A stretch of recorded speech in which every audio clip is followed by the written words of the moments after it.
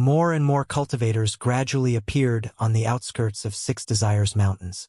They watched the horrifying scene that covered the entire Divine Mountain from a distance away as their hearts trembled violently. These people were all cultivators from Six Desires Heaven. The commotion on the Divine Mountain shocked the Renhuangs. Many of them rushed over here, and they witnessed this battle. What was happening?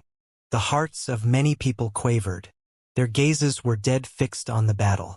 They felt as though the sky was collapsing and the earth would be split apart. The Divine Mountain is about to crumble, someone said.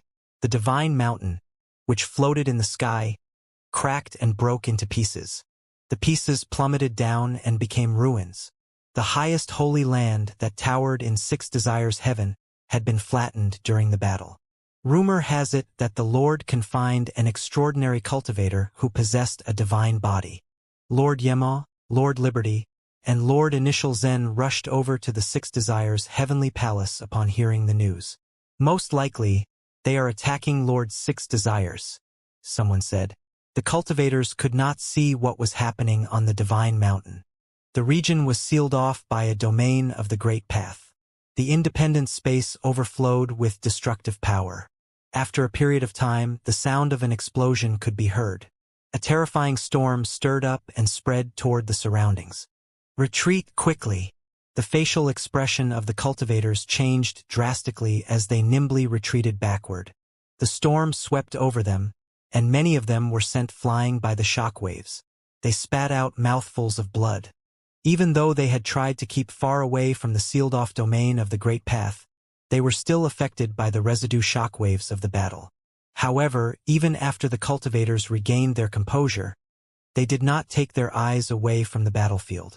All of them were eager to witness the war that was happening inside the domain. The Divine Mountain no longer existed. It had fallen apart during the battle and was completely destroyed. This caused everyone's hearts to skip a beat.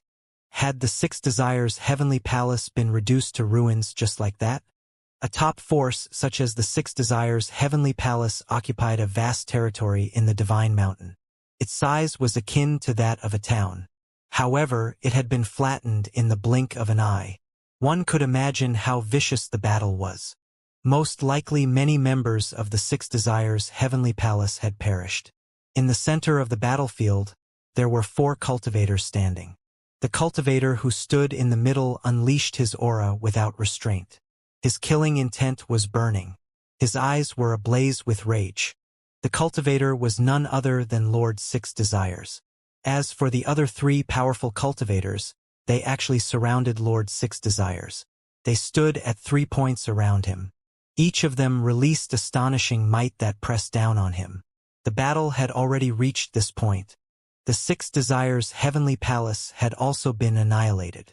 Many cultivators of the Six Desires Heavenly Palace had been killed. Things had already escalated to this point. It was impossible to want to make peace now. If they let Lord Six Desires escape, he would be a huge liability. Right now, rage fumed inside Lord Six Desires. He naturally knew what these 3 cultivators wanted to do. The other party had gone all out to eradicate him. They wanted to eliminate him here to prevent future trouble. Buzz. The wind and clouds in the sky churned angrily. The Great Path was howling. Divine halos shone. An illusory figure of the God of Liberty appeared, shielding the sun and towering over everything else. It enveloped the vast space as though the entire region had transformed into the domain of liberty. When the god put his palms together to form a seal, 108,000 gigantic palms materialized in the sky above. The palms stacked together, and it was an impressive sight to behold. Lord Six Desires, you can only blame yourself for being ignorant of the current state of affairs, said Lord Liberty. Then 108,000 gigantic palms plummeted all at once. The space was on the verge of collapsing as it shook frenziedly. The palms overwhelmed the sky as they blasted towards Lord Six Desires. Rumble. A golden light screen once again appeared around Lord Six Desires. It seemed to be his domain. The golden light screen turned into an absolute region that contained a terrifying golden storm. Countless golden lightning flashed amidst the raging gale. When the palms of Lord Liberty approached Lord Six Desires, He raised his head and bellowed as he glared at the other party. Instead of shattering into pieces, the golden screen expanded toward the surroundings instantly. It was as though an explosion had occurred. An alarming golden storm swept across the sky.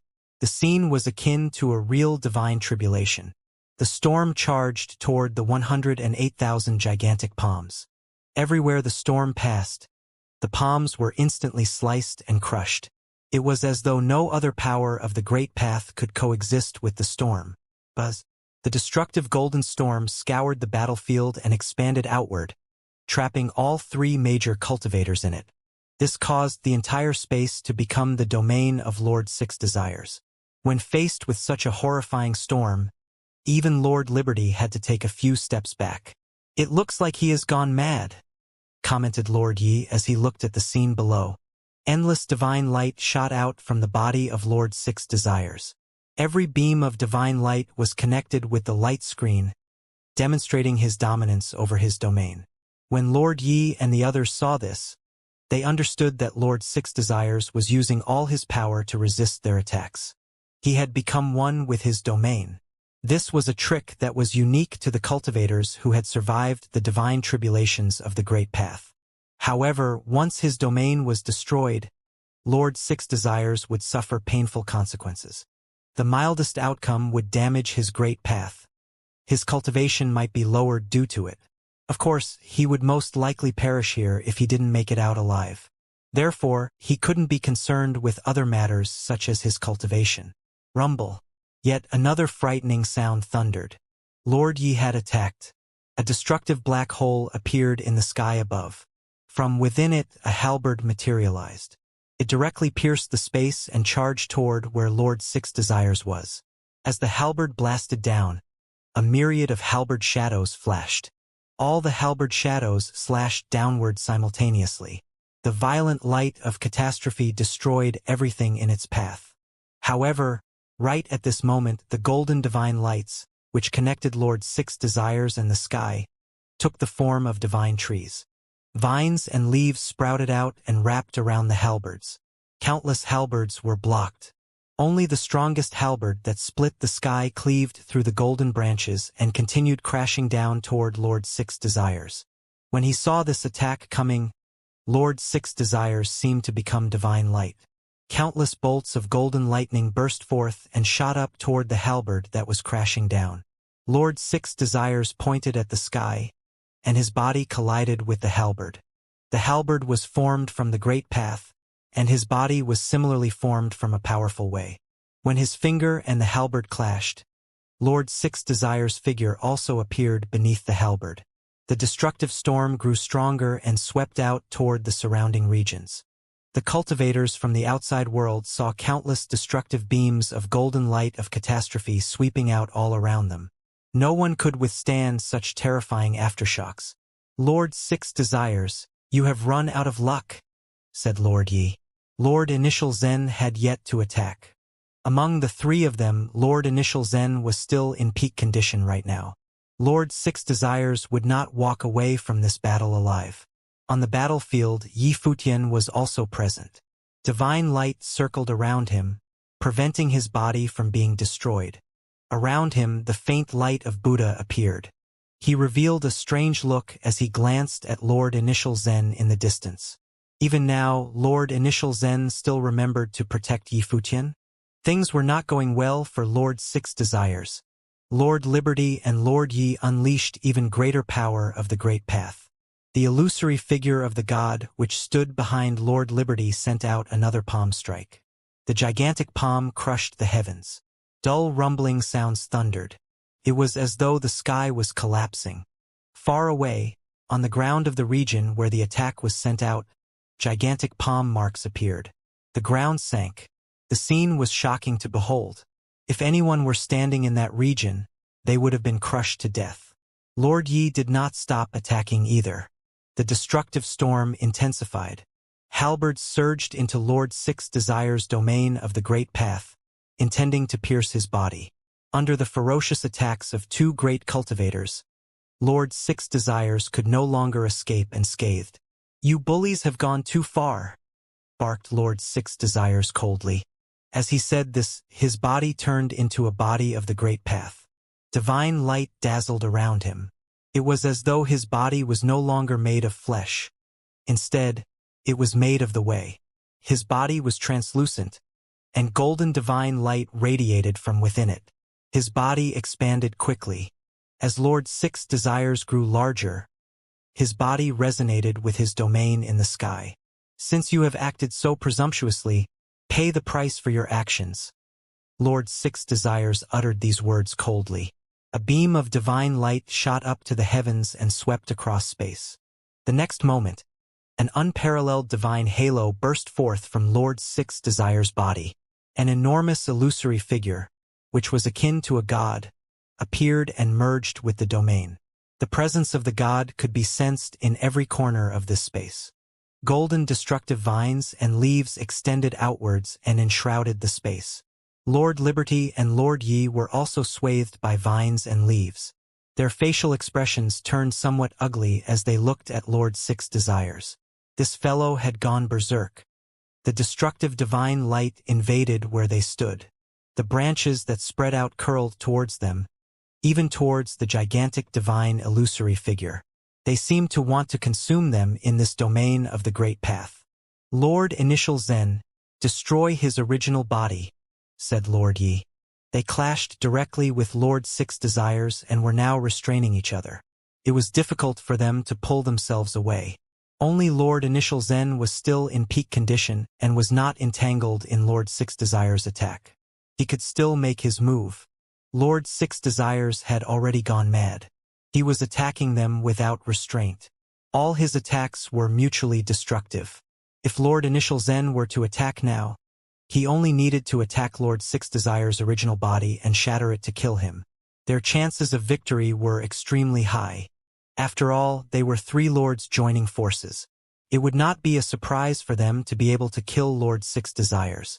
It was now time for the decisive victory. Lord Initial Zen's body shone with divine light. The golden light of Buddha was dazzling. An astonishing pressure was faintly emanating from him. However, he stood there motionlessly, seemingly having no intention of attacking. This scene stunned Lord Yi and Lord Liberty. Lord Initial Zen, what are you waiting for? Kill him to prevent future trouble, Lord Liberty shouted. Lord Six Desires' attack of the Great Path had already entangled his divine illusory figure. The destructive light of the catastrophe that was at its peak was spreading towards him. This was the best time to kill Lord Six Desires. If Lord Initial Zen did not attack him now, the two lords might be in trouble. Lord Six Desires already disregarded all consequences. However, after hearing Lord Liberty's words, Lord Initial Zen still showed no signs of wanting to attack. He just stood there. This caused Lord Liberty and Lord Yi to feel uneasy. Their facial expressions suddenly became exceptionally ugly. They clearly realized what was going on. Lord Initial Zen did not intend to attack. He was doing this intentionally. No wonder Lord Initial Zen had not truly attacked all this while. He had actually intentionally done so to backstab them. If the three of them were all gravely injured, who would swoop in to reap the benefits? Lord Initial Zen was also from a Buddhist sect and was in the same sect as Saint Xianxia. Even if Lord Six Desires escaped, among the three of them, the one who worried the least about Lord Six Desires seeking revenge against him was also Lord Initial Zen. When they thought of this, the two of them felt regret for being so careless. They initially thought that there would be no issues with the three of them joining forces to kill Lord Six Desires. Yet, they never imagined that Lord Initial Zen would actually stab them in the back at a time like this. Lord Six Desires, why don't we all stop attacking at the same time? Lord Yi suggested decisively. Since Lord Initial Zen betrayed him and Lord Liberty, then he would give up. He would rather forsake the mission than let Lord Initial Zen's scheme come to fruition. All right, both of you stop first, said Lord Six Desires. Lord Yi was hesitant to stop attacking first, but Lord Six Desires was in a state of self-defense. Unless Lord Yi and Lord Liberty ceased attacking, it was impossible for the latter to remove his domain first. Lord Six Desires' request was founded. Lord Yi communicated with Lord Liberty through transmitted thought. Then, the power of the great path exerted by the two of them gradually lessened. They seemed to be withdrawing their attacks slowly. When Lord Six Desires sensed this, he stopped attacking them too. However, he did not retract his domain. Right at this moment, an overwhelming might suddenly burst forth. Endless golden lights of catastrophe pierced the space and charged towards Lord Liberty and Lord Yi. At the same time, Lord Yi and Lord Liberty also let out a roar. Their bodies transformed into Wei, destroying everything that came in their path. Both parties actually happened to launch an attack at the same time. Clearly, they were wary of the other party and had no intention of giving up the battle at all. They intended to first lower the guard of the other party before they struck a killing blow. After they experienced the betrayal of Lord Initial Zen, how could they possibly trust each other? All three of them plotted to strike and kill the other party first. Standing at the side, Lord Initial Zen quietly observed everything that was happening. The three strong cultivators delivered their strongest blows simultaneously. Destructive divine light spread out, forming a halo in the sky. The ring expanded outwards towards the vast space. Far away from the battlefield, many cultivators on the ground saw the destructive halo. They could sense the menacing auras brewing all the way on the battlefield. Their hearts trembled violently. How scary was that blow? Yi Futian's body was protected by the light of Buddha, but he was still sent flying backward by the shockwave. His divine body shook, and he was pushed back a great distance. He was no longer in the region where the Six Desires' heavenly palace used to be. After the destructive divine light dissipated, when Yi Futian looked over in their direction once again, Lord Liberty, Lord Yi as well as Lord Six Desires appeared in three different locations. All three of them were gravely injured. Powerful figures such as Lord Liberty and Lord Yi were actually dyed red in blood. Their auras were weak. Golden destructive divine light circled around their bodies. It seemed that it was still destroying their bodies and spiritual souls. They had suffered severe injuries. Of course, Lord Six Desires was equally injured. Right now, he was extremely frail. His current aura paled in comparison with his aura at peak condition. His body was slightly bent over and he was not standing straight. Blood oozed out from the corner of his mouth. His spiritual soul was damaged, and his ability was drastically weakened. When Yi Futian saw this scene, his heart stirred. He did not know how much of Lord Six Desires' ability was left. However, he had paid the price. Currently, among the four powerful cultivators, only Lord Initial Zen was still at peak condition. He had been observing on the sidelines and had not participated in the battle. After the destructive light halo dissipated, he stood amidst the light of Buddha. The golden light of Buddha shone and was dazzling beyond comparison. At the moment, Lord Initial Zen would be the person to decide everything. Lord Initial Zen clasped his hands together and evoked the name of Buddha. The sound of Buddha reverberated and resounded throughout the void as the golden light of Buddha shrouded the infinite space. In an instant, the light of Buddha was shining all over this world. Land within a radius of thousands of miles was under this light. A golden light screen appeared between heaven and earth as if setting up a domain of its own. Lord Initial Zen, who had not made a move until now, finally took action. For a time, the other three lords felt a coldness growing inside of them. Lord Yi was the most powerful person in Yema Heaven, and Lord Liberty, too, was the most powerful figure of Liberty Heaven.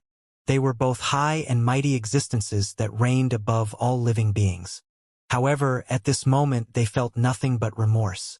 If they had been more cautious, perhaps all this could be avoided. Everything they had done had paved the way for one man. Now, Lord Initial Zen was in a position to do whatever he wanted. Who else could stop him? Lord Six Desires was full of hatred, but there was some satisfaction as well. He felt the pleasure of taking revenge against Lord Yi and Lord Liberty. Both of them were in the same position as he. Initial Zen, you and I have never had any grievances. I can let go of all that had happened today, and you can have Yi Futian as well as the divine body. I will leave here and forget everything that happened. In the future, I will not do anything. With your strength and connections, you have no need to care about the likes of me. Lord Six Desire admittedly had been impulsive before, but now that he was grievously injured, he calmed down, and his instinct to survive kicked in. The hope was to leave here alive. As long as he could leave here, then there was still hope for everything. Lord Initial Zen glanced at him, still surrounded by the light of Buddha. As he drifted forward, he had a peaceful smile at the corner of his mouth. "There are indeed no grievances between you and me," he said. "However, since the matter has escalated to this point, why would I let you go?" Such benevolent voice sent Lord Six Desires chills up and down his spine. When he looked at Lord Initial Zen, a faint sense of panic now filled his heart. Could Initial Zen be so ruthless that he really wanted to end him today? Lord Initial Zen was different from Lord Liberty and Lord Yi. He had an extensive background and had no fear regarding retribution. Even Saint Xianxia was technically his senior brother and would let him off the hook. Six Desires, you have always prided yourself on your cleverness, but you have made the wrong decision at every turn. Do you know what the biggest mistake you made today was? Lord Initial Zen asked. Lord Six Desires looked at him, completely taken aback. At a time like this, Lord Initial Zen had the presence of mind to chat with him in leisure. What kind of mistake had he made today? How did Great Elder Motyan die? Lord Initial Zen looked at him and asked. He never fought Yi Futian. How could you be so careless? With all four of us here, how dare you comprehend the mystery of the divine body? I didn't comprehend the mystery of the divine body. Not all of it, just a little bit. If I had really comprehended all of it, would I show it? Lord Six Desires retorted. He realized something was amiss before, but now Lord Initial Zen's words reminded him of another possibility, and the look on his face was becoming more unsightly. That's why I said that you were being stupid. You didn't really comprehend the body at all, but you thought you did, even just a little bit. What you didn't know was that someone had deliberately aided you in sending you on your way to death. Not only did you not realize it, but you reveled in your greed instead. Lord Initial Zen continued. Lord Six Desires felt a chill in his heart. He turned his gaze to a direction far away, where Yi Futian was. He guessed what the answer would be. He had been fighting and had no time to think before, but everything became clear to him as soon as Lord Initial Zen spoke. Both Lord Yi and Lord Liberty glanced at Yi Futian in the distance, wondering what had happened. Yi Futian was a little surprised when he heard Lord Initial Zen's words. He didn't expect the first person who saw through the ploy would be Lord Initial Zen. Yi Futian had suspected that Lord Initial Zen was the most dangerous. He had been right about that. Lord Initial Zen looked at Lord Six Desires, the divine light still lingering. He continued, Six Desires, I must thank you since none of this would have been possible without you. After you die, I will take care of our young friend for you. Initial Zen, we are both cultivators in the Western world, and it was not easy for us to cultivate to the state we are in today. Why can't you just let me go? Lord Six Desires said as he looked at the Lord Initial Zen, seeking a way to stay alive. Since you can be killed or let go, why would I let you go? You have cultivated to this state. Can't you understand this? Lord Initial Zen replied simply and clearly.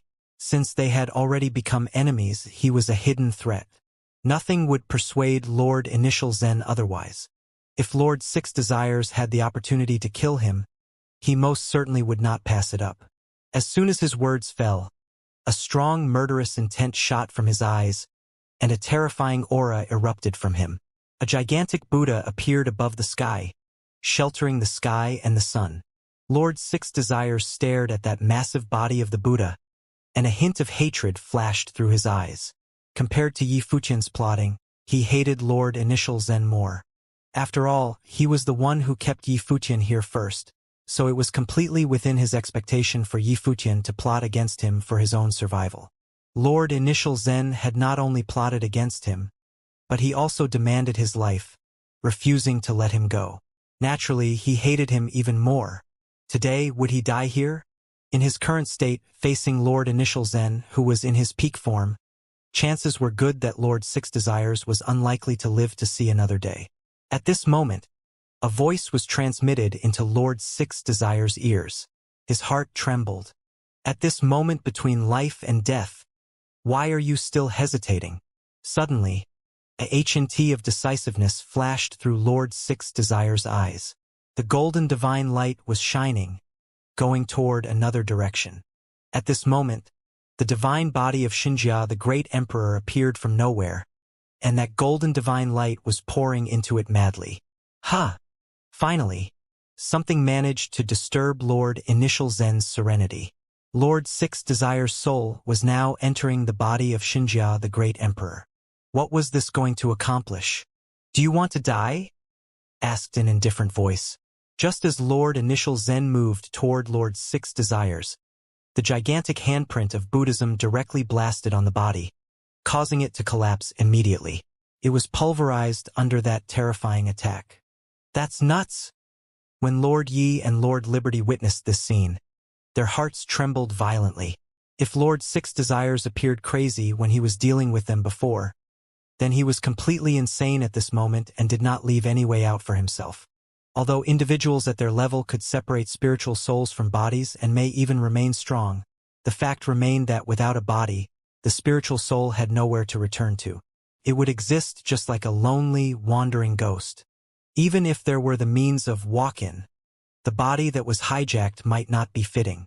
Lord Six Desires had to make this choice because he was driven into desperation. Lord Initial Zen refused to let him go and wanted to kill him. Lord Six Desires had no choice. If he didn't go to the extreme, the only thing that awaited him was death. Just as they thought, Lord Six Desires made a decision almost instantly after receiving Yi Futian's transmission. He had no choice, really. Either he would be killed outright or give up his physical body and seize the chance to avenge himself.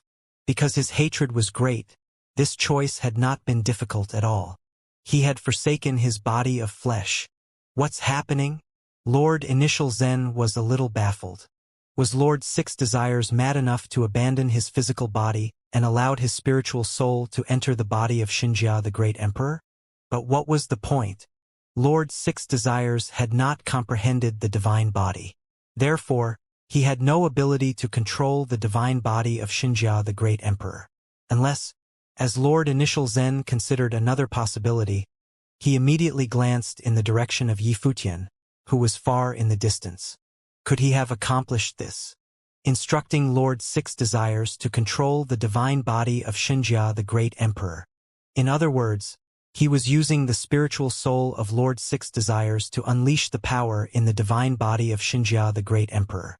This was the only possible explanation for Lord Six Desire's steely resolve to abandon his own physical form so readily just for the opportunity of an all-out battle to the death. Boom! Lord Initial Zen had a thought, and suddenly, the Buddha that stood between heaven and earth blasted its palm prints downward. These golden palm prints were endless, sheltering the sky and the sun. That giant Buddha palm print in the middle especially was boundless and enormous. It directly slammed toward the divine body of Xianxia, the great emperor. But at this time, a most dreadful light exploded from the divine body of Xianxia, the great emperor. Countless runes flew out as the power of path obliteration swept through this corner of the sky.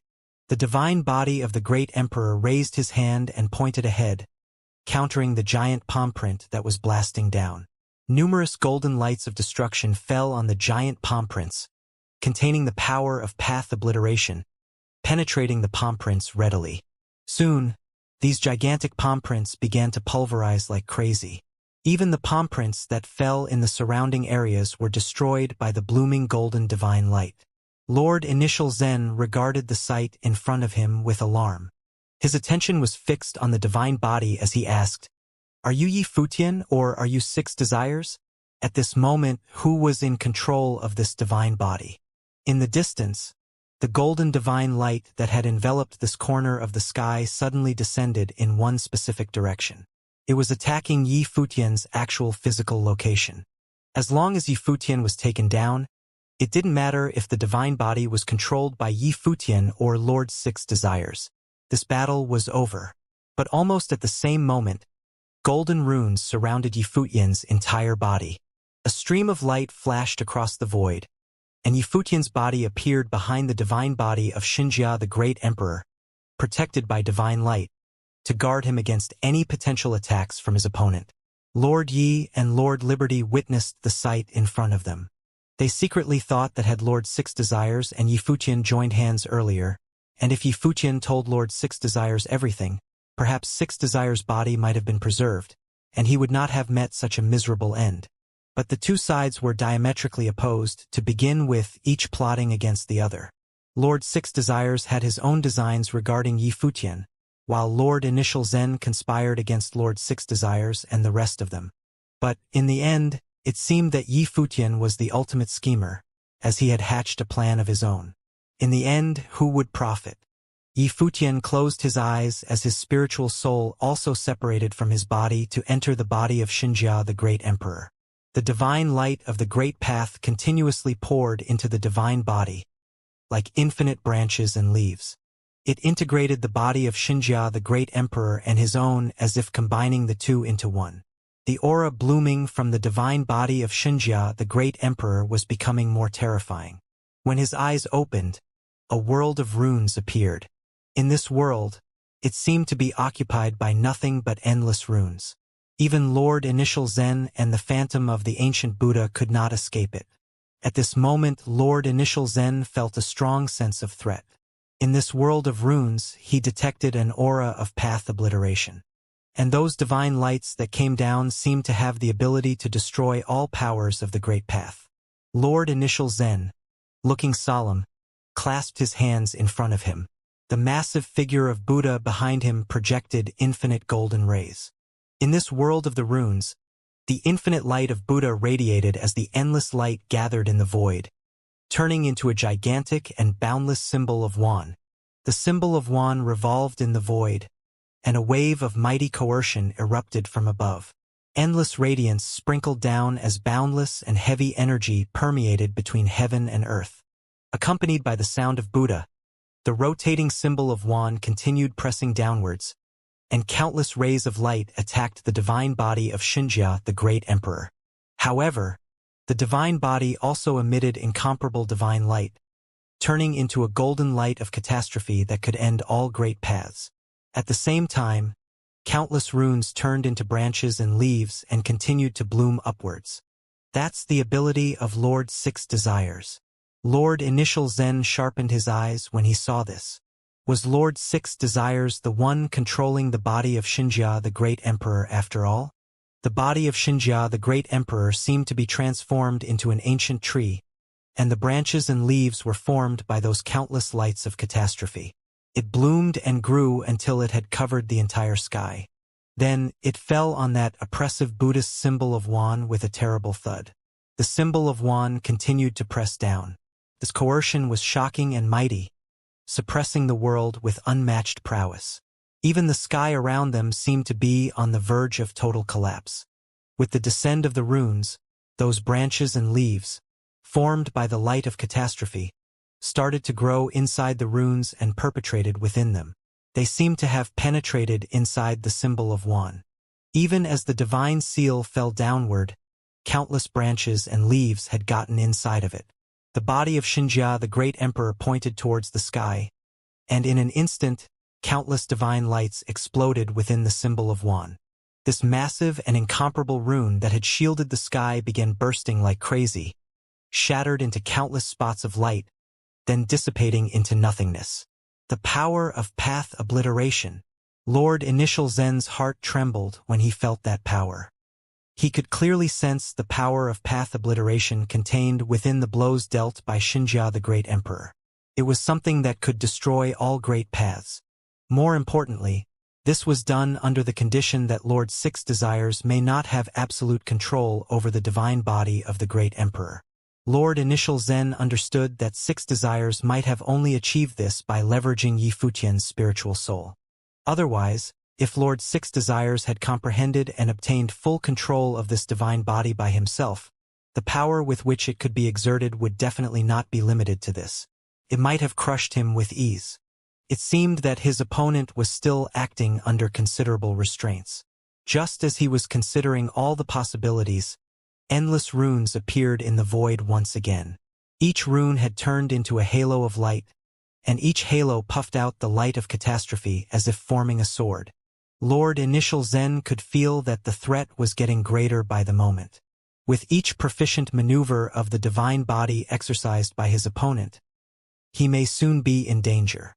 A quick battle was in order if he wanted to smash his opponent's spirit soul once and for all, while Lord Six Desires was not yet familiar with the command of the divine body. When his thought turned to this, Lord Initial Zen's countenance changed as he clasped his hands in front of him and closed his eyes. Suddenly, the light of Buddha beamed all over the space, and numerous Buddhas appeared between heaven and earth. In this vast space, these Buddhas emerged from nowhere, all of them acting synchronously as him, as their presence engulfed this entire space.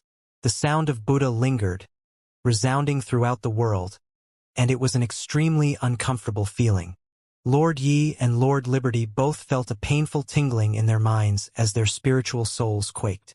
They had some difficulties maintaining their balance. This was the Buddhist's supreme offensive technique, way of the sonic wave, which could eradicate someone's spiritual soul outright. The prowess of this sound could attack the spiritual souls even within the divine body of Xianxia, the Great Emperor. Boom! Drowned by the attacks of the sonic waves, the body of Xianxia, the Great Emperor, was knocked back a few steps, somewhat shaken. Watching what was happening gave Lord Initial Zen a cold satisfaction inside. These two were using their spiritual souls to control the divine body. Therefore, the spiritual souls were an obvious weak point. As soon as their spiritual souls were eliminated, this battle would be over. Lord Initial Zen's eyes closed as the light of Buddha burned fervently. The great path sound of Buddha lingered, resounding through heaven and earth. The power of the sonic waves continued to sweep towards the divine body. But at this moment, Xianxia, the Great Emperor, managed to stabilize himself, and an even more dazzling divine light bloomed from the divine body. Infinite runes swept across the space, accompanied by the release of countless radiance. Even the power of that invisible sonic waves was being weakened. The sonic waves' attack was invisible and left no trace, but it was definitely weakening under the divine light. It was gradually being suppressed and destroyed bit by bit. The sonic waves continued getting weaker. The vast world was full of divine light radiated from the divine body. Path obliteration can obliterate all great paths. In its domain, no other powers of the great path are allowed. Lord Yi and Lord Liberty had sensed the true meaning hidden within this destructive attack, and their hearts palpitated as they watched. Furthermore, the power that erupted from the body of Xianxia, the Great Emperor, was clearly becoming stronger. If this were to continue, Lord Initial Zen was very likely to. As soon as Lord Initial Zen thought he had discovered his opponent's weak point, his great path sonic waves attack disintegrated. He couldn't help but began to worry. The power that was erupting from the divine body of Xianxia, the Great Emperor, was nearly invincible because it could annihilate any great paths. According to rumors, Xianxia, the Great Emperor, sought to contend with the heavenly path in ancient times. If the attacking power of Xianxia, the Great Emperor, was a kind of great path, then it could be a power much higher than theirs, so it was daring enough to compete with the heavenly path. This kind of power was nearly incomprehensible by the likes of them. Obviously, Yi Futian and Lord Six Desires' control over the divine body was getting stronger. Buzz! At this moment, a string of golden Buddhist beads appeared in Lord Initial Zen's hands. A horrific aura bloomed above the beads. There were 108 beads altogether, and each of the beads released a different kind of powerful aura, all of which stemmed from Buddhism. The power of the Great Path madly poured into the Buddhist beads. Then, Lord Initial Zen waved his hand, and beads flew out, only to reappear in the sky above the divine body of Xianxia, the Great Emperor. It was expanding continuously, turning into a massive halo, emitting the light of Buddha as far as the eye could see. An extremely holy Buddhist divine glory sprinkled down from the void. Lord Initial Zen clasped his hands together in utmost piety. The power of the great path above the divine body rushed into the Buddhist beads with madness, and suddenly all 108 Buddhist beads burst open, turning into 108 sets of Buddhas. All 108 Buddhas then united into one body. Above the firmament, The sound of Buddha lingered as a horrific aura diffused from each and every Buddha. The auras of all 108 Buddhas descended at the same time. Its collective might was enough to overpower the heavens. Clang! Voices came out as all 108 Buddhas moved in unison. The giant handprints blasted down, crushing the void, and suddenly, countless symbols of Wan appeared. They slammed down on the divine body of Xianxia, the great emperor, at the same time as frightening rumbling could be heard. The entire space seemed on the verge of collapse. Xianxia, the great emperor, raised his head slightly and looked at the Buddhas in the sky. From within the divine body, even more branches and leaves now bloomed. There was a divine light surrounding the body of Xianxia, the great emperor, as a massive golden lotus could be seen faintly. Branches and leaves seemed to grow out of the golden lotus. This golden lotus first opened up with 6 petals, then 6 turned into 36 petals, and continued like so in repetition, going round and round, moving towards the giant handprints that slammed down from the void in attack. The dreadful handprints and the symbols of Wan had all been blocked as if they were being swallowed by the golden lotus. What's more terrifying was that every golden lotus was conceived by the destructive light of catastrophe. The lotus was born between heaven and earth, intending to envelop the boundless space and swallow up all 108 Buddhas. 6 Desire Lotus. Lord Ye's heart was trembling when he saw the scene before him. This was Lord 6 Desire's life spirit, hidden within his spiritual soul. And at this moment it was blooming, carrying the path obliteration power inside Xianxia, the great emperor. There was no telling how frightening it would be. The 6 Desires lotus was known for its ability to swallow the paths of all things and produce the catastrophe of destruction. The endless desires gave rise to endless lotuses. It seems that Lord 6 Desires is really controlling the divine body of Xianxia, the great emperor. He is maneuvering it with more proficiency. Initial Zen is going to be in trouble, Lord Liberty said to Lord Yi via voice transmission. But the two could only watch on the sidelines. Both of them had been grievously injured and had no way to participate in the battle at the moment. All they could do was wait to die. More importantly, Lord Initial Zen was the one who set them up, so there was no way they would be participating in this battle. They were content to watch from the side, but a bit of worry troubled them both. Now, they probably wouldn't be able to get away even if they wanted to. The legend had it that the 6 Desires lotus contained endless desires. At this moment, endless lotus flowers were born, intending to swallow that 108 Buddhas. All 108 shadows of Buddha release a boundless and splendid light of Buddha. An even more majestic shadow of Buddha now appeared above the firmament, as if its head was pushing against the heavens as the feet were planted firmly on the ground. The feet stomped down without warning, wanting to smash the golden lotus. The golden lotus blossoms shattered and pulverized one by one, but the 6 Desires lotus seemed to be born out of endless desires. Thus, as it died, it was reborn endlessly and forever until it shrouded all 108 Buddhas. Then it turned toward that enormous and incomparable shadow of Buddha to swallow it up next. In an instant, the 6 Desire lotus that was born continuously submerged the entire sky. Then, a light of destruction bloomed from every golden lotus, so that all 108 Buddhas proceeded to explode and pulverize. Even that boundless gigantic shadow of the Buddha was being eaten up little by little, then collapsed in total destruction. Pooh! Lord Initial Zen groaned as he spat out a mouthful of blood. The light of Buddha on his body dimmed considerably. His eyes looked towards the body of Xianxia, the great emperor. My friend, I was never malicious to you. Why should it be like this between us? Stop now, and you can name any conditions you want, he pleaded. Lord Initial Zen wanted to negotiate a truce. Yi Futian laughed coldly inside when he heard the others plead. Lord Initial Zen had a scheming heart. He had set up Lord Yi and Lord Liberty, wanting to kill Lord 6 Desires to avoid future trouble. It was still an unknown whether he would move against the other 2 lords. As for himself, if Lord 6 Desires died and he fell into the hands of Lord Initial Zen, his fate would be thousands of times worse. Lord Initial Zen would definitely keep him under tighter control than Lord 6 Desires ever had. Therefore, Yi Futian had planned accordingly and executed the plan as expected. He was lucky. He was right that Lord Six Desires didn't hesitate when he was forced to face that impossible situation. Elder had misunderstood. "It's not me who was doing all this," said a calm voice from Xianxia, the great emperor. It was light as a feather and carefree.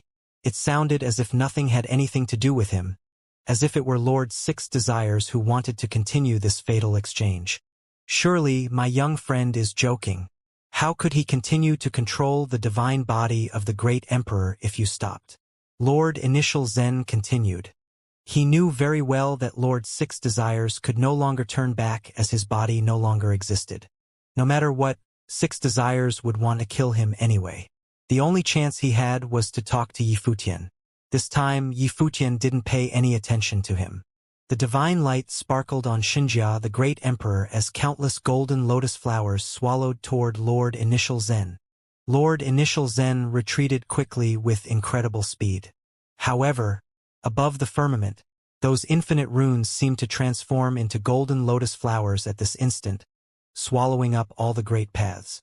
An enormous lotus flower of Six Desires bloomed and swallowing in the direction of Lord Initial Zen, including that gigantic Buddha behind him. "My young friend, you already have no place to go in the land of divine prefecture. Do you want to be hunted endlessly in the Western world as well?" said Lord Initial Zen, as mighty as ever, resounding between heaven and earth. "Of course, I don't want that," Yi Futian thought, but there was nowhere for him to go at the moment. Ever since he came to the Western world, from Great Elder Ma Yen to Lord Six Desires, and now Lord Initial Zen, they all had regarded him as prey or as treasure, something to take for themselves. This being the case, all he could do was to teach them a lesson and make them pay. In addition, it was not like he had another choice either. Even if he could let Lord Initial Zen go, would the other be able to reciprocate the courtesy? This possibility was highly unlikely. If Lord Initial Zen did not die in this battle, he would surely try to take him down and keep Yi Futian firmly in his hold. Who knew what that would be like? Therefore, killing him was the only way. The light of Buddha was burning fervently as a supreme power of Buddhism sprung from Lord Initial Zen. However, the infinite Six Desires golden lotus moved swiftly to swallow it up. In the golden lotus, Lord Initial Zen could see the elusive figure of Lord Six Desires, whose face was horribly distorted. Coupled with immense anger, he was coming to swallow him whole. In an instant, that enormous phantom of the Buddha began to collapse, followed by a chilling scream. Terrifying golden divine light bloomed like mad as Lord Initial Zen growled angrily inside the golden lotus. Then an image emerged, in which many Buddhist cultivators seemed to have appeared. There seemed to be a sacred Buddhist mountain, and on a golden lotus seat was a figure bathed in the light of Buddha. Its appearance was extremely solemn and dignified. There was a holiness that was beyond description. "Senior brother, avenge me," Lord Initial Zen howled. Then the image disappeared. The power of path obliteration raged wildly, destroying his body as well as his spiritual soul. Horrific aura rampaged in this space, and it didn't take long before the body of Lord Initial Zen dissipated into nothing. His soul and spirit dispersed as he died. He disappeared entirely between heaven and earth.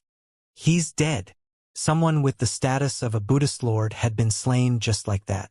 Moreover, he died at the hands of a youngster from Divine Prefecture. Lord Initial Zen had used those three great lords, his own peers, certain in his belief that he would be the ultimate winner. But in the end, he was tricked by Yi Futian. Yi Futian used the spiritual soul of Lord Six Desires to unleash an even stronger state of the divine body, causing it to burst with an unimaginable power of path obliteration. In any world, there would not be many existences at the same level as Lord Initial Zen. Both Lord Yi and Lord Liberty were greatly disturbed in their hearts. They had thought of many possibilities, but never the one in which the body of Lord of Six Desires was totally destroyed and ended with Lord Initial Zen's death. Furthermore, both of them were severely wounded, and their combat effectiveness had been greatly reduced. All this was so surreal. Only Yi Futian, after getting rid of the two major threats, Lord Six Desires and Lord Initial Zen, was likely to move forward. With nothing more than his spiritual soul, Lord Six Desires had no way of posing any threat to Yifutian. As they looked at the divine body of Xianxia the Great Emperor, they noticed that the divine light inside the divine body was raging. The divine body was moving frantically on its own. It seemed a little unsteady at times. Both of them looked on with some confusion, but as soon as they looked at each other, they guessed what was happening. After getting rid of Lord Initial Zen, Lord Six Desires must still have some resentment in his heart, and his spiritual soul now wanted to fight for the chance to seize the control of the divine body. Or perhaps, Yifutian didn't intend to allow the spiritual soul of Six Desires to walk out of here alive. A faint roar came from inside the divine body, and a terrifying divine light bloomed. Clearly, the two were locked in a confrontation. Lord Yi and Lord Liberty looked at each other, and there was a hint of greed that flashed through their eyes, but it vanished just as quickly as it had appeared. At present, even as lords, they needed to pay more attention to Yifutian. Both of them had participated in setting up Lord Six Desires. This has indirectly led to his body being totally annihilated. Lord Initial Zen was killed mostly because of the powers borrowed from Lord Six Desires. Yifutian had made good use of both parties in achieving his own goal. If they were just the tiniest bit careless, they might also be at risk, so they had to be extra cautious. Fortunately, Yifutian and Lord Six Desires were mortal enemies. If they had formed a true alliance, the next target after eliminating Lord Initial Zen would be the two of them. In that case, they would be in deep trouble. Obviously, whether it was Yifutian or Lord Six Desires, they were each plotting against the other and had started colluding. The outcome remained to be seen. "Do you want to leave him alone?" Lord Yi asked Lord Liberty via voice transmission. "Wait until there's a decisive outcome between them, and then we can reassess the situation," Lord Liberty responded. The problem now was that even if they decided not to move against Yifutian, it wouldn't necessarily mean that Yifutian wouldn't move against them later. Both men were trying to regain their strength and ease their injuries as much as possible so they could recover some of their power once again. Within the body of Xianxia the Great Emperor, violent booming continued. It seemed that it would never end. Finally, a growl emerged. "I admit defeat. Let me stay. I can help you." This growl was tinged with wretchedness. It was the voice of Lord Six Desires. Obviously, he had fallen into a disadvantage in this altercation. If it was simply a contest between spiritual souls, Yifutian could never come close to touching Lord Six Desires. However, within the divine body, Yifutian was its absolute commander and had an undisputed advantage. Everything seemed to return to where it had all began. Yifutian, who was currently controlling the body of Xianxia the Great Emperor, turned to face Lord Yi and Lord Liberty. "I do not wish to make too many enemies. How about you two elders stop at this point?" These two great cultivators had both survived the second divine tribulation of the Great Path. Although both of them had been seriously injured, Yifutian was not sure that he could overcome both of them. As a rule, people at this level must be treated with extreme caution.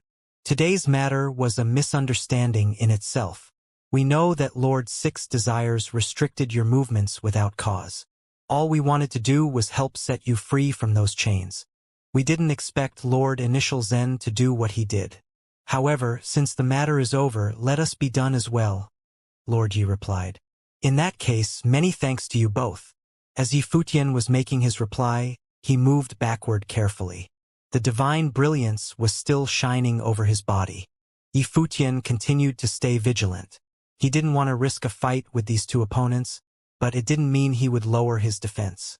For these two great lords to declare this was just some type of misunderstanding was ludicrous, to say the least. They were no different from Lord Initial Zen, except that they were not quite as calculating as he. "Now!" Lord Yi transmitted his voice to Lord Liberty as a terrible rumbling sound came out. The will of the Great Path enveloped this part of the world and hovered over this area. Even if they were severely injured, they would keep Yifutian here no matter what. Buzz! Divine light bloomed upon Yifutian's body as infinite runes shrouded the boundless space. He took one look at the two lords across from him, seemingly wanting to bring them into his realm of total annihilation. Lord Liberty and Lord Yi were both surrounded by the divine light of sky reaching Great Path.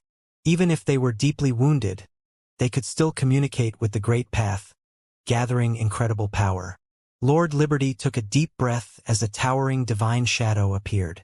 It looked like the heavenly god of liberty itself, unleashing a boundless and massive handprint at Yifutian. Lord Yi, likewise, was gathering a terrifying power of destruction. This shockingly destructive light aimed at Yifutian for the kill. It was akin to the way of total annihilation. Xianxia, the great emperor's body, was brilliant all over, surrounded by divine light, and covered in infinite runes. A terrible attack descended to crush the runes. It blasted on the divine body, knocking the body of Xianxia, the great emperor, back. At the same time, divine lights came down from the firmament as if formed by those infinite runes. The incomparable divine sword traversed heaven and earth, zooming in on Lord Yi and Lord Liberty for the kill.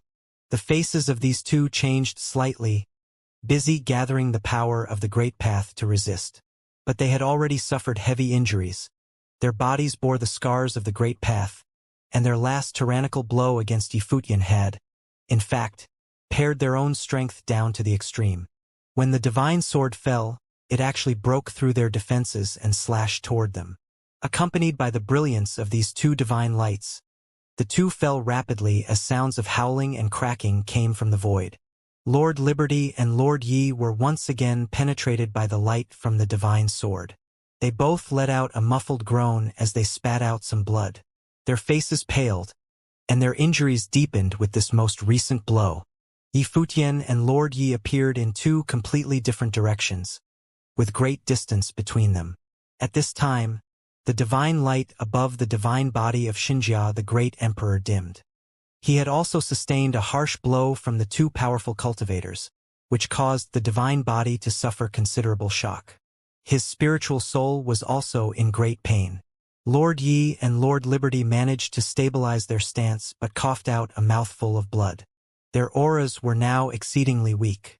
They looked at Yifutian, and their eyes were filled with coldness. It seemed like they were still unwilling to let go of Yifutian and planned to continue their joint attack. The Great Path fluctuated violently with the turning of a mind. However, at this moment, a massive telekinetic power washed over them. They frowned before they saw a beautiful figure descending.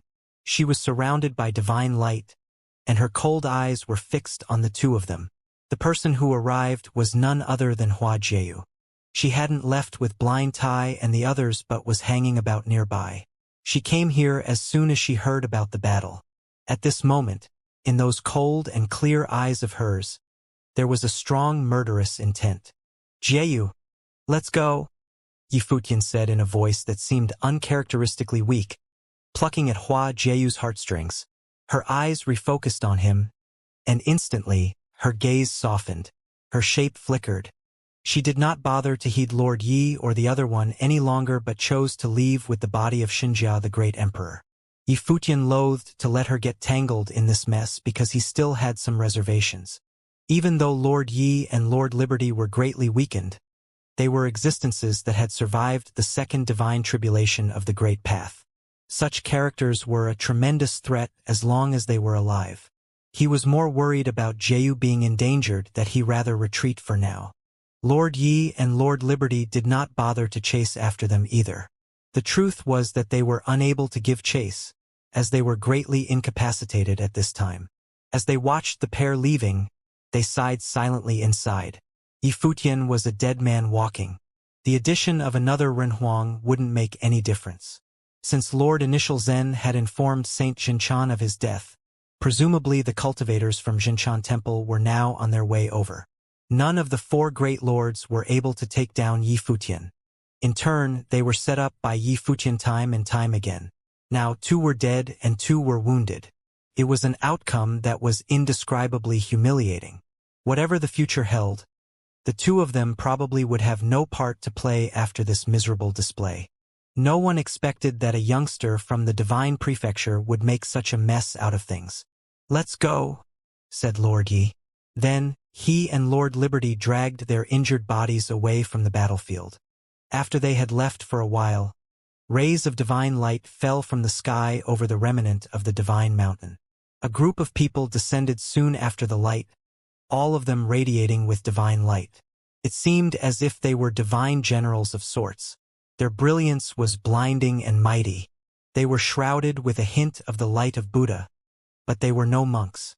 Among the cultivators from the Western world, though many top figures cultivated in methods that stemmed from Buddhism, it did not mean that they were believers of Buddhism. Take the overall forces within Six Desires Heaven and search thoroughly, the man in the lead said, loud and clear. Immediately, the cultivators next to him broke through the air and departed towards various directions in the distance. The cultivator in the lead looked again in the distance and saw quite a lot of cultivators there. They were also present in Six Desires Heaven previously, but they had no way to intervene in that battle, nor did they dare chase after Yifutian. When Yifutian left, 2 lords had fallen, while 2 more were seriously wounded. Who would dare make a move without careful consideration? Show me everything you saw, the man demanded. Right away, someone stepped forward. As his divine consciousness surged, an image appeared in the void, but only in parts. The great path had blocked off most of the space during the battle, and they could not witness many great battle scenes. Under the condition at the time, no one else dared to enter deep into the battlefield. Mere ripples from the battle would easily destroy them. After witnessing what little he could glean from the battle, the cultivator in the lead had a golden divine light in his eyes. Was the divine body of Xianxia, the great emperor, as powerful as this? He should have been seriously injured. If you would have intercepted him, he couldn't possibly get away. The leader glanced at those in the far distance and commented. Among them, there was no lack of those who had survived the divine tribulation of the great path. However, because of the devastating consequences of the 4 lords, they didn't want to detain Yifutian. Let's set off with the search. As the man commanded once more, all those cultivators levitated into the air immediately, heading for the different directions within Six Desires Heaven, ready to sniff out any trace of Yifutian. Six Desires Heaven was a big world, unimaginably expansive with endless cities, domains, numerous celestial mountains, as well as cultivation courts. After Hua Jieyu took Yifutian away from Six Desires Heaven, they did not go too far from where the fight took place. They came to a city and found a place to settle down. Traces of invisible aura fluctuated to cover up the place where they were resting.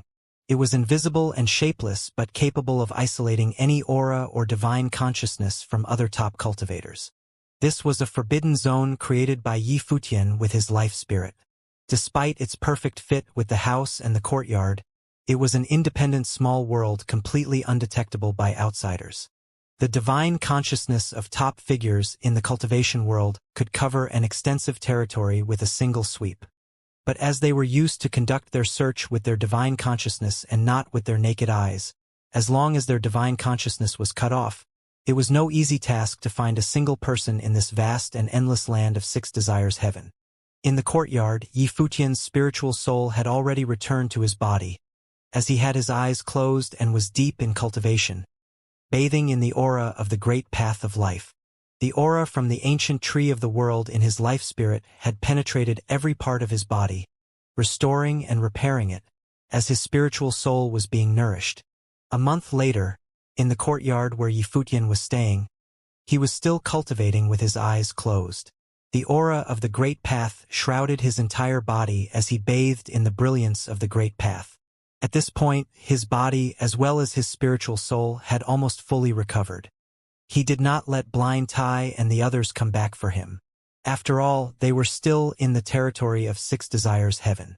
Saint Jinchan had dispatched cultivators from all sides to search for them in Six Desires Heaven. They had turned the place upside down and inside out in their attempt to find him. At a time like this, he could not possibly allow Blind Tai and the rest of them to risk their lives by coming here. As long as they were outside of Six Desires Heaven, they were safe enough. In this 1 month's time, Yifutian did not leave the courtyard at all.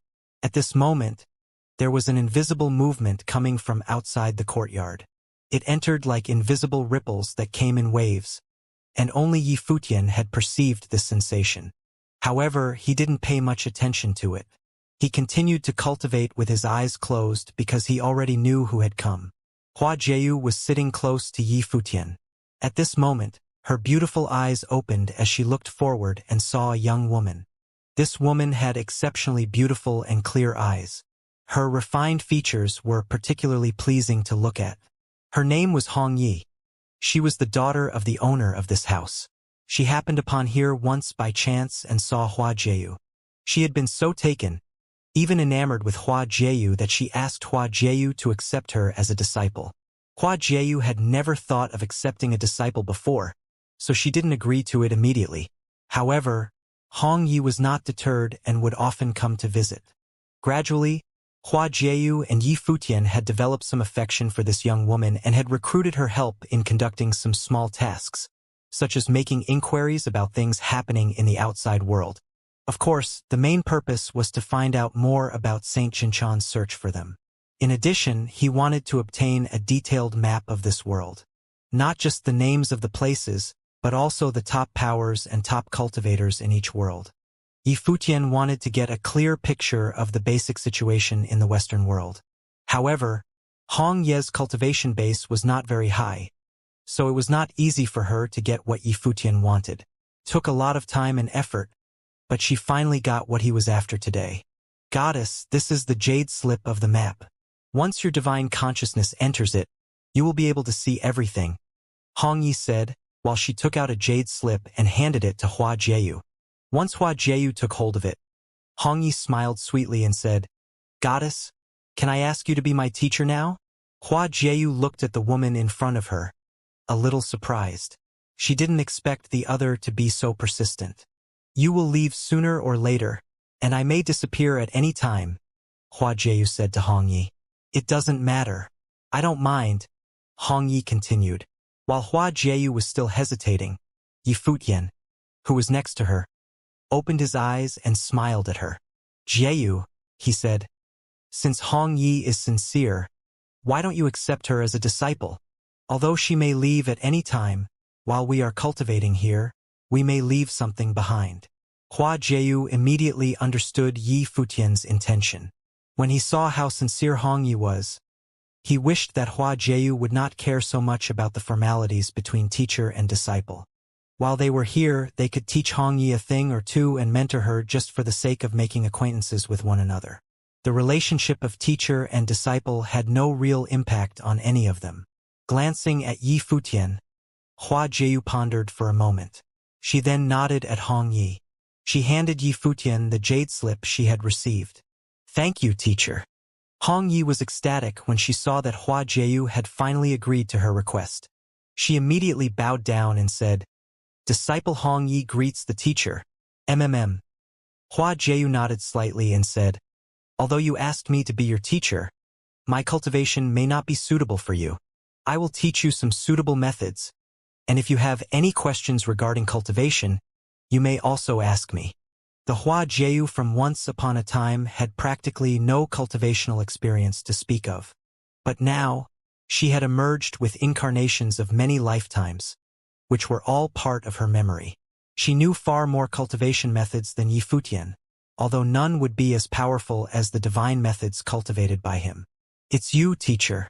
As long as it is taught by teacher, Hong Yi will work hard," Hong Yi said with mirth. The first time she was here, she had sensed that Hua Jieyu was extraordinary and saw her as someone not of this world. Whether it was her visage, temperament, her every word and action, or that hidden aura, she realized that Hua Jieyu was definitely a very powerful cultivator. Of course, Yi Futian was a powerful cultivator himself, though he was a little too conspicuous with his white hair and white clothing. Hong Yi couldn't very well ask him to be her teacher in front of Hua Jieyu. Hua Jieyu nodded and said, "Why don't you go back first? I need to organize the cultivation methods in my memory and decide which ones are suitable for you." "Very well," Hong Yi nodded agreeably. "I will go now." With that, she smiled and left. After she left, Hua Jieyu looked at Yi Futian and saw that he looked at her with a smile. She then asked him, "Why did you want me to accept her as a disciple? Buddhism talks about predestination, doesn't it? Since we are cultivating in the Western world, destiny is the reason why you two met." So you can leave something here, even if it is just to create a pleasant memory, Yi Futian responded. When he was speaking, he took the jade slip from Hua Jieyu. His divine consciousness directly penetrated it. In an instant, many images began appearing in his mind. Soon, the world of Buddhism made its impression in Yi Futian's mind. When he withdrew his divine consciousness, he took a deep breath and was a little surprised. He didn't expect that the strength of the Western world was so powerful that it was on par with the divine prefecture. The rest of their time was spent in relative quietude. Hong Yi came here often to consult Hua Jieyu about cultivation. Sometimes she would ask Yi Futian as well.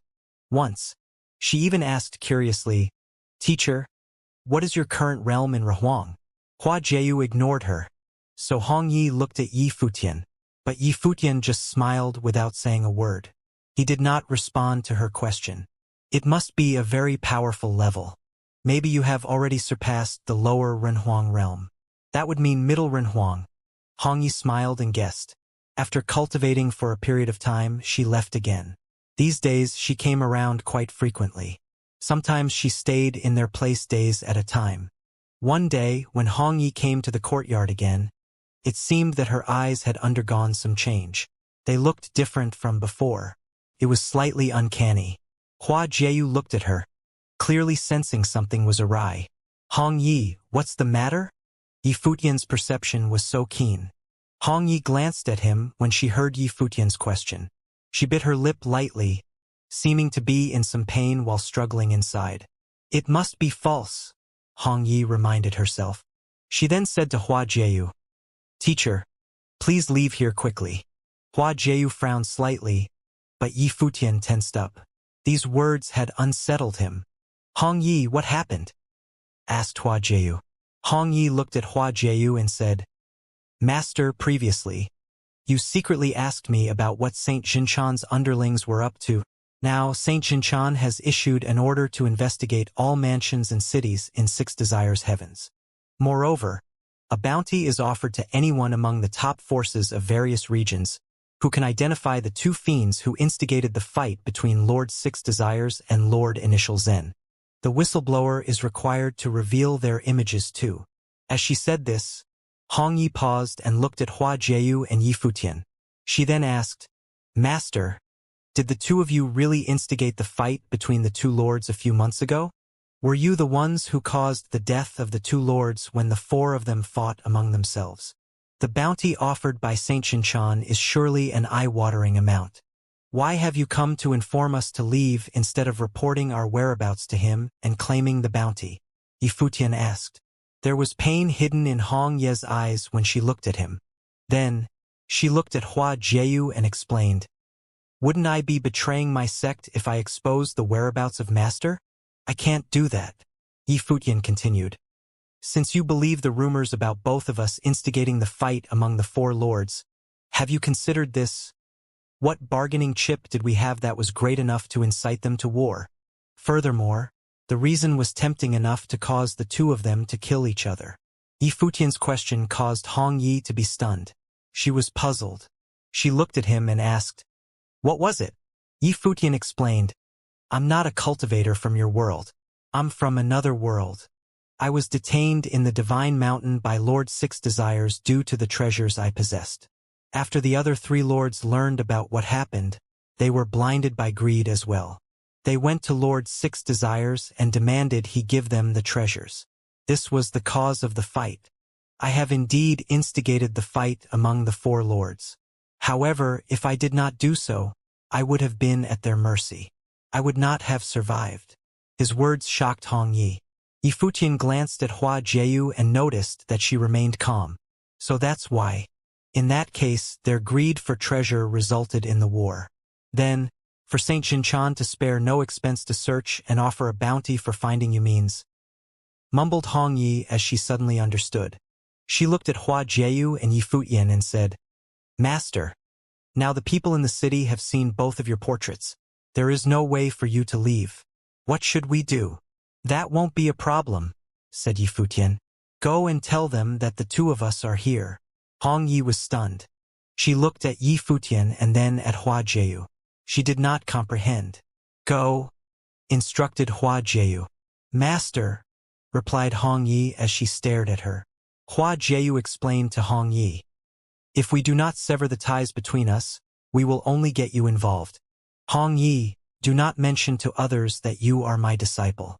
Aside from you, your father has also seen us, so we will certainly be exposed. However, he will not betray you. Go and inform them of our location. You might be able to claim the bounty. This is the last thing I can do for you as your master. Her voice was also exceptionally calm. No, I will go find my father. If he knows that you have taken me as your disciple, he will not sell you out, master, said Hong Yi. Yi Futian and Hua Jieyu gazed at her. She was still too young. Before personal gain as well as life or death, what did ties like this amount to? They barely knew each other. Why would her father risk his life for them? Hong Yi, Yi Futian continued, don't worry. Even if you reveal our location, we can still escape. The people of the city cannot keep us here.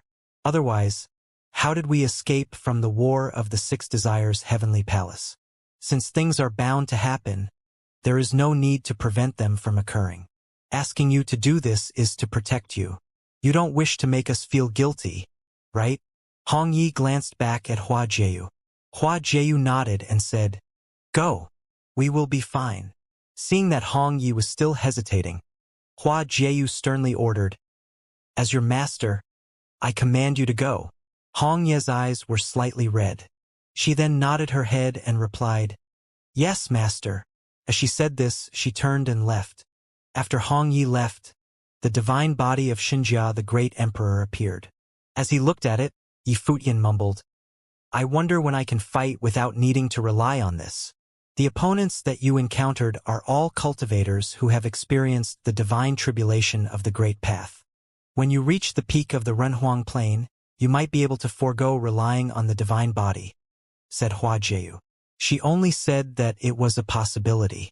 Even if he did so, the opponents Yi Futian faced were still top figures who survived the second stage of the divine tribulation. Not long after, Yi Futian sensed that many powerful auras were approaching them from all directions. Right then, the formless wave had already disappeared. He no longer hid their auras. Wills swept over and scanned over their figures rudely. In the sky, the silhouettes of many cultivators continued to appear. Many of them were top-tier Renhuangs. After getting news of their location, they rushed over immediately. Saint Xinchan's reward was too irresistible. No one could remain unfazed by it. However, many people did not know of Yi Futian's ability. The exact details of the War of the Six Desires Heavenly Palace had been sealed away. Only some details, just like what Hong Yi knew, were common knowledge. There were not many who were aware of the whole story of the incident. Hong Yi was also among the crowd in the distance. She stood behind her father and looked towards Yi Futian and Hua Jieyu. She felt a pang of guilt, and her eyes were red. She had not managed to expose them. The one who had done so was her father, just like Yi Futian had predicted. Yi Futian and Hua Jieyu did not look at Hong Yi. Yi Futian declared, anyone who stands in our way will be killed without any mercy. As he said this, the crowd saw a divine body float up into the sky. Hua Jieyu was beside the divine body. A terrifying aura emanated from it, and the great path rumbled. This caused the hearts of the surrounding cultivators to tremble. Let's go, Yi Futian said. Then, both of them stepped up into the sky and left the place. When the cultivators saw them leaving, they were all actually somewhat hesitant. They didn't dare attack them right away. Hold them off. We only need to wait until the Lord's underlings arrive. A deep and powerful voice sounded. A cultivator who was at the peak of the Renhuang Plain took a step forward and charged up into the air. Many ancient golden clocks plummeted from the sky, attempting to seal off the space and block Yi Futian and Hua Jieyu from leaving. Yi Futian raised his head and glanced at the clocks. Dong! Dong! The sound of clocks ringing could be heard continuously. Divine light burst forth as all the clocks were shattered into pieces. With a flash, the body of Xianxia, the great emperor, transformed into a beam of golden light and pierced the sky. Dong! The facial expression of the cultivator who was at the peak of the Renhuang Plain turned ugly. An enormous ancient clock appeared to protect him. However, the divine light directly penetrated the clock. The ancient clock crumbled, and the cultivator shook violently. Then, he turned into countless specks of light of the great path and dissipated. He had perished. Those who saw this scene all felt their hearts tremble. Yifutian and Hua Jieyu immediately traversed through the sky and left. For a moment, no one actually dared to get in their way. In the clouds, two silhouettes traversed through space quickly.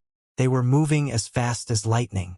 Even though Saint Xinchan ordered various cultivators to hunt down Yifutian, very few could actually stand against him. In the entire Six Desires heavens, Lord Six Desires used to be the only one who could confidently defeat Yifutian.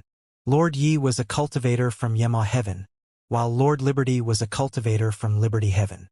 How many people among the cultivators beneath Saint Xinchan could be a match for Yifutian? It was most likely very difficult to catch Yifutian unless Saint Xinchan, his younger brother Lord Initial Zen, or someone at the same level as them personally pursued Yifutian. Yifutian's own ability was enough for him to kill the Renhuang before this. However, with the help of the flesh of Xianxia the Great Emperor, his speed was even faster. Yifutian and Hua Jieyu traveled in space, and they had reached another city in the blink of an eye. Right at this moment, a dazzling divine light suddenly shone down. Even the clouds were illuminated as the divine light poured down from the sky above. The scene appeared exceptionally divine. It was as though they had arrived in paradise. At the same time, a mighty aura pressed down and loomed over the vast space. Yifutian and Hua Jieyu stopped in their tracks. They raised their heads to look at the sky above. The space around them had been transformed into a sealed-off domain. Silhouettes of Buddhas appeared among the golden clouds, enshrouding the sun. Yifutian was well aware that they were no longer in the main space. Instead, they were currently in the domain of the great path of a top-tier cultivator. They had been intercepted. The sound of Buddha reverberated within the space. The sound was thunderous. The light of Buddha pierced through the golden clouds. Many faces of Buddhas could be seen in the sky. However, Yifutian could not detect any cultivators. Buddhist runes and an enormous symbol of Wan appeared. The symbol grew larger and larger, covering the entire sky. Then the symbol plummeted, charging towards where Yifutian and Hua Jieyu were. The symbol of Wan that blocked out the sun in the sky shone with the light of Buddha. It was as though a heavenly might was charging down to crush all of existence. Yifutian raised his head and looked at the gigantic symbol that was descending upon him. The divine body raised its hand and pointed at the sky. Immediately, endless sword runes landed on the symbol of Wan, followed by a dull thud reverberating in the space. A terrifying storm swept across the sky. Cracks appeared on the symbol of Wan, then shattered. It was destroyed with the point of a finger. However, the next moment, the various Buddhas in the sky chanted the sound of Buddha simultaneously. The sound of Buddha circled Yifutian. It was a Buddhist sound wave attack. The sound formed waves as they swept down and crashed directly into the body of Xianxia the Great Emperor. They caused Yifutian's spiritual soul to tremble. This was the same sound wave attack technique that Lord Initial Zen had used back then. They were clearly from the same sect. These cultivators who were trying to kill him were Saint Xinchan's men. They were most likely from Xinchan Temple and were his direct disciples. However, from the strength of this attack, Yifutian knew that they were not existences who had experienced the second stage of the divine tribulation of the Great Path. The strongest among them had only survived the first stage. Otherwise, there was no need for them to act this way. It would have been sufficient for them to walk out and attack him directly. If Yifutian wanted to break through this attack, he had to forcefully shatter this domain. Around the figure of Xianxia the Great Emperor, a space filled with runes appeared. Each rune seemed to contain the power of path obliteration. This was the way of Xianxia the Great Emperor. The runes flowed within the space and coalesced into many sword runes. Menacing sword will emanated from them, causing many runic divine swords to appear in the space. The emanating sword light had an astonishing pressure. The space gave off a bone-chilling aura. Yi Futian's mind shifted, and immediately, the will of the space of runes burst forth and became beams of light. It ignored the rupturing of space and attacked the domain directly. It was as though countless beams of light immediately traversed the space and shot directly towards the various silhouettes of Buddhas. Bang, bang, bang. Terrifying sounds could be heard. The various silhouettes of Buddhas in the sky shattered frenziedly. The domain also shattered. The light of Buddha remained, and the figures behind the domain were revealed. In the vast region around Yi Futian, many silhouettes appeared. They all had powerful auras, and there were even a few frightening existences who had experienced the first stage of the divine tribulation of the Great Path among them. Saint Xianxia's position in the Western world was very high. He could be considered one of the giant-level figures who stood at the very top of the realm. There were not many people who were his equals. He had many subordinates in Xianxia Temple. They were one of the most powerful forces in the Western world. Their power rivaled that of the ancient god clan of the Divine Prefecture. Saint Xianxia himself was also a disciple of Buddhism and was considered orthodox in the Western world. That was why he had such a terrifying influence that could send cultivators to kill Yi Futian. The lineup he sent was extremely frightening. The various cultivators spread themselves out as they stared at Yi Futian. A suppressive aura enveloped the region. All of them were unleashing menacing auras. From the previous attack, they briefly experienced how terrifying was the power Yi Futian could release by relying on the body of Xianxia the Great Emperor. It was sufficient to kill an existence who survived the first stage of the divine tribulation of the Great Path. No wonder Great Elder Motyan had been killed by Yi Futian. The four lords had also fallen to his schemes, 2 of them perishing and another 2 severely injured. Hence, even though their lineup now was extremely powerful, the cultivators from Xianxia Temple were still very cautious. They did not dare underestimate Yi Futian at the slightest. Yi Futian had single-handedly destroyed the 6 Desires heavenly palace. How could they take such an existence lightly? If you follow us to Xianxia Temple, you might have a chance of survival. If you cooperate, Saint Xianxia might forgive you, someone among the cultivators said. This person was grabbed in golden robes like battle armor. A beam of golden light actually emanated from his glabella as though it was an eye. It seemed as though it would open at any given moment. It gave off an eerie feeling. Yi Futian laughed coldly inside. He had experienced all this before. The cultivators of the world were mostly the same. Be it in the Western world or the Divine Prefecture, a man's wealth was his own ruin by causing the greed of others. Yi Futian possessed the divine body of Xianxia the Great Emperor and the teachings of the Great Emperors. It was difficult for others not to covet what he had. Hence, he naturally did not trust anyone. Moreover, he had killed the junior of Saint Xianxia, Lord Initial Zen. Even if Saint Xianxia did not kill him, Yi Futian would still be imprisoned for life and be forced to surrender all he had. Why would he choose this path to his doom? Yi Futian did not respond to the other party. The space of runes appeared, and countless runes shone. An astonishing intent of battle radiated out from the divine body of Xianxia the Great Emperor. You do not know what is good for yourself, the person who had spoken to Yi Futian said in a cold tone. As he said this, as expected, the golden mark on his glabella lit up. It was as though a heavenly eye had opened. Immediately, a beam of menacing light shot straight out and landed on the figure of Xianxia the Great Emperor that Yi Futian was controlling. As this light shone on it, the divine body of Xianxia the Great Emperor seemed to be sealed by some power. The light formed its own domain. No matter how Xianxia the Great Emperor moved his body, he was always wrapped up within the divine light. At the same time, an extremely dangerous aura descended, and Yi Futian's spiritual soul could clearly feel the threat. Psst! A sharp sound was heard, and a beam of light that could tear through everything now shot out from the heavenly eye. It was invincible, containing the most terrifying space-tearing power. It directly slammed towards the divine body. Boom! In an instant, the attack descended on the body of Xianxia the Great Emperor, causing the divine body to tremble. It even took a step or 2 backward. Go for it! Someone called out as an overbearing power of the Great Path shrouded the area where Yi Futian and Hua Jieyu were. However, right at this moment, a violent roar was heard. It seemed to come from the divine body itself. The body of Xianxia, the great emperor, not only stopped moving backward but lurched forward abruptly, carrying the space-tearing light beam forcefully forward, rushing to those cultivators who were in the void. Open! The divine eye at the man's brow chakra opened wide. A divine light of destruction shot out from it suddenly as if it meant to tear this space apart. Appalling golden traces appeared in the void, moving madly towards Yifutian. Xianxia, the great emperor, did not retreat, however. His entire body was surrounded by the divine light, which served to protect the divine body.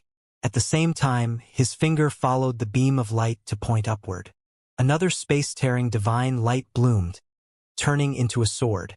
The sword collided with the divine light that came down for the kill, immediately destroying the beam of light. Careful!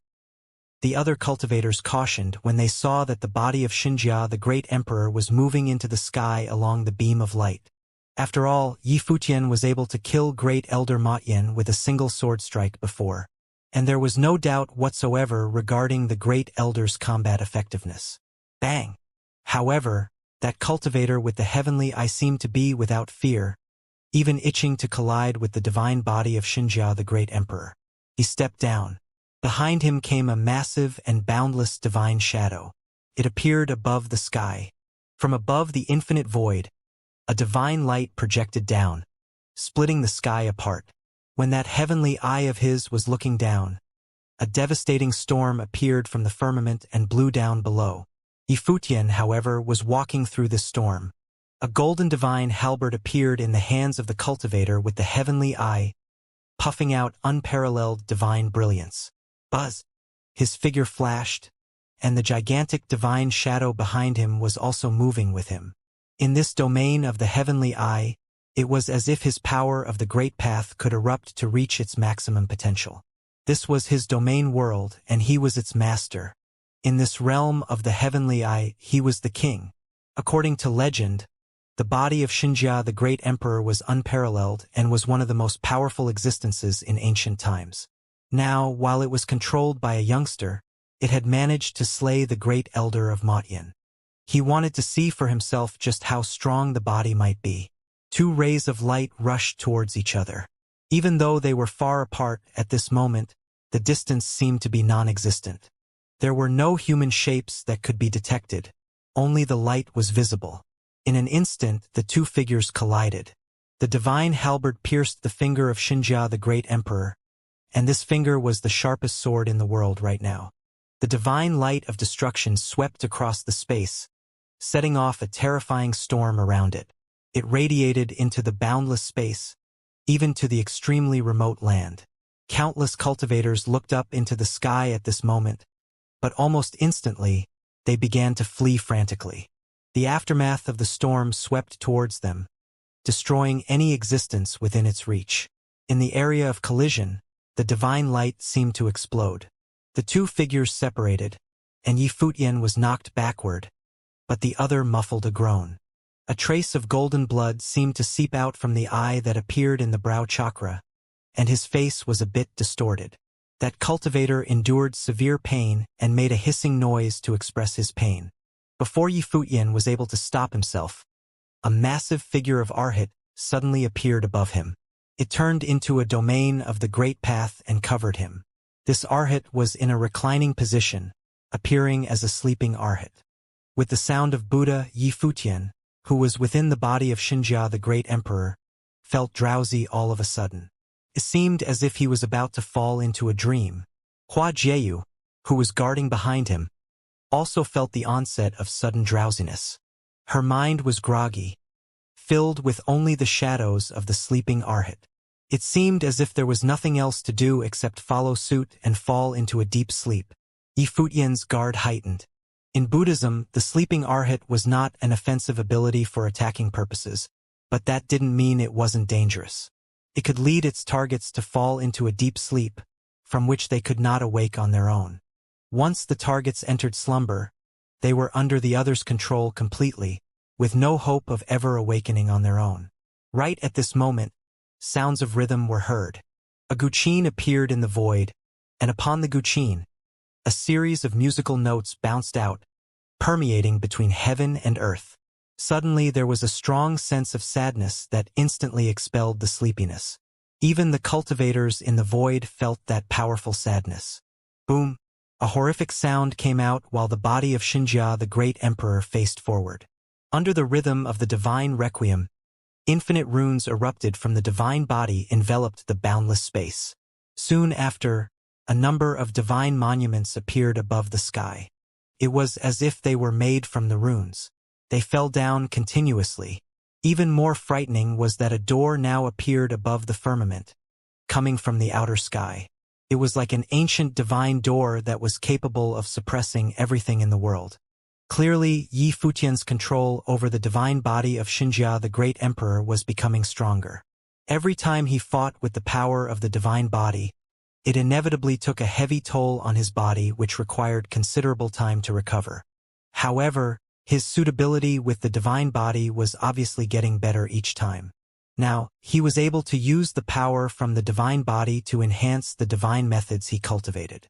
The power of Gate of World Suppression was particularly explosive, using the divine power of path obliteration within the body of Xianxia, the great emperor. There was no telling how powerful it might be in its ultimate form. Above the firmament, those cultivators from Jinshan Temple, when they felt that divine might, also felt their hearts skip a beat. They had an unpleasant premonition. "You guys evacuate first," a cultivator who had survived the first divine tribulation of the Great Path proposed, ordering those Runhuang who had not yet experienced the divine tribulation to withdraw. Obviously, they all felt a serious threat. In the distance, at different positions in the void, all these Runhuang began to retreat. However, horrible rumbling sounds came out as the Gate of World Suppression attacked the infinite divine monuments. As they rained down, this corner of the sky was completely covered, along with the entire vast expanse. There was, in fact, nowhere to escape in this world. Those Runhuang cultivators were releasing their own power of the Great Path now. The powers blasted towards the divine monuments that came at them from above. But the divine monuments were even more terrifying when coupled with Yi Futian's own strength. The Gate of World Suppression, as unleashed by Yi Futian, would be difficult enough for these Runhuang to block.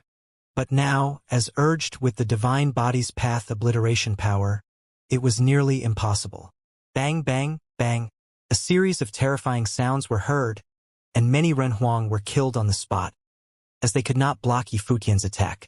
Then, more Runhuang fell one after another until, in a blink of an eye, more than half of the cultivators who had arrived were either killed or injured. The divine body of Xianxia, the great emperor, was suspended in midair, the divine light shining all over it. The scene was mighty beyond words. Yi Futian, who had been pressured time and time again by these people, finally unleashed all the power within his disposal. He was ready to do his worst. After this blow landed, the cultivators who had been closing in on Yi Futian were knocked even farther back. Some cultivator who had survived the divine tribulation of the Great Path was retreating due to the injuries he received. When the Gate of World Suppression blasted towards him, he spat out a mouthful of blood. It was as if all his internal organs had been greatly impacted. Terrible rumbling sounds emerged as infinite runes surrounded heaven and earth. Its coercion was overwhelming. Yi Futian looked in a direction and saw that the cultivator from before with the heavenly eye now wanted to get a piece of him. Xianxia, the great emperor, raised his arm, and immediately, the infinite runes gathered together. Each rune was a character that spelled out sword, and they surrounded the divine body. An aura of path obliteration permeated the entire area. Then Yi Futian pointed in the direction of the man. In an instant, the infinite runes rolled forward and submerged the space. A divine sword appeared to pierce through heaven and the earth. As soon as the man felt that something was amiss, his body flew into rapid retreat at an unimaginable speed. At the same time, the heavenly eye in his brow chakra shot out at Yi Futian again. However, this time, the skyful of runes swept at him directly, forcing the divine light from the heavenly eye to flow back from where it came. That sword strike ignored the distance as it locked onto its opponent and chased him into the far distance. The cultivator with the heavenly eye knew that there was nowhere for him to run. As he let out a mighty shout, the divine light in the heavenly eye was released to the extreme, and he threw the divine halberd in his hand forward again. A beam of light seemed to penetrate through heaven and earth, just like before, and the two attacks collided again. But this time, the strike that Yifutian unleashed seemed to be far stronger than before. The destructive runes directly flooded the space and pushed towards him. This time, everything was destroyed, and the divine light that bloomed from the heavenly eye was also retreating. His body retreated like a stream of light. It was not because he took the initiative to move back, but that he was being pushed back by that terrifying force. He let out an angry roar.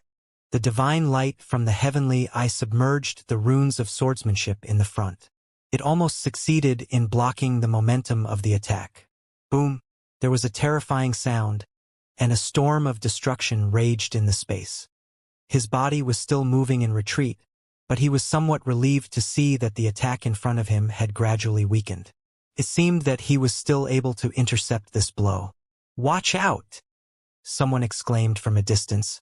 Yifutian's heart skipped a beat when he heard it. Then he saw a golden divine light directly shooting at him from the front. He could hardly see what it was. As the light was getting closer, it descended instantly in front of him, overlapping with the attacking divine sword as the two became one. Buzz!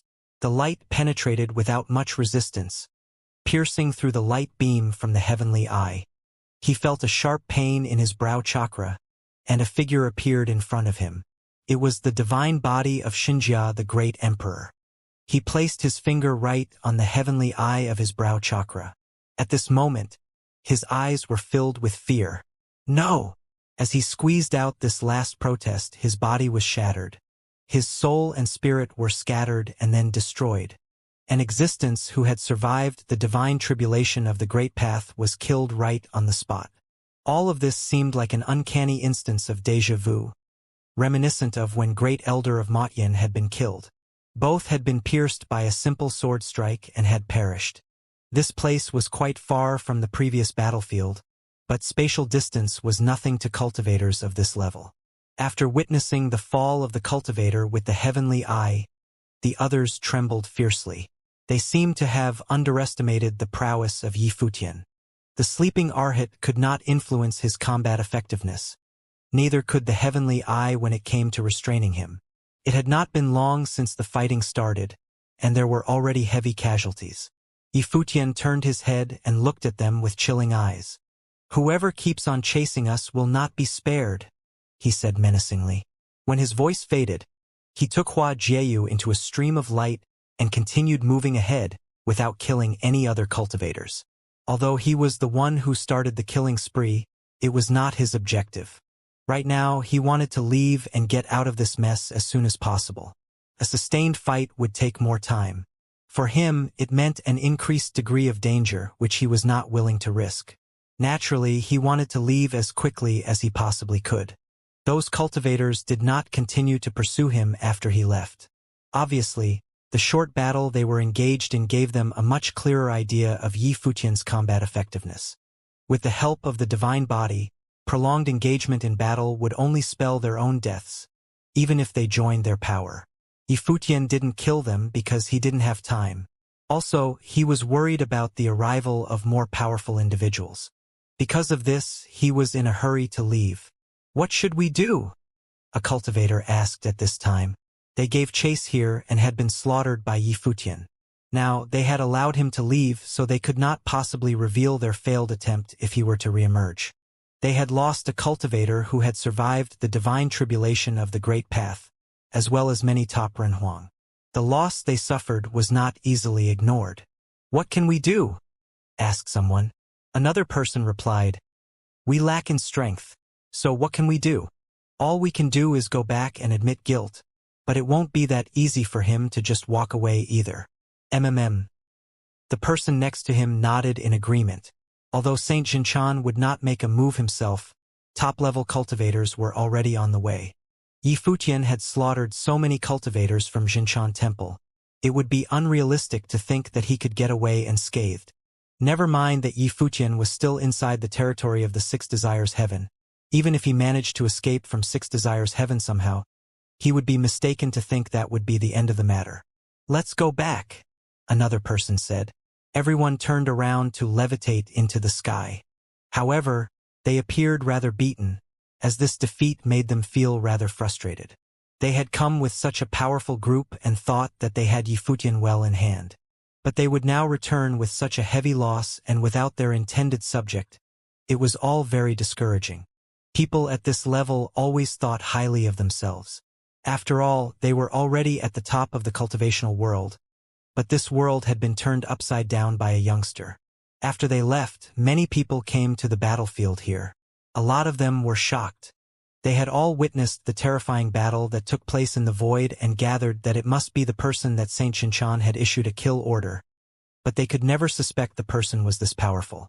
The storm that Yifutian caused in Six Desires Heaven was indeed terrifying, and it had thrown things into disarray. First, he killed the great elder of Matian and then caused the destruction of Six Desires Heavenly Palace and the deaths of Lord Six Desires and Lord Initial Zen. Now Xianxia Temple had ordered a thorough search of the entire Six Desires Heaven to pursue him until he was apprehended. It was not an exaggeration to say that he had managed to shock the entire Six Desires Heaven all on his own. But Yifutian didn't think so much about all that at the moment. He was still en route in his escape. Although he had killed many cultivators, he did not dare to be careless, moving fast in the direction away from Six Desires Heaven. Right now, he was still in the territory under Saint Xianxia's control, and it was imperative for him to leave as soon as possible. He didn't feel great. On the contrary, he had a sickening premonition. The prior interception of those cultivators meant that they still had a way to locate him. If someone else at the Lord level arrived, he would be in imminent danger. Although he had become even more adept at controlling the divine body, it was still a tall order for him to fight against a top cultivator at the Lord level. Once he was intercepted by someone at this level, it would become a matter of life and death. Yifutian flew as high as he could so that he would be an even smaller target. In the midst of clouds, the golden divine light appeared like lightning. This was the first time he was moving with such urgency.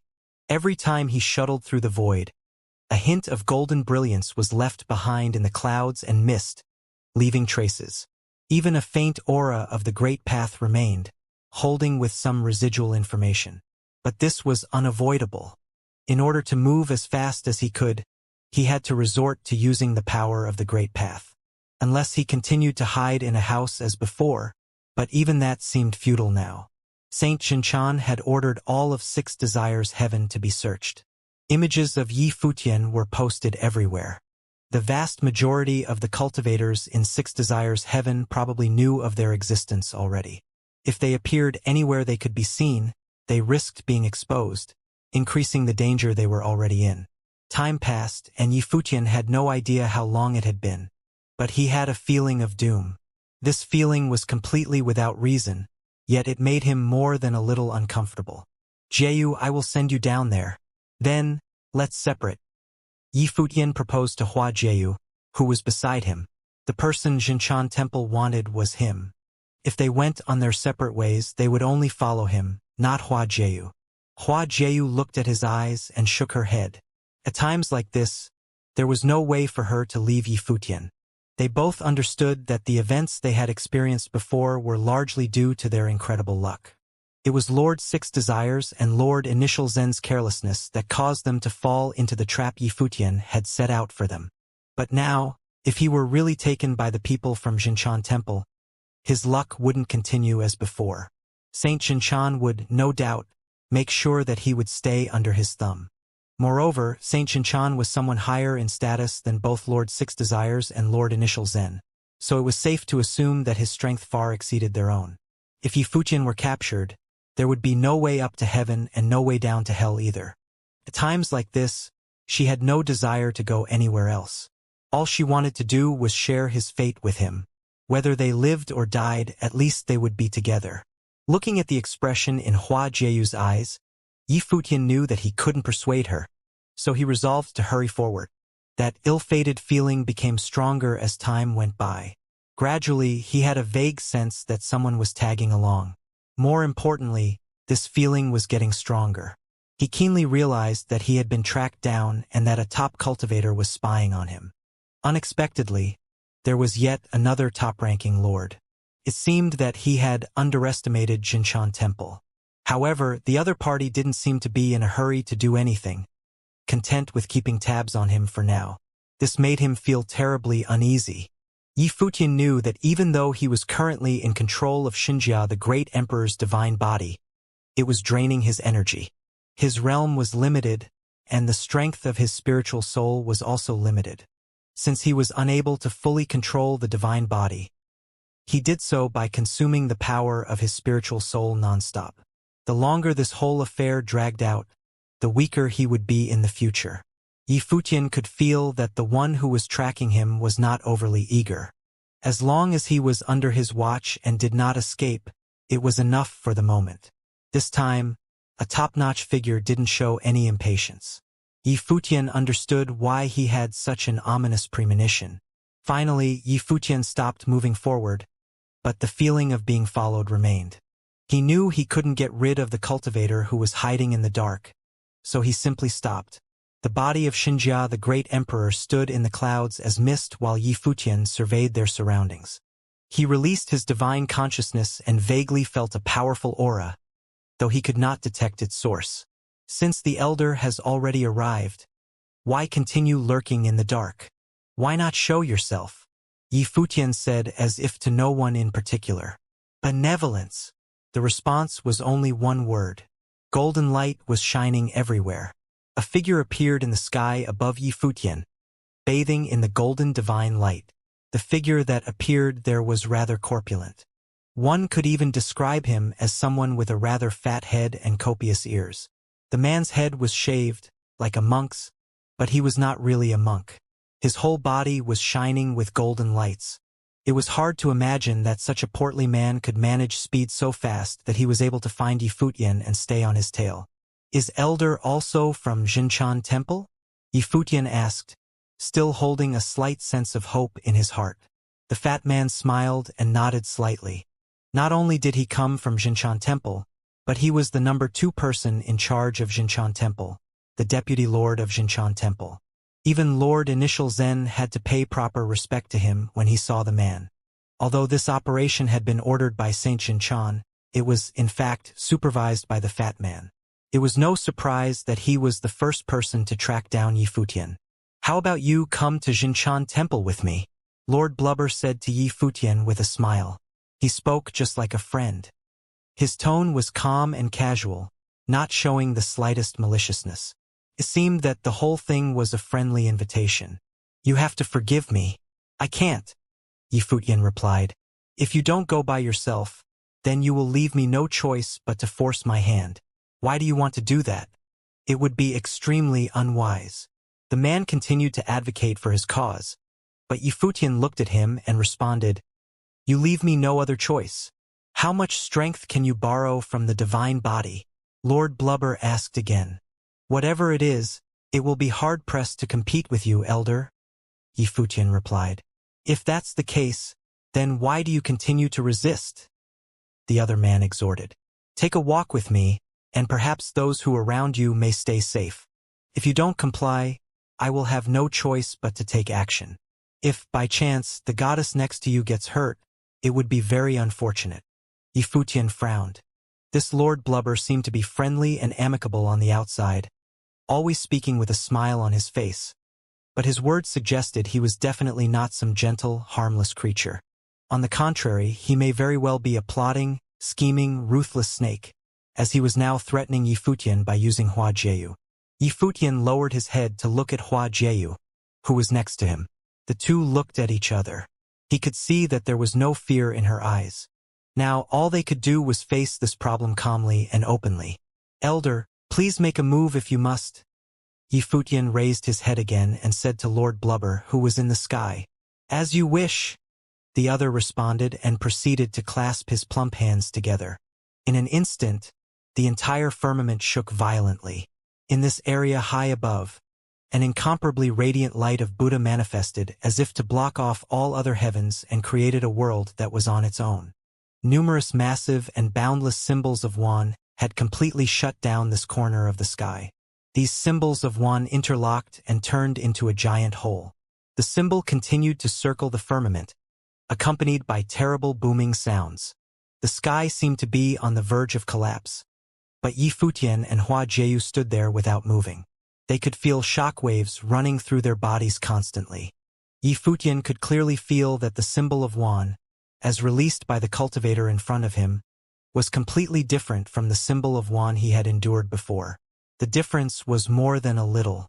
Under this symbol of Wan, everything had no choice but to be crushed. Boom! Along with the descent of a terrifying divine light, this symbol of Wan spiraled down at an incredible speed. It was as if a light had hit Yi Futian's head. Xianxia, the great emperor, was radiant all over.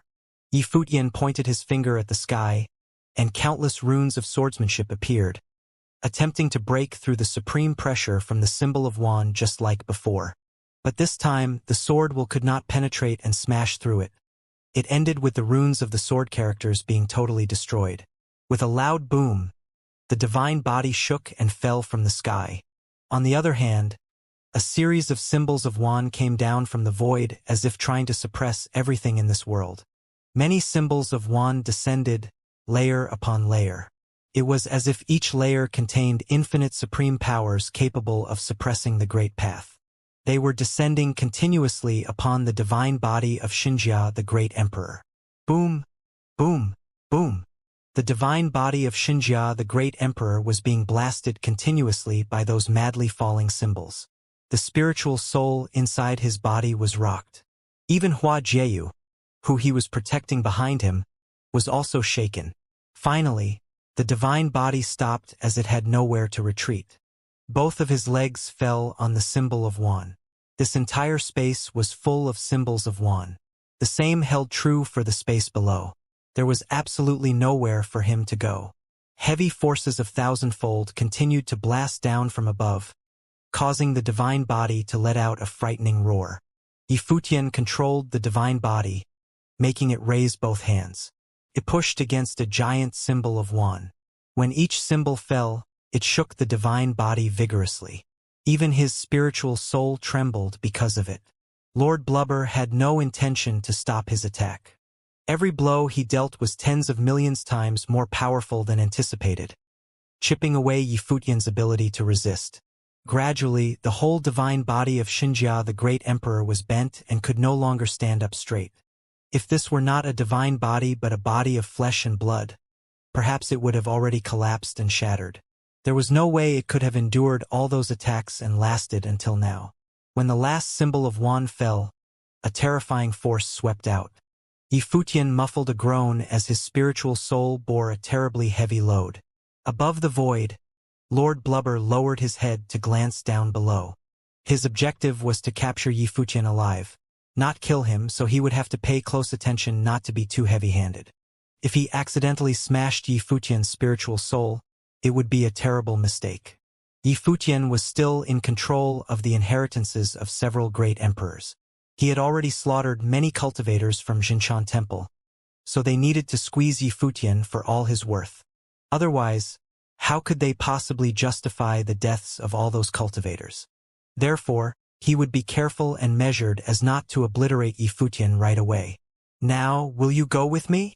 Lord Blubber lowered his head and said to Yi Futian.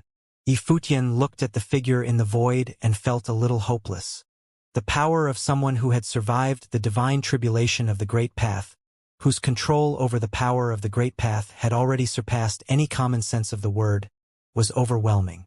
Even though he possessed the power of path obliteration, Lord Blubber was still indestructible. This was completely determined by the difference between their realms.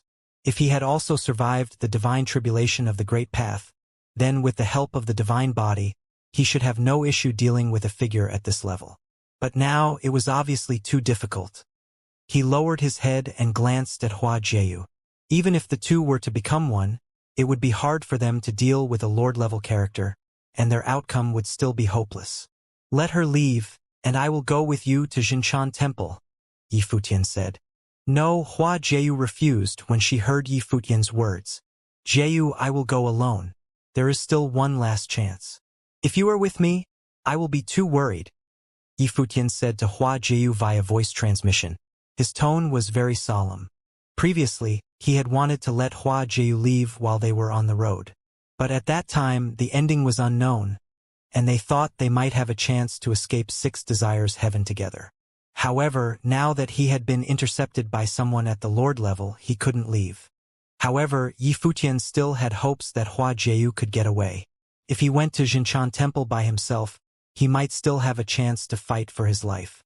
Lord Blubber glanced at Yifutian and Hua Jiu, then said with a smile, "Come out of the divine body of Xianxia the Great Emperor and submit to me. Then we will talk." Previously, Yifutian had plotted against many people. The four lords, dead or injured, had all paid a heavy price. Now, even though he was always smiling as he dealt with Yifutian, Lord Blubber was still alert. Although he had completely suppressed the other and currently had the upper hand, he dared not let down his guard.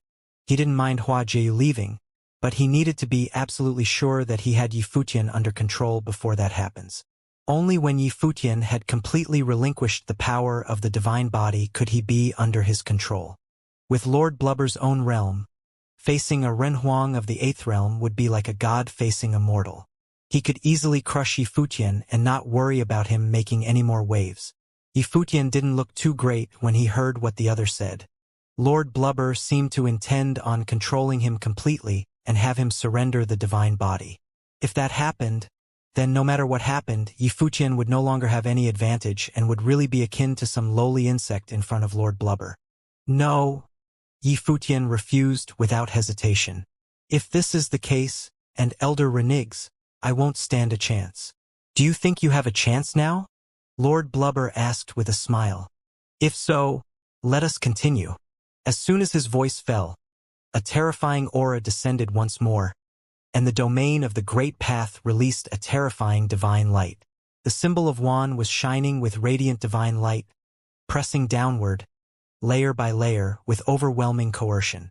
If Elder insists, then you can be sure I will never go to Xianxia Temple no matter the cost, even if my life ends here today. And before I die, I will destroy the vitality within the body of Xianxia the Great Emperor, Yifutian said with no uncertainty. This way, Xianxia Temple will have nothing to gain. Lord Blubber raised his eyebrow slightly when he heard Yifutian's words. Could Yifutian really destroy the vitality within the body of Xianxia the Great Emperor? Xianxia the Great Emperor had long perished, but the divine body he left behind still contained divine power, which could also be considered its vitality. After Yifutian had assumed control over the Great Emperor's body, he was able to urge the divine body and the divine power therein. However, if he were really to destroy the vitality, could that really destroy the divine body of Xianxia the Great Emperor? However, Yifutian was a cunning character, and everything that happened before proved that. How credible were his words. But even if he had doubts, he didn't quite have the resolve to make a decision right now. What if it was true? More importantly, Yifutian's life was far more valuable than Hua Jiu's. He actually didn't care much about Hua Jiu. As far as Xianxia Temple was concerned, she was unimportant. However, the presence of Hua Jiu would allow them to control Yifutian better. But just at this moment, another terrifying divine light descended from above the firmament. A brilliant beam of light came down directly from outside of the sky, covering the body of Xianxia the Great Emperor. The power of heavenly might dropped, which changed the look in the eyes of Yifutian. This aura was even mightier than Lord Blubber's. An even stronger character had now arrived. Lord Blubber raised his head to look beyond the sky at this moment. The smile in his eyes was replaced by a solemn expression. In the next moment, a group of godlike figures appeared where the divine light was shining. The middle-aged man in the lead had a superior temperament. He was clad in a long golden robe, and he had pitch-black long black hair. Nonetheless, he was surrounded by a detectable air of Buddhism. The golden light was shining in an extremely radiant display around him, and he exuded an unparalleled majesty and authority. "My lord!" Lord Blubber nodded to acknowledge the middle-aged man who appeared in the void, making Yifutian's heart tremble. The lord of Xianxia Temple, Saint Xianxia, had come in person. A golden halo seemed to be hovering behind him, giving an irresistible sense of might. He looked like a true heavenly god. The cultivators who came with him were also extraordinary characters, standing quietly behind him and looking down at Yi Futian below. Yi Futian couldn't help but let out a sigh. They must have thought highly of him to dispatch such a group of cultivators to deal with him. Yi Futian naturally understood that Saint Xianxia had come here. Yi Futian could also tell how highly the latter viewed him. He would not stop until he took down Yi Futian. When Yi Futian was under the control of Lord Six Desires in the Six Desires Heavenly Palace, Saint Xianxia had merely sent messengers to ask that Yi Futian be sent over to Xianxia Temple. Saint Xianxia's attitude was overbearing, and he clearly did not treat the Six Desires Heavenly Palace as an equal. Now, he had come in person to take Yi Futian back with him. Yi Futian did not know whether or not he should feel honored. "Greetings, Senior Saint Xianxia," Yi Futian greeted as he looked at Saint Xianxia in the sky. Although Saint Xianxia was his opponent, he still minded his manners. However, Saint Xianxia was not as friendly as Yi Futian was. He gazed down at the figure below. A cold look flashed past in his domineering gaze as he said, "I never thought that Lord Initial Zen would perish to you." Saint Xianxia did not care as to whether Lord Six Desires was dead or alive. However, Lord Initial Zen was considered his junior and was a figure at the level of a lord. He had fallen to Yi Futian's scheme and perished. If Yi Futian did not possess so many secrets, Saint Xianxia would have killed Yi Futian with a single palm strike. However, he would not do so. Yi Futian still had value. At least for now, he would not kill Yi Futian. "Senior Lord Initial Zen had me against the wall. I had no choice," replied Yi Futian. Saint Xianxia naturally ignored Yi Futian's explanation. He swept a cold and indifferent gaze at Yi Futian and calmly ordered, "Take him away." As he said this, Lord Blubber's smile returned. He said to Yi Futian, "Let's go." As he said this, two top-tier renhuangs descended and walked towards Yi Futian and Hua Jieyu. Their figures floated in the sky above Yi Futian as they said, "Your spiritual soul may return to its original body." They said this with a commanding tone. There was no room for negotiation. Although Yi Futian was powerful and could kill existences who had survived the divine tribulation of the Great Path, Saint Xianxia had come in person. Right now, he did not dare to resist. That would be suicidal. Under such circumstances, Yi Futian had no choice but to obey and follow them to Xianxia Temple. For Yi Futian, he was indeed in dire straits. There was nowhere to run now. If he obeyed and followed the other party, how would he end up? Hua Jieyu and his fate would be beyond their control. They would be at the mercy of the other party's whims. Yi Futian had also killed many cultivators from Xianxia Temple. Would the other party spare him? Clearly, this was the path to his doom. On the other hand, if he did not follow the other party, how would he deal with the situation at hand? Right now, he was in danger of being killed off. Right now, at this very moment, it seemed that he had reached the end of the line. He raised his head and looked at the renhuangs in the sky. They had imposing and overbearing manners. When they faced him, these renhuangs from Xianxia Temple bore an air of arrogance. It seemed to be their innate temperament. It might also be because they were from Xianxia Temple that they acted so high and mighty. In the sky, various cultivators looked down at them as though they were enjoying a show. Their expressions were cold and indifferent. There was even a look of pity in their eyes, as though they felt sorry for him. Lord Blubber was still smiling as though he had been doing so forever. Saint Xianxia did not even look at Yi Futian, instead turning his back to him. It seemed that he was prepared to leave. No one believed that Yi Futian would refuse and resist. They were all waiting for one outcome: for Yi Futian to disarm himself and obediently follow them to Xianxia Temple. Yi Futian suddenly realized that the reason the almighty Saint Xianxia had come in person, aside from how highly he viewed Yi Futian, was not because he was worried that Lord Blubber could not bring Yi Futian back with him. Saint Xianxia might be worried that Lord Blubber would have his own personal agenda. Hence, he had come in person. Everything around him seemed to pause.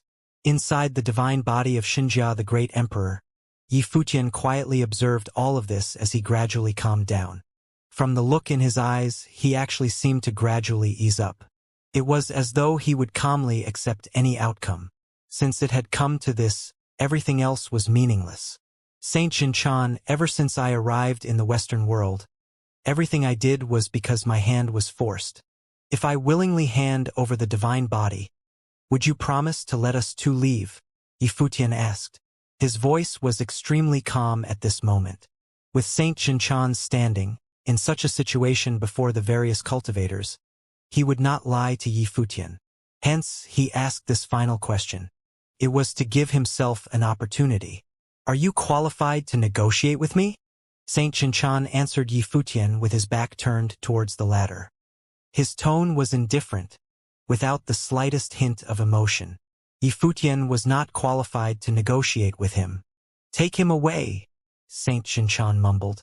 Immediately, the two Renhuangs gazed down at Yifutian and ordered, "Make haste." Yifutian raised his head and swept a glance at them. They were both top-tier Renhuangs and would be considered extraordinary figures wherever they went. They belonged to the group of individuals who stood at the top of the pyramid. However, right now, Yifutian's eyes were filled with a look of cold disdain. Weren't they relying on Saint Xianxia's power to throw their weight around? If it was just these two Renhuangs without the backing of Saint Xianxia, would they dare act this way to him? Even if Yifutian did not rely on the divine body, killing them both would be child's play. Are the two of you even qualified to order me around? Said Yifutian. He glanced at the two Renhuangs as ferocious divine light shone from his eyes. Countless runes radiated out from the divine body. In an instant, the two Renhuangs felt themselves descending into the domain of path obliteration. Their expressions changed drastically. However, it was already too late. Yifutian immediately raised his hand and clenched his fist. A gigantic hand directly reached out and subdued the two Renhuangs. Beneath the terrifying gigantic hand, the two of them did not have the strength to free themselves at all. Presumptuous! A cultivator in the air chided angrily. Yifutian actually dared to resist and attack the Renhuangs who were to lead him away. Was he seeking his own death? Under such circumstances, Yifutian was actually still resisting. By following them, there was at least a chance for a different ending for him. However, he was now resisting. Even if he was not concerned about himself, had he not considered the well-being of his woman? Saint Xianxia also turned around. He clearly had not imagined that Yifutian would resist now. I told you that everything that I have done since I came to Six Desires Heaven was because I was forced to, Yifutian said in a voice as cold as ice. He then clenched his fist. A frightening rumbling sound could be heard. The two Renhuangs let out horrifying screams. They immediately perished to the giant hand and were executed on the spot. In an instant, terrifying auras descended and enveloped the divine body of Xianxia, the great emperor. Even the smile on Lord Blubber's face had disappeared. He appeared somewhat surprised. They were surprised why Yifutian could not read the room and had actually resisted in such a situation. He had even gotten violent and committed murder. Did he wish to be killed? Saint Xianxia's overbearing gaze turned cold.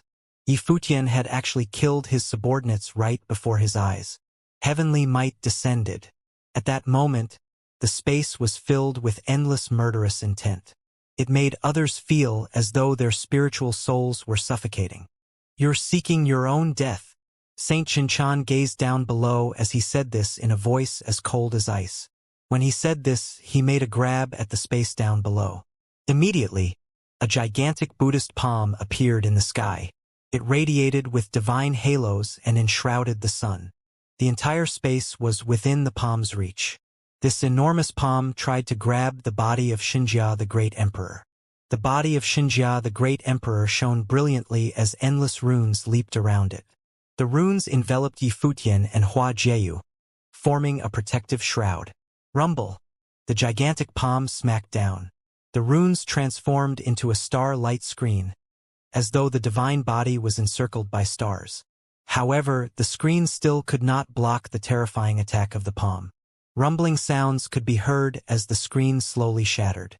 The gigantic palm grasped the divine body of Xianxia, the great emperor, and lifted it toward where Saint Xianxia was. To the side, Lord Blubber cast a glance at the scene indifferently. He was expressionless. Yi Futian indeed did not know what was good for himself. If he allowed himself to be captured and brought away, he would at least have a chance of survival even though he would suffer severe losses. He could still bet on a chance of negotiating some terms with Saint Xianxia. However, Yi Futian chose to oppose Saint Xianxia blatantly. He actually killed 2 renhuangs in front of everyone. His act was no different from leaving himself no way out. What he did was definitely unwise. If this continued, it would most likely not end well for both him and Hua Jieyu. Before this, Lord Blubber had believed that Yi Futian was smart. However, right now he was obviously a bit unwise. The divine body of Xianxia, the great emperor, was grabbed and dragged up. The gigantic palm retracted and appeared below Saint Xianxia. He lowered his head and looked at Yi Futian, who was grabbed by the gigantic palm. In a cold and indifferent tone, he said, "Will you come out on your own accord, or do you need me to force you out?" Yi Futian raised his head and looked at the majestic figure. An extremely cold light shot out from the eyes of Xianxia, the great emperor. It seemed to bear a look of decisiveness. "Jieyu," Yi Futian called out to Hua Jieyu as he turned back and looked at her. Hua Jieyu smiled and nodded her head. There was only a calm look on her face that was as beautiful as that of a goddess. There was no sign of the terror of meeting their end on her face. It was obvious that she, like Yi Futian, was already prepared to face anything. Since it had come to this, she would let Yi Futian choose what to do. Regardless of what he wanted to do or what the outcome would be, she was willing to follow him and bear the consequences together with him, even if the outcome might be death. However, they had no choice in this. All of this was because Saint Xianxia had them against the wall.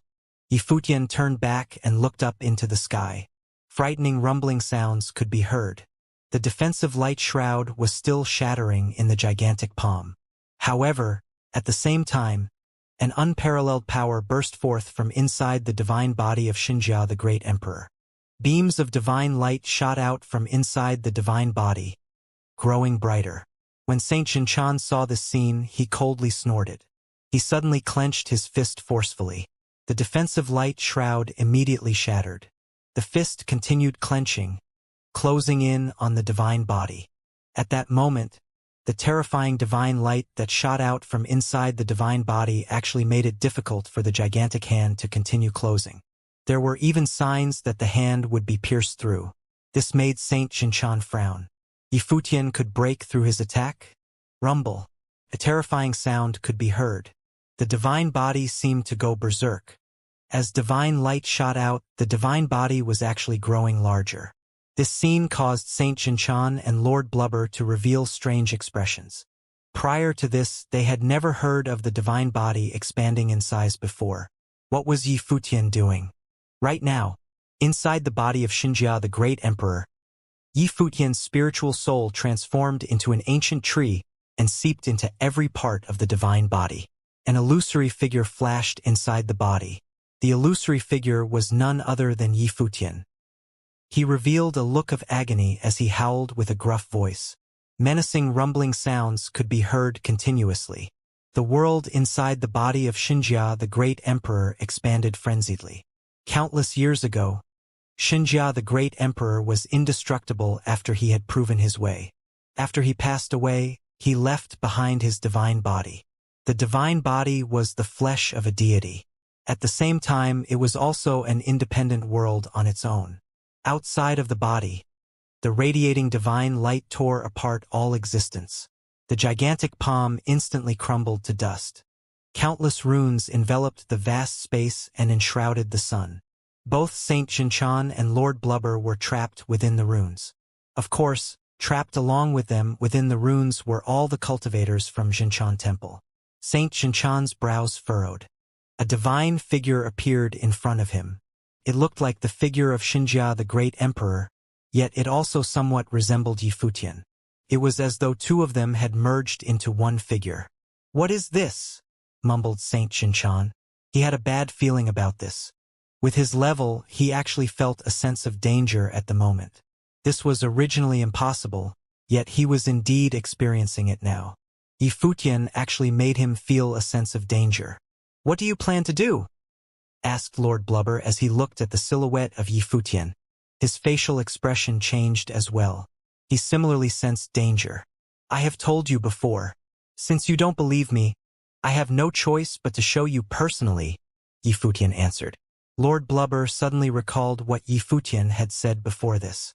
He revealed a shocked expression as he exclaimed, Do you plan to destroy the divine body? This was the body of Xianxia, the great emperor. It was the flesh of a deity. A universe was stored within it. If Yifutian destroyed it, how frightening would the outcome be? Lord Blubber naturally understood what a divine body consisted of. The destruction brought forth by the explosion of a divine body would be shocking. No wonder he sensed danger. Buzz. Menacing divine light of path obliteration swept out. This divine light of path obliteration was formed from the countless runes. It swept towards all the cultivators present. Retreat! Ordered Saint Xianxia decisively. His figure traversed the space with a single step, retreating far away. Right now, it was not the time for contemplating. This was a life-or-death situation even for him. Destroy! The divine figure appeared hideous and contorted. It also seemed to be experiencing extreme pain. To destroy the divine body, Yifutian had to push it to the point of self-destructing. The waves of divine light wiped out everything.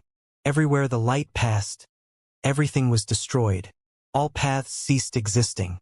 No power of the great path could withstand it. Ah! Screams could be heard. Under the destructive divine light, renhuangs were immediately torn to shreds. They could not resist at all. In an instant, they were eradicated and disintegrated. The destructive divine light expanded outward.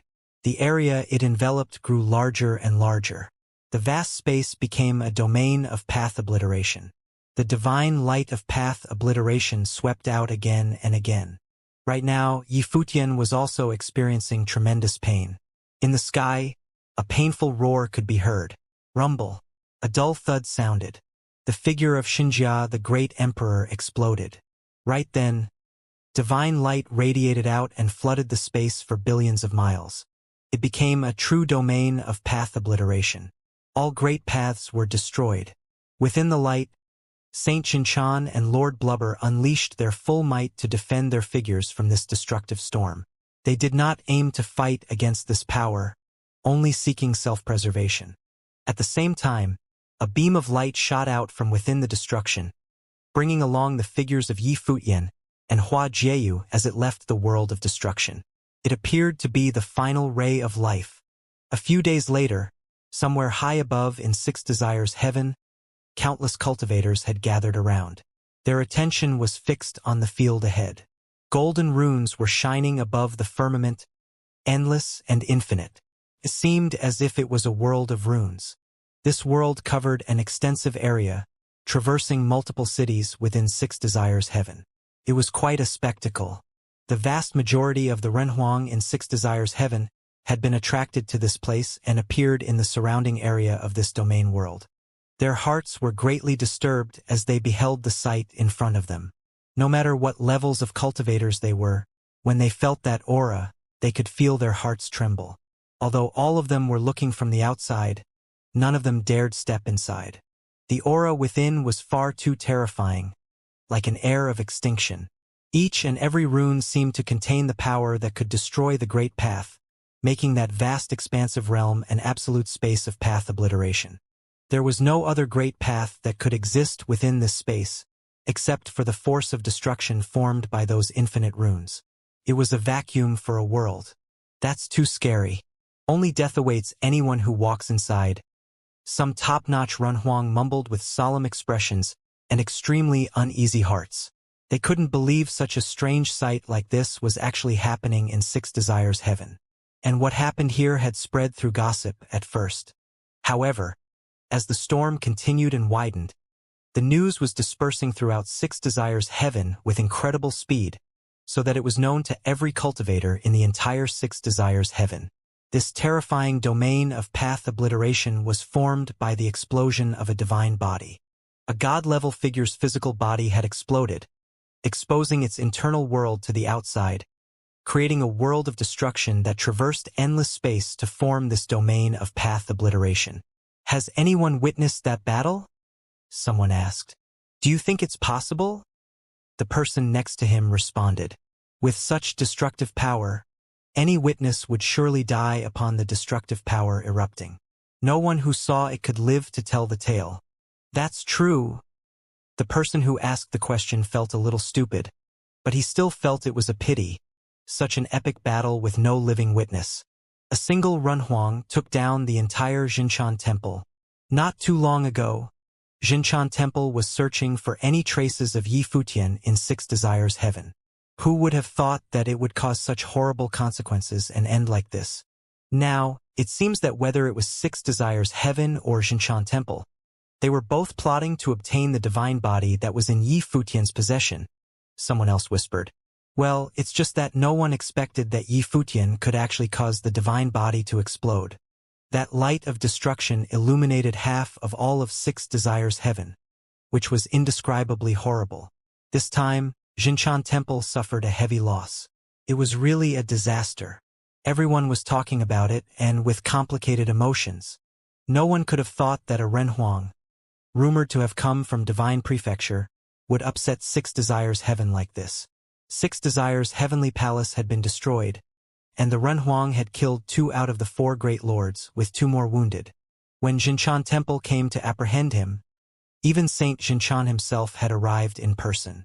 But in the end, it was said that almost all the cultivators from Xianxia temple were wiped out. Any cultivators below the realm of Saint Xianxia were completely obliterated. Even the deputy lord himself had perished under that attack of total annihilation. Another lord-level casualty in that utter disaster. Only Saint Xianxia was able to walk out of there alive. No one knew what Saint Xianxia had experienced in that storm of destruction. But they heard that when some witnesses saw Saint Xianxia emerge from that world of destruction, he was covered in blood, barely alive. That high and mighty saint had almost perished in this disaster. He was lucky that he got out with his life. However, even if one managed to survive the storm, it would be at a great cost. Even an existence such as Saint Xianxia was covered in blood and near death.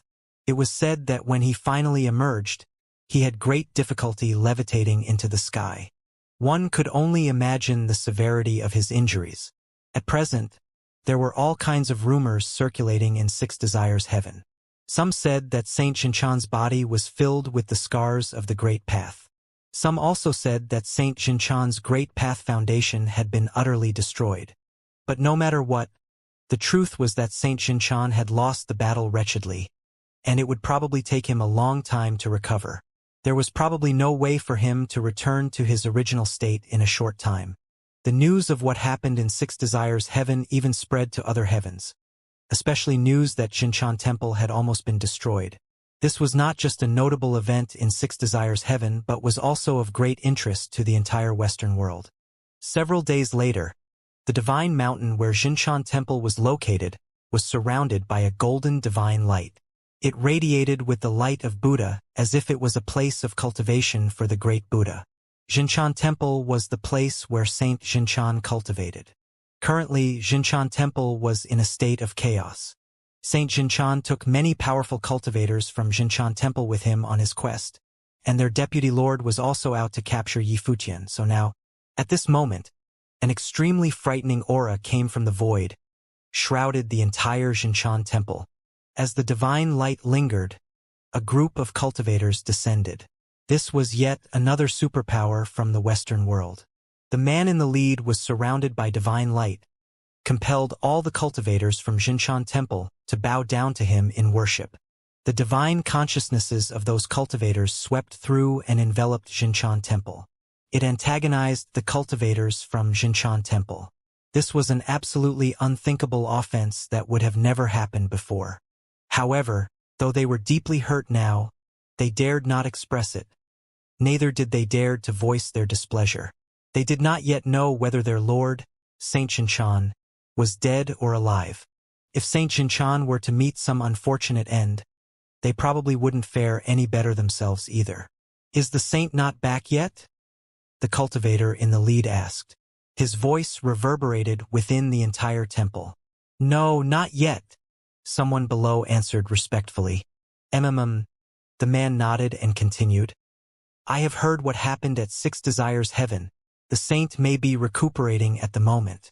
As for Xianxia Temple, in order to avoid interference from outsiders, I will stay here for the time being and wait for the saint to return.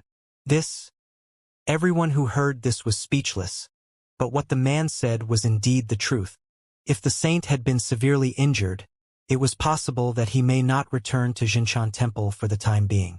After all, within the many years it took for him to cultivate to this level, he had accrued many enemies. So, there was no telling how many adversaries were lying in wait. Normally, no one would dare to do anything out of bounds like this. But if they knew that the saint had been injured severely, it would give some of them ideas. Therefore, the saint might not be able to return in the foreseeable future.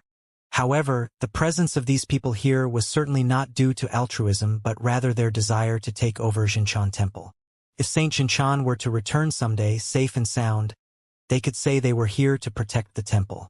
But if not, then, despite knowing the truth, no one dared to refute the man.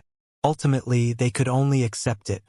Of course, all of them nodded but felt extremely humiliated inside. But what else could they do? This had to be the greatest humiliation that Xianxia Temple had ever suffered in 1,000 years.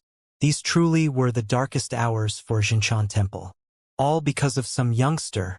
At Six Desires Heaven on an ordinary mountaintop was an ancient temple. At this moment, a man in tattered clothing was walking up the stairs outside the ancient temple with heavy footsteps, and he seemed a little tired. The ancient trees on both sides of the stairs swayed gently, covering the steps full of leaves. That figure, climbing up, seemed a little lonesome. As he climbed up, he came to the very top of the staircase, where a monk was sweeping the leaves. When he saw someone came up the stairs, he stopped what he was doing and said to the man while looking at him, Sir, this temple is not accepting donations or visitors. The man nodded gently as he clasped his hands in front of him and said to the monk, I passed by here because of chance alone. Or perhaps this was destiny. May I stay in this temple for a while? The monk put down his brooms and clasped his hands together in return as he bowed to the visitor and replied, We have rules in our temple that we do not accept donations, so naturally, we cannot receive visitors either. I hope you understand, sir. I am neither a pilgrim nor a visitor. Master must be able to see that I have suffered some serious injuries and require a place to rest for a while. I am here because of Buddha's guidance. May I be so bold as to ask if Master could make an exception and allow me to take refuge at the temple for a while. The visitor continued to speak. His voice sounded a little pathetic. Who could have imagined that Saint Xianxia, whose name rang throughout the Western world, would be begging like this just to find a place to quietly cultivate and recuperate for a while? Sir, please leave. The monk who was sweeping remained unconvinced. He continued in his effort to get rid of him. Saint Xianxia raised his head to look at the monk. An authoritative gaze appeared in his eyes. Just that gaze alone was enough to make the monk shudder. It was an innate temperament that was difficult to conceal, even if he had been severely injured. But it was only for a moment. All that majesty in his eyes disappeared in the next moment as Saint Xianxia silently turned around and walked down the steps, still looking a bit lonesome. He walked very slowly as if he could not move any faster. Someone walked out from the temple, looking at Saint Xianxia as he was leaving, and asked, Who was that? I don't know. The sweeping monk shook his head. Looked like someone with nowhere to go. Perhaps he wanted to con his way inside the temple. The person who came out nodded. There are many people like this. You don't have to be so polite every time. Very well. That sweeping monk nodded. He still remembered that look in the eyes of Saint Xianxia from before. It was an extremely complicated look and difficult to decipher. However, he was clearly a cripple who exuded no aura of cultivation. So why did he make him feel differently? Saint Xianxia heard the conversation between the two men, and his emotions were extremely turbulent. He never expected that one day he would end up in the situation he was in. But as of now, he dared not disclose his identity to just anyone. He was once the high and mighty lord of Xianxia Temple, but he had his shares of enemies over the years. In addition, many of his cultivators had been killed by Yi Futian on that day, when he caused that destructive power to erupt. If his identity were to be exposed and he was detected by someone with bad intentions, he would die very miserably. Right now, he was almost half disabled. He needed to find a quiet place to recuperate and recover for a period of time. He believed that, in time, with his strength derived from Buddhism, he would be able to get back on his feet, recover from his injuries, and return to his previous state of power. At a moment like this, he vowed he would make Yi Futian so miserable one day that the young man would wish for death. And also, that wife of his, Xianxia, had never suffered such humiliation as he did today. Many days later, in the great Brahma heaven of the Western world, in the void, a goddess-like figure traveled through the air. Her face was gorgeous and stunning. She was otherworldly. But at this moment, she was holding a person between her arms. This man was clad in white with white hair, deeply unconscious. However, his handsome visage could still be seen. These two were none other than Hua Jieyu and Yi Futian. On that day, Yi Futian caused the divine body of Xianxia, the great emperor, to self-destruct. The resulting terrifying power swept through Six Desires heaven. The divine body turned into a domain world of annihilation, sitting right above Six Desires heaven, destroying and slaughtering the cultivators from Xianxia Temple. However, Yi Futian also paid a heavy price in exchange. Even he didn't know what would happen, so he had planned for the worst possible outcome. He had discussed with Hua Jieyu, and they both agreed that they were willing to face all the consequences. Since they had been forced into this desperate situation, this was all they could do in response. They knew that once they had been taken away, their destiny would no longer be under their own control but would be under the control of the others. After Yi Futian's spiritual soul urged the divine body to explode, he used that last trace of power in the spiritual soul to bring Hua Jieyu out of that realm of annihilation and escaped that corner of the world. Afterward, his spiritual soul returned to his body and fell into a deep slumber. In that world of path obliteration, Hua Jieyu was almost wiped out as well. This time, the two of them were lucky to get out with their lives. Hua Jieyu had no expression on her face. She was only concentrating on moving forward. Ahead of her, a group of cultivators was coming towards them. They rode on a golden-winged rock and flew towards them with incredible speed. Mo Yunzi, the golden-winged rock, was connected with Yi Futian psychically and knew the exact location of Yi Futian, which was how he was able to locate them. Seeing their arrival, Hua Jieyu stopped right away. Blind Tai, Chan Yi, and the others stepped forward to check on Yi Futian's condition. Teacher. Little Ling and the others' expression was one of slight concern. Yi Futian's condition seemed to be more serious than they had expected. It had been so many days, and he was still in a coma. Let's find a place to stay first, said Hua Jieyu. Everyone nodded in agreement as they then stepped onto the back of the golden-winged rock. The divine bird spread its wings and started shuttling through the void. Xianxia Temple had no reason to bully and persecute us like this. Feng Xiuan looked at Yi Futian and said coldly, "We will have to decimate Xianxia Temple for good." Hua Jieyu watched them in silence. It seemed that they knew all that had happened. As if she heard Hua Jieyu's thoughts, Hua Qingqing continued, "Everything that occurred in Six Desires heaven caused a great disturbance. It may have already spread across the entire Western world. Here at Great Brahma heaven, we have also heard a lot of chatter about that battle."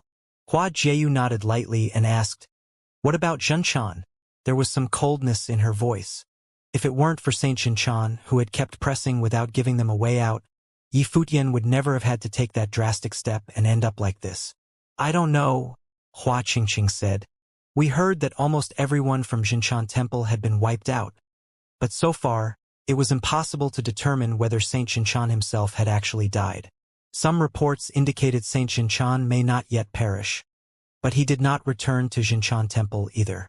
Temporarily, he had gone missing. It is possible that even if he did not fall, he might have been severely injured." Hua Jieyu nodded. Under that devastating attack, even if Saint Xianxia did not die from it, he would be so gravely injured that he probably used up 8 out of his 9 lives. His condition could not be much better than Yi Futian's. However, this was not enough. What she really wanted to hear was the news that Saint Xianxia had died. "We are here." It didn't take long for the group to land on an ancient peak. There, they would conceal their trail and avoid attracting unwanted attention. "Let's not bother with things from the outside for now, and let him recover and rest. Let's not go out for a while either," Chenyi proposed, and everyone agreed. Not long after they arrived in the Western world, they had already set off such a violent storm that shocked everybody within. After the battle at Six Desires Heaven, nearly all the top figures at Xianxia Temple had been killed or wounded. For the time being, no one bothered chasing down Yi Futian. Previously, Xianxia Temple wanted to apprehend Yi Futian because of the divine body of Xianxia the Great Emperor and the divine items that were in his possession. However, after that battle, everyone witnessed Yi Futian's resolution. The divine body self-destructed and exploded, turning into an endless domain world of path obliteration. The divine body was no more. Furthermore, it was pointless to continue plotting for the inheritance that Yi Futian had inherited from the great emperors. The determination that Yi Futian displayed made them realize that even if Yi Futian were to be taken, it would be difficult to force him to submit. Therefore, continuing to go after Yi Futian would get them nothing. However, Saint Xianxia was a cultivator of Buddhism who held exceptionally high status in the Western world. If Yi Futian were to really fall into the hands of certain people, it was probably something that would not bother him much. After all, without the divine body, Yi Futian's strength would be greatly limited. He would no longer pose a threat to those who had survived the divine tribulation of the Great Path. At the same time, this battle also introduced those in the Western world to a cultivator from Divine Prefecture. He was a white-haired genius talent who had also caused an uproar in the original realm. However, everything happening in the outside world seemed to have nothing to do with Yi Futian at the moment. He had not yet awakened from his deep slumber. Obviously, the trauma he had suffered this time was unprecedented. Even at his current realm and the strength of his spiritual soul could hardly bear the impact he received. So he had been in a deep sleep ever since. Time passed little by little. Although the influence of that battle remained, it was not talked about as much as time went on. However, the rush remained the same in Six Desires Heaven, as cultivators in the Western world were constantly going there. They wanted to bear witness to that domain world of path obliteration created by the self-destruction of the divine body. It had attracted the interest of everyone, especially those cultivators who were mighty and powerful. The divine body self-destructed, forming a domain space of its own. It had actually created an independent space between heaven and earth, which seemed totally incompatible with this place. Furthermore, no one dared to enter it lightly, as their power of the Great Path could be easily wiped out. After feeling the power within the domain of path obliteration, everyone couldn't help but think of Saint Xianxia. In that battle, what kind of terrifying scenario did the cultivators from Xianxia Temple experience? According to rumors, the Lord of Xianxia Temple, Saint Xianxia, did not perish. The news came from Xianxia Temple, so it should be reliable. There was no better entity to judge the well-being of Saint Xianxia than Xianxia Temple. However, he had not gone back to the temple either. Anyone who felt the aura of destruction in this domain understood that even if Saint Xianxia survived, he probably did so at a great cost. He would probably not be returning to Xianxia Temple for the foreseeable future and would do well to conceal his whereabouts. In the meantime, many cultivators had gone to Xianxia Temple and were openly staying there, waiting. Saint Xianxia aside, Yi Futian was no better than the other man at the moment. Upon the ancient peak, there was a structure at the edge of the cliff. It was extremely quiet, and a beautiful goddess was sitting there silently. Behind her, a white-haired figure laid without movements or sound, but a breath of life could be detected, flowing upon his body. Even though Yi Futian had fallen into a deep sleep, this life force seemed to automatically nourish his body and spiritual soul. Gradually, signs of life slowly appeared on Yi Futian's face. Hua Jieyu clearly remembered that after the battle, Yi Futian had almost fallen into a deadly slumber. Only a mysterious force maintained his weakened vitality, which was associated with Yi Futian's superior ability in self-healing. Hua Jieyu also knew a lot about this and knew how tenacious Yi Futian's life force could be. Therefore, although she was worried, she firmly believed that Yi Futian would eventually get better. He could heal himself, it was only a matter of time. As time passed, in a blink of an eye, it had already been 2 years since Yi Futian and the others arrived in the Western world. Yi Futian had thought that this trip would not have taken them long, but he did not expect that he would still be in a coma 2 years after they arrived in the Western world, not yet ready to wake up. In the courtyard upon the ancient peak, a figure stepped forward. She glanced at the woman in front of her and the figure lying quietly there and whispered, "His aura of life has already returned to its fullness. How come he has not woken yet?" The one who was asking was Hua Qingqing. Hua Jieyu turned her head to glance at Yi Futian. At this time, Yi Futian was completely covered by the aura of life, and there were even currents of the great path that surrounded him. His breath of life had been completely restored, but still, he was deep in his slumber. Shaking her head gently, Hua Jieyu whispered in a low voice, "His breath of life is restored, so he should be fine. Perhaps he was still sleeping because his spiritual soul has not yet fully recovered." Ultimately, it was the power of his spiritual soul that he consumed in that battle. "Maybe it is developing in a better direction," Hua Qingqing said softly, and Hua Jieyu nodded. It was possible. Perhaps after such a tremendous consumption of his power, if Yi Futian fully recovered, with his tenacity, he might have gotten stronger. His life spirit had always had an unimaginable resilience that was almost frightening. How about the young ones? Did they go down the mountain again? Hua Jieyu asked. The young ones she was referring to included Fang Xiyuan and Little Ling. After settling down here for a while, the 4 of them would often go down the mountain and walk around the city. The influence of that battle waned and almost no one knew about them, at least not in the great Brahma heaven where they were at. Hua Qingqing nodded. They are still so young, and it was understandable that they can't stay put like us. The trip they took down the mountain was also for the sake of experience. Wasn't that the original reason for bringing them here? Uncle Tai is with them, so nothing will happen. In this city, Uncle Tai's cultivation is sufficient to keep them safe. Hua Qingqing continued. Hua Jieyu nodded in agreement. The 4 youngsters treated her as their masteress, with respect. They saw her as their own elder, which she could clearly feel. Now the group was like family, and she started seeing those 4 little ones as her own. In fact, all 4 of them were in the realm of Renhuang, so nothing could really happen to them. Therefore, there was no need to worry about them wandering around.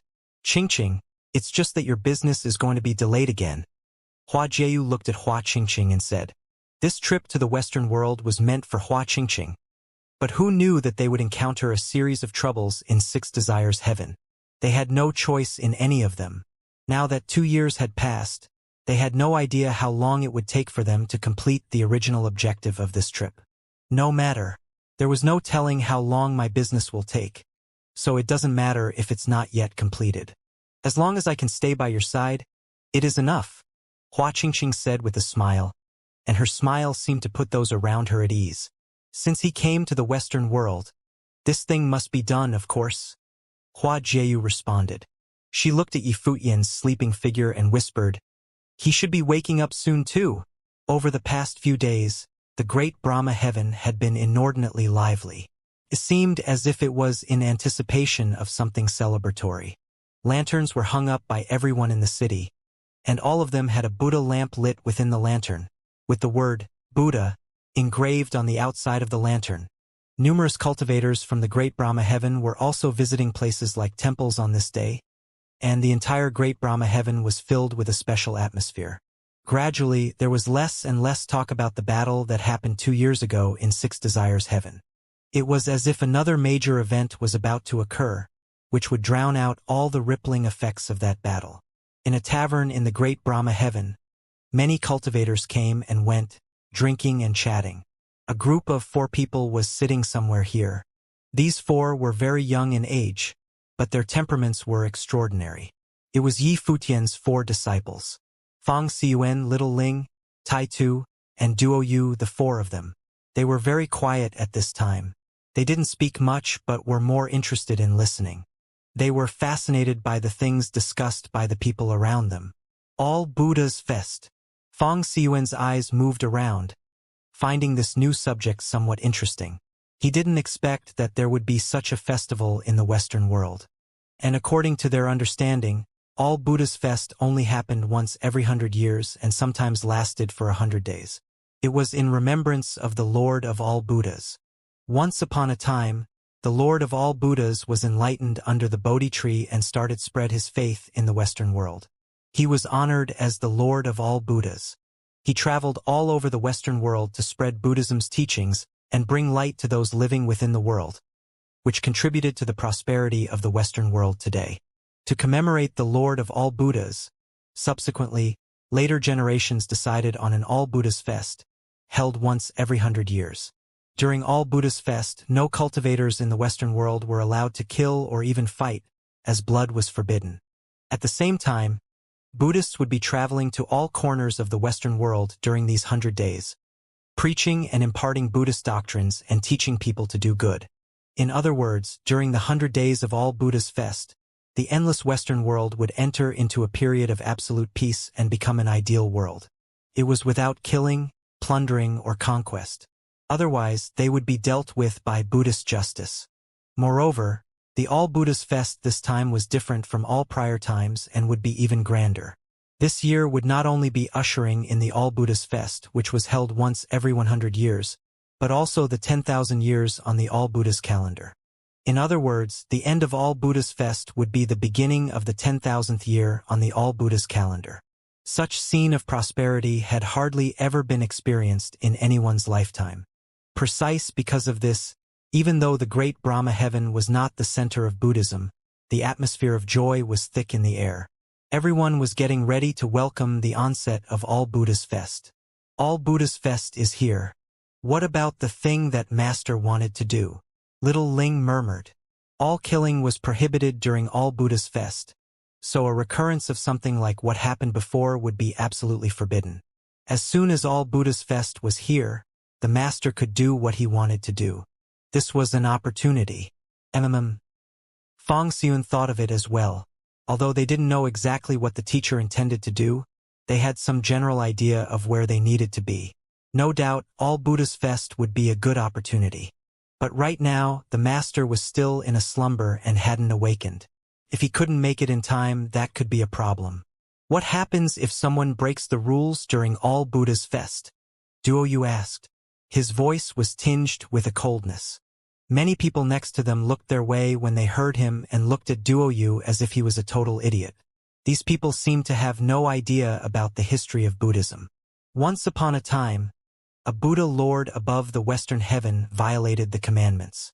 Later, he died in the parinirvana, otherwise known as the Great Entrance into Perfect Rest, as a warning to future generations. That Buddha lord, at the time, was one of the top 10 Buddha lords in Western heaven. A cultivator next to him said indifferently, which caused Fang Xiyuan and the others to feel a slight concern. Duoyu nodded slightly on the side, taking it all in. What if someone was trying to harm me, but I resisted and killed the instigator? Duoyu continued, wanting to clarify the situation. He sensed that this All Buddha's Fest would be an opportunity for his master. If the master did not wake up, they could assist the masteress to do what the master wanted to accomplish. And this matter seemed to have something to do with the masteress and Hua Qingqing. Not guilty in that case. The person next to him responded. Duoyu nodded in return. Thank you. He didn't ask anything anymore because now he had some basic understanding of All Buddha's Fest rules. Your temperaments are extraordinary. Conceivably, you must be from an exceptional clan. At your level of cultivation, you should have known about these things. Next to them, a fair-looking man in white played with his cup with a smile and said, So, may I ask where are you from? The rest of the people inside the tavern realized this as well. These 4 people had a superior temperament. They definitely were unusual. But the rules of All Buddha's Fest were indeed common knowledge, known to all Buddhist cultivators. Even young people would have heard about it. These people didn't seem to know anything, which was very strange. Fang Xiyuan showed alertness in his eyes when he heard the man's question. He thought that this person was pretty sharp. He smiled and replied, "The four of us have been following our master to cultivate in solitude since we were kids. It wasn't until recently that we have been coming out a little more in the world. It was not so strange that we are unfamiliar about some of the things in the world." And he was not lying. Indeed, they had been cultivating in isolation. In Four Corner Village, they didn't know much about anything. Even the divine prefecture was a strange entity to them, never mind the Buddhist Western world. This is a coincidence, then. Previously, I was also cultivating with my master away from worldly disturbances and only stepped into the world not long ago myself, precisely because of the arrival of all Buddha's fest. If you have just come to this world, you should have some understanding of the fest and not be completely ignorant of it. Moreover, you seem to be very interested in all Buddha's fest, enough to make inquiries. Could it be that your clan is also unfamiliar with all Buddha's fest? The man in white continued. His face was fair but with a strangely wicked attraction. He appeared to be about 30 years of age but appeared quite unfathomable. Fong Xiuan and his little group were a little annoyed now. This man's tone was getting to be a little too aggressive. "What's it to you?" Little Ling replied coldly, but Fong Xiuan asked instead, "Our elders have not mentioned it to us. Presumably, they knew that we would be asking around and didn't think it necessary. Is there a problem with that?" The man in white smiled as he took a sip of wine. But then he put down the cup and turned to face them, looking at Fong Xiuan's table. In an instant, a terrible golden ray gleamed from his eyes, and the light of Buddha was shining. Those eyes of his seemed to be able to see through everything. And this one glance caused the faces of the four youngsters to change suddenly.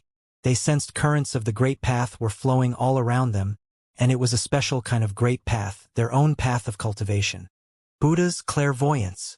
The cultivators in the tavern were astounded when they saw the sight before them. The eyes of the man in white seemed to have turned into the eyes of Buddha, capable of seeing through everything. Any cultivator would have nowhere to hide in front of those eyes. It was him. Everyone could think of only one person, and their hearts were uneasy. Zhu Ho was a disciple from the Zhu family, one of the top principalities in Jinan City in the Great Brahma Heaven. Zhu Ho had shown unparalleled talent since he was a child and was sent to the Holy Land of Buddhism to cultivate. He was the only cultivator in Jinan City to be selected by the Buddhist sect.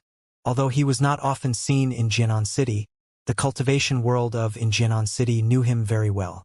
Now, he seemed to have returned. It must be on account of the All Buddha's Fest. All Buddha's Fest was the premier grand event in the Buddhist world. It was not surprising for Zhu Ho to come back home at this time. Indeed, Zhu Ho had completed his cultivation of the Buddha's clairvoyance, which was a most supernatural ability in the world of Buddhism. It enabled its cultivator to see through everything, including the types of cultivation practiced by the others. At this moment, Zhu Ho's heavenly eyes fixed on the four cultivators, still surrounded by the light of Buddha. Fong Xiuan and the other three stood up at the same time, looking at Zhu Ho, quite displeased. However, Zhu Ho didn't seem to care. He was still sitting there quietly. It seemed as if he was not aware of any of it. Natural hidden ways, Zhu Ho muttered to himself, still staring at the four of them. He continued, Jinan City is not one of the top cities in the Great Brahma Heaven for cultivation. It was not surprising that the sudden appearance of four cultivators with natural hidden ways piqued my curiosity. What clan are you from and what is it exactly? Where are the four of you coming from? Fong Xiuan and the others were more than stunned. Zhu Ho's eyes were so sharp and ruthless that he saw the four of them were born with the way. They cultivated in the village and were indeed born with the hidden way. Later they received tutelage from the teacher himself in cultivation. It was true they were extraordinary, far beyond those common cultivators. It could be said that the conditions of their cultivation were unparalleled, hence Zhu Ho's realization of just how exceptional they were. Under the Buddha's clairvoyance, he could see that they had natural hidden ways about them. We have to go now, Fong Xiuan said coldly. As soon as his voice faded, he glanced at the other three and turned around to leave. Fong Xiuan was, by nature, passionate and impulsive. He was prone to mischief in the village when he was younger. Although he was of age now, His personality did not change much. However, now was not the time to do anything stupid, and the last thing he wanted was to provoke someone and cause more trouble for his master. The others understood and followed Fang Xiuan to leave. However, an aura of the Great Path fell directly on them, as several Runhuang intercepted them in different directions and sealed the tavern shut. Zhu Hou sat there quietly. He continued to drink his cup of wine. His manner was light and breezy. Fang Xiuan turned to look at him and said, "We don't know each other, so there is no need to act like this. But I am interested in the four of you," Zhu Hou responded. He stood up and walked toward the four of them. "The four of you know nothing of all Buddha's fest, yet you were born with natural hidden ways, each with different abilities with independent elements that may not come from the same discipline. I assure you, I am quite curious about the four of you." Outside the tavern, a blind man was working his way in the direction of the tavern from a distance. It was Blind Tai, of course. But at this moment, there was another middle-aged man who emerged in front of him. This middle-aged man exuded a horrific aura as the currents of the Great Path continuously flowed all over his body. He was watching Blind Tai with extreme alarm, but his realm was about the same as his opponent, the pinnacle of Runhuang. He got in front of Blind Tai. Obviously, he was the cultivator who was secretly protecting Zhu Hou, just like Blind Tai was keeping Fang Xiuan and the other three youngsters out of trouble. Fang Xiuan and the others knew that Blind Tai had been intercepted. Clearly, the identity of this man in white was more than meets the eye. "What do you want to do?" Fang Xiuan turned his head and asked the man in white. "I don't want to do anything. It is purely out of curiosity that I want to see who you are and where you come from." The man in white stood up, inspecting the four with those heavenly eyes. An invisible storm of the Great Path blew up in the tavern. Instantly, everything in the tavern was shattered into nothingness. The cultivators inside evacuated quickly to get out of their way. Soon, the only ones left were the man in white and the cultivators behind him, as well as Fang Xiuan and his companions. Fang Xiuan and the others had a displeased look on their faces. Just for pure curiosity? This didn't make any sense. With the onset of all Buddha's fest, the world of Buddhism would usher in a period of absolute peace. Even those cultivators with long-standing grievances would not be able to act for quite a while. Therefore, right before all Buddha's fest, the world of Buddhism would often experience a period of chaos, with many people hasten to resolve disputes or to act capriciously. Once all Buddha's fest arrived, there would be a long period of time for things to settle down. As for Zhu Hou, he was beyond certain that these four were no cultivators from Jinan City. It was rare to see four great cultivators who were born with the natural hidden way. It was natural for him to want to take a closer look. When Buddha's clairvoyance was released, his eyes suddenly became more petrifying. He seemed to see through everything, and once again, his eyes were directed at the four of them. When these eyes locked onto theirs, Fang Xiuan and his companions felt a prickly pain in their own eyes, as if the heavenly eyes had pierced their eyes, to penetrate their consciousnesses to spy on their cultivation. Boom! The four exploded with the power of the Great Path at the same time. Their bodies levitated into the air with force. Zhu Hou was too audacious, blatantly spying on them without reservation. Naturally, they could not sit here and waiting for him to pick them off. "I saw divine methods. You have the inheritance of the great emperor hidden on you." Zhu Hou's eyes were particularly frightening. Just now, he seemed to have seen some imageries in his mind, and just as he had thought, these four youths had unusual origins. At this moment, Zhu Hou's eyes were growing solemn. His body slowly elevated into the air, and his white robes fluttered as his eyes fixed on the four. Divine light radiated out of those terrifying eyes again, looking at Fang Xiuan and his companions.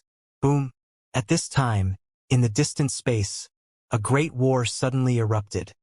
It was Blind Tai who acted. Although he couldn't see, he couldn't be more clear about everything that was happening around him. Zhu Hou's realm was considerable. He was a cultivator in the realm of Middle Runhuang. Fang Xiuan and the others wouldn't be able to counter him effectively. More importantly, the ability that Zhu Hou cultivate was dangerous and mystifying. He possessed the Buddhist method of Buddha's clairvoyance, so he could spy on everything and enter their consciousnesses.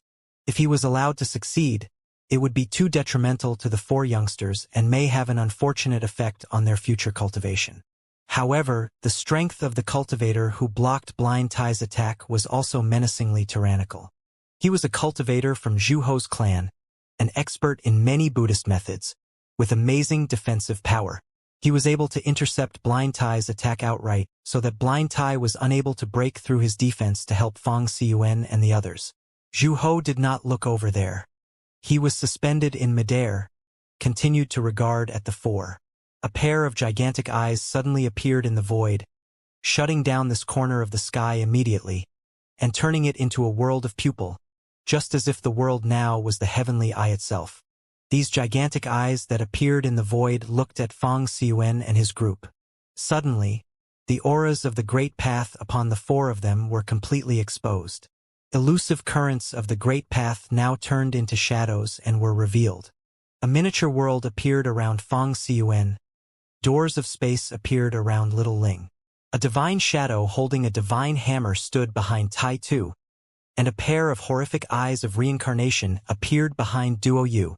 Zhu Ho had a satisfying look in his eyes when he saw the images before him. He said in a low voice, "It's truly incredible. Tell me now who's your master and where you are from." Buzz. Fang Xiyuan's figure was gone in a flicker. Spatial divine lights appeared in the void, approaching Zhu Ho with all due speed. However, even those spatial lights, nearly invisible, could not escape the heavenly eyes, which saw everything with ultra-clarity. Fang Xiyuan's every movement seemed to be magnified and in slow motion. None of them had escaped Zhu Ho's awareness.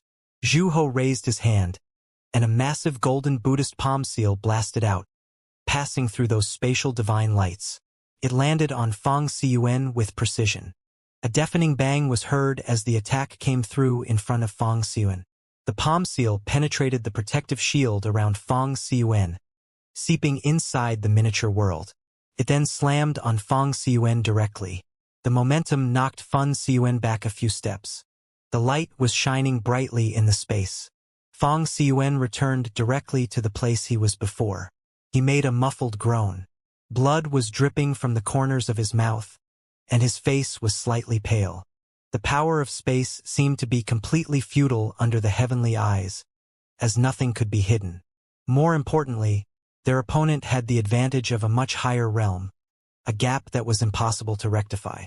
It was simply inconceivable for Fang Xiyuan to get any closer and injure his opponent under these circumstances. As a result, he was repelled readily enough by a single blow. Zhu Ho's gaze fell on Fang Xiyuan, and a hint of excitement flashed across his eyes. Those born with the natural hidden ways are truly full of surprises. The body is the body of the Great Path, indescribably elusive. It was difficult to capture were it not for the Buddha's clairvoyance.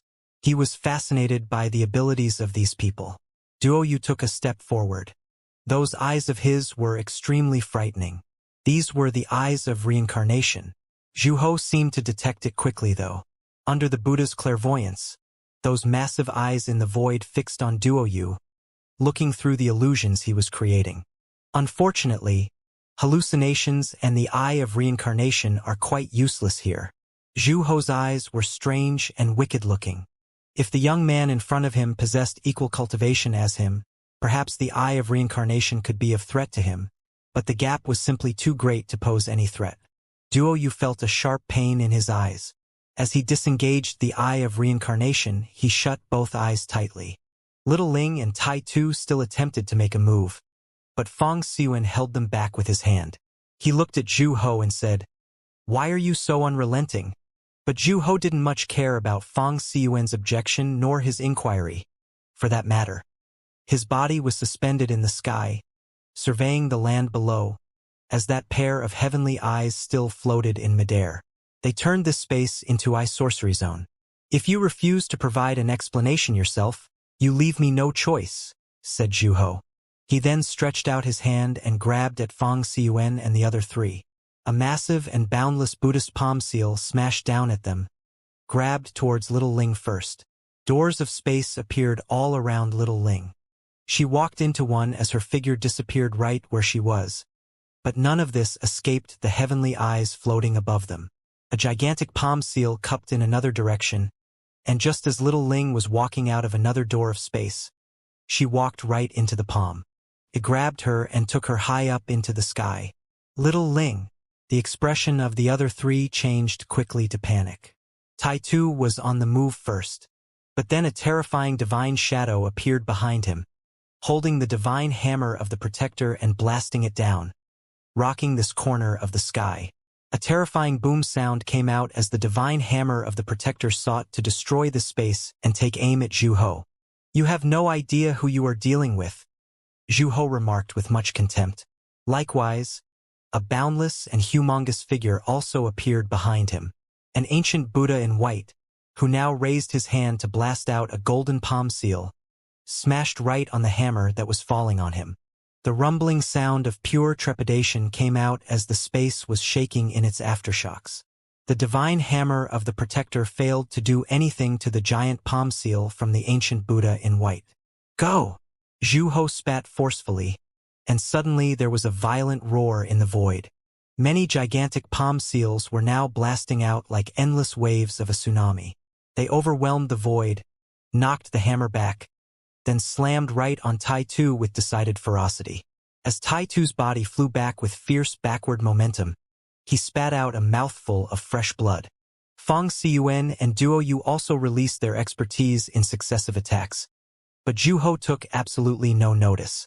With a wave of his hand, thousands of Buddhist palm seals blasted out, sheltering the sky and cleared out all the space. In a blink of an eye, all three of them were injured in that powerful attack and forced to retreat. Faced with absolute realm advantage, Fong Xiyuan and his companions had no way of asserting the true scope of their strengths. Whether they were born with natural hidden ways, cultivated in divine methods, or instructed by deities, none made any difference. The gap between their realms was irreparable. In this great path domain, fierce roars of battle cries could be heard as the battles raged on. Blind Tai desperately fought to gain any grounds forward, wanting to break through the defense that was hampering him so that he could render support to those youngsters. His divine consciousness penetrated the great path domain formed by the heavenly eyes and scanned inside. It was as if he could see everything that was happening. Iya! At this moment, a long, sustained whistle was heard. It was the sound uttered by some demonic beast. Blind Tai's divine consciousness went to that side and perceived the golden divine light that broke through the clouds and mist in the sky behind them. It was the golden-winged roc, and several figures were riding on the back of the roc. The man in the lead was clad in pure white with white hair, unparalleled beyond words. Sensing this, Blind Tai retracted much of his aura. Finally, he woke up. Now that he was here, the situation at hand would be resolved in no time. The golden-winged roc swooped down as a golden light broke through the space, aiming directly at that area of the Great Path. With a loud bang, that area of the Great Path was penetrated through and split wide open, suddenly exposing the battlefield within. Zhu Ho muffled a groan as his body was repelled back involuntarily. The expression on his face changed slightly as he looked at the huge divine bird that appeared and the figures that were standing on the back of the divine bird. "Master!" Fong Xiyuan and Taitu's eyes lit up when they saw the figure on the back of the divine bird. Their master had finally woken up from his slumber and come to their rescue just in time. "Master!" Zhu Ho looked at the figure on the back of the divine bird, frowning slightly, and a touch of coldness instantly flashed through his eyes. A cultivator walked out from behind him and got in front of Zhu Ho, who still had little Ling in his clutches. He was worried that the other party would suddenly unleash fatal attacks on Zhu Ho. Buzz! A light suddenly lit up on the back of the divine bird, and bright light instantly illuminated all over this space. Many had to close their eyes immediately because the light was so blinding that they could see nothing but the light. Under this light, there was a sound that came out, and Zhu Ho's expression suddenly changed. When the light disappeared, the humongous palm seal was shattered and fell from the sky, and the figure that he was holding had been brought back to the back of the divine bird already. The method of light. There was slight disbelief in Zhu Ho's eyes. These cultivators were far too mysterious. The 4 youngsters were all born with a natural hidden way, and now there was someone who was an expert at the method of light. Who were these people? And where did they come from? Thank you, Uncle Chin. Little Ling looked at the people on the rock and whispered, Master, Masteress. As she was speaking, she kept her head bowed slightly as if she had done something wrong. She had caused this trouble for the master. Little Ling, are you okay? Yifutian said softly with some indulgence. Little Ling shook her head, and when Yifutian saw her reaction, he knew what she was worried about. As long as you are okay. Yifutian smiled and rubbed her head. He then turned his attention to Zhu Ho as his eyes fell on him. Zhu Ho's heart shuddered when he saw those eyes, as he immediately sensed a strong danger lurking. A middle Renhuang. Yifutian glanced at Zhu Ho and said, And you think you are pretty strong, don't you? A cultivator in the realm of Middle Renhuang bullying 4 young cultivators with lower realms. Zhu Ho looked at Yifutian and bowed slightly, saying, I am Zhu Ho of the Zhu family in Jinan City, a disciple of Buddhism. In the Western world of Buddhism, those who claimed to be disciples of Buddhism were widely believed to be the cultivators of Orthodox Buddhism. Zhu Ho obviously thought of himself as orthodoxy. He was trying to remind Yifutian of his status as such and warning him not to act emotionally or lightly. He could feel a sense of danger exuding from Yifutian, Chen Yi, and the others, but Yifutian seemed not to have heard it. He raised his hand and grabbed across the void. The aura of the Great Path whizzed out from those in front of Zhu Ho and rushed towards Yifutian. However, Chen Yi took a step forward, and suddenly rays of light radiated outward, immediately extinguished their power of the Great Path. Boom! Yifutian's giant palm seal slammed down and took hold of Zhu Ho's body, picking him up. It was exactly what he did to Little Ling before. Zhu Ho's body roared with the power of the Great Path, struggling to get free as he tried to rid of the giant palm seal. However, his power was no match to that of Yifutian's. The power gap between them was even greater than the gap between Little Ling and Zhu Ho. There was simply no way for him to break free. In the distance, the cultivator of the 9th realm, who had tangled up Blind Tai, now tried his best to get himself off the battlefield to support the others. But just at this moment, Blind Tai, holding the divine hammer of the protector and smashing it down. Instantly the earth cracked, and the sky howled, suppressing this corner of the sky entirely, not giving him a chance to extricate himself. It was just as what he had done before. It was a rather appropriate response. I am a disciple of Buddhism. Zhu Ho was struggling as he appealed to Yifutian once more. All the surrounding figures came forward, and all of them were Renhuang cultivators. One of them said, We from the Zhu family of Jinan City. May we ask for your name, sir? However, Yifutian didn't seem to have heard any of those voices. He continued to focus on Zhu Ho and asked, Fang Suan, what was he doing to you guys before?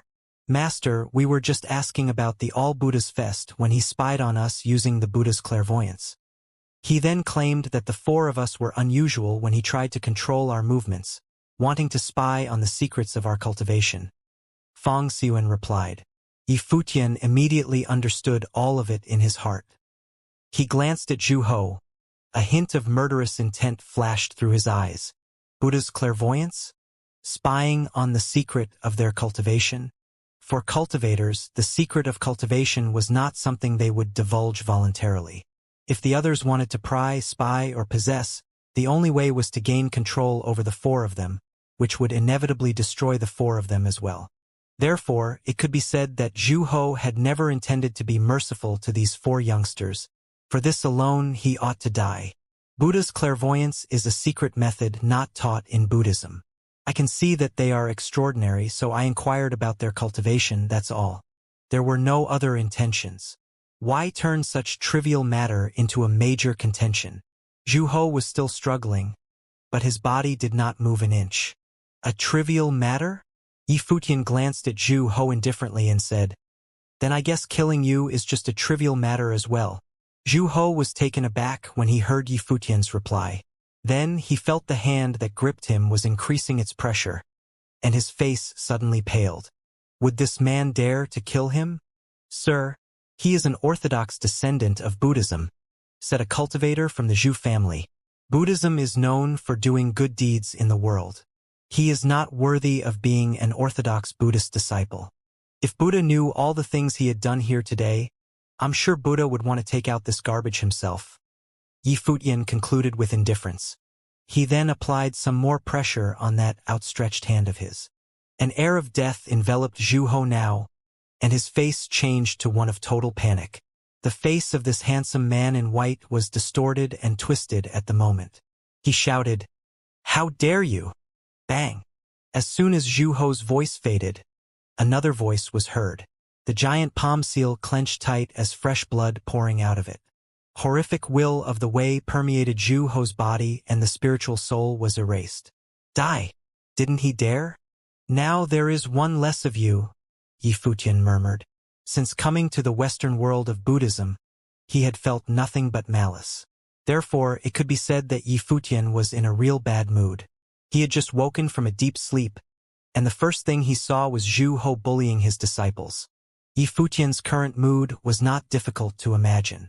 Zhu Ho aside, he had already slaughtered quite a few cultivators who had survived the divine tribulation of the Great Path. Even several Lord-level characters had perished because of him. Indeed, garbage like Zhu Ho would not be missed. Disciple of Buddhism? Even someone like Saint Xianxia was still status unknown and missing in action.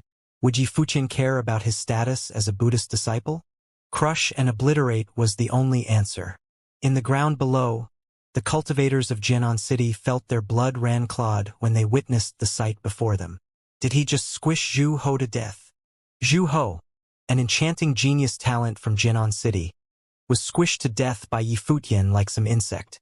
Perhaps even Zhu Ho himself would never have dreamed that he would die this way. If he could, he would have never provoked Fang Xiuan and the others. Because of a conflict that he instigated, it led to his own immediate death. It was a turn of events that was all too unimaginably cruel. The cultivators from the Zhu family were also stunned motionless and watched Yifutian simply squash Zhu Ho to death. No one could anticipate that Yifutian would be so decisive and overbearing as to crush Zhu Ho to death without another word. They didn't even have the time to react when they saw the end of Zhu Ho. Boom! Boom! A horrific atmosphere was released. All the cultivators from the Zhu family were furious when they saw Zhu Ho being slaughtered. Several top Renhuang and many upper Renhuang released their power of the Great Path at the same time, covering the sky and sheltering the sun as a frightening coercion descended from the firmament. "You killed my son. You must now die!" A middle-aged Renhuang in the void roared furiously. It was Zhu Ho's father, who was a cultivator of peak Renhuang. Yifutian surveyed the crowd, his eyes cold and indifferently, his face expressionless. It's always the father's fault when the son is undisciplined. Yifutian spat out his verdict in a cold voice when he saw the man coming at him. He then raised his hand to the sky, and instantly, a divine sword penetrated through the space, regardless of the distance. The streamer of swordsmanship pierced the great path and tore through the void. The body of Zhu Ho's father, who was in mid-descend, gave a violent tremble. Then he stopped in the void as a light put a hole through his body. He looked down and saw a sword ray appeared on his own chest. Suddenly, intense fear was written all over his face. No. He let out a great howl, and then his body, too, exploded and pulverized into millions of particles, turning into nothingness as he perished. Previously, when Zhu Ho was bullying Xiaoling and the others, no one seemed to bother to step in and stop it. From the perspective of the Zhu family, it must have seemed like a matter of course for no one to interfere. That being the case, for them to try to interfere now, they deserved to die. Chun Yi took a step forward. In an instant, countless rays of light appeared on his body as absolute light shrouded the boundless space, blinding everyone's eyes. For a time, this world seemed to have turned into a world of light. The light drowned out everything, including those cultivators. Those cultivators from the Zhu family who were attacking them were pierced through and through under the light. Their bodies turned into countless spots of light as their ghostly faces appeared in the void. Faces that were frozen with great fear. Dead. When the light dissipated, All the cultivators who attacked Yifutian and his people perished and were overwhelmed by the light. It was as if they had all been purified by the light. Yifutian and his people were so terrifyingly powerful that Renhuang simply posed no threat to them. They were in such an invincible position that continuing to fight them was unthinkable. The Zhu family had borne the brunt of this catastrophe. In this city, the Zhu family was almost standing at the pinnacle of all the familial principalities. As Zhu Ho was also a cultivator of Buddhism and had acquired special Buddhism methods. This gave the Zhu family the semblance of the premier family in Jinan. Considering his background, it was not hard to understand that Zhu Ho was accustomed to behaving carelessly and with imprudence. When he saw the four young unusual Renhuang within his reach, it was natural that it piqued his curiosity. And when he realized they were cultivators with natural hidden ways, his desire to get to the bottom of it was even stronger. He could never foresee the catastrophe caused by the pursuit of his unwise curiosity. No one could have known Zhu Ho's final thoughts before he died. He died so quickly that as soon as his voice faded, he had already been obliterated. Insolent creatures! A voice came from afar, reverberating as if from a giant bell. It fell from the sky like the voice of a heavenly deity. High above the sky, rays of terrifying divine lights spilt as a group of cultivators appeared above the void. Everyone raised their heads to look at the sky, and when they saw these exceptional figures, their hearts trembled. This was a cultivator from the Great Brahma Heavenly Palace, the peak power of the Great Brahma Heaven. Zhu Ho was a candidate chosen by the Great Brahma Heavenly Palace to cultivate Buddhism. Therefore his return was accompanied by several cultivators from the Great Brahma Heaven. They could never imagine the manner of death in which Zhu Ho was slaughtered here. Yifutian raised his head and glanced at those cultivators in the void. His expression was one of cold indifference. A scanning by his divine consciousness had already revealed to him the cultivation of these cultivators. No one here had survived the divine tribulation of the Great Path. Therefore, they posed absolutely no threat. Ultimately, this was just a city inside of Great Brahma Heaven. Although the Western world was powerful, its overall power was perhaps only comparable to the divine prefecture and not much stronger. In the city of Great Brahma Heaven, the most powerful person was probably a peak-level Renhuang. Someone who had survived the divine tribulation of the Great Path could probably only be found in the main city of Great Brahma Heaven. Who are you? And why are you slaughtering these people here? The cultivators from Great Brahma Heaven looked down at the ground below, his eyes cold. You didn't bother to intervene before, so don't bother intervening now, Yifutian replied casually. He was not in the least bit perturbed. Jinan City is part of the territory ruled by our Great Brahma Heavenly Palace. What matters can't we choose to intervene in within all of Great Brahma Heaven? The cultivators in the lead responded coldly and aggressively. Is that so? Yifutian revealed a hint of contempt and said, in that case, do you want to try to intervene? The eyes of the lead cultivator from Great Brahma Heaven sharpened when he regarded Yifutian. He thought him insufferably arrogant. Someone dared to be so impertinent in the Great Brahma Heaven. White clothing and white hair. Cultivation is Renhuang of the 8th realm. A cultivator from the Great Brahma Heaven whispered, surprising all the others within earshot. 2 years ago, a massive storm had erupted in Six Desires Heaven that swept through the Western world. All the top principalities had heard about it. Several Lord-level figures had perished then. Saint Xianxia was still missing to this day. Xianxia Temple had almost collapsed completely because of it. A world of path obliteration had come into being in Six Desires Heaven due to that uproar. And the main player of that storm was rumored to be a handsome young man in white with white hair. A Renhuang of the 8th realm. And the young man in front of them, there was a sudden change in their eyes, as they now assessed Yifutian seriously and with caution. Gradually, the momentum that they were carrying disappeared without the arrogant dominance that they had before. Was it really him? And he didn't die in that conflict? If it was really the main player of that conflict, given that he had already slaughtered several Lord-level figures with Saint Xianxia remained missing because of him, how could a Buddhist disciple like Zhu Ho mean anything to him? Would he care about killing a few more cultivators from Great Brahma Heaven?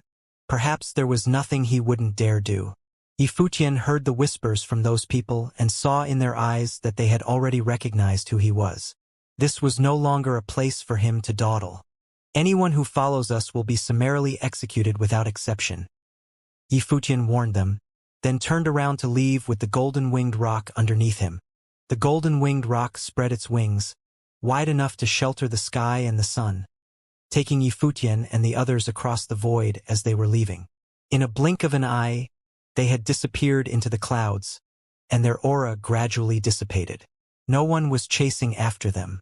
After they caught on to Yifutian's true identity, these people from Great Brahma Heaven dared not make any reckless moves. After all, what Yifutian did in Six Desires Heaven was too unbelievably shocking. What's going on? Those who were around him did not yet understand the scope of what had just happened. However, the people of Great Brahma Heaven just watched them leave. No one dared to pursue them on account of Yifutian's final warning. It's him. 2 years ago he came from Divine Prefecture, caused a great uproar in Six Desires Heaven, and Lord Six Desires died because of him. Saint Xianxia is still missing to this day, someone said. This immediately caused lots of chatter. Was it really him? If this was true, then Zhu Ho was really unlucky. His provocation had attracted unwanted attention from a major Terminator. No wonder he felt those 4 young people were so extraordinary. They were all disciples of Yifutian. Was Yifutian really a genius talent as they had purported? However, it was said that he had lost the divine body of Xianxia the Great Emperor, so he would no longer battle with the aid of the divine body. This would inevitably weaken his battle effectiveness considerably. Even so, the people of Great Brahma Heaven were still in shock, and no one dared to challenge him. After Yifutian left, he didn't think about how others thought of him. Above the void, the golden-winged roc soared between the clouds and the mist, traveling with incredible speed. Although there was still not a peep from Saint Xianxia, and no one chased them, the revelation of his true identity still had its inherent danger. Leaving this place as soon as possible was the wise thing to do.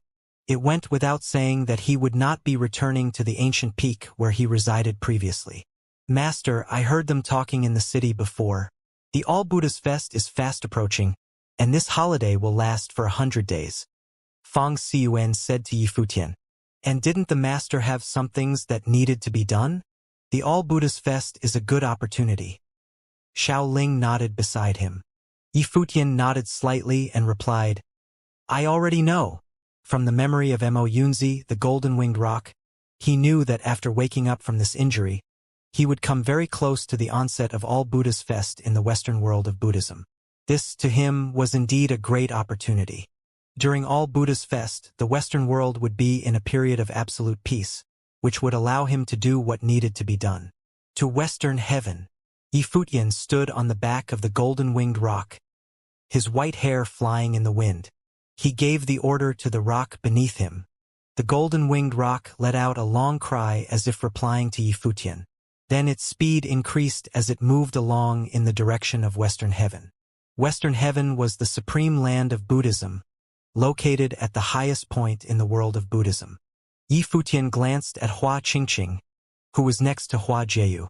On this trip to Western Heaven, no one knew what was held for any of them. As to Hua Qingqing, what would fate hold for her? They had 2 goals for coming to the Western world. One was for trial, and the other was to send Hua Qingqing to Western Heaven. And now, they were finally heading towards their destination.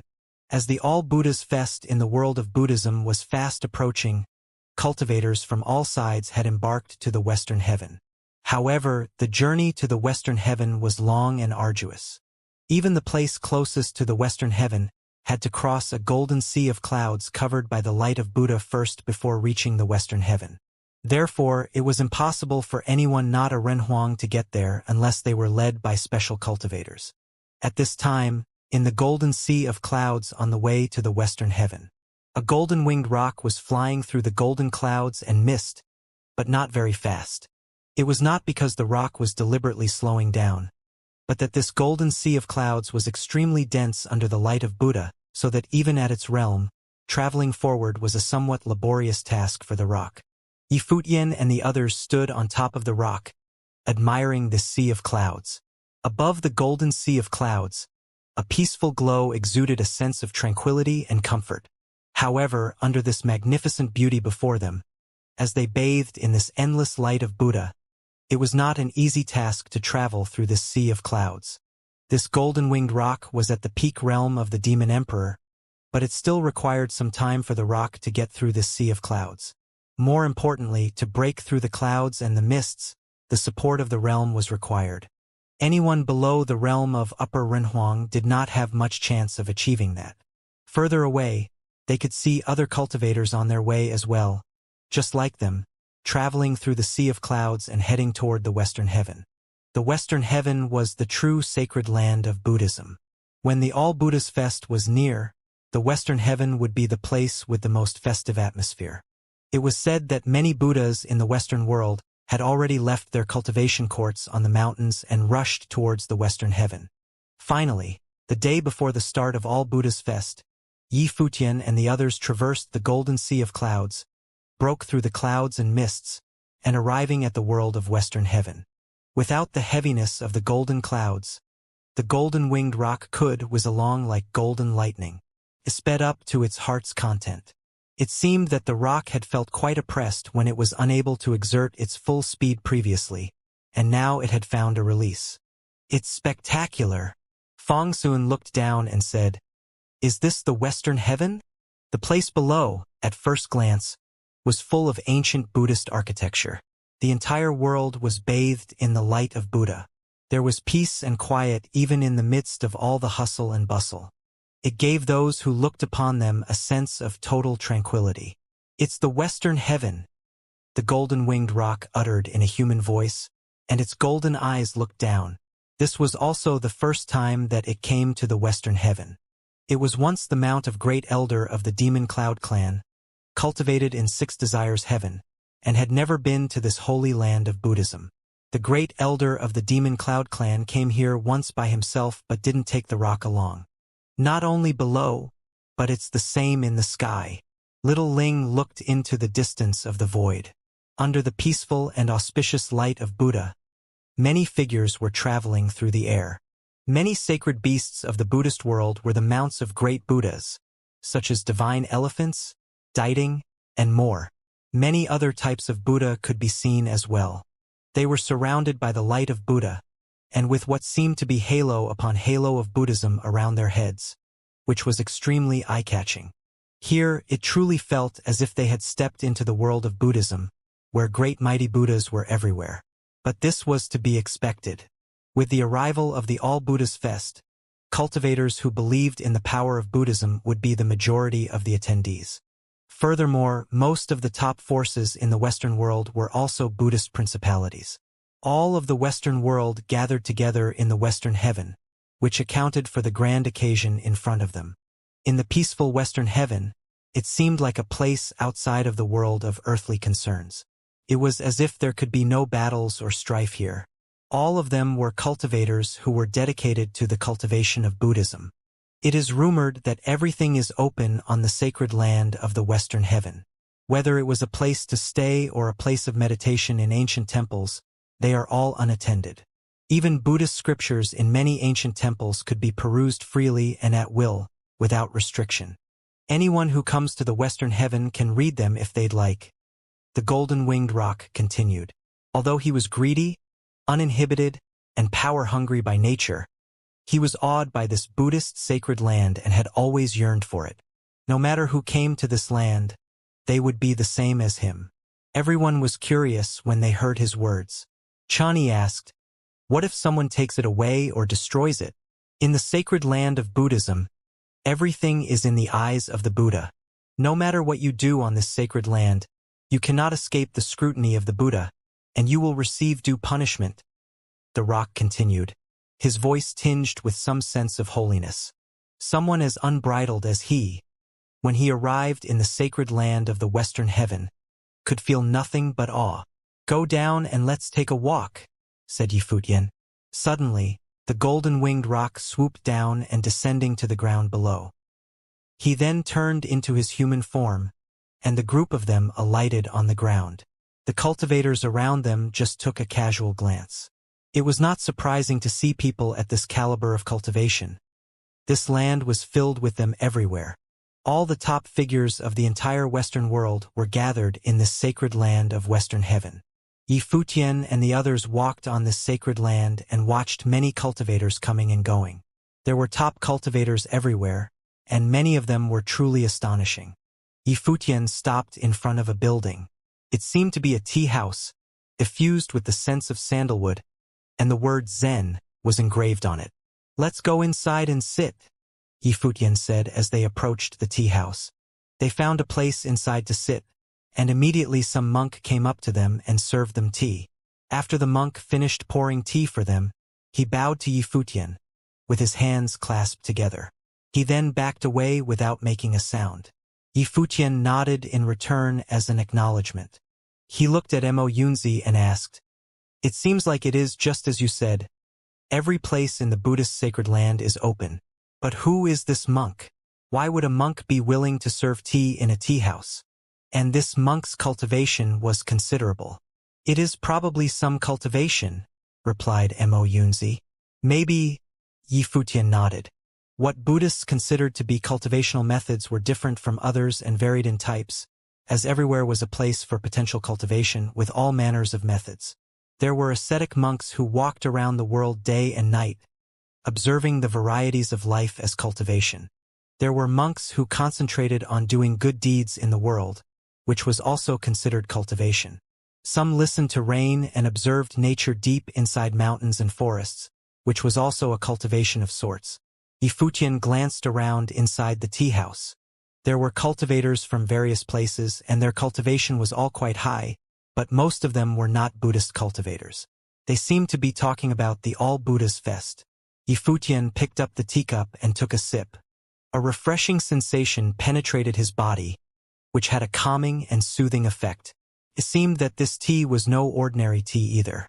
Outside the tea house on the street, a monk dressed in white was walking along the street. He made no sounds when he walked as he was barefooted, but there was not a trace of dust or dirt on his feet. It was not just his feet, however. His white garment, likewise, was without the slightest trace of dirt. This was a monk. He had no hair, and he raised his right hand perpendicular to his chest as he walked. His eyes were closed even as he walked. But it could be seen from his face that he was quite handsome. Quite a few people glanced at the monk. This monk exuded a very particular feeling, and he was pleasant to behold. The monk stepped into the tea house, still without making the slightest sound. It was not until he was already in front of Yifutian and the others that Yifutian and his party noticed the monk's existence. "Grandmaster, is there something we can do for you?" Yifutian asked with a smile. "Layman Yi." The monk opened his eyes, and those eyes were as bright as the stars, pure and clear, but at the same time seemed bottomless. "Do we know each other, Grandmaster?" Yifutian was a little taken back and a little surprised. He could not see through this monk's cultivational realm, and there was no aura whatsoever from his entire body. But obviously this man was no ordinary monk either. Layman Yi came from the divine prefecture and caused quite the stir in Six Desires Heaven. "How can a little monk like myself not have heard of it?" The monk smiled and replied, which immediately alarmed Yifutian. He had just gotten here, and he was already made by someone he didn't know. Was this a coincidence? Other cultivators in the tea house now focused on Yifutian, and all of them were taken aback. Yifutian, who had caused an uproar in Six Desires Heaven. Anyone who could get to the Western Heaven had to be exceptional. They had all heard about that major disturbance, but they didn't expect to see him here at the Western Heaven. Remember, Yifutian almost wiped out Xianxia Temple entirely and single-handedly. Saint Xianxia was a pillar of Buddhism, and to this day, his whereabouts are unknown. How dare Yifutian show his face in the Western Heaven? Western Heaven was the holy land of Buddhism. All Buddhas Fest. When everyone thought of this, they understood the reason which led Yifutian here at the beginning of All Buddhas Fest. There would be no killing or strife in the entire Western world during All Buddhas Fest, let alone the holy land of the Western Heaven. Everything that happened in the holy land of the Western Heaven could not escape the eyes of the Buddha. As for this monk in white, who had appeared out of nowhere, He must have some backstory. Who could he be? Yifutian was also considering this when he looked at the monk and asked, I have just arrived and found a place to stay not long ago. How does the Grandmaster know that I am here? I don't believe we have met before. I am ashamed to admit that my cultivation level is relatively shallow. I only heard of your arrival after you are already here on the sacred land of the Western Heaven. However, my teacher had known for some time now that Layman Yi would come here. This monk replied, his hands clasped in front of him, speaking in a calm voice, which put his listeners at ease right away. But when Yifutian heard this, his heart palpitated. They had sensed his coming as soon as he set foot on the sacred soil of the Western Heaven, and his master had known, even before his arrival. The superpowers of Buddhism, thought Mo Yunzi, the golden-winged rock, and Yifutian immediately received the thought. His heart trembled slightly. The other cultivators in the tea-house had the same sudden realization as well, and their expressions changed. As they looked at the monk in white, someone said, Clairaudience! Clairaudience and clairvoyance were both part of the 6 superpowers of Buddhism. Zhu Ho, the cultivator who was killed by Yifutian in Great Brahma Heaven, was a disciple of the 6 superpowers of Buddhism. He cultivated in Buddha's clairvoyance, hence his ability to discern the cultivations of Feng Xiuan and the others. And the monk in front of him was an expert of clairaudience, meaning he was able to hear all the movements within the sacred land of the Western Heaven. He stated that his master knew of Yifutian's coming to the Western Heaven long before Yifutian actually set foot to the Western Heaven, which further demonstrated the high level of his realm. Could it be that his clairaudience had been cultivated to the point where he could hear the voices of all sentient beings in the Western world? This man's cultivation would be far higher than Zhu Ho's. Mo Yunzi said to Yifutian via voice transmission. Zhu Ho cultivated in Buddha's clairvoyance, but he couldn't see through even a mere city like Jinan City. The man in front of him claimed that he had already heard Yifutian when he arrived in Western Heaven. His realm had been easily deduced. His master would be Tianyin Buddha Lord, the orthodox among Buddhists and one of the topmost Buddha lords in the world of Buddhism. Mo Yunzi continued with voice transmission so that Yifutian had some basic understanding of who he was dealing with. At this time, many people in the tea-house saluted to the monk in white. The Grandmaster must be Tianyin Arhat. Arhat. Yifutian heard this and immediately realized the status of the other man must be superior and exceptional.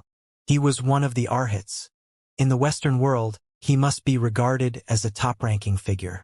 Little monk, I dare not presume. The monk in white made a slight bow to everyone in return. Yifutian spoke up at this time as well. Grandmaster, please take a seat. Tianyin Arhat put his hands together in front of him and bowed to Yifutian, and said, Little monk, thank you for your invitation. After that, he sat down, cross-legged, opposite Yifutian, his visage solemn and authoritative. Yifutian could even see, albeit faintly, the halo of Buddhism behind him. What advice would the Grandmaster like to impart on your visit? Yifutian inquired with extreme courtesy. An Arhat came here for the express purpose of finding him. Clearly, it was not by some simple coincidence. There must be a reason for it. Layman Yi overestimated my visit. After knowing that Layman Yi is here, little monk was determined to come for a visit. No advice nor intent to instruct to speak of. The monk responded graciously enough. This was rather baffling to Yifutian. Just a visit? Yifutian asked again, a little puzzled. That's all. Tianyin Arhat responded with a smile. His eyes still hovered on Yifutian. However, there seemed to be some curiosity in those clear and profound eyes of his. I don't understand. Would the Grandmaster please elucidate? Yifutian implored in return deferentially. He was a little curious, too, as to why an Arhat would know of his arrival and took all the trouble to come for a visit in person. Layman Yi is a person who has a destiny with Buddhism. Tianyin Arhat continued with a smile. What do you mean? Yifutian asked. Tianyin Arhat glanced at Hua Qingqing next to Yifutian, pointing at her. Yifutian looked a little surprised and asked, Did the Grandmaster detect something? Tianyin Arhat shook his head and smiled. Little monk can't see anything. I only know that Layman Yi has a destiny with Buddhism. Perhaps. Yifutian just smiled. It seemed that he would get nowhere. Tianyi Arhat was speaking in riddles and circles, so he could not get to the bottom of anything. It's not perhaps, Tianyi Arhat said with a smile. The change between heaven and earth originates in the original realm. I wonder if Layman Yi has heard of this prophecy. Yifutian acknowledged. He had heard of it before, of course. He said, the turmoil in the original realm attracted cultivators from all over the world. Only the cultivators of the Western world of Buddhism were absent at the time. Everyone thought that it was because the world of Buddhism didn't much care about such matters, but clearly that's not the case. The Grandmaster already knows of the prophecy. Does Layman Yi know where this prophecy first originated? Tianyi Arhat asked with a smile. Yifutian looked a little doubtful when he heard those words. His face showed a change as he observed Tianyi Arhat closely and said, could it be? Tianyi Arhat nodded slightly. Just as Layman Yi suspected, the earliest source of this prophecy is here in this place of Buddhist cultivation. Whose prophecy? There was some seriousness in Yifutian's eyes now, and his heart was a bit perturbed. A prophecy had caused the changes in the original realm. The Buddhist sect did not participate, but this prediction had originated from the world of Buddhism. What was the secret hidden behind this new information? There are numerous cultivation courts upon the mountains in the world of Buddhism, with several transcendent Buddhas in residence. However, there are only one or two of them who would dare to make a bold prediction about changes taking place in the world. Tianyi Arhat continued with a smile. Does Layman Yi know that several hundreds of years ago, there was another cultivator from Divine Prefecture who had come to the sacred land of the Western Heaven? Who? Yifutian asked. Layman Yi should be able to guess. Tianyi Arhat was still not answering him directly. Yifutian thought about what the other man had said. Since he said that Yifutian should be able to guess it, then it must be someone well-known with a profound connection with the Buddhist world. When his thought turned to this, Yifutian's heart trembled a bit as he came to grips with this new epiphany. What Tianyi Arhat revealed today had already caused him several great internal turbulences. Dong Huang the Great, Yifutian said softly. Tianyi Arhat smiled without saying another word, clearly agreeing with his conclusion. Once upon a time, Dong Huang the Great had come to the world of Buddhism to seek instruction and had forged a deep connection with the world of Buddhism. This was not a secret in Divine Prefecture. Hundreds of years ago, Dong Huang the Great came to the world of Buddhism to seek instruction and cultivate it. He even once sought instruction on one of the 6 superpowers in the world of Buddhism. Who knows what Layman Yi will be able to reap this time around, said Tianyi Arhat. So, Dong Huang the Great had cultivated one of the 6 supernatural powers? The 6 superpowers of Buddhism were clairvoyance, clairaudience, celerity, telepathy, omniscient, and elimination of outflows. Which one of the 6 superpowers did Dong Huang the Great cultivate? What did Dong Huang the Great cultivate? Yifutian looked at Tianyi Arhat and asked, propelled by an unusually fervent curiosity, wanting to know what Dong Huang the Great had cultivated in back when he was seeking Buddhism. As the Buddha would say, not a word. Tianyi Arhat spoke with a smile as he stood up.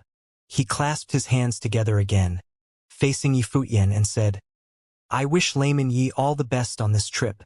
I will take my leave now. After that, he turned around to leave. It seemed as if this was really just a simple little visit.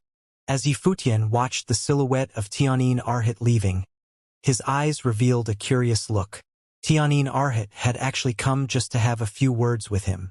It seemed as though he had no other ulterior motive. Yifutian had also obtained a lot of information from his conversation with the other party. The changes of the world would originate from the original realm. This prophecy had actually first come from the Western Heaven, the world of Buddhism that had not joined the conflict in the original realm. According to the other party, only 1 or 2 individuals in the world of Buddhism could make such a prophecy. They should be one of the Buddha lords who stood at the top of the realm. Which Buddha lord would it be? It would certainly not be difficult to investigate. Yifutian even suspected that it might be a Buddha lord who mastered one of the 6 Buddhist superpowers. Dong Huang the Great had come to the world of Buddhism centuries ago and had sought the guidance of a Buddha Lord. He had also cultivated one of these 6 superpowers. As for which one he had cultivated, Yi Futian did not know. In the Divine Prefecture, it was only known that Dong Huang the Great had come to the world of Buddhism to seek the path. No one knew what path he had sought. All this provided much food for thought. It was worth pondering on. Tianyin Arhat's cultivation is not high, but he can already hear the various voices across the Western sacred land. Having cultivated clairaudience, his master, Tianyin Buddha Lord, must be able to hear across even greater distances. What will happen when Tianyin Arhat reaches the great emperor plane? Yi Futian mumbled. He might be able to hear all the voices in the western heaven, said Chang'e in a low voice. It might be possible. Yi Futian nodded his head. Dong Huang the Great might be able to do the same.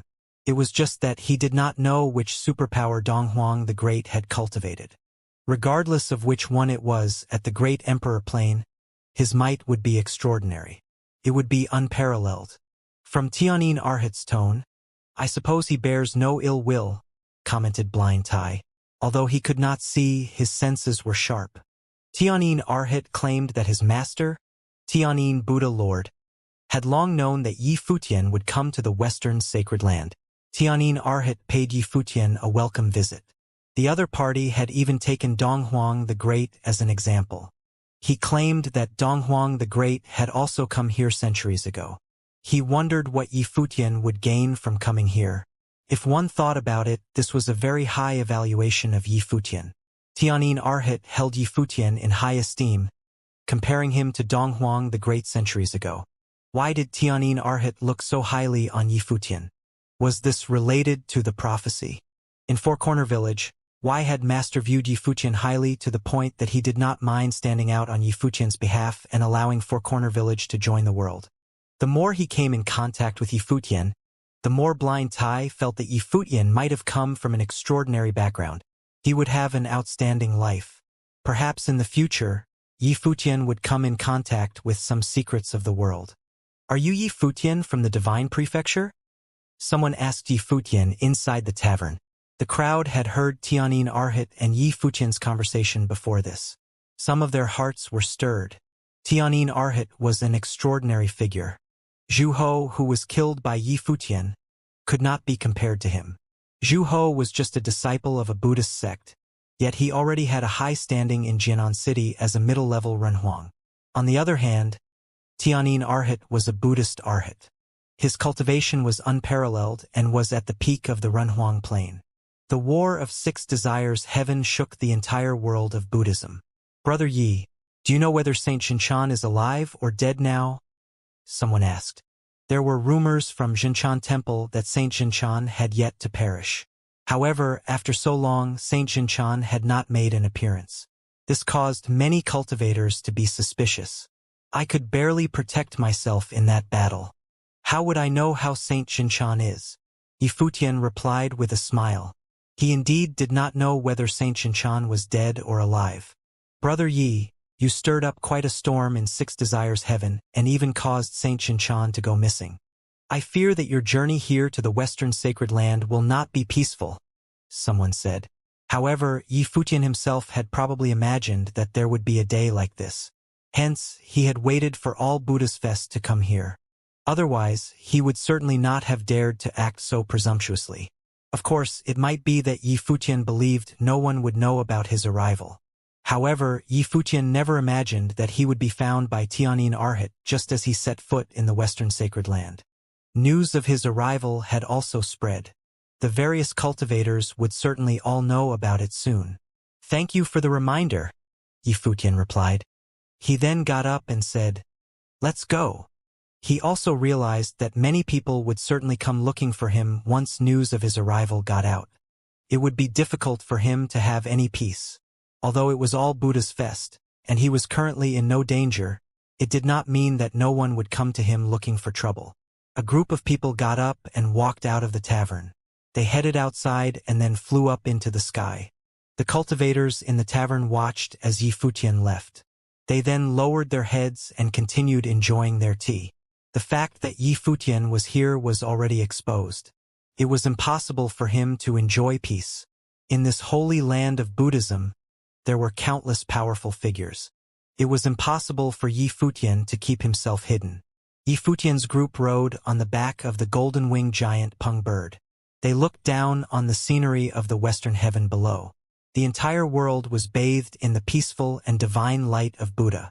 It was very comfortable, yet Yi Futian was not at ease. It was as though he was being monitored.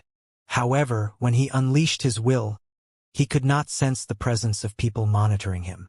This made Yi Futian realize that the person monitoring him had higher cultivation than he had or was proficient in extraordinary superpowers.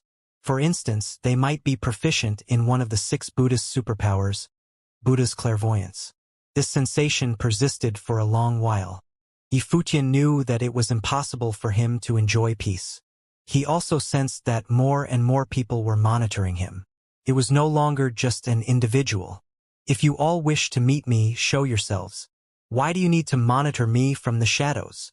Yi Futian proclaimed loudly. His voice reverberated in the space, causing many cultivators down below to look up at him. At the same time, the figure of the golden-winged giant Peng bird dove down. The group of figures landed on the ground, deciding not to continue their journey. In the distance, Yi Futian seemed to see a pair of eyes appear on the horizon. The eyes pierced the endless space and looked towards them. This ability was similar to that of Zhu Ho, whom he had killed. It must be the members of Zhu Ho's force. Tianyin Arhat knew that Yi Futian had arrived in the Western Sacred Land. Yi Futian never imagined that the Buddhist cultivation force that Zhu Ho belonged to would manage to find him so quickly as well. Besides that, figures appeared far in the distance. Some of them were monks. Some weren't. All of them had extraordinary auras. Their gazes were all turned towards him. Yi Futian did not know who these people were. Right then, a figure walked over towards them from afar. This monk was extraordinary. His temperament was similar to that of Tianyin Arhat. He was very young, and it was difficult to get a read on him. His eyes even gave off a faint, enchanting vibe. Benefactor Yi. The monk greeted with his hands together as he bowed towards Yi Futian. He seemed very polite. Master, Yi Futian replied as he returned the gesture. The monk asked, I have heard much about Benefactor Yi. You are famous in the divine prefecture. You obtained a divine body, cultivated divine techniques, and obtained the inheritances of several great emperors. I am curious. How many great emperors has Benefactor Yi obtained inheritances from? Yi Futian felt somewhat strange. As to what was strange, he could not pinpoint it. In his mind, the inheritances of the great emperors that he cultivated surfaced naturally. Although he did not verbally reveal them, he naturally would think about them when asked by the other party. At that moment, Yi Futian sensed that the other party was smiling. When he saw the smile, Yi Futian felt even stranger. He felt a faint sense of discomfort. It was as though he was being pried on. This man is a practitioner of telepathy. He can read the thoughts of others. Layman Yi, do not fall for his trick, said a voice from afar. It was a transmitted thought of Tianyin Arhat. He was listening to all that was happening in the Western Sacred Land. He had heard that something was happening over here, so he reminded Yi Futian. You really enjoy meddling in the affairs of others, the strange monk said with a smile. On the other hand, Yi Futian's expression changed. No wonder he felt as though he was being pried on. It turned out that his thoughts were read by the other party. Yi Futian's expression turned cold. When the other party asked him questions, the answers would naturally surface in his mind. He never imagined that his thoughts would be pried on. Buddha's telepathy could pry into the minds of others. The monk before him had intentionally strung him along to pry into how many great emperor inheritances he possessed. However, this was no secret in the divine prefecture. Many cultivators there knew about this. They also knew about his inheritance from Emperor Yi Qing. Yi Futian might as well not think much about it. After discovering the other party's ability, he immediately controlled what he was thinking. He merely stared at the other party and said, Master, you are an accomplished monk. It seems somewhat despicable of you to pry into the minds of others. Although his tone was calm, he was no longer as polite as before. No one would be comfortable after having their thoughts pried on like this. I was just curious, so I used telepathy to take a peek. Benefactor Yi, please pay no heed to it. The enchantingly handsome monk said as he smiled and put his hands together. I will not mention what I have seen. Benefactor Yi, you need not worry. Yi Futian's gaze was cold and indifferent. When encountering such a cultivator, who could pry into the minds of others, one had to control their thoughts all the time. This sensation was very uncomfortable. One had to be careful when coming in contact with such people. I wonder whether Saint Xinchan is doing well, the monk continued. He was still curious. This time, Yi Futian controlled himself and did not think of the answer. He merely stared coldly and indifferently at the other party. He had already fallen for this trick once. He naturally would not be strung along by the other party anymore and have his thoughts pried on again. Right now, he only had one thought in mind, and that was how to deal with this monk. When he read this thought, the monk placed his palms together, smiled, and said, I am the disciple of Tongchan Buddha Lord. Benefactor Yi, I can understand that you are dissatisfied with me. However, in the Western heaven, your way of thinking is somewhat absurd. This monk was actually Tongchan Arhat. His standing was extremely high and was comparable to that of Tianyin Arhat. Otherwise, he would not have stepped forward to pry into the secrets of Yi Futian's mind. Right now, many of the people present were major Buddhist figures. Yi Futian knew that the other party was speaking the truth. Yet alone in the Western sacred land, even elsewhere, it was almost impossible for Yi Futian to do anything to Tongchan Arhat. Yi Futian shifted his gaze and looked at the other cultivators around them. Many of them came with ulterior motives. This was especially so for the cultivators in front of him from the same sect as Zhu Ho. They cultivated under Shinyan Buddha Lord. Shinyan Buddha Lord was well versed in Buddhist doctrine. He could observe the entire space and was one of the Buddha lords of the world of Buddhism. His sect was one of the more powerful ones, and the cultivators under him were also outstanding. Zhu Ho was merely one of the many exceptional cultivators under him, and he already had a high status in the Great Brahma Heaven. However, he was killed in Jinan City by Yi Futian. The crowd stared at Yi Futian's group. Their gazes shone with the golden light of Buddha, giving off an extraordinary vibe. They stared rudely at Yi Futian and his group. Just like Zhu Ho before, they were monitoring them without any scruples. Divine techniques, method of light. They mumbled as they looked toward Fang Xiwen and then at Chen Yi. When their gazes landed on Hua Qingqing, they revealed strange looks and said, You are a Buddhist yourself. Why have you joined this person's side? Hua Qingqing looked at the person who had spoken and said, The spirit of Buddhism is not found in cultivation but in the heart. When they heard what Hua Qingqing said, they frowned. Yi Futian also said, Back in Jinan City when we encountered Zhu Ho, he acted unscrupulously. When he encountered my disciple, he immediately pried into my disciple's cultivation. Seeing that he was stronger, he wanted to bully the weak and directly control my disciple. I rushed over in time and killed him. Originally, I thought that he was an outlier among the Buddhist sections. However, I never imagined that there were so many like him. It seems that I have thought too highly of all of you. Humph! A cold chide could be heard. A person said in a cold tone, If a disciple of ours breaks his vows, he will naturally be punished according to the laws of the sect. Since when was it your place to kill a disciple of our sect? Such an overbearing Buddhist sect, mocked Chen Yi. He then said, Based on what you say, if a disciple of your sect tries to kill us, we can only bear with it. We cannot defend ourselves and should wait for your sect to settle the issue. However, by the way you handle things, why should we hope for you to settle things? What a joke. The other party was unmoved even after Chen Yi said this. They continued saying coldly, After all of you killed Zhu Ho, you involved innocent people and massacred people of other clans. How dare such cruel and bloodthirsty people speak of Buddha? If it weren't all Buddha's fest now, we would have purged your souls. Another monk added with a tone as cold as ice. His robe fluttered even though there was no wind blowing. The light that shot out of his eyes was extremely blinding. Yifutian looked at the other party and said, "I have broadened my horizons by coming to the Western Sacred Land. A while ago, I encountered cultivators from the Dark World. Although the way they acted was cruel and merciless, at least they did not act under the guise of compassion and use Buddha as an excuse. From my point of view, all of you who practice Buddhism but bring harm to others are worse than the cultivators from the Dark World." Yifutian had always treated others politely. However, these people were not being courteous at all and actually claimed they would purge the souls of Yifutian's group.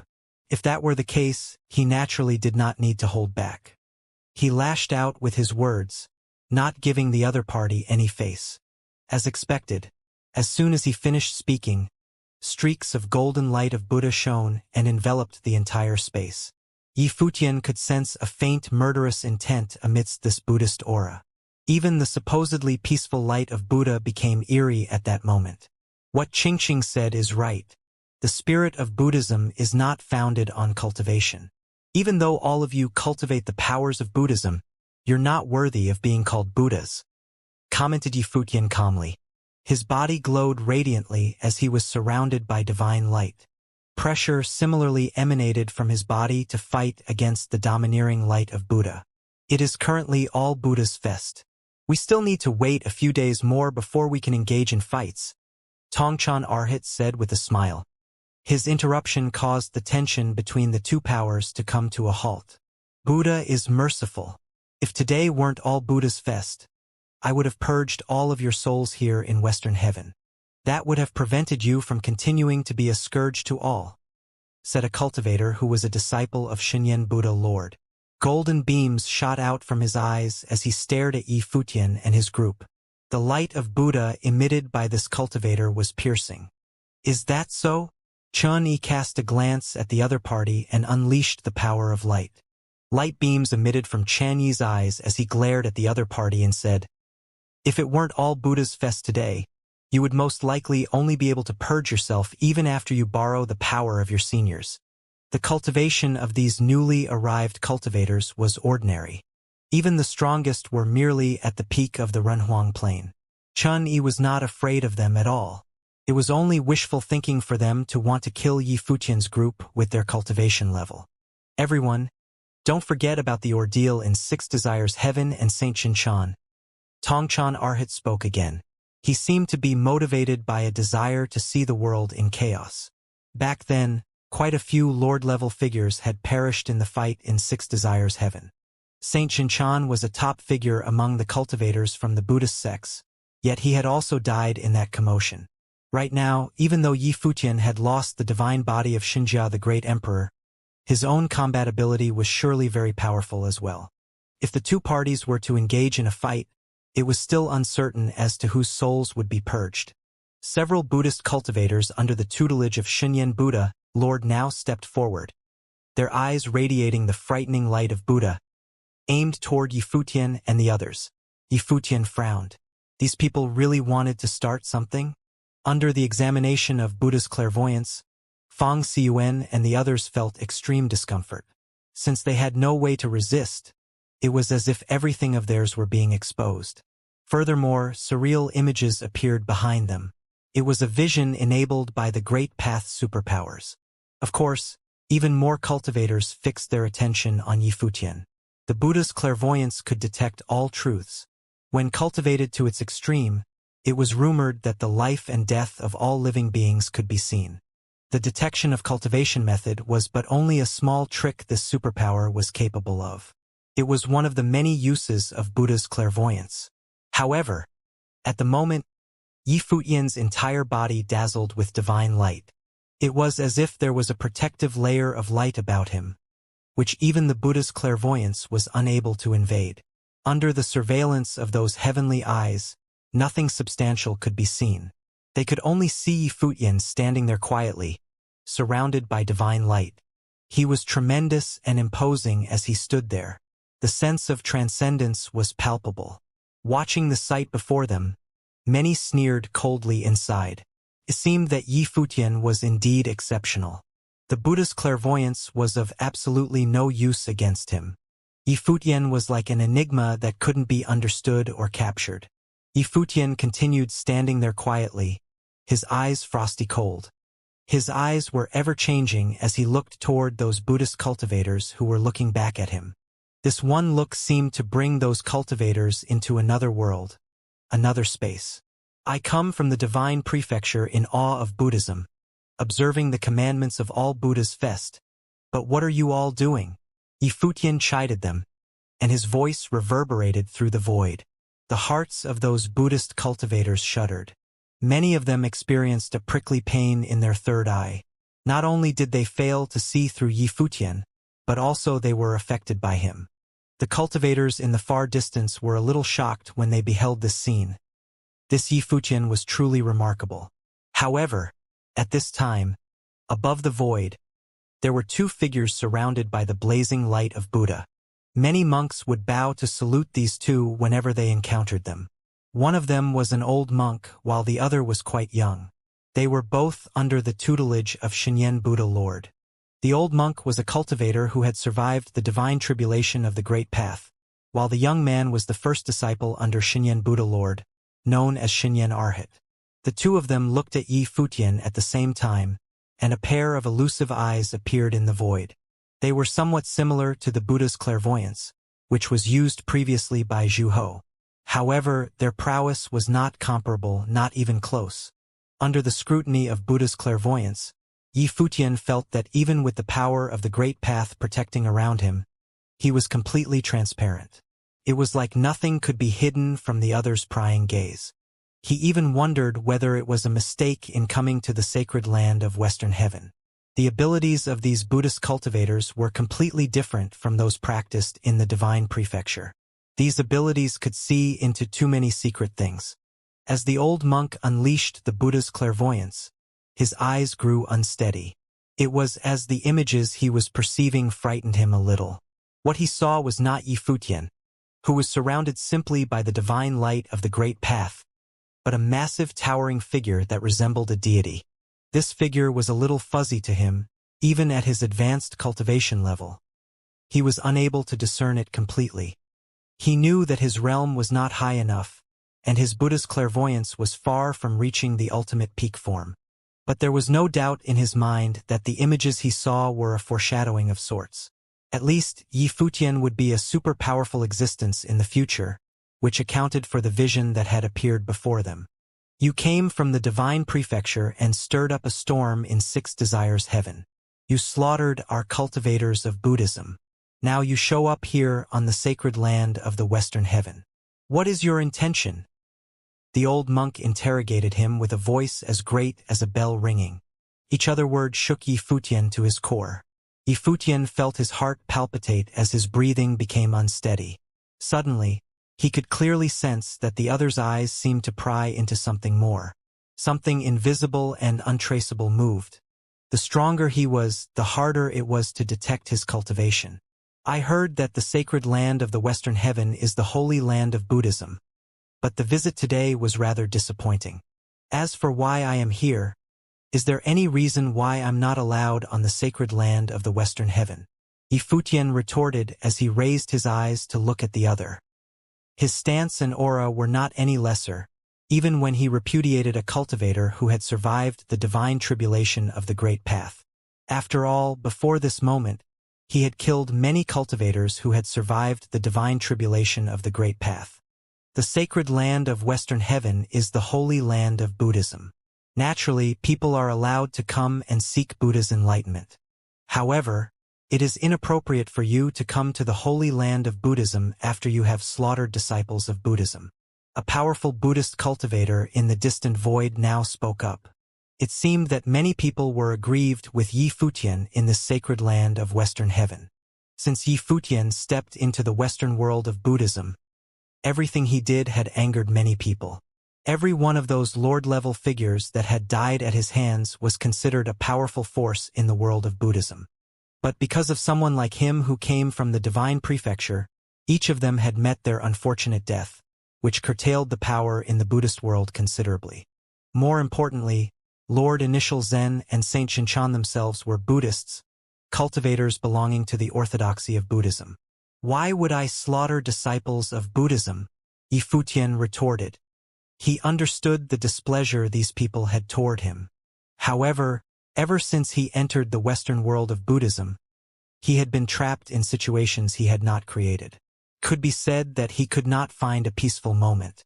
Under those circumstances, he had no choice but to struggle and resist. Hence, leading up to everything he encountered afterward. Humph! Cold disdain sounded in unison, as these Buddhists still seemed unwilling to let bygones be bygones. But at this moment, above the sky in the distance, a peaceful and benevolent light of Buddha flooded the sky, and a voice spoke. Amitabha! The sound of Buddha lingered, resounding through heaven and earth. A towering and sacred Buddha statue appeared on the distant horizon, cast with gold.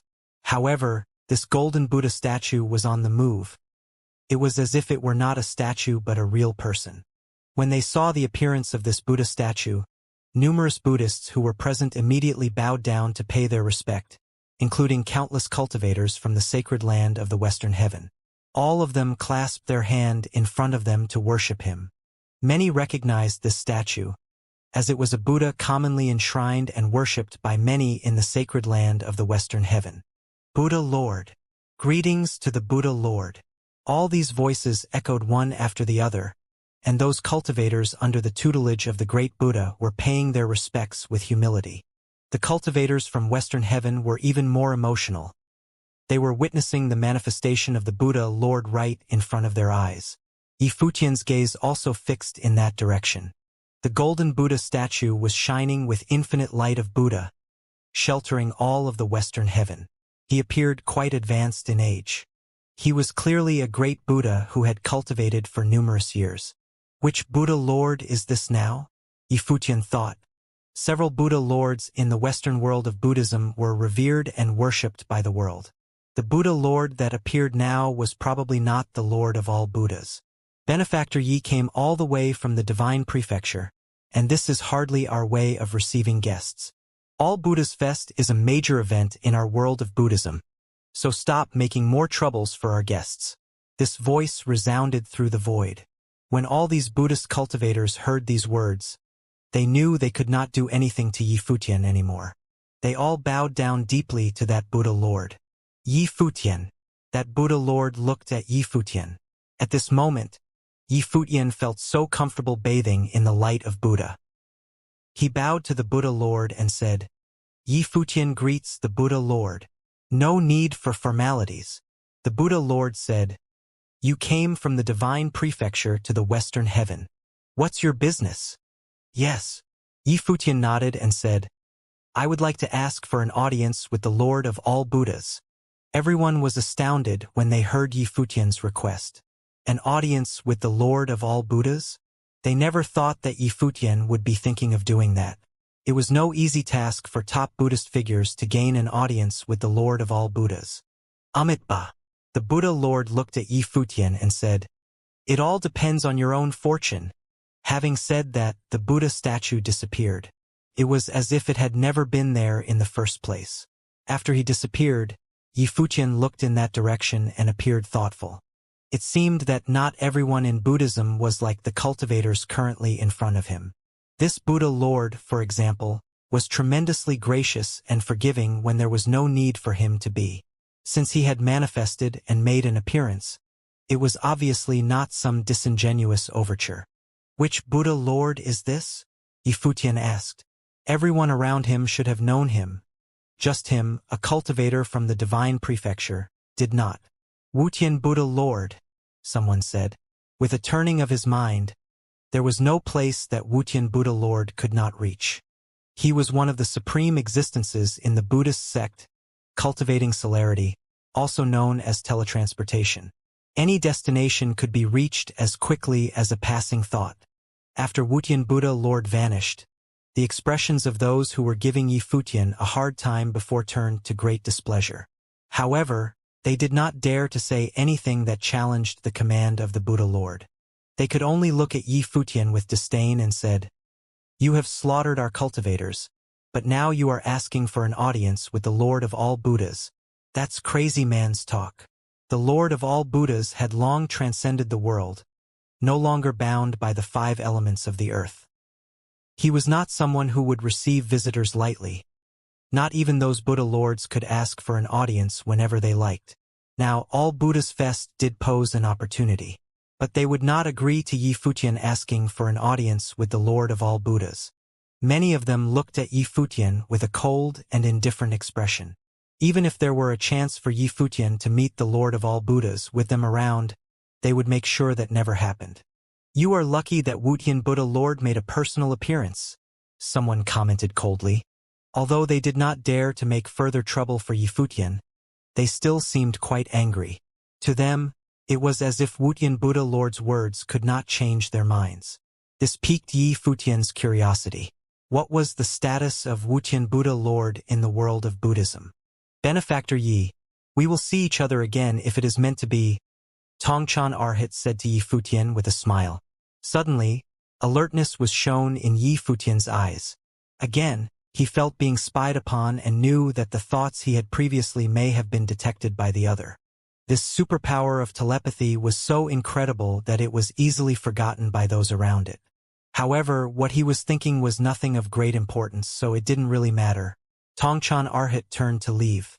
The rest of the cultivators regarded Yi Futian with indifference. There were still many of them who were hostile towards him. At this time, a Buddhist cultivator suddenly appeared next to Yi Futian, invisible and soundless. He seemed to have emerged out of thin air. There was no warning prior to his appearance, which greatly alarmed Yi Futian. What a strange and uncanny superpower. Buddha's celerity, Yi Futian secretly remarked to himself, remembering one of the 6 superpowers of Buddhism. Buddha's celerity seemed to be an ultimate application of spatial methods and somewhat superior to the great path of space. Its ability to travel freely anywhere without restriction was formidable. With Buddha's celerity, one could easily escape being chased by someone else of a higher realm. When used in tracking others, its success was even more spectacular. Wutian Buddha Lord was a Buddha Lord who specialized in Buddha's celerity. It seemed that this Buddhist cultivator who had just appeared cultivated the same skill as Wutian Buddha Lord. Yi Futian assessed the other man and saw that the man had half of a kasaya hanging on the top half of his body, leaving one of his arms exposed. He looked to be in his mid-30s, simple and honest. He looked as if he was some kind of ascetic cultivator. "Little monk, I am pleased to make your acquaintance, Benefactor Yi." The monk bowed to Yi Futian with his hands clasped in front of him. He appeared extremely courteous. Yi Futian returned his gesture and said, "Yi Futian greets the Grandmaster. How is the Grandmaster to be addressed?" "Little monk, I am called Yumu," the monk replied. A strange look flashed across Yi Futian's eyes. The name Yumu also implied that great wisdom often lay in what appeared to be foolishness. "Greetings, Grandmaster Yumu." Yi Futian saluted him once again. He was very grateful that Wutian Buddha Lord had recently saved him from a tough situation. This Grandmaster Yumu looked to be a cultivator under the tutelage of Wutian Buddha Lord, so Yi Futian was already partial to him, especially since he had been treated so rudely by so many Buddhist cultivators just now. "Benefactor Yi is overly kind." Grandmaster Yumu said, "Little monk, I came here mainly to assist Benefactor Yi in your questions. You are new to the sacred land of Western Heaven. If you have any questions, you can ask me." This Grandmaster Yumu had extraordinary cultivation, yet he consistently referred to himself as Little Monk. Moreover, he was invisible and soundless when he came. Yi Futian barely perceived the slightest aura before his arrival. If this Grandmaster Yumu had chosen to attack him, he would be in an unimaginable bind. There were also several others, such as Tongchan Arhat, who were exceptional cultivators themselves. These people may be the top Buddhist enchanting geniuses of their generation, and the methods of Buddhism they cultivated were unusual and peculiar. Even someone like Yi Futian was full of respect and in awe. He dared not underestimate these top figures. Therefore, even though Yumu referred to himself as Little Monk, Yi Futian was not so stupid as to follow suit. He merely said, "If that's the case, then many thanks to Grandmaster Yumu. Please." Yumu extended his hand and gestured. But Yi Futian responded, "Grandmaster Yumu, you first." Yumu nodded slightly, then turned to go. He deliberately slowed down to wait for Yifutian and only moved forward when Yifutian had caught up to him. When many cultivators saw them leaving, their expressions were still one of cold apathy.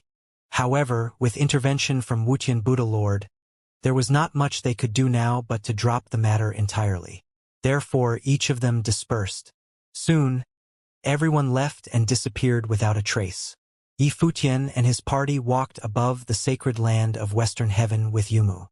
Yifutian said, "Grandmaster Yumu, I was watching those cultivators from before, and they seemed somewhat to disapprove of the Grandmaster. In fact, he had something else he didn't say." Although the words of Wuxian Buddha Lord had stopped the advancement of these foes, it did not seem to be a strong enough deterrent. At least, some of those people were still reluctant and continued to threaten Yifutian verbally. It was not hard to judge their overall attitude. Yumu nodded and said, "Benefactor Yi came from the Divine Prefecture, so you know that these same situations exist in every realm. The Divine Prefecture has 18 domains and 18 domain chiefs' manners. Even the great emperor's direct principality is under the control of someone different. How could they be expected to be of one single mind?" From Yumu's reply, Yifutian knew that he thoroughly understood the meaning behind his comment. Indeed, no matter which principality, there were inherently different factions, and it was impossible to be of one mind. When he first arrived in the world of Buddhism, he thought that the world of Buddhism was one united body, which, in retrospect, was somewhat a naive notion. Under the Lord of all Buddhas, there are many great Buddhas, and different Buddhas have different cultivational concepts. Under the Lord of all Buddhas, there are Buddhas who guard the world of Buddhism, enforce the laws of the Western world, and take charge of all matters in the world of Buddhism. The head of this branch is Tongchang Buddha Lord. Xianxia Temple, which Benefactor Yi was in a prior altercation with, and Lord Initial Zen, who perished, all belong to this branch, Yumu explained. When Yifutian heard this explanation, he immediately understood why Tongchan Arhat appeared so unfriendly. It seemed that Buddhist cultivators in this branch all borne the meaning of Zen in their name somewhere. In addition, there are also preaching Buddhas. This kind of Buddhist cultivation is responsible for the preaching of Buddhist teachings in the world of Buddhist. My master, Wuxian Buddha Lord, belongs to this branch.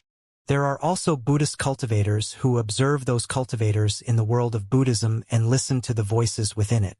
Finally, there are also Buddhas of penance who are devoted to Buddhism and care not for earthly affairs. Yifutian nodded slightly when he heard the explanation from the man. He now had a rough understanding of the order of things and people. "Thank you, Grandmaster, for your detailed explanation," he said. "There is one other thing that I am quite curious about.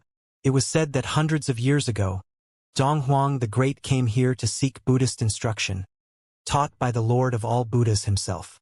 Previously, I have also heard that Donghuang the Great had cultivated one of the 6 superpowers of Buddhism. Do you know which superpower he cultivated in?" asked Yifutian. "Was Tianyin Arhat the one who told this to you, Benefactor Yi?" Yumu asked. "He was." Yifutian nodded. Previously, Tianyin Arhat found him and told him about it, but he didn't specify which superpower was cultivated by Donghuang the Great. "I'm afraid Benefactor Yi was deceived by Tianyin Arhat," Yumu replied. "Tianyin Arhat lied?" Yifutian found that a little strange. "So, Donghuang the Great never came here to cultivate Buddhism, and the rumors we heard from the outside were false?" Yifutian was a little confused. Yumu shook his head. "Of course it is true. Donghuang the Great did come here to seek Buddhism teachings. However, Tianyin Arhat didn't know which was cultivated by Donghuang the Great. As far as I know, only the Lord of all Buddhas and Donghuang the Great himself know of this between them. Everything else you heard on the outside was totally hearsay. Not only Tianyin Arhat didn't know, but even Tianyin Buddha Lord himself does not necessarily know anything more about it." "I see," Yifutian nodded. Tianyin Arhat had told him that the Buddha had not said even a word. Perhaps even he did not know much more than the basics. However, that Tianyin Arhat was a funny character. At least he didn't mean Yifutian any harm. When Tongchan Arhat appeared before, he had made sure to remind Yifutian to be careful of the other man. Yumu, you are not me. How do you know that I don't know? Just as the two of them were speaking, a voice suddenly rang through their ears. This completely caught Yi Futian by surprise. He looked up into the distance and wondered, was he eavesdropping on them? This Buddha's clairaudience was indeed magical. He had been completely unaware of it. And you're not me, so how do you know that I don't know that you don't know? Yumu replied calmly. He didn't seem to take offense when he responded readily across the way. Yi Futian smiled when he heard the conversation between those two. I can't win with you. Of course you are right, Tianyin Arhat responded, and Yi Futian was a little surprised by his reply. It seemed that Yumu's combat effectiveness was more than met the eye. When he met Tianyin Arhat before, he had a feeling that the other was exceedingly exceptional. Now, Tianyin Arhat claimed he was unable to best Yumu, indicating a noticeable gap in their combat effectiveness. However, Wutian Buddha Lord preached Buddhist teachings, and Yumu was the heir of Wutian Buddha Lord. It went without saying that he must be proficient in Buddhist teachings and methods, and his combat effectiveness was understandably powerful. I have one final question. If I want to see the Lord of all Buddhas, does Grandmaster Yumu have a way in? Yi Futian asked. Yumu was silent for a moment, and Tianyin Arhat, who was in the distance, did not speak either. Right after that, Yumu commented, it's probably a little hard, especially since you have already offended a lot of people among the Buddhist sects. Indeed, there is probably only one chance to meet the Lord of all Buddhas. All Buddhas Conference of Western Heaven will be held in the last month of All Buddhas Fest, at which time, all the Buddhas of Western Heaven will be there to discuss the Buddhist teachings and methods until the end of the fest. Since this would be the 10,000th year of the All Buddhas calendar, the Lord of all Buddhas will likely make an appearance this time around. However, this conference is strictly a meeting for all the Buddhas in Buddhism to exchange their methods and teachings, and all the major Buddhas will be present. If you attend, you will most certainly stick out like a sore thumb. Furthermore, you have offended many Buddhist cultivators. I don't think you will even be allowed entry there, Yumu continued. All Buddhas Conference, Yi Futian murmured. All the great Buddhas of Western Heaven would gather in one place, and indeed it might be difficult for him to get in. How did Donghuang the Great get to meet the Lord of all Buddhas back then? Yi Futian asked suddenly. When Yumu thought about that, he couldn't help but show a solemn look on his face. It was as if he was still awed by the memories of it all these years later. He said, Donghuang the Great went to all Buddhas conference to discuss the teachings of Buddhism and outshone all of the Buddhas. Yi Futian felt a little disquieted inside when he heard what Yumu said. Since his arrival to the world of Buddhism, the name of Donghuang the Great was often mentioned. This legendary figure, a genius of heavenly might, was a youngster compared to the Lord of all Buddhas. However, he had now stepped into the imperial realm and ruled over all of the divine prefecture. Donghuang the Great once visited the world of Buddhism, defeated all the Buddhas who were in attendance, and was favored by the Lord of all Buddhas, who had passed one of the 6 superpowers of Buddhism onto him. What a magnificent sight it must have been for Yumu to be transported to that time in awe at the mere memory of the event. When he spoke of Donghuang the Great, his eyes were full of longing. It was as if he wanted to be transported back to that era and relive the exceptional undertaking of Donghuang the Great. Although Yi Futian and Donghuang the Great were on opposing sides and each had their own stance, Yi Futian greatly admired the capabilities of Donghuang the Great, whose legendary deeds were breathtaking. If he was destined to be on the opposing side of Donghuang the Great, what a terrible fate would that be? Even his own talent was unparalleled. Yi Futian could vaguely sense a powerful oppressive force when he thought of Donghuang the Great. It was an elusive sense of suffocation. Could someone, such as the Emperor of Divine Prefecture, be truly swayed?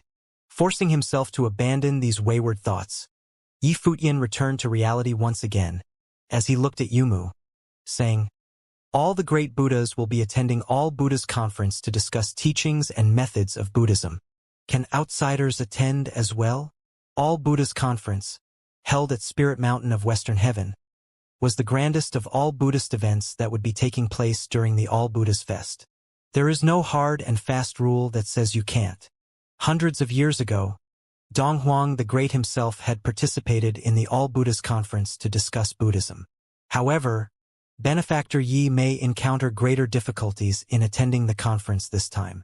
After all, many people here are hostile as far as Benefactor Yi is concerned.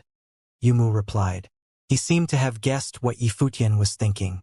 I understand. Yifutian nodded. When those cultivators left previously, they had already told him threateningly that he couldn't meet the Lord of all Buddhas.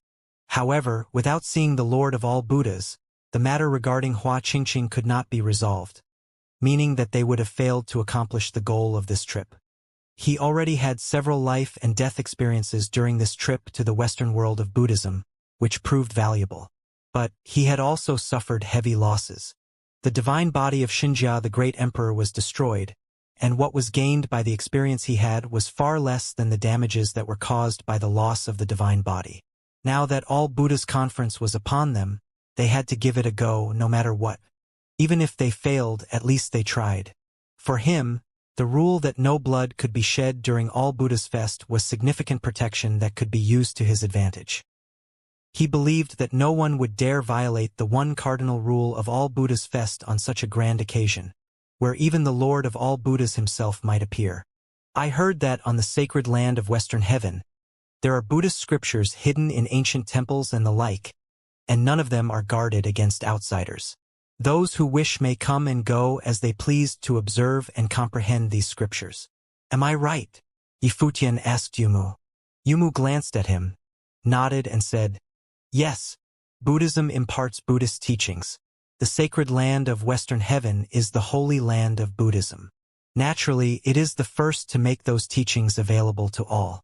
These Buddhist scriptures are copied by major ancient temples, so that anyone who comes to the sacred land of Western Heaven to cultivate may have access to them. Of course, those who could come to the sacred land of Western Heaven were themselves extraordinary figures already. They were cultivators of advanced and profound realms. These people were all figures in the top echelon of the Western world, and it was very significant for these people to preach Buddhism to them. Furthermore, besides the secret methods of Buddhism and other rare superpowers, most of the scriptures of Buddhism can be found in the ancient temples of Western Heaven. Yumu continued, Benefactor Yi meant to follow in the steps of Donghuang the Great, comprehend Buddhist methods, and use them to participate in the All Buddhas Conference, to compete with other Buddhas. Does the Grand Master think it possible? Yifutian did not deny that at the moment, this seemed to be the only route he could take. It is hard. Yumu's eyes appeared thoughtful. He said, Little monk, I know that Benefactor Yi is talented above all others, but time is pressing. Benefactor Yi has never been in contact with Buddhist methods before, and it is only dozens of days away from the All Buddhas Conference. If Benefactor Yi meant to comprehend Buddhism in order to compete in discussion with other Buddhas, it will not be an easy task, and that is putting it mildly. Donghuang the Great had done it once. But how many Donghuang the Greats were out there in this world?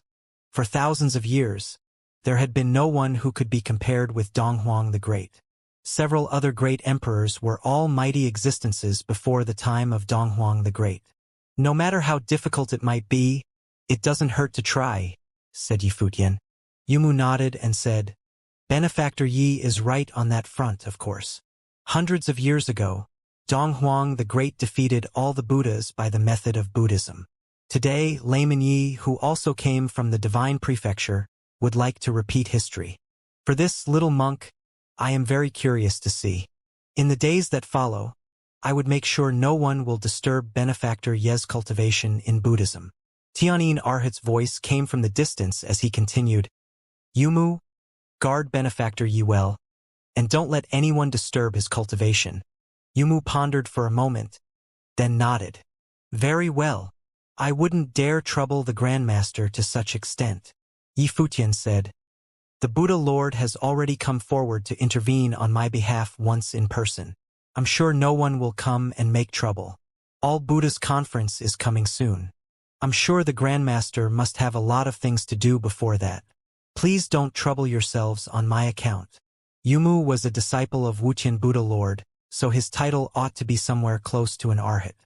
Even though he had been more than polite and humble in Yi Futian's presence, he was undoubtedly a great Buddha himself, with lofty status in the Buddhist sect.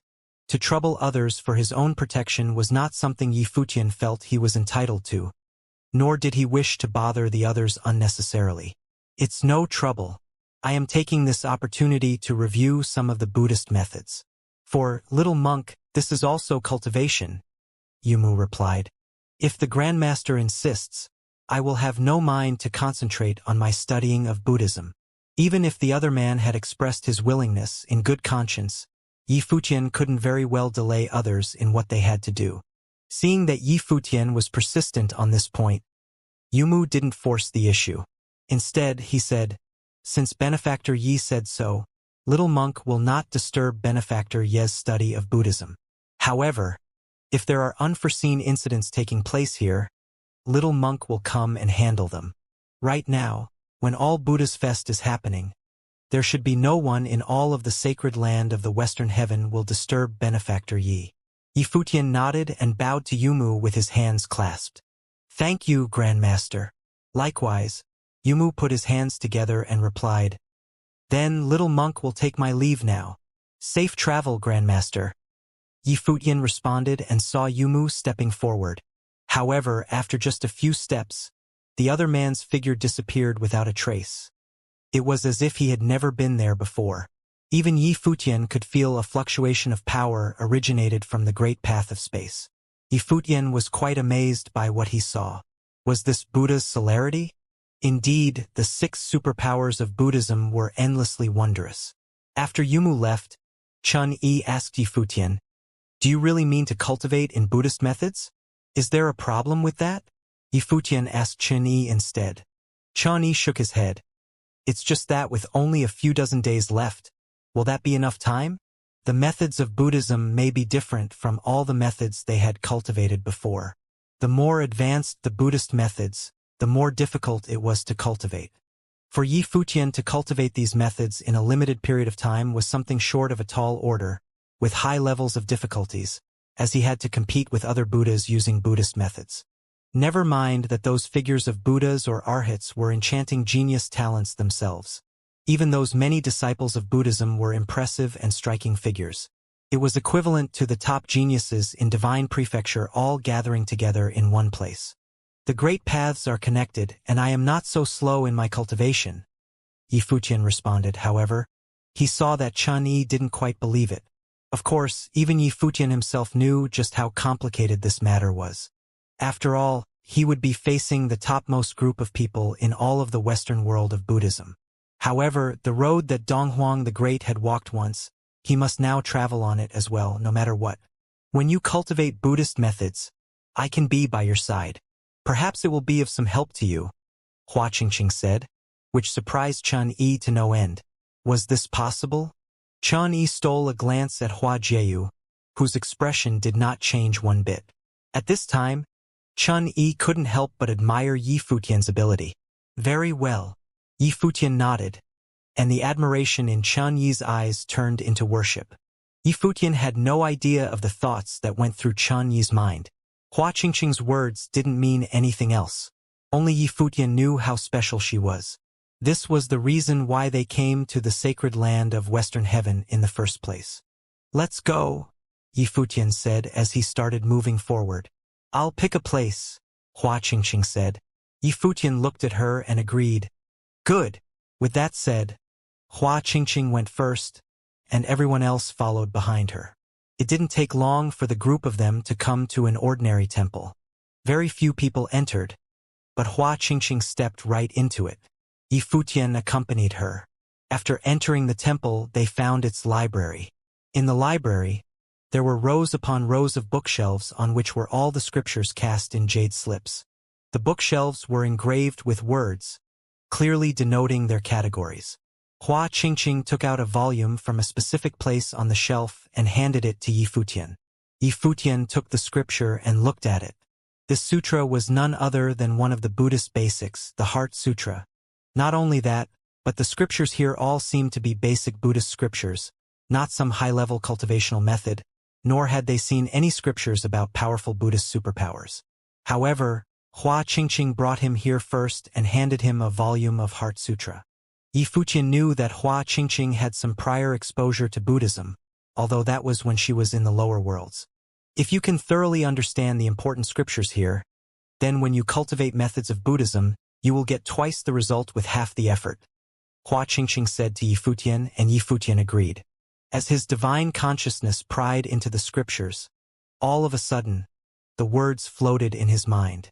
They were the content of the scriptures. At the same time, Hua Qingqing, who was beside him, closed her eyes, and there was a mysterious force gushing out of her.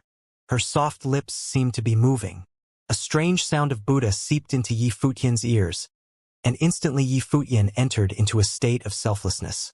At that moment, it was like he had entered the heart of Buddhism, which was an amazing feeling. Although the Heart Sutra was considered an introductory study of Buddhism, it was also a classic sacred text of Buddhism, full of infinite wisdom and wonder. Yi Futian deeply immersed himself in it. The content in the Heart Sutra was not much, and it was a little too obscure and dull for beginners. Once he entered into the space of total fascination, Yi Futian seemed to exist in the space of Buddhism. He sat cross-legged and surrounded by Buddhist runes. Faintly, lingering sounds of Buddha could be heard, which was transmitted into the ears of those who could hear it, and it was deafening and unmistakable. A Buddha lamp was lit next to him, which seemed to also light up the heart for Buddha inside of him. Yi Futian almost felt that he had always been a Buddhist cultivator and was now comprehending Buddhist scriptures. As time passed, Yi Futian was surrounded by the light of Buddha. It was as if he had been covered with a layer of gold all over his body. The white garment on him faintly glowed with a golden radiance. Others were also leafing through these Buddhist scriptures next to them, but they were browsing. Even if no cultivation was involved, reading these Buddhist scriptures and meditating on them was beneficial. Yi Futian stayed here for about a month before leaving. Soon after, Hua Qingqing took him to other ancient temples to study and comprehend Buddhist scriptures that were there and cultivate Buddhist superpowers. After coming to the sacred land of Western Heaven, Yi Futian was immersed in the cultivation of Buddhism. In a blink of an eye, 2 months passed. Yi Futian had been wandering among the ancient temples during this time.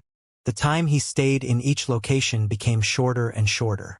Recently, it seemed that he was simply observing, then leaving right after. It was more like taking a tour of the place rather than cultivating. In the meantime, at the sacred land of Western Heaven, the atmosphere of all Buddha's fest was hitting a high point. The entire Western Heaven was more festive and lively than ever. There were already many people who were talking about the upcoming All Buddhas Conference. It was rumored that some great Buddhas had already arrived on the spirit mountains of all the heavens in the world of Buddhism, and they had stepped into the sacred land of Western Heavens. Some even claimed they had seen those figures with their own eyes. At this time, in a place of Buddhist cultivation in the Western Heaven, the light of Buddha surrounds the space, full of peace and joy. In one place, there was an eminent monk who was giving a lecture. Many Buddhist cultivators sat and listened quietly, their visage majestic and dignified. The light of Buddha lingered all around them as if they were preparing for the coming of the All Buddhas Conference. When the lecture was over, the phantom of those Buddhas in front gradually disappeared. The light of Buddha still circulated in the quiet space upon those Buddhist cultivators. After a while, they opened their eyes and recited the Buddha's name in thanks. "How does everyone feel?" a cultivator asked with a smile. Buddha Lord's preaching was enlightening and refreshing. "The benefits are incredible," someone replied. "The Buddha Lord has an advanced and profound understanding of Buddhism and has elucidated some of my questions about the scriptures. I feel that my cultivation has improved a few more degrees because of it." Another jumped in. "Arhat's cultivation has already reached the pinnacle, and now that your comprehension has improved even more, you must be getting close to crossing the Buddha's tribulation. This time at All Buddha's Conference, you will outshine all the others." Everyone was talking and praising the man, who was none other than Shinyan Arhat. "What has that Yi Futian been doing? Is he still reading the scriptures?" Shinyan Arhat asked around.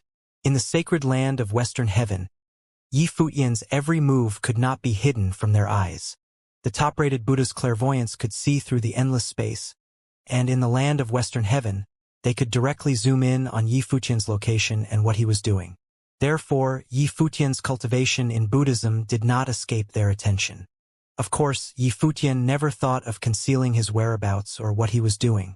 He knew that his every move was under the scrutiny of these Buddhist cultivators. Tianyin Arhat, for one, had been watching him from the shadows. He heard everything loud and clear when Yi Futian was chatting with Yumu before. Well, he has been wandering among the ancient temples of the Western Heaven, and no one has any idea as to his true intentions, someone else responded. If you are speaking of cultivating Buddhism, going into a temple for a day or two then walking out of it is not the way to comprehend Buddhism. Some other cultivators gave their 2 cents with a smile. His smile was tinged with a slight sense of sarcasm. It seemed he was amused by Yi Futian's lack of self-awareness. Cultivation of Buddhism must avoid impatience. Although Yi Futian is talented, he has too high of a regard for himself. Perhaps he is eager to achieve success and wants to improve his realm by comprehending and cultivating in Buddhism. However, he is just wasting his time.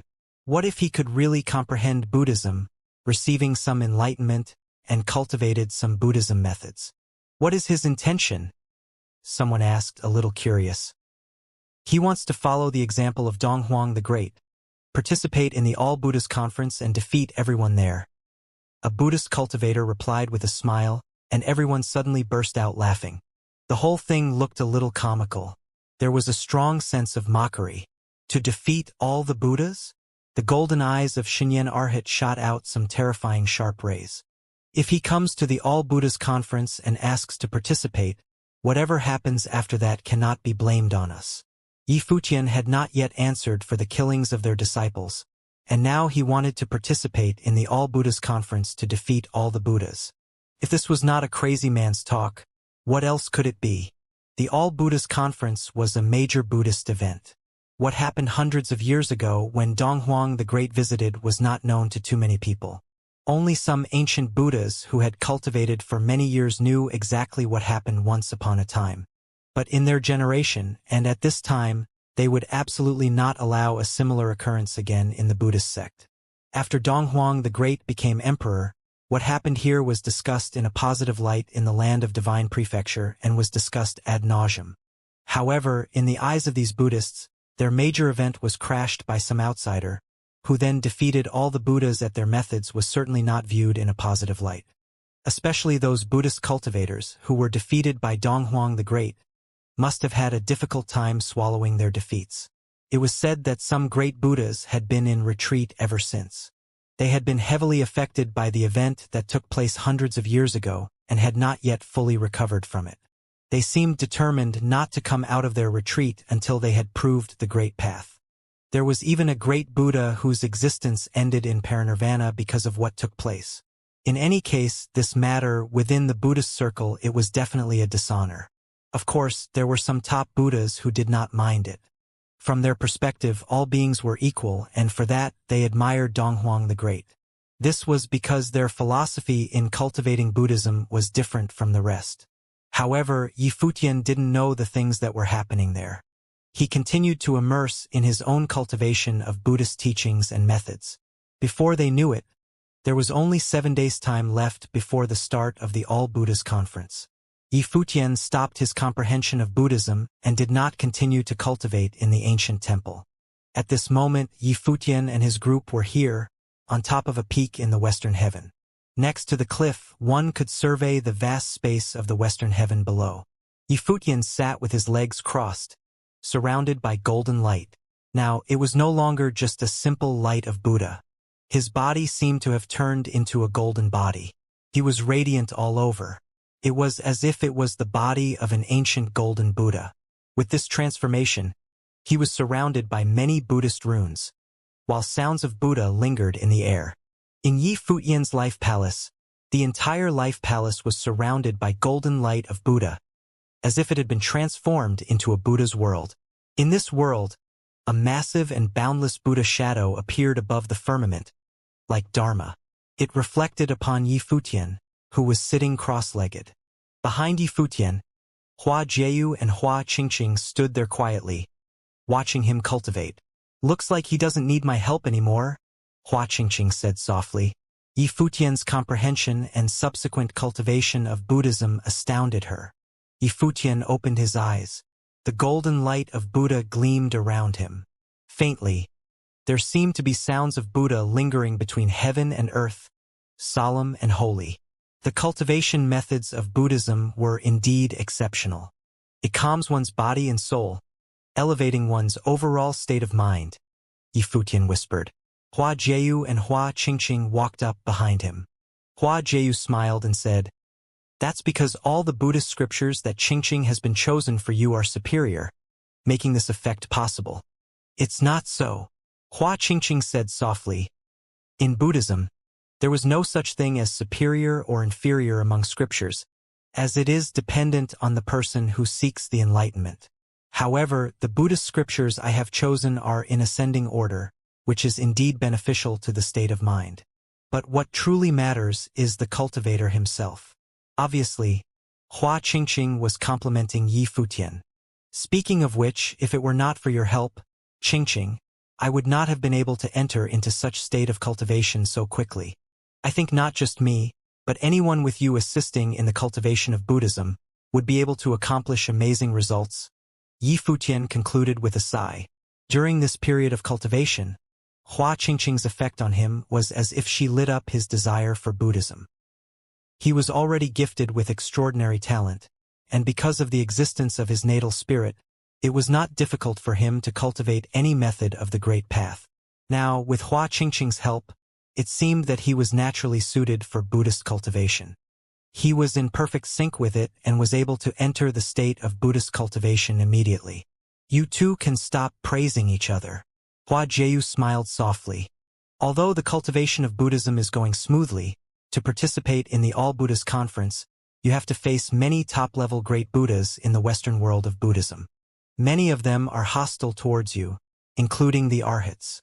When she spoke of this, Hua Jieyu was not so optimistic anymore.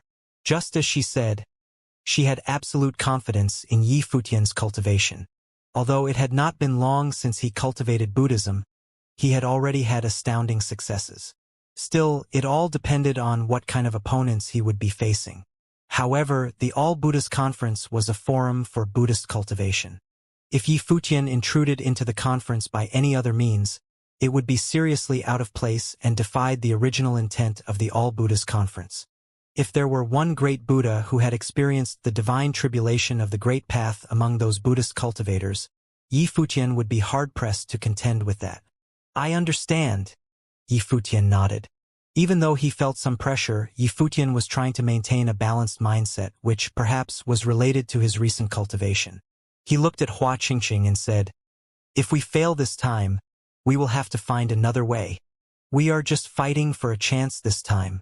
In fact, everything that happens in the sacred land of the Western Heaven must not be hidden from the Lord of all Buddhas.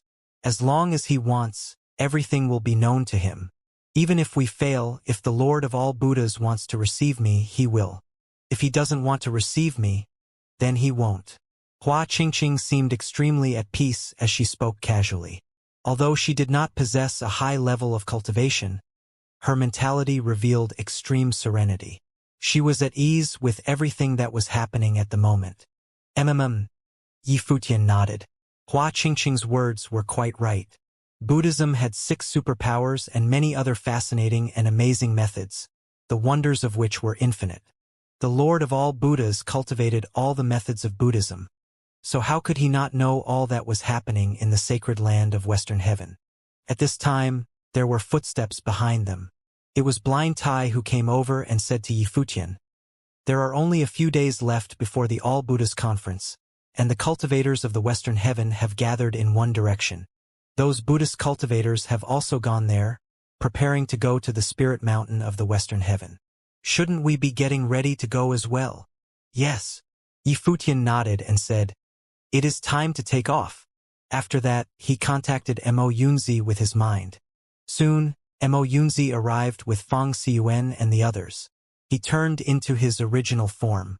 Yi Futian and his group walked onto the back of the Golden Wing Rock.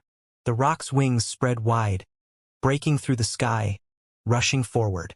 At this moment, in the sky above the western heaven, there were cultivators everywhere, traveling by air. Many of them were Buddhist cultivators, surrounded by the light of Buddha. Yifutian looked around to take in the sight. Countless many cultivators were in the air, and all of them were heading in the same direction.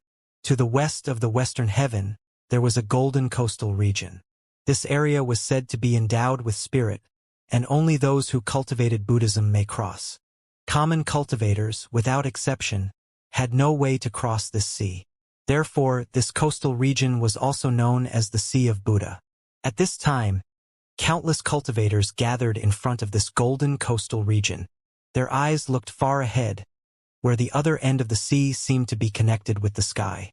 There, one could vaguely see the golden light of Buddha above the firmament, radiant beyond words, as if it was a world of Buddhism outside of this world. Everyone knew that was where Spirit Mountain of Western Heaven was located. Lord of all Buddhas had once cultivated there, and to this day, the Spirit Mountain of the Western Heaven was still considered the cultivation court of the Lord of all Buddhas.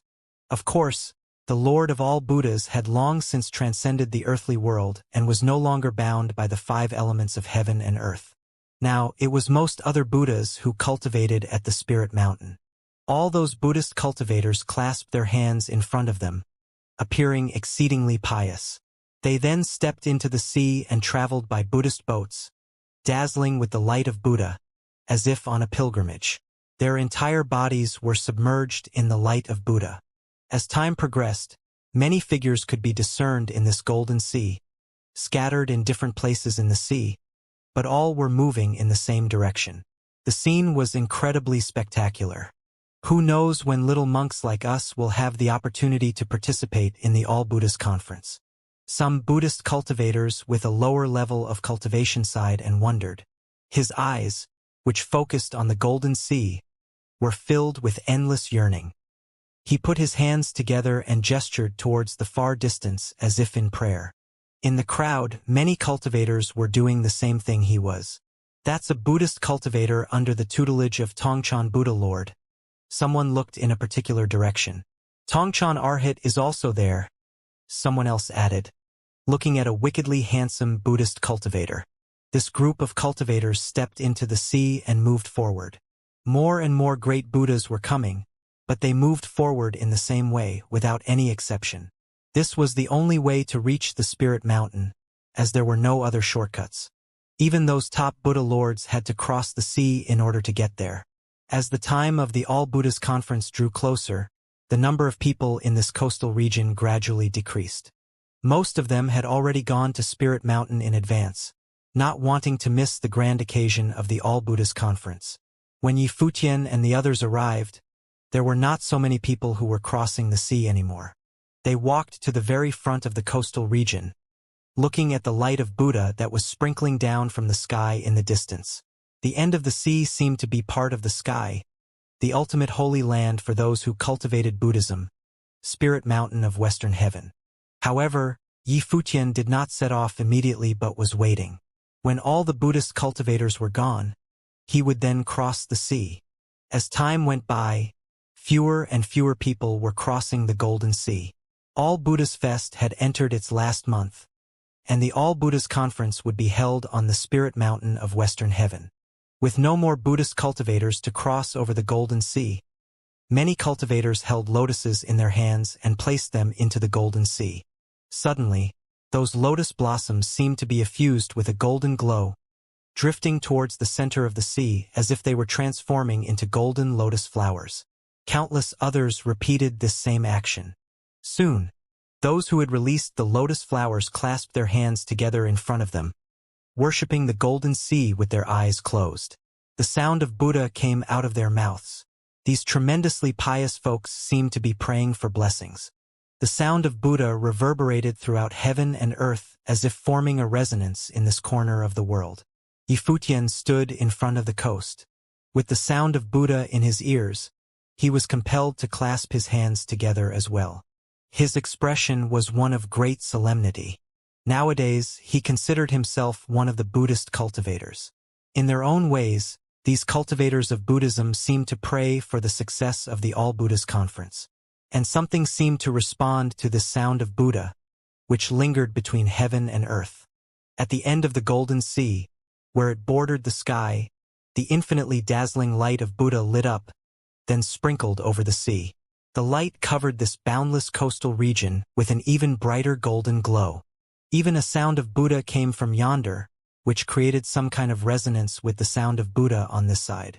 Suddenly, many Buddhist cultivators who were unable to cross the sea sat cross-legged by the sea and cultivated there with their eyes closed.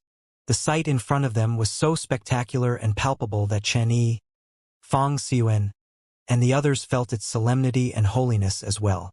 They couldn't help but bow, with their hands clasped in front of them, to the other end of the sea.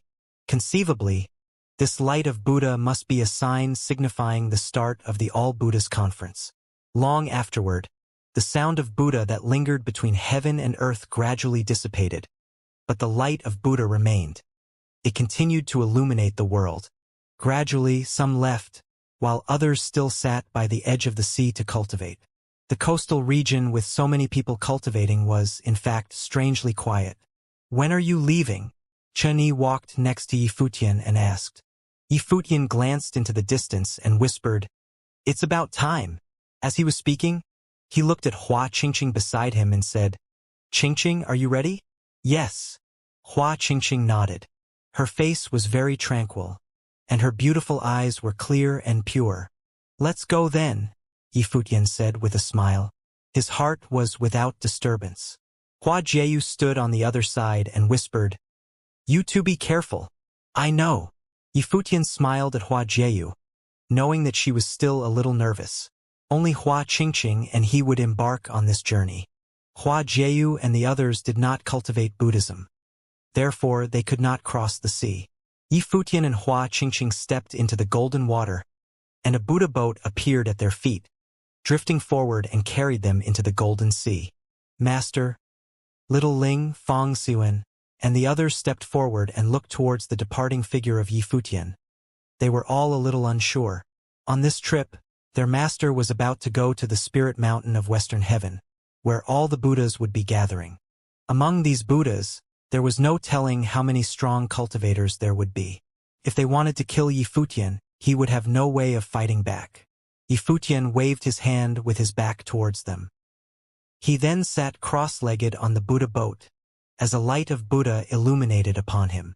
It was as if he had been incarnated into a Buddha himself. Hua Qingqing stood behind him with a small smile on her face as she looked at the far end of the sea. Her garments, likewise, were bathed in the light of Buddha. With her hands clasped together, her visage was one of solemn majesty.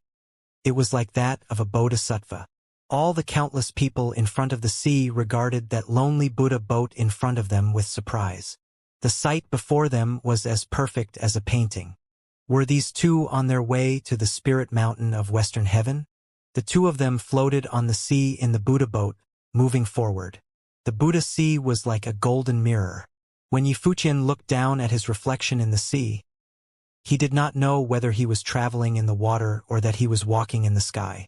Yifutian smiled, then closed his eyes, cultivating quietly. He was allowing the Buddha boat to float forward without distraction or worry. Hua Qingqing stood there quietly, as if she was in charge of the advancement of the boat. Bathed in the light of Buddha, she appeared sacred and beautiful. The Buddha boat moved forward slowly, and it seemed to be very far away from the other end of the sea. They had no idea when they would ever arrive. Day by day, the time went by. In a blink of an eye, more than 20 days had passed.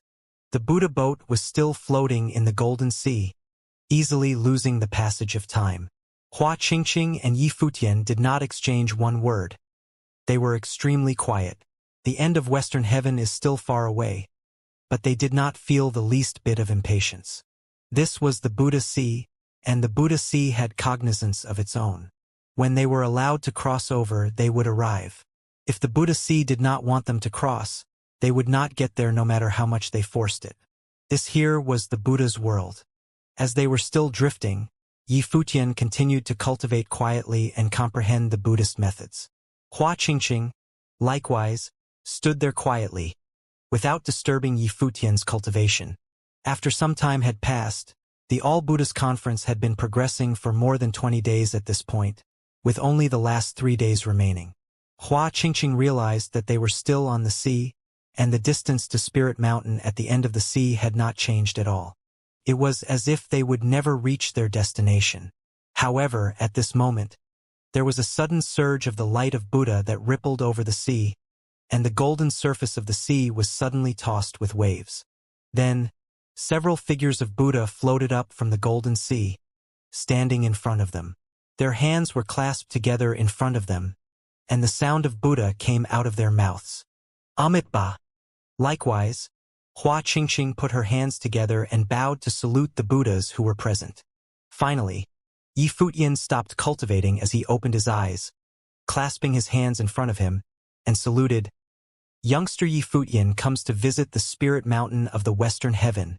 You two benefactors are both endowed with roots of wisdom, another Buddha said. Then among them, the water mist surged from the golden sea, turning into a golden door, which illuminated another world inside, as if it was the grand view of the spirit mountain. Thank you, Grandmaster. Yifutian bowed again to thank them. Then, the Buddha boat continued moving forward and drifting towards the door. Soon, the Buddha boat went through the door and drove inside. In the next moment, it disappeared. When they disappeared, the door disappeared immediately as well. All the phantoms of the Buddhas turned into a watery mist and returned to the sea. Everything was as it was before, as if nothing had ever happened. However, in another place, when Yifutian and Hua Qingqing reappeared once again, there was no more Buddha boat under them. They were standing on pure soil now. Looking forward, they saw a sky full of Buddhas as the light of Buddha shone upon them. From bottom to top, many Buddhas could be seen standing in this space. When they beheld the sight before them, Yifutian and Hua Qingqing were both very solemn. They put their hands together and greeted all the Buddhas in the sky, appearing extremely pious. The Buddhas seemed to know that they were coming, and they seemed to be waiting for them.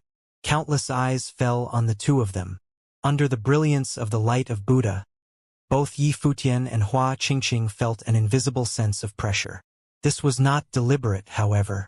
Whoever faced so many Buddhas in the sky at once would feel the pressure just like they did. Yifutian looked at all the Buddhas in the sky. Although he felt the pressure distinctly, he would still face it with the utmost tranquility.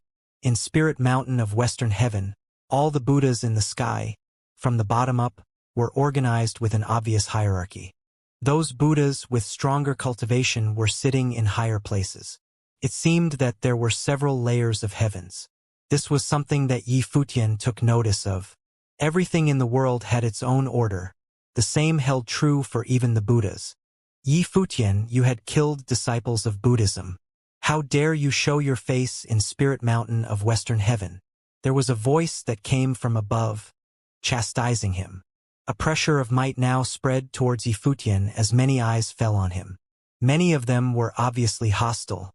They never imagined that Yifutian would dare to come here and step on the ultimate holy land of Western Heaven. Yifutian looked around at the Buddhas. His expression was calm enough. He asked, "May I ask the Buddhas this?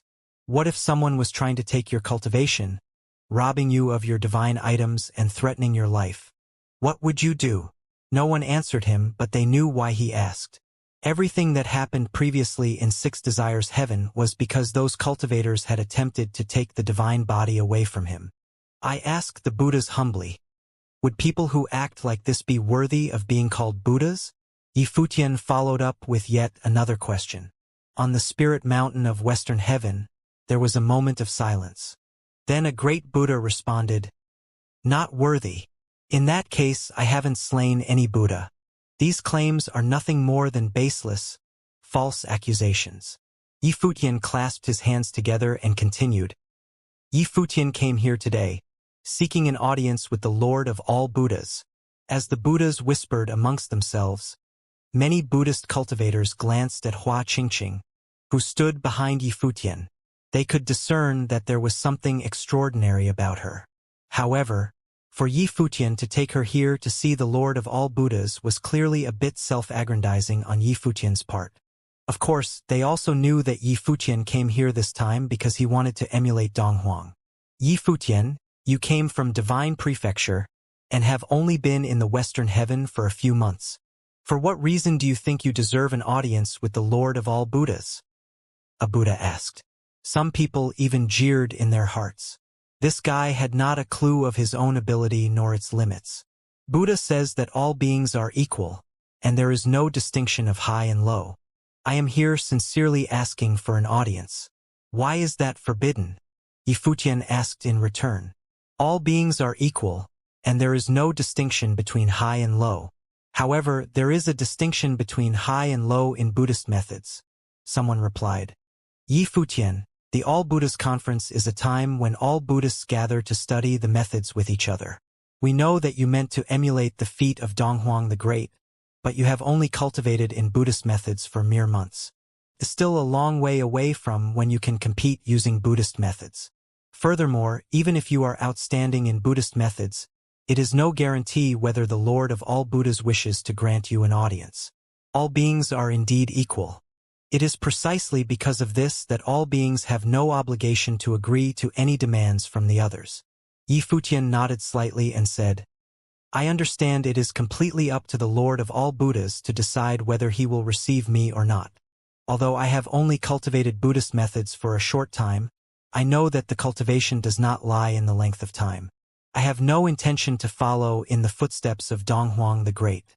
I am only here because I desire an audience with the Lord of all Buddhas.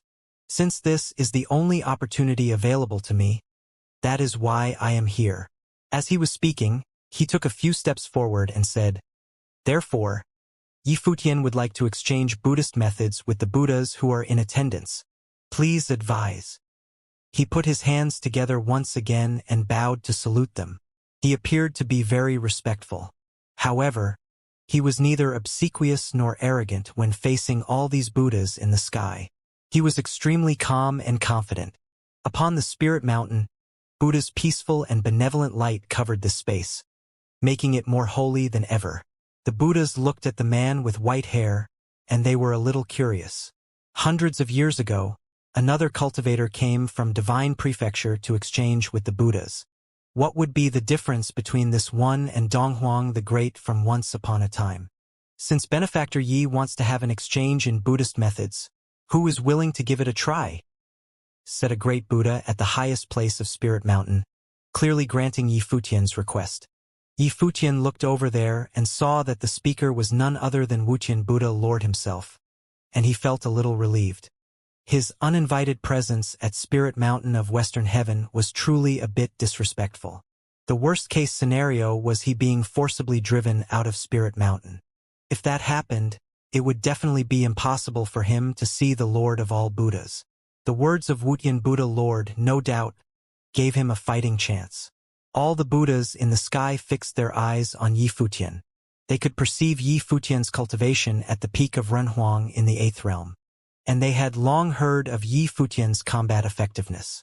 When he was in the original realm, they had already heard that Yi Futian was an invincible existence in the Renhuang realm.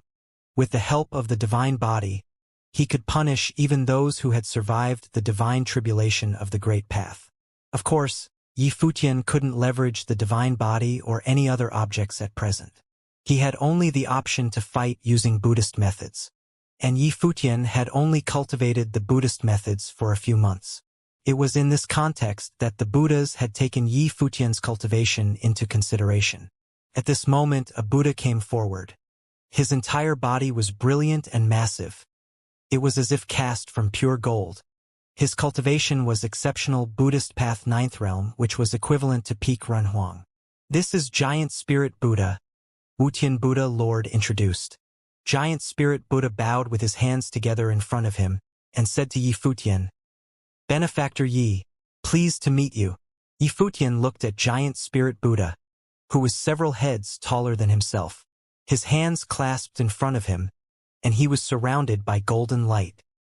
He sat down cross-legged and said, There is a mention in Buddhist scriptures that as long as the Buddha's heart is determined and faithful, it cannot be shaken.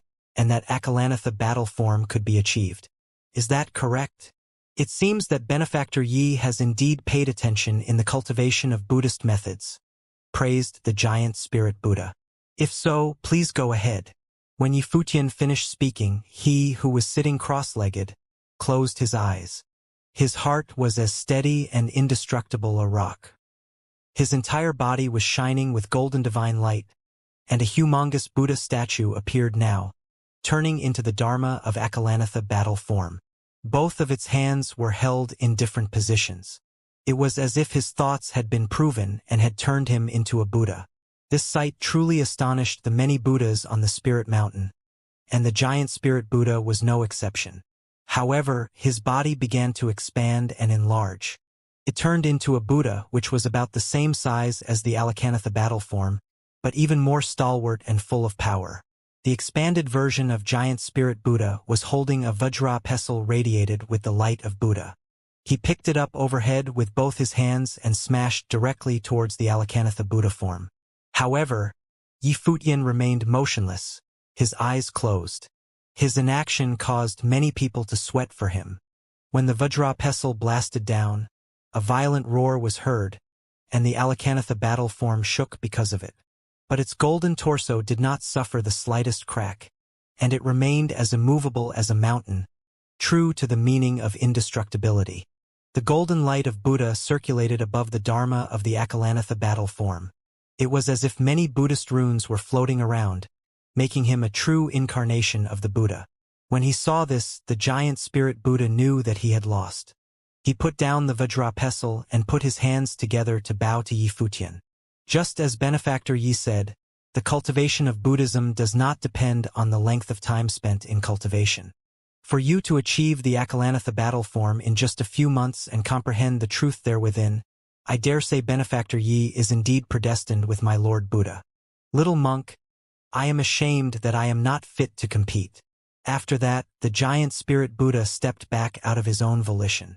Yi Futian came to the spirit mountain of the Western Heaven to exchange Buddhist methods, and in just one battle, he had demonstrated his attainments in Buddhist methods to all the Buddhas in the Western Heaven. Benefactor Yi has already acquired the essence of Alakanatha battle form. It seems that he accomplished much in these past few months of cultivation. Nobody should underestimate him. A great Buddha commented as he looked at Yi Futian, who was below. The Dharma of Alakanatha battle form was also known as Alakanatha battle form, a very powerful battle form in Buddhism. The cultivation of this battle form was extremely demanding regarding one's state of mind. No one ever suspected that Yi Futian would fully comprehend and cultivate this technique in such a short period. In another direction, many Buddhist cultivators looked at each other. Shinyan Arhat was among these cultivators. Not long ago, they discussed that Yi Futian had only cultivated Buddhism for months and did not stay long in the many places he visited. He would go to some ancient temple for 2 or 3 days before moving on to another one. They did not think this was the way for anyone to cultivate Buddhism properly. But obviously they were wrong. They had underestimated Yi Futian's talent in Buddhism. Not only did he successfully cultivated Buddhist methods, but he had also achieved great things. Although the giant spirit Buddha was not some major Buddhist figure, he was, after all, an existence in the 9th realm of the Buddhist path. Nevertheless, he was unable to break apart Yi Futian's battle form. The gap between the two was glaring. This demonstrated that Yi Futian's strength was so considerable that unless it were top-level Buddhist cultivators, it would not be easy to repel him. Yi Futian opened his eyes and looked at all the Buddhas. He then walked forward with a solemn expression, hands clasped together in front of him. He maintained a grave and dignified demeanor without being the least impertinent. His lips moved slightly, and sounds of Buddha seemed to come out of his mouth. It was rather difficult to hear what he was saying. Only the lingering sound of Buddha was audible. He walked forward as if he intended to get to the highest point on a whim. This was to meet the greatest Buddhas of them all, the Lord of all Buddhas. Those great Buddhas felt a sense of déjà vu when they beheld this sight. Hundreds of years ago, Donghuang the Great, like him, walked all the way up to the top and had met the Lord of all Buddhas. Yi Futian, likewise, was also from the divine prefecture. Bang! Another great Buddha stepped out at this time. This great Buddha was a Buddhist cultivator under Tianluan Vajra Buddha Lord. He had an amazing aura that gave the onlookers a sense of incredible pressure of aggression. When he was standing in front of Yifutian, a golden dharma appeared behind him, as a domain suddenly manifested between heaven and earth with Yifutian in the middle of it. Height above the sky, numerous glaring Vajra Buddhas appeared, pressing down with mighty coercion. These glaring Vajras were fierce and frightening, with terrifying auras. The Buddha that had walked out also transformed into a Vajra Buddha himself. As he stretched out his golden right arm, suddenly, those glaring Vajras also stretched out their arms, blasting towards Yifutian at the same time. However, a series of ancient, golden words continued to pour out of Yifutian's lips, as the sounds of Buddha lingered. That Buddhist cultivator who walked out had a look of caution on his face. This was a Buddhist spell. Did he actually cultivate the Buddhist spell? All around Yifutian, powerful and domineering Vajras holding the Dharma, spewing out mantras as an unparalleled golden light of Buddha radiated from them. When those many arms blasted down for the kill, they found they could not move him 1 inch. At the same time, with the sound of Buddha that poured out of Yifutian's mouth, many of those Buddha phantoms in the void began to crack. Then they shattered. A Buddhist mantra in the form of runes landed on them, causing their golden body to collapse and pulverize. Aside from those Buddha phantoms, the Buddhist cultivator that had walked out suffered, too.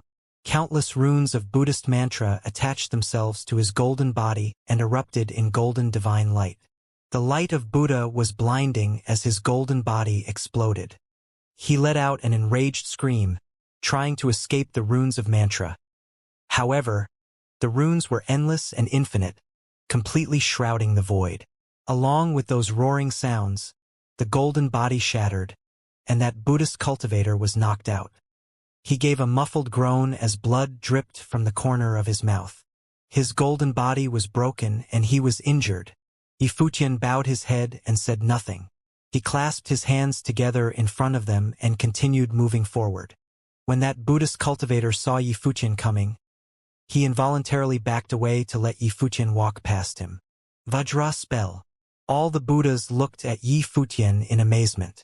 In addition to the Alakanatha battle form, Yifutian had also cultivated the Vajra spell, a Buddhist spell.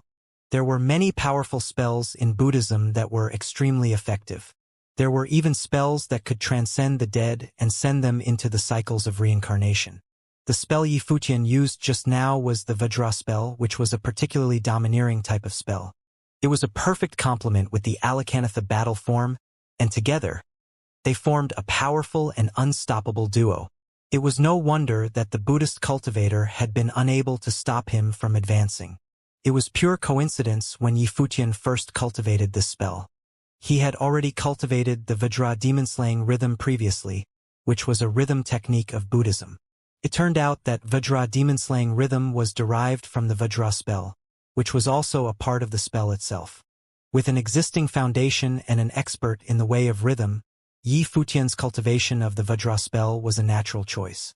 He was able to take control of it quickly, and its power was indeed domineering and tyrannical. Afterward, another Buddhist cultivator came out, still someone in the 9th realm, but there was no success. He was crushed by Yifutian, just like all the others before him.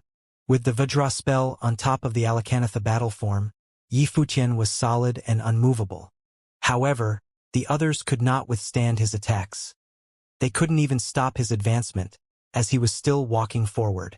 Seeing that Yifutian was so impossibly dominant, some Buddhist cultivators stepped forward one after another. Some wanted to stymie Yifutian's forward progress, and some wanted to experience Yifutian's strength. But all of them, without exception, were not able to stop him. On both sides, there was a collection of quite a few wounded cultivators. However, Yifutian was merciful. He didn't go overboard and hurt anyone grievously, as all of them were only slightly injured. After all, this was the spirit mountain of the Western Heaven, the supreme holy land of the world of Buddhism, the place where the Lord of all Buddhas once cultivated. Soon, Yifutian passed through the lowest layer and stepped up onto the golden sea of clouds. All around him, the auras of these Buddhist cultivators were becoming stronger, as their statuses were also elevated. Just as that great Buddha said before, all beings were equal, and there was no difference among Buddhas. However, there was a distinction between Buddhist methods. From the highest point, those Buddha lords watched Yifutian making his way up towards them. Some Buddha lords whispered, "I didn't expect that someone from the divine prefecture, after having cultivated Buddhism for a few months, could reach this level of achievement. It seems that unless the direct disciples of the Buddha lords intervene, it will be difficult to stop benefactor Yi. Could it be that the Buddhas cultivated the methods for many years and are still not as good as the few months someone spent in cultivation?" Other great Buddhas looked around the crowd and questioned. This great Buddha was none other than Shinyen Buddha Lord, whose speech was as belligerent. His gaze was frightening. Zhu Ho, who was killed in Jianan City, was a disciple of his. Of course, there were many disciples under him, and the death of one was hardly a great matter to him. As someone who was a Buddha Lord, he didn't need to deal with the nitty-gritty of these matters. Nonetheless, it was his disciple who had died, and now the culprit had come here, crashing through the spirit mountain of the western heaven. He was certainly unhappy about this turn of events. If this man were allowed to pass through Spirit Mountain, wouldn't it be a slap in the face for the Buddhas who were here? All the Buddhas cultivated the same methods, but Buddhism was infinite, and the way it was cultivated by each person was different as well. It was the same with figures such as the Buddha lords. Their ideals and philosophies differed depending on who they were. Upon hearing the words of Shinyen Buddha Lord, one of his disciples immediately came forward. He was still a cultivator in the 9th realm with a terrifying aura of cultivation. He stood in front of Yifutian, opened up his heavenly eyes, and looked at Yifutian. It was as if he could see through Yifutian. Yifutian raised his head to glance at the other man and thought, "A disciple of Shinyen Buddha, Lord?" Previously, these people had stopped him in the sacred land of the Western Heaven. If they were not on a killing hiatus because of the All Buddhas Fest, perhaps they would be seeking revenge for Zhu Ho by now. Ha! The cultivator who came forward was under the tutelage of Shinyen Buddha Lord. He frowned when he used his heavenly eyes to examine Yifutian. Buddha's clairvoyance was one of the 6 superpowers of Buddhism, infinitely wondrous. Buddha's clairvoyance could see through all things and everything. When cultivated to its ultimate state, it could see into someone's past and future. It was true that Yifutian had released the Dharma, but his realm was higher than that of Yifutian's. Using the Buddha's clairvoyance, he should be able to detect all of Yifutian's weaknesses, unhindered by the Dharma. He would then see through the essence of Yifutian, thus defeating him using the most effective superpower. However, the Buddha's clairvoyance revealed nothing but primordial chaos. He was unable to see anything clearly, as if in a state of complete nothingness. He even had a suspicious feeling that Yifutian was like the real Buddha, the purest Buddhist cultivator whose body was cast in gold. Under the blessing of the Dharma, he was solemn and sacred. This was usually what happened when he looked into other great Buddhas with clairvoyance. Why did this happen when he looked at Yifutian? He's a little odd. Not only him, but his fellow disciples were all looking at Yifutian at this time, golden light of Buddhas shining from their eyes. They used the heavenly eyes to pry and spy. However, even as close as they were, their efforts were equally futile as they could not properly comprehend his depth. It gave them an illusion that Buddha's clairvoyance had absolutely no effect on Yifutian. Indeed, perhaps he has divine items or some blessings on him that could resist the prying eyes of Buddha's clairvoyance. The people next to him suggested. If Buddha's clairvoyance was unable to see through Yifutian, then the only way to deal with Yifutian was by real combat, which would not be easy, to put it mildly. After all, Yifutian had demonstrated extraordinary combat effectiveness when he fought before, consistently crushing Buddhist cultivators in the 9th realm. However, the person who came forward was their fellow disciples, cultivating under the same master, Shinyen Buddha Lord. Even if he couldn't pry or see through Yifutian, his cultivation in Buddhist methods ought to be on equal ground for him to compete with Yifutian. That Buddhist cultivator's expression sobered up quite a bit now. With a thought, this space suddenly transformed into a realm of Buddhism. Behind him, a Tianyan Buddha appeared. At the same time, countless pairs of eyes appeared in the surrounding space. The sight was a little eerie. Those many eyes looked in Yi Futian's direction simultaneously. When Yi Futian looked at those eyes, countless images appeared in his mind, like illusions. Each pair of eyes contained a different phantasmatic image, which directly took Yi Futian into what seemed to be the world of sorcery. Yi Futian found that he seemed to have entered into another world, the space of sorcery, the world of the Buddhas. Obviously, he knew this was a false illusion, but somehow he was still taken there regardless of that knowledge. However, he did not waver. Sounds of Sanskrit came out of his mouth as the Alakanatha battle form released a brilliant light of Buddha behind him. The light of Buddha surrounded him and expelled all deceptions. Numerous pairs of heavenly eyes were still suspended in the air, but he stood his ground and did not move. All illusions were emptiness. Buzz. At the same time, the golden light of Buddha radiated out of the heavenly eyes which descended upon Yi Futian. Suddenly, Yi Futian felt his body was being restrained. It was difficult for him to move. He couldn't even lift his feet. Buddhist runes continuously flew out of his mouth, flying towards those many pairs of eyes in the void. The Alakanatha battle form released an even more brilliant light of Buddha. Yi Futian remained still.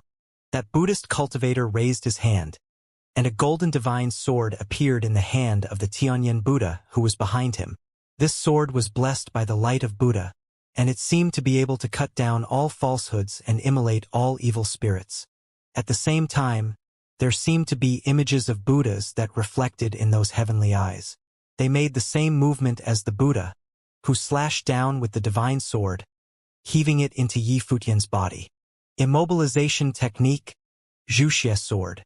When all the Buddhist cultivators witnessed the sight, they recognized these two powerful Buddhist superpowers. He had leveraged the heavenly eyes to release the immobilization technique and Xianxia sword to create a combination so powerful that they could break through all the falsehoods and punish the physical body directly. No evil spirits could stop the attacks from the divine sword. Yi Futian had spent several months comprehending Buddhism in the ancient temples of the Western Heaven. Although it was impossible for him to cultivate all of Buddhism's superpowers, he had some basic understanding of many Buddhist methods. He clearly recognized the immobilization technique and Xianxia sword. The combination and complementarity of the two Buddhist superpowers were indeed unparalleled and astounding. What would happen when the Alakanatha battle form encountered the Xianxia sword? The light of Buddha on Yi Futian's body was dazzling incessantly.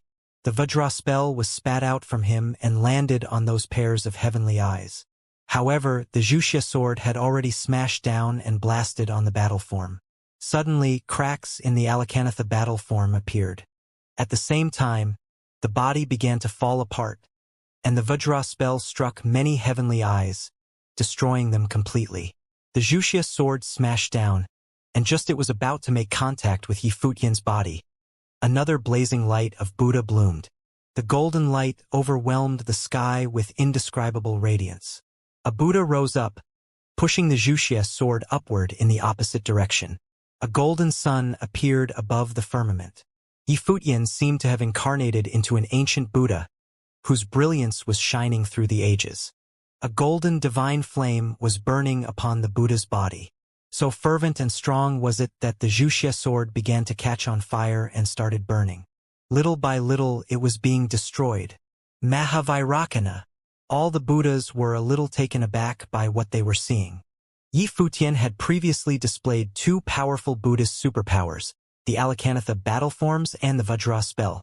Now he was unleashing a third Buddhist superpower, the Mahavairakana. How did he achieve that? The Mahavairakana Buddha was a Dharmakaya.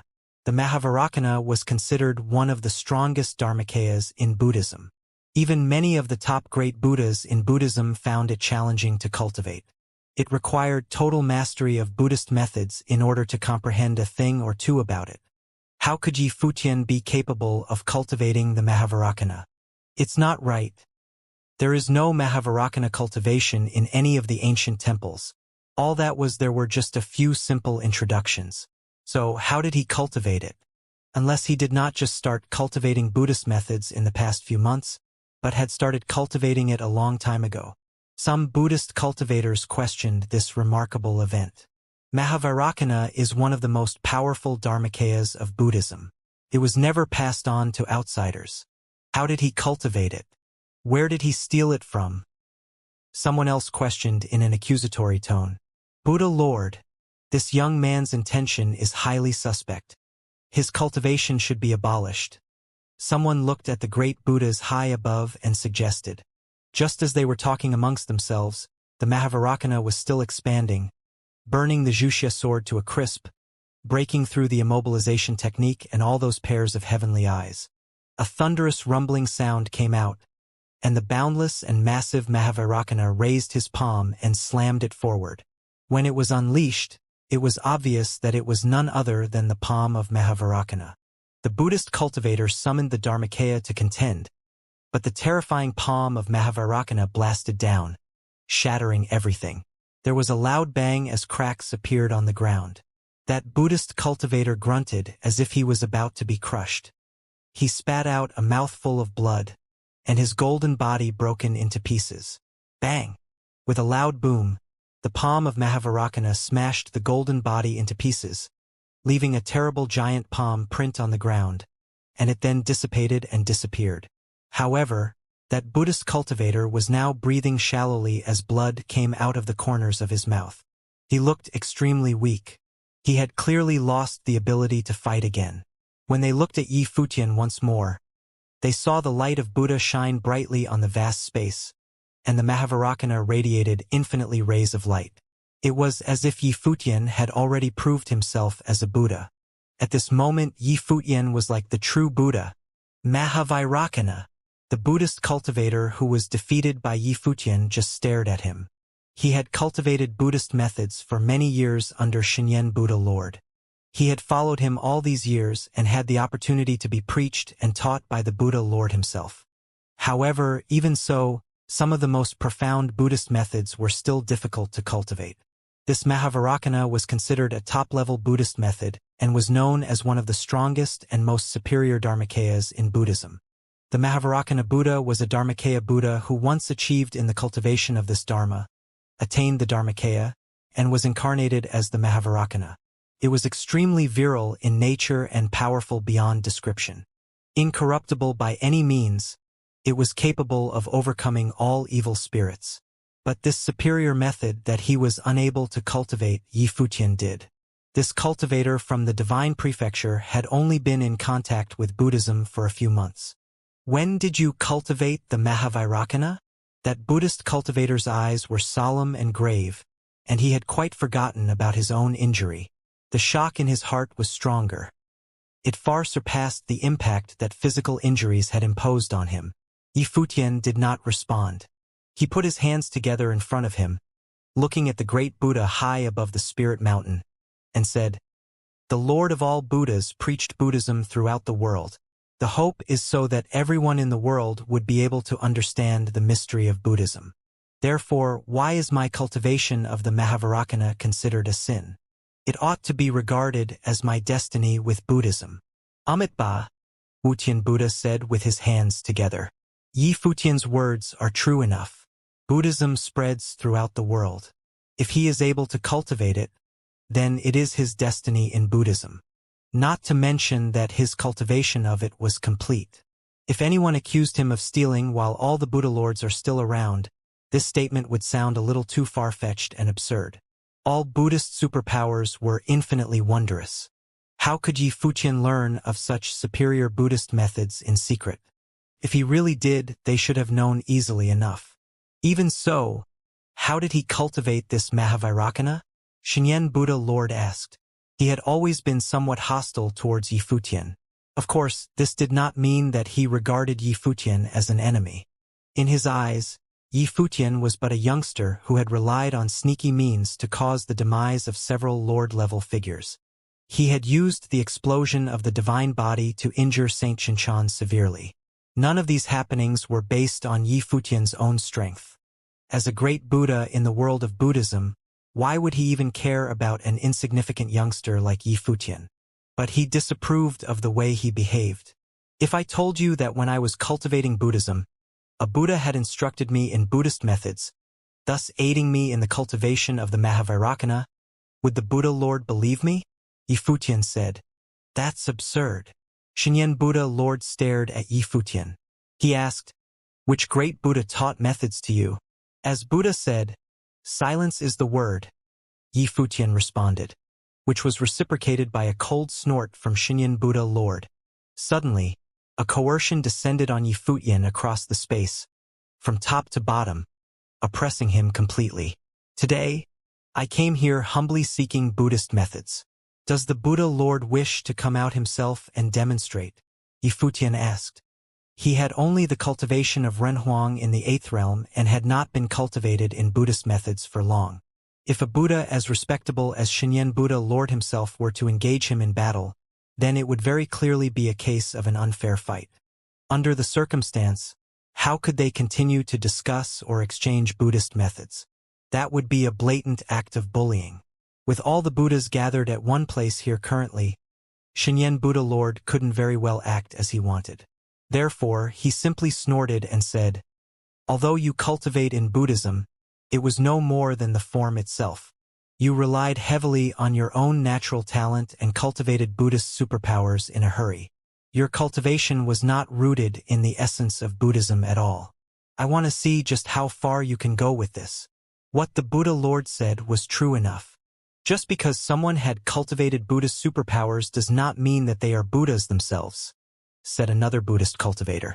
Yifutian clasped his hands together in front of him and nodded serious, saying, what the Buddha Lord said was quite true. I am just a beginner in cultivating Buddhism, and I can feel the depth and profundity of Buddhism. Even a lifetime may not be enough to become a Buddha in the truest sense. To cultivate in Buddhism is to cultivate one's heart, and I readily admit that I am far from achieving that just yet. In my heart, there is only awe for all Buddhist methods. This world is vast, and countless people had touted themselves as Buddhas. However, how many among them can really truly deserve to be called as such? Insolent! Someone reprimanded from the sky above, which shocked some of the cultivators who heard it. Obviously, they had heard the impertinence in Yifutian's remark, and he was quite brazen in the way he spoke to them. What he was really trying to convey was that in a world as vast as this, with countless people calling themselves Buddhas, how many of them could truly be considered Buddhas? In front of him, on this spirit mountain of the western heaven, there were Buddhas as far as the eyes could see. All of them prided themselves on their status as Buddhas. Weren't they the ones that Yifutian was referring to? Yifutian raised his head to look at the person who was giving the lecture and replied, what I said was consistent with the spirit of the lecture given by the Buddha Lord. What was wrong with that? Shinyan Buddha Lord had claimed that he had merely cultivated superpowers of Buddhism and never really came into contact with the Buddha. What Yifutian said was simply an extension of what had been said by Shinyan Buddha Lord. The great Buddha reprimanding him simply stared at Yifutian, and he was not the only one. Many other Buddhist cultivators were looking at Yifutian coldly as well. On this spirit mountain of western heaven, Yifutian dared to make such an outrageous statement. It wasn't just one or two people that he offended, but he was referring to all the Buddhas. However, one couldn't really say that what Yifutian had said was false. If another Buddhist cultivator were to jump out and accuse him, wouldn't it be a confession of sorts, saying that they didn't think they were worthy of the title of Buddha? We have heard that while you were still in the divine prefecture, Benefactor Yi offended various forces there and cultivators from every major world.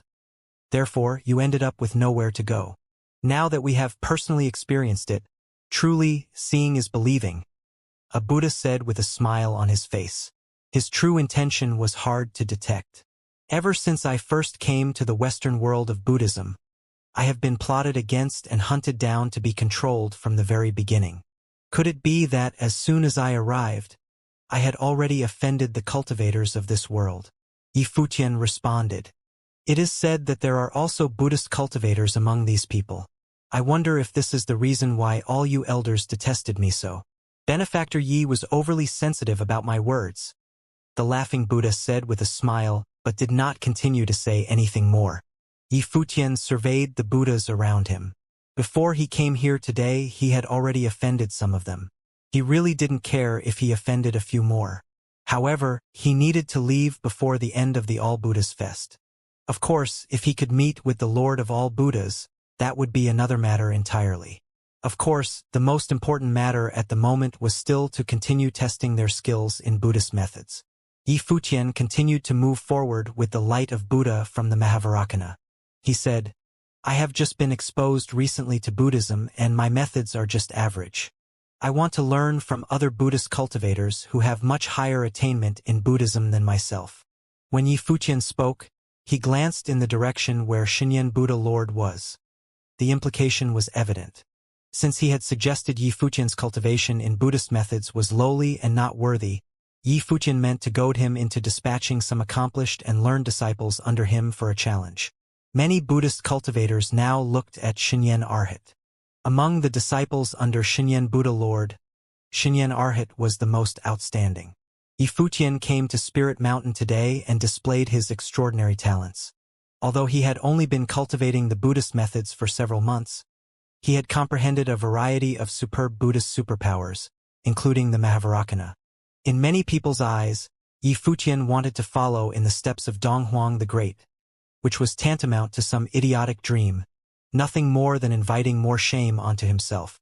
Many, including the likes of Xinyan Arhat, believed that they could easily crush Yi Futian and kick him off Spirit Mountain. But at this moment they truly sensed a faint hint of threat. Yi Futian really seemed to possess the strength to contend with all the Buddhas in his presence. Xinyan Arhat did not step forward. In the Western Heaven there were many Buddhas and Xinyan Buddha Lord was one of the Buddhas who stood at the peak of the realm. Xinyan Arhat was the chosen successor of Xinyan Buddha Lord. He represented Xinyan Buddha Lord as his most outstanding disciple. Here on Spirit Mountain he was also the most prominent Buddha of his generation.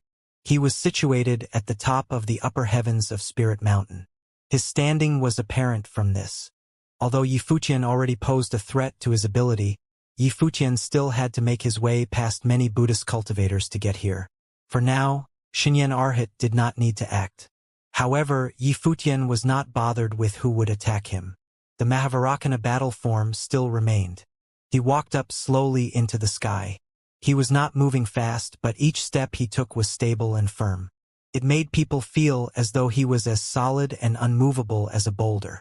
A Buddhist cultivator stepped forward. He was at the peak of the 9th tier of the Buddhist path. Now, only Buddhist cultivators at this level could contend with Yi Futian in Buddhist doctrine. Right out of the gate, a 9th tier cultivator came to fight him. Among 8th tier Buddhist cultivators, only Arhat-level figures had the chance of going against Yi Futian. "I wish to experience Benefactor Ye's Buddhist doctrine firsthand," said the monk who emerged.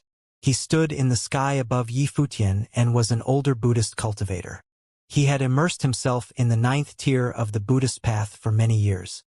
He had high attainments in terms of Buddhist doctrine. It was just that he had yet to break through the shackles of the path and experience Buddha's tribulation.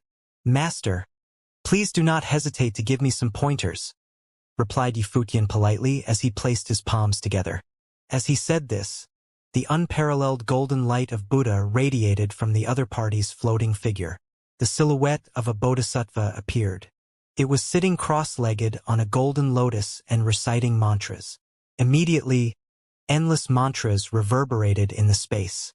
It was as though various silhouettes of Buddhas appeared at the same time in the sky. The mantras circled around Yi Futian and echoed throughout the space.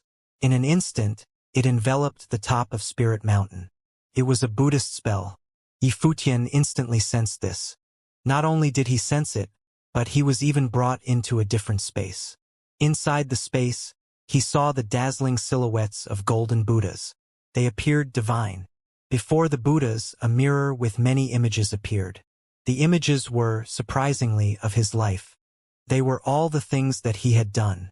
Most of them showed massacres. For instance, one image was of the death of Lord Six Desires and Great Elder Matian. After they died, the misery faced by their loved ones surfaced. Their fortunes were liquidated, and their fates were miserable. Aside from that, all the cultivators killed by Yi Futian across his decades of cultivation also appeared. He even caught a glimpse of the moment they perished as well as the anguish of their loved ones. These were all illusions. This thought surfaced in Yi Futian's mind. However, he found it difficult to struggle free from this illusion. He still remained in this space. This was no mere illusion but a fantasy woven by the Buddhist spell. They were real and yet also ethereal. They were all the outcomes of Yi Futian's actions. Behind the images, the Buddhas seemed to be overflowing with compassion and mercy, as though they were advising the viewer to let go of their hatred and resolve. This caused Yi Futian's heart to turn mellow and caused him to reflect on all he had done. He began to doubt his own actions and challenge his own beliefs. Suddenly, an intense sense of realization welled up in Yi Futian's heart. In order to achieve greater cultivation, one must cultivate their own heart. The spell might make him disagree with all that he had done and even deny his former self. If Yi Futian's state of mind were affected by the corrosion of the spell, then his status would surely affect his comprehension of Buddhist doctrine and his future cultivation. This monk harbored ill intentions. Or it should be said that this spell was too terrifying. Yi Futian started chanting Vajra spell. A golden ray enveloped his body like a robe, fortifying his state of mind and allowing him to be able to stare directly at the images. Yi Futian, you have claimed countless lives throughout your journey. Your sin is great. You shall reap what you sow. A voice reverberated in Yi Futian's mind, causing even his spiritual soul to tremble. However, Yi Futian managed to stare calmly at the other party. Not only could Vajra spell be used as an attack, but it could also serve to fortify one's state of mind. The journey of a cultivator was destined to be established on the dead bodies of countless other cultivators. This was especially true for someone like Yi Futian, who had come all the way here from the 9 states of the lower worlds. This Buddhist cultivator before him knew nothing of his struggles, so the Buddhist cultivator was not qualified to assume the role of the merciful one and convict him as a great sinner. Was it considered a sin for him to kill Great Elder Matian and Lord Six Desire? At that moment, Yi Futian gained the upper hand in his mental war against the Buddhist spell, allowing him to be even more resolute. There were very few things that Yi Futian regretted in his life. He did everything with a clear conscience. If there is karma, I am willing to accept the karma for all my actions, said Yi Futian nonchalantly. The flaming golden light of Buddha burst forth from his body. The light of Mahavarakana was dazzling. Then, a terrifying palm of Mahavarakana charged out and immediately shattered the images and reduced them to dust. The palm of Mahavarakana lit up the space, crashed into the other party's body.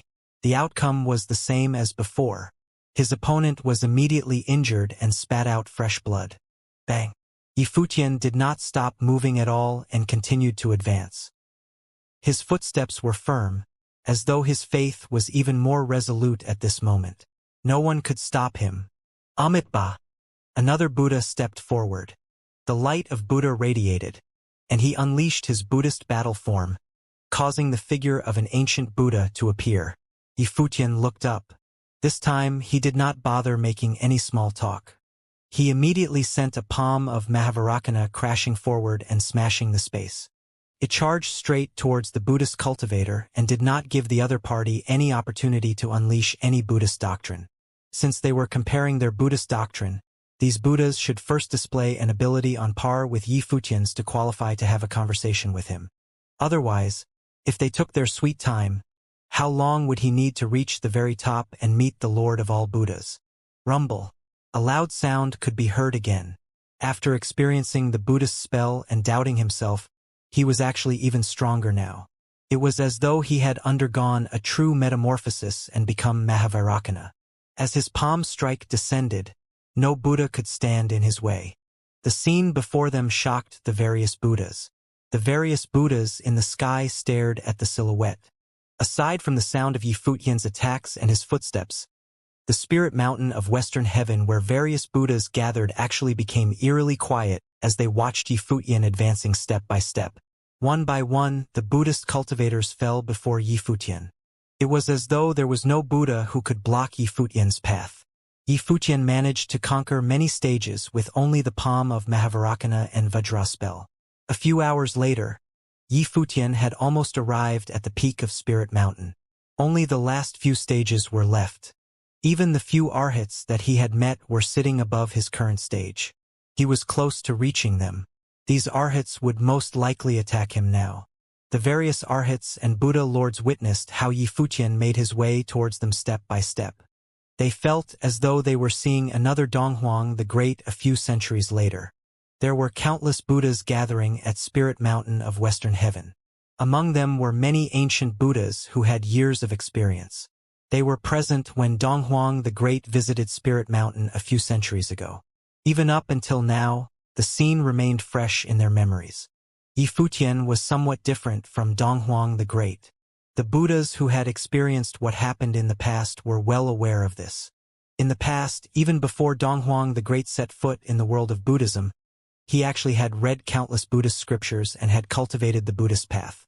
Exactly because of his involvement in Buddhism, Donghuang the Great came to Spirit Mountain of Western Heaven with the intention of seeking the Buddhist path from the Lord of all Buddhas.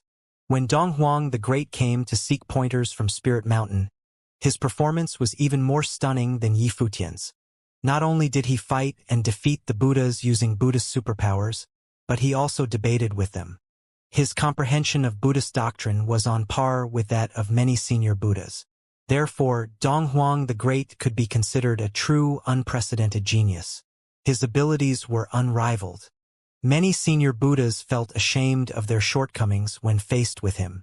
Not only was Donghuang the Great well-versed in all kinds of Buddhist doctrine, but he also had a profound understanding of them. This caused many Buddhas who were on Spirit Mountain of Western Heaven back then felt disgraced.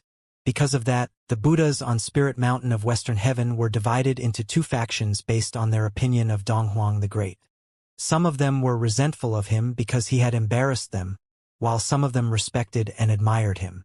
The Buddhas could still remember when the Lord of all Buddhas revealed himself and met Donghuang the Great. The first question Donghuang the Great had for him was, what was his view of the world now that he had proven his way as Bodhi? It was apparent from this that Donghuang the Great already had great ambition back then. In terms of cultivation, Yi Futian now could not compare with Donghuang the Great centuries ago. They weren't even on the same level. However, the various Buddhas felt they were seeing another Donghuang the Great because there was something different about Yi Futian, just like Donghuang the Great. Yi Futian had just come in contact with the Buddhist path and joined a Buddhist sect for mere months. In such a short span of time, he had comprehended Buddhist doctrine and used Buddhist superpowers to defeat various Buddhas, dominating the battles as he advanced to the top level of Spirit Mountain. The various Buddhas saw the image of Donghuang the Great in him. Of course, there was also another area where Yi Futian and Donghuang the Great were similar. When Donghuang the Great previously came to Spirit Mountain, no one could get a read on him even when using Buddhist superpowers. Now, it was also the same for Yi Futian. Clairvoyance could not pry into everything in his mind. They couldn't see through to his past or future. This made the various Buddhas feel as though these two individuals were men of destiny. They were born extraordinary and were destined for exceptional achievements. That was why clairvoyance bore no results. The various Buddha lords all wanted to get a read on Yi Futian. However, the result was always the same, just like with Donghuang the Great back then. Yi Futian did not know what the various Buddhas were thinking. He continued advancing upwards. Xianxia Buddha Lord was staring at Yi Futian. Yi Futian had actually made his way up here. Centuries ago, Donghuang the Great had already done this once before. Now, if they allowed Yi Futian to repeat the feat, the various Buddhas of Western Heaven would be disgraced. Right then, Xianxia Arhat stood up. The light of Buddha circled around him, and immediately the gazes of the various Buddhas turned towards him. Was he finally making his move? Right now, unless Xianxia Arhat stepped forward, it was possible that no one could suppress Yi Futian. Tongchan Arhat was also present. He was at the same level as the Xianxia Arhat. He looked down below. His enchanting gaze seemed to reveal a faint smile. When Yi Futian first arrived in Western Heaven, the various Buddhist cultivators all knew of his arrival. Tongchan Arhat had personally gone to meet Yi Futian. He never thought that Yi Futian was far more talented than they had imagined. Not only had Yi Futian stirred up a storm in Six Desires Heaven, but he had now single-handedly fought his way up Spirit Mountain. He wanted to imitate Donghuang the Great's feat and defeat the various Buddhas. Now, the Arhats had no choice but to meet Yi Futian head-on. Xinyan Arhat floated above Yi Futian. His pupils were terrifying as they emitted golden light of Buddha. Yi Futian's manner was equally imposing and not at all inferior to his. With the aid of Mahavarakana, Yi Futian managed to defeat all the Buddhist cultivators along the way and had arrived at this stage. "Please give me some pointers," Yi Futian said politely. Xinyan Arhat placed his palms together and replied, "Likewise." Although both sides bore animosity for each other, their conversation sounded amiable. However, once they finished their verbal exchange, the palm of Mahavarakana immediately charged forward and crushed the space. Intense rumbling could be heard as it lunged towards Xinyan Arhat. Xinyan Arhat's body still floated in midair and had not moved an inch. His light of Buddha shone brilliantly, and a gigantic illusory figure of Buddha appeared. It then transformed into an enormous ancient golden Buddha. At this very instant, it was as though all the powers in the heavens and earth were under the control of Xinyan Arhat. With his body at the center, a gigantic and boundless illusory figure of Buddha appeared on Spirit Mountain of Western Heaven. Even Yi Futian was enveloped within this illusory Buddha. In reality, the entire Spirit Mountain was encompassed within it. However, the cultivators could not see the illusory Buddha figure with their naked eyes since they were within it. They could only detect it with their senses. If they leaped up into the high heavens and looked down below, then only could they see the gigantic illusory Buddha figure. The palm of Mahavarakana struck the golden shield around Xinyan Arhat's body. However, this time, unlike before, neither the golden shield shattered, nor was the cultivator hurt. This time, the golden body of Xinyan Arhat remained sturdy. No cracks appeared on it. It merely shook. On top of that, the space and the entire Spirit Mountain trembled violently. It was seemingly caused by the gigantic illusory Buddha. The gigantic Buddha was shaking. It was a battle form. When Yi Futian saw this scene, he knew his opponent had similarly coalesced a powerful battle form. He raised his head and looked at it.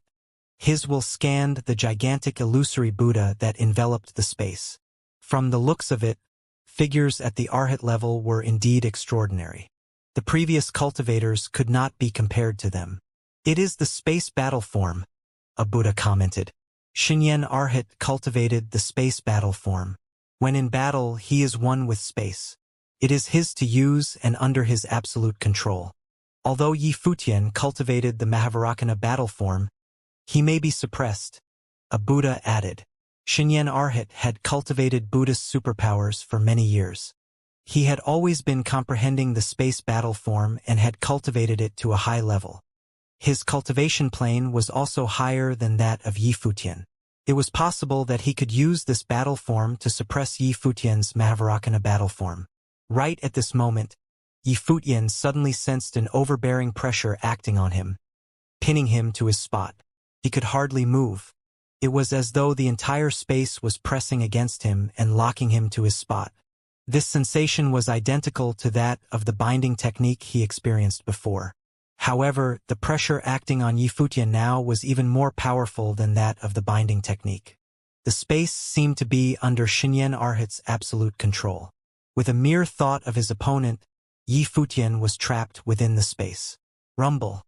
From the Mahavarakana battle form, golden light of Buddha radiated outwards and lit up the space. Terrifying rumbling sounds could be heard. The Mahavarakana battle form was shaking, attempting to free itself from the binding technique by expanding. If he were bound to one spot, he would be at the mercy of his opponent. Humph! Yi Futian heard a cold snort. This snort was from Xinyan Arhat. He glanced at the figure who was bound by his binding technique. It wouldn't be that easy to break free. He would not give Yi Futian the opportunity. The light of Buddha from Xinyan Arhat's figure filled the sky. He had a stern expression. He placed his palms together and faced Yi Futian. He closed his eyes, and a heavenly eye appeared on his third eye. In an instant, within the space that was enveloped by the gigantic Buddha, other Buddhas appeared. Tens of thousands of ancient Buddhas filled the sky. They all remained in the same pose, wielding golden divine swords forged from the light of Buddha. They were actually wielding the Wuxia swords used by the previous Buddhist cultivator who had battled Yi Futian. The immobilization technique and Wuxia sword were previously used against Yi Futian by members of their sect. However, Yi Futian had used the Vajra spell, as well as the palm of Mahavarakana to negate these techniques. Now, Xinyan Arhat unleashed these two techniques again. His techniques were clearly more powerful than the previous cultivator. He was using the space battle form to power up the immobilization technique and relying on the power of the various Buddhas to unleash the might of the Wuxia swords. Each Buddha had special Buddhist seals. Their sharp swords were pointed towards Yi Futian. A faint murderous intent emanated from them. Xinyan Buddha Lord's line of Buddhist cultivators originally maintained the order in the world of Buddhism. They were naturally in charge of dealing judgment to perpetrators. There seemed to be more to their Wuxia swords than met the eye. The various Buddhas charged forward with their Wuxia swords enhanced with Buddhist doctrine. The space was immediately shattered, seeming as though it would be ripped apart. "He is unraveling the space," someone commented. Witnessing the might of the Wuxia swords, the expressions of the various Buddhas were stern. Once one cultivated Buddhist doctrine to the utmost limit, it was rumored that one could detach themselves from all things, even space and time. Xinyan Arhat cultivated the space battle form and had absolute control over this space. Right now, he directed the Wuxia sword, attempting to unravel the space.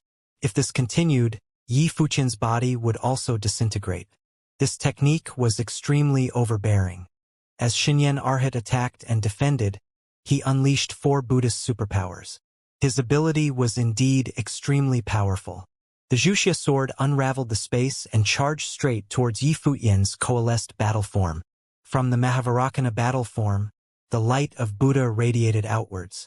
Although Yi Futian was bound, the might of the battle form was still very powerful.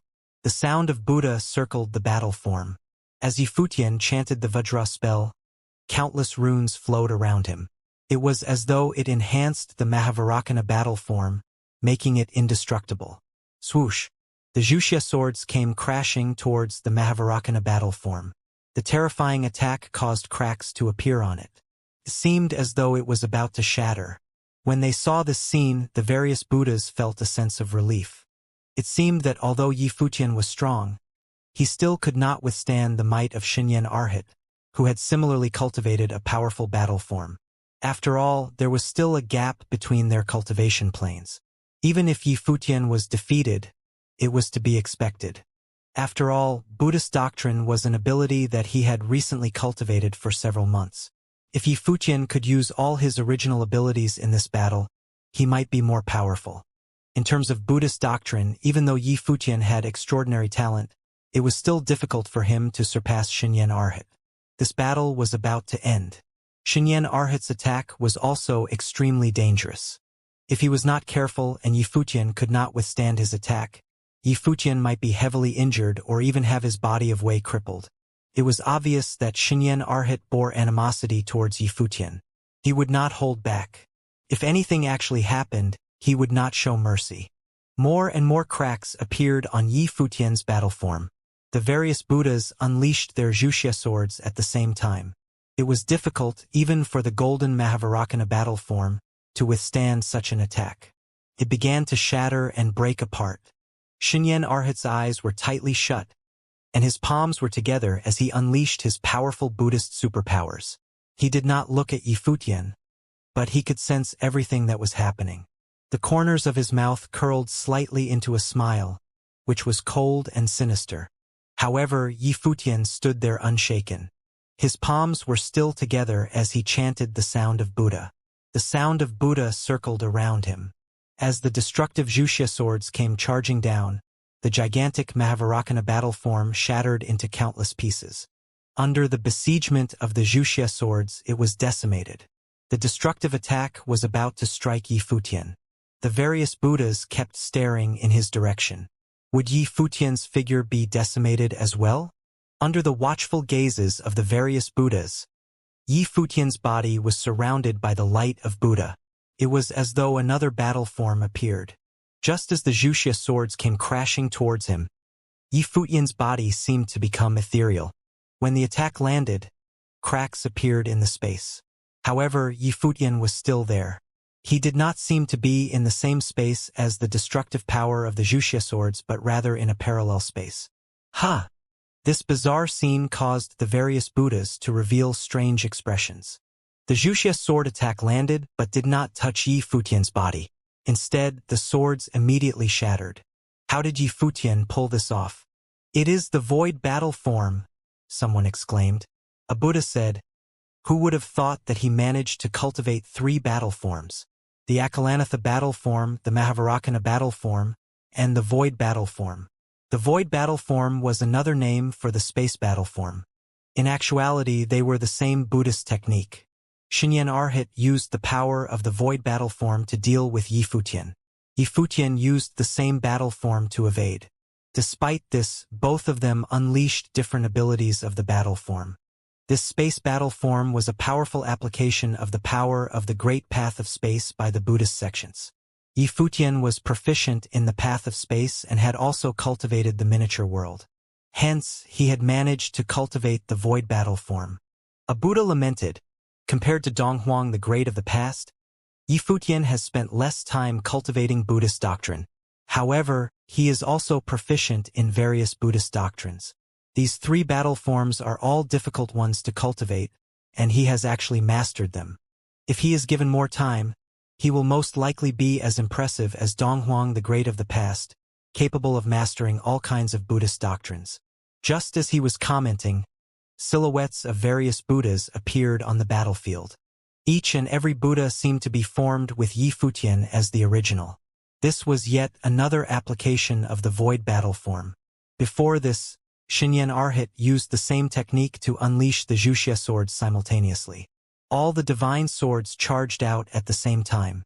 Yi Futian appeared to be mimicking Xinyan Arhat's move and the superpower he cultivated. Besides that, Yi Futian was no longer restrained by the spatial power. The Buddhas opened their mouths at the same time. Suddenly, raging roars filled the sky. Dragons and elephants could be faintly seen up above. When all the Buddhas shouted at the same time, their voices reverberated in space. The vast space seemed to turn into a sea with churning waves. The dragons and the elephants stirred up gigantic waves and destroyed everything around, forming a terrifying illusion. Xinyan Arhat appeared exceptionally tiny amidst the illusion. The Buddhas had been angered. This was their wrathful roar. The Buddhas summoned by Xinyan Arhat exploded in the sea and crumbled into dust right away. Even the gigantic illusory figure of Buddha, which enveloped the entire space, shook violently. It was on the verge of collapsing. The battle form of Xinyan Arhat became unstable as his spiritual soul trembled. He had yet to regain his composure from his surprise at Yi Futian cultivating the void battle form when an extremely overbearing Buddhist musical attack technique followed. Yi Futian's attack also did not seem to stop. The various Buddhas in the sky were still forming Buddhist divine seals.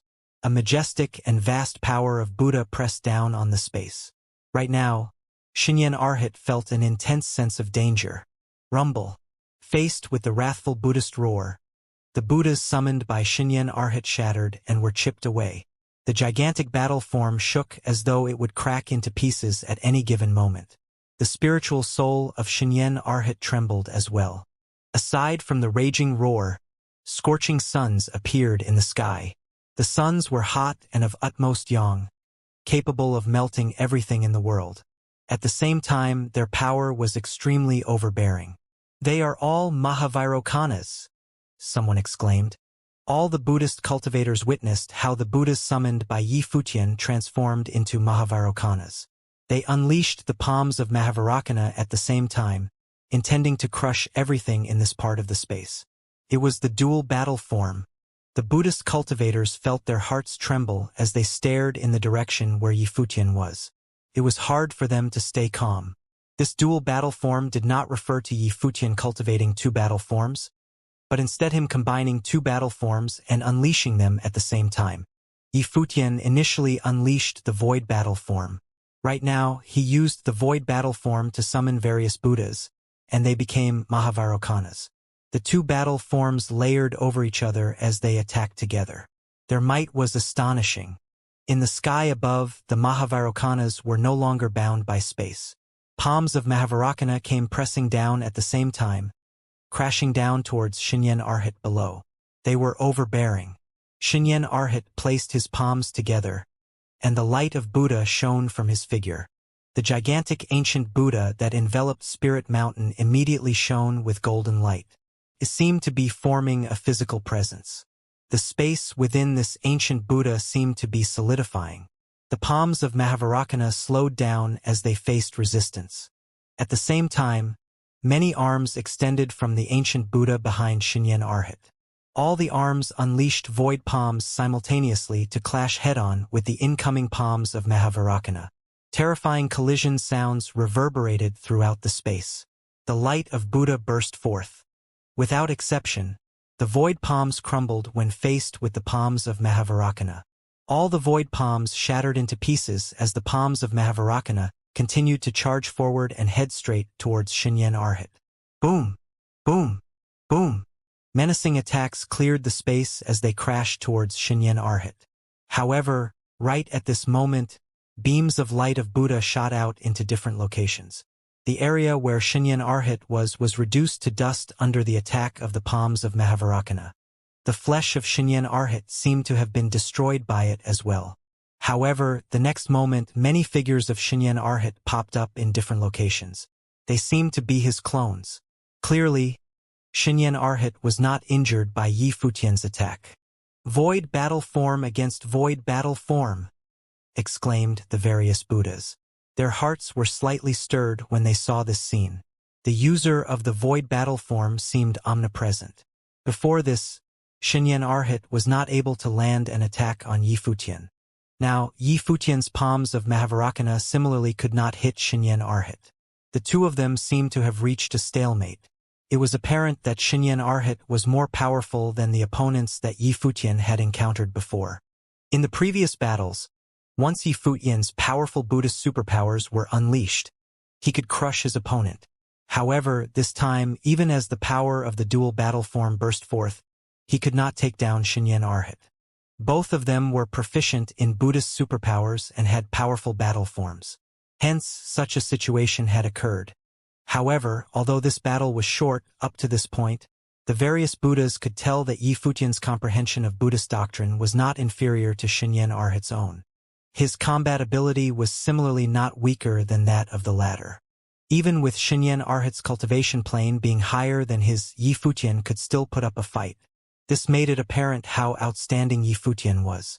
This meant that if they were both on the same plane, Shinyen Arhat would have faced a crushing defeat. When Yi Futian sensed this, his heart was calm. He placed his palms together as the sound of Buddha circled around him. The sound of Buddha reverberated in the entire space. Gradually, a gigantic Buddha also appeared. It seemed to be seizing control of the space from the gigantic Buddha summoned by Shinyen Arhat. Besides that, the gigantic Buddha summoned by Yi Futian was accompanied by the sound of Buddha. The sound of Buddha contained a terrifying divine power that caused Shinyen Arhat's battle forms to tremble. This person can cultivate so many Buddhist doctrines simultaneously because his body was originally proficient in various powers of the Great Path such as flame, space, and sound, a Buddha exclaimed. The various Buddhas all nodded their heads slightly. Someone said, "He is indeed a rare genius. He is comparable to Donghuang the Great of the past." A senior Buddha refuted, "It's too high a praise to compare him with Donghuang the Great. Donghuang the Great had an unparalleled temperament, and he stood head and shoulders above the others of his generation. Aside from Emperor Yi Qing, he was uncontended. The Lord of all Buddhas praised him, and he soon reached the emperor level after that. He united the divine prefecture, and he has been unrivaled for centuries. If we want to pick someone who is on par with Donghuang the Great, the person has to be the Devil Emperor of the Devil World, who has earned his fame preceding Donghuang the Great." Another Buddhist cultivator said, "I think that Yi Futian is not any weaker than Donghuang the Great of the past. If Donghuang the Great was here, he might not have done any better than Yi Futian. Nevertheless, both of them are top geniuses. Donghuang the Great of the past was also proficient in various law powers. He was also well versed in Buddhist doctrine. Taking this point into consideration, That famous figure of the devil world is indeed the only one who is comparable to Donghuang the Great. The speaker equated Donghuang the Great with the devil emperor. The two of them were similar. They were both proficient in various law powers. Back then, the devil emperor created various powerful demonic arts. Each and every one of them was overbearing. He defeated all the others of his generation and ended the chaotic era in the devil world. Xianxia will most likely lose, someone commented as they looked toward the battlefield. The two gigantic battle forms were engaged in battle. However, as Yifutian unleashed his battle form, he was also unleashing the wrathful Buddhist roar and the demon-slaying cries of dragons and elephants. Rumor has it that these two techniques were Buddhist doctrine created by an ancient Buddha when he was suppressing the turmoil in hell. When cultivated to their extremes, these two techniques would allow the cultivator to dominate hell. Rumble. Terrifying sounds could be heard. The various Buddhas looked up into the sky. They were all enveloped within the two gigantic Buddhas. These two gigantic Buddhas were battling to seize control over the space. Right now, the one summoned by Yifutian had seized the upper hand and consumed the one summoned by Xianxia. At the same time, on the battlefield, Xianxia's various clones were under constant heavy bombardment. Xianxia's expression had already changed. The sound of intense tremors could be heard. His battle form was broken. In the sky above, blinding sunlight burst forth. From the heavens, a gigantic Buddha palm reached down below. It seemed to be the palm of the true Mahavairocana. This gigantic palm of Mahavairocana came bearing down. The remaining clones of Xianxia turned to dust. Xianxia's true body appeared. As he looked at the palm of Mahavairocana crashing down on him, his expression turned ugly. He raised both his hands, and the light of Buddha shone from him. He became an ancient Buddha that attempted to hold up the sky. Bang!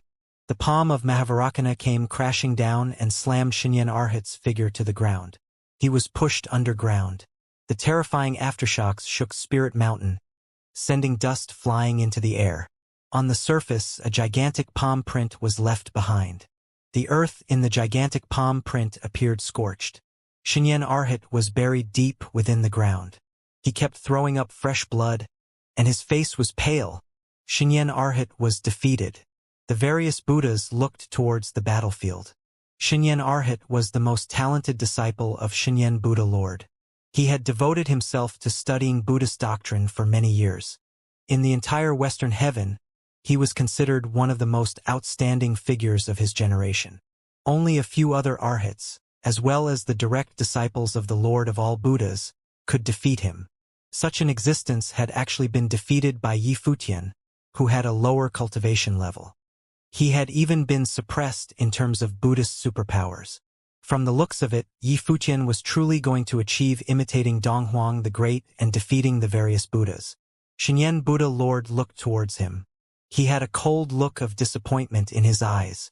His chosen successor had been defeated. For him, it was naturally an utter disgrace. Back then, his elder brother was among the various Buddhas defeated by Donghuang the Great. Ever since that battle, his elder brother had begun cultivating in seclusion away from the world. He was extremely close with his elder brother. The latter had always taken care of him. The incident back then was a great blow to him. He had always considered that battle centuries ago to be the shame of the Buddhist sections. Who would have thought that history would repeat itself today? Yifutian set foot on Spirit Mountain of Western Heaven and sought the path of Buddhist doctrine. He challenged various Buddhas and defeated the successor of Xianxia Buddha Lord.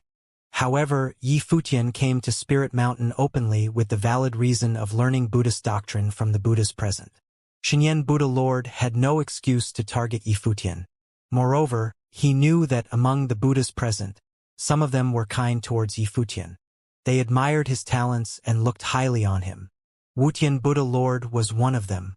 He even assigned his disciple Yumu to welcome Yifutian. Wutian Buddha Lord had a smile on his face throughout Yifutian's battles with the Buddhas. He seemed to hold Yifutian in high regard. One could figure this out based on the way Wutian Buddha Lord spoke about him. Furthermore, nothing in Western Heaven could escape the eyes of the Lord of all Buddhas. Occurrences on Spirit Mountain were no exception too.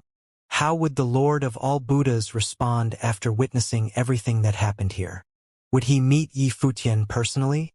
When Shenyan Buddha Lord thought of this, he looked somewhere. Seated over there was a Buddha. This Buddha maintained a smile throughout the whole event as he sat on a futon. He quietly observed everything that happened. He spoke very little. His eyes became two lines as he smiled gently. He appeared exceptionally warm and made people feel comfortable around him. He was wearing a kasaya, and half of his chest could be seen. Prayer beads were hanging on his neck. As both his hands fingered the beads continuously, the prayer beads turned around his neck. Shenyan Buddha Lord put his hands together and bowed towards this Buddha. He said, "Buddha, may I consult your opinion regarding this youth?" Judging from Shenyan Buddha Lord's speech, one could tell that this Buddha Lord had extraordinary standing. Even Shenyan Buddha Lord was so polite with him by regarding him as Buddha and consulting his opinion. With a smile and wrinkly eyes, this Buddha Lord looked at Shenyan Buddha Lord and said, "I'm not worthy of the title Buddha. This youth has come to Spirit Mountain to seek the Buddhist path. Judging from his performance, he is very outstanding. As for the rest, it depends on whether he can make it to our level and whether the Lord of all Buddhas is willing to meet him." When Shenyan Buddha Lord heard the other party's reply, he understood that the latter had no intention of saying much. This Buddha Lord was no ordinary figure. He was all-knowing and could peek into the past and the future of other people. He knew Yi Futian's fate. Besides that, he had profound Buddhist doctrine now that he had attained his status as a Buddha. He might even be able to see Yi Futian's future. Shenyan Buddha Lord purposely inquired about Yi Futian to get some information about Yi Futian from this Buddha Lord. However, the other party was unwilling to reveal even a tiny bit of information. He casually steered the conversation in another direction. Of course, the Buddha Lord's response was befitting to his personality. It was normal for him to reveal nothing that he knew. Shenyan Buddha Lord didn't pester him either. He looked at Tongchan Buddha Lord and the others. The battle a few centuries ago is still fresh in our minds. Today is yet another day of sparring with Buddhist doctrine. Your disciples are all well-versed in Buddhist doctrine. Surely they are better than this disciple of mine. Why don't they stand out to join the battle? Let this outsider truly experience our Buddhist doctrine. His speech intended to goad the others into action. The hidden meaning behind his speech was clear. If they allowed Yi Futian to reach them today, they would make it seem as though no cultivator in Western Heaven was proficient in Buddhist doctrine. The various Buddhas looked ahead. They could see that Yi Futian was still moving upwards. He was bathed in the brilliant light of Buddha. He seemed unstoppable. In the space below him, Shenyan Arhat remained where he was. It looked as though Yi Futian had advanced by stepping over Shenyan Arhat's head. One could imagine the humiliation Shenyan Arhat was feeling right now. However, Yi Futian paid no heed to it. He did not do this to other Buddhist cultivators, but he purposely shamed Shenyan Arhat. If Shenyan Arhat had emerged victorious instead, he would surely have done much worse to Yi Futian. The various Buddhas had mixed feelings when they saw this scene. The battle today would certainly leave a permanent scar in Shenyan Arhat's heart. Yi Futian advanced forward. No one emerged to stop him. He gradually approached the highest place, the highest heaven of Spirit Mountain. It was where the various Buddha Lords were. If Yi Futian actually reached there, it meant that he was truly more capable than various Buddhas. Shenyan Buddha Lord frowned. Did all these people really plan to sit back and watch Yi Futian succeed? Today, various Buddhas had gathered. Among the younger generation, Shenyan Arhat was not the strongest cultivator. Yumu, for example, was very powerful. Unfortunately, he was a disciple of Wutian Buddha Lord and bore goodwill towards Yi Futian. Naturally, he would not attack him. However, there were many other powerful figures under different Buddha Lords. The eyes of Shenyan Buddha Lord narrowed as he watched Yi Futian progressing upwards and slowly approaching them. Could it be that he really needed to let Yi Futian have his way?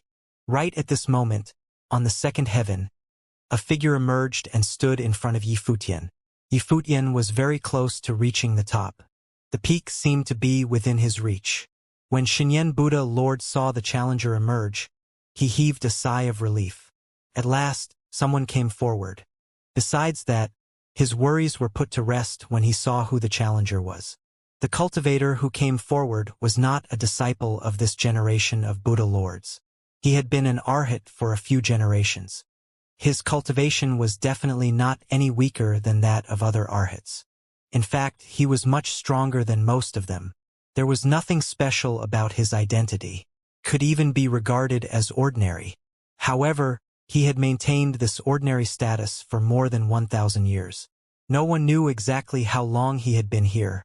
The crowd only knew that he was once an attendant of the Lord of all Buddhas. Back when the Lord of all Buddhas was still cultivating on Spirit Mountain, this arhat organized scriptures for the Lord and ran errands for him. His duties included taking care of Spirit Mountain of Western Heaven. His identity as an attendant was naturally a lot lower when compared to that of other arhats, who were direct disciples of the Buddha lords. However, no one dared to look down on him. This point was proven based on how high up he was. The second heaven was a level where only Buddhas could stand. Rumor has it that this arhat was dim-witted. Hence, even though he had been an attendant for the Lord of all Buddhas for many years, he had yet to break through the shackles and undergo the tribulation of the Great Path. This was the reason why he had stayed at the peak of his cultivation plane for such a long time. However, on this cultivation plane, no one among the Buddhist sects dared to claim that they could defeat him for sure. This monk was known as Bitter Zen. Rumor has it that he began following the Lord of all Buddhas when he was but an acolyte. Yifutian stopped in his tracks. When he saw Bitter Zen emerge, he sensed a faint pressure. Even though there was no powerful aura emanating from Bitter Zen's figure, his calm and indifferent temperament contained a dangerous will. Moreover, Yifutian himself knew clearly that since his opponent emerged after Xinyan Arhat was defeated, he would certainly be more powerful than him. "I am Bitter Zen. Greetings, Benefactor Yi," greeted Bitter Zen as he placed his palms together and bowed at Yifutian. He was courteous and respectful. "Greetings, Master," replied Yifutian as he returned the gesture. Master Bitter Zen has followed the Lord of all Buddhas and cultivated under him for many years. He is revered amongst the Buddhist sections. "Benefactor Yi, you need to be cautious," Wuxian Buddha Lord said with a smile from the highest heaven. His introduction for Bitter Zen was different. The latter had been cultivating under the Lord of all Buddhas and was revered. Clearly, Bitter Zen was respected even among the Buddha Lord level figures. No one looked down on him at all just because he had been the attendant of the Lord of all Buddhas. When Yifutian heard Wuxian Buddha Lord say this, he was surprised. So this monk actually had such a background. He bowed once again and said, "It is an honor to receive personal instruction from you, Master. Wuxian Buddha Lord, you speak too highly of me. I am but an attendant of the Lord of all Buddhas. I merely run errands. Benefactor Yi, you have only cultivated Buddhist doctrine for several months since you came from the Divine Prefecture. Just like that, your Buddhist doctrine has surpassed the various Buddhas here. I am extremely impressed. Your comprehension of Buddhist doctrine is deep enough to have obtained the teachings of the dual battle form. Hence, I came forward to seek some pointers from you regarding Buddhist doctrine," said Bitter Zen humbly and politely. Both of them appeared exceptionally humble. They did not seem like two people who were about to engage in a huge fight. "Master, after you," said Yifutian. "Please, after you." After the two of them exchanged pleasantries, a dazzling light of Buddha radiated from both their figures. Yifutian's Mahavarakana battle form remained. He seemed to have become Mahavarakana and was blinding to look at. He raised his hand and pointed it forward. A palm of Mahavarakana charged towards Bitter Zen. This was naturally just an attack to test the waters. With the palm of Mahavarakana alone, Yifutian could not even defeat Xinyan Arhat. Bitter Zen would naturally have no issues dealing with it. Bitter Zen stood there, not moving an inch. The light of Buddha circled around him as his mouth moved slightly. No one could hear what he was uttering.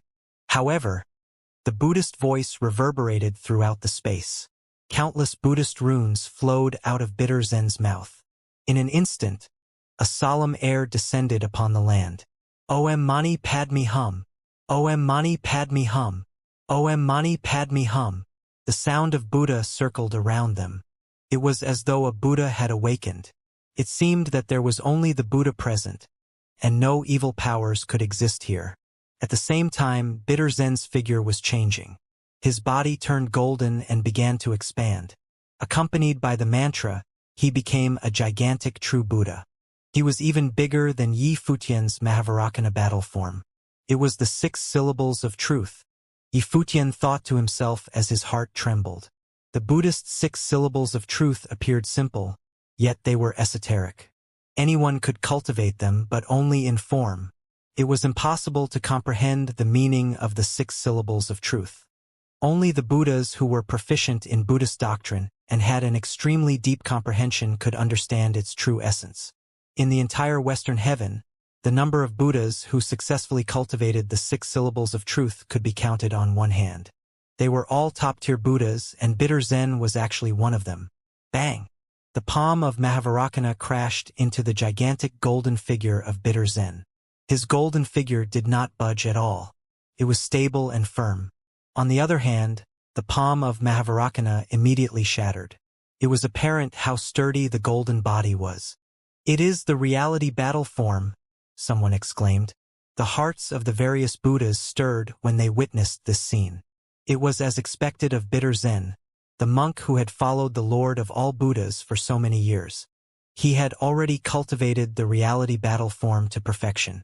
By merging the 6 syllables of truth and the reality battle form, his Buddha figure was indestructible and immovable. Yi Futian's palm of Mahavarakana was domineering. However, when it struck Bitter Zen's golden battle form, it shattered on its own. Could not move Bitter Zen's golden figure at all. This time, Yi Futian had truly encountered a powerful opponent. In the battles before this, the other Buddhist cultivators could not force Yi Futian's battle form to budge. Now, it was his attack, which could not break Bitter Zen's golden body's defense. The tables had turned now. Yi Futian felt a pressure acting on him. It was to be expected of a master who cultivated under the Lord of all Buddhas. Once his opponent began attacking, Yi Futian could sense the strength of the other party's Buddhist doctrine. Under the effects of the 6 syllables of truth, the entire space seemed to be controlled by his opponent and contained powerful Buddhist doctrine. The 6 syllables of truth did not appear to have any power. However, their might was formless. They contained the utmost wisdom and were enhanced by powerful Buddhist doctrine. As the 6 syllables of truth expanded outwards, the entire spirit mountain was lit up with the light of Buddha. Endless light enveloped the battlefield. Formless might of Buddha was contained within the light. Yi Futian could actually sense the power of the various Buddhas enhancing his opponent's power. At that moment, he could truly sense the terrifying pressure and the might of his opponent. Yi Futian had a stern expression. His void battle form appeared, and a gigantic Buddha enveloped the vast space. Figures of many Buddhas appeared in the surrounding space, all of them unleashing a powerful light of Buddha. Yi Futian attempted to unleash the powerful attack he had used against Xinyan Arhat again. However, the 6 syllables of truth did not yield. The gigantic golden Buddha that Bitter Zen had become had his eyes shut tightly. His palms were together in front of his chest. The syllables of truth reverberated throughout the sky. Endless light of Buddha coalesced above, and silhouettes of gigantic Buddhas appeared. What was even more terrifying was that the face of a Buddha seemed to form in the sky. He gazed down upon them. The entire sky had become the silhouette of a Buddha. It was just like how the face of great Emperor Ziwei had appeared in the starry world back then. That was not all. Down below, in 3 different directions, 3 powerful Buddhas appeared. They seemed to be the Trikaya, the 3 bodies of Buddha. Terrifying light emanated from these 3 figures. They immediately surrounded the gigantic Buddha summoned by Yi Futian. Aside from that, around the various Buddhas that Yi Futian had summoned, a sea of other Buddhas appeared. The various Buddhas had all appeared at once and surrounded the ones Yi Futian summoned. In every direction, Yi Futian was outmatched. Yi Futian opened his eyes and looked at the scene around him. Under the light of Buddha, the sound of Buddha circled around him, solemn and divine. This divine might landed on him without any murderous intent. There was only the unparalleled might of Buddha. It was as though the true Buddha had descended. When Yifutian saw this scene, at first he was somewhat reluctant. Then he felt a sense of relief. He looked towards Bitter Zen and placed his palms together. He then bowed slightly at Bitter Zen and said, "Master, your comprehension of Buddhist doctrine is deep. It is not something I can compare to. I admit my defeat." As Yifutian said this, he immediately retracted his aura. The light of Buddha on his body instantly receded. He had no desire to compete. He knew that he was still far inferior to his opponent in terms of attainments in Buddhist doctrine. 1,000 years of hard work in cultivation was not something he could compete with using just dozens of days of effort. Bitter Zen placed his palms together, and his light of Buddha retracted. In an instant, the silhouettes of Buddhas in the sky vanished, and everything returned to a calm state. It was as though nothing had happened. He bowed towards Yifutian and said, "I have spent a millennium on Spirit Mountain and only managed to catch a glimpse of the path of Buddha. Benefactor Yi, you have merely cultivated Buddhist doctrine for dozens of days and already have such high attainment. I am ashamed of myself." It was not quite fair to compare Yifutian's dozens of days of contact with Buddhist doctrine with his own millennia spent on it. They were not even on the same level. However, it was with this background that Yifutian made his way up here and defeated the various Buddhist cultivators. Although Yifutian eventually admitted his defeat to Bitter Zen, in reality, he had only lost in terms of the duration spent on Buddhist doctrine. Bitter Zen was a monk who had followed the Lord of all Buddhas for more than a millennia. The influence of his surroundings greatly aided him in cultivating the Buddhist path. The various Buddhas watched the two humble men. This outcome was expected. After all, it was Bitter Zen who had stepped forward. Yifutian imitated Donghuang the Great of the past. However, in the end, Yifutian was not him. When Donghuang the Great came to the Western world, his cultivation was much stronger than that of Yifutian, and he had also previously comprehended Buddhist doctrine for many years. If they disregarded his other abilities and only looked at his Buddhist doctrine attainment, Donghuang the Great was already a Buddha-level figure back then. It was only under such circumstances that Donghuang the Great had managed to defeat all the various Buddhas. It was normal for Yifutian to fail at what the former had achieved. Moreover, the person who got in his way was Bitter Zen. It was already an extraordinary achievement for him to reach this stage and even defeat Xinyan Arhat. If it were any other person, it would have been nearly impossible for them to achieve what he had accomplished. "Master Bitter Zen, you are too courteous. This person has come today to Spirit Mountain to challenge the Buddhist sects. If you did not step forward, he might have thought that no one in our sects could prove a match for him," said Xinyan Buddha Lord. When he saw Bitter Zen treating Yifutian so politely, he felt a sense of dissatisfaction. He swept a glance at Yifutian and said, "Buddha is merciful. Today you came to cause trouble on Spirit Mountain. However, since it is all Buddha's fest, we will not find fault with you. Descend from the mountain." When he said this, a cold and indifferent look flashed past in his eyes. Under Buddha's clairvoyance, even if Yifutian descended from the mountain, where could he go? Yifutian would not be able to escape his heavenly eye. He would settle the score with Yifutian after all Buddha's fest had ended. This cultivator from the divine prefecture had to remain in Western heaven. Although Yifutian did not know what Xinyan Buddha Lord was thinking, he could sense the latter's animosity towards him. It was normal for Yifutian to be defeated today. When he came here, he never thought that he would be able to defeat the various Buddhas. He had merely given it a try. In the end, he lost to Bitter Zen in the final battle. Of course, Yifutian could accept this outcome. Since he had been defeated, he would need to leave soon. It was best that he left Western Heaven before all Buddha's fest ended. He turned around and glanced towards Hua Qingqing. He revealed an apologetic look. However, Hua Qingqing was smiling and seemingly did not mind. "Wutian Buddha Lord was kind to us. Should we ask him to let you stay here and cultivate the path of Buddha? That way, you will have a chance to meet the Lord of all Buddhas in the future." Yifutian asked Hua Qingqing over transmitted thoughts. If they left just like that, they wouldn't have the chance to meet the Lord of all Buddhas. If they missed this opportunity, who knows when they could return here. All that has happened on Spirit Mountain will not escape the eyes of the Lord of all Buddhas. If he is willing to see me, he will naturally do so. If he isn't, it would be meaningless to stay behind. Hua Qingqing replied softly. Yifutian nodded his head slightly. Buddhist superpowers were miraculous. The Lord of all Buddhas was certainly proficient in many Buddhist techniques. Everything that had occurred here would surely be known to him. When Yifutian heard Hua Qingqing's response, he knew that she was very clear about this, so he did not say any more. He turned to face the various Buddhas and said, "Today, I came to seek pointers on the path of Buddha and have gained much insight. There is no limit to Buddhist doctrine. Many thanks for your guidance.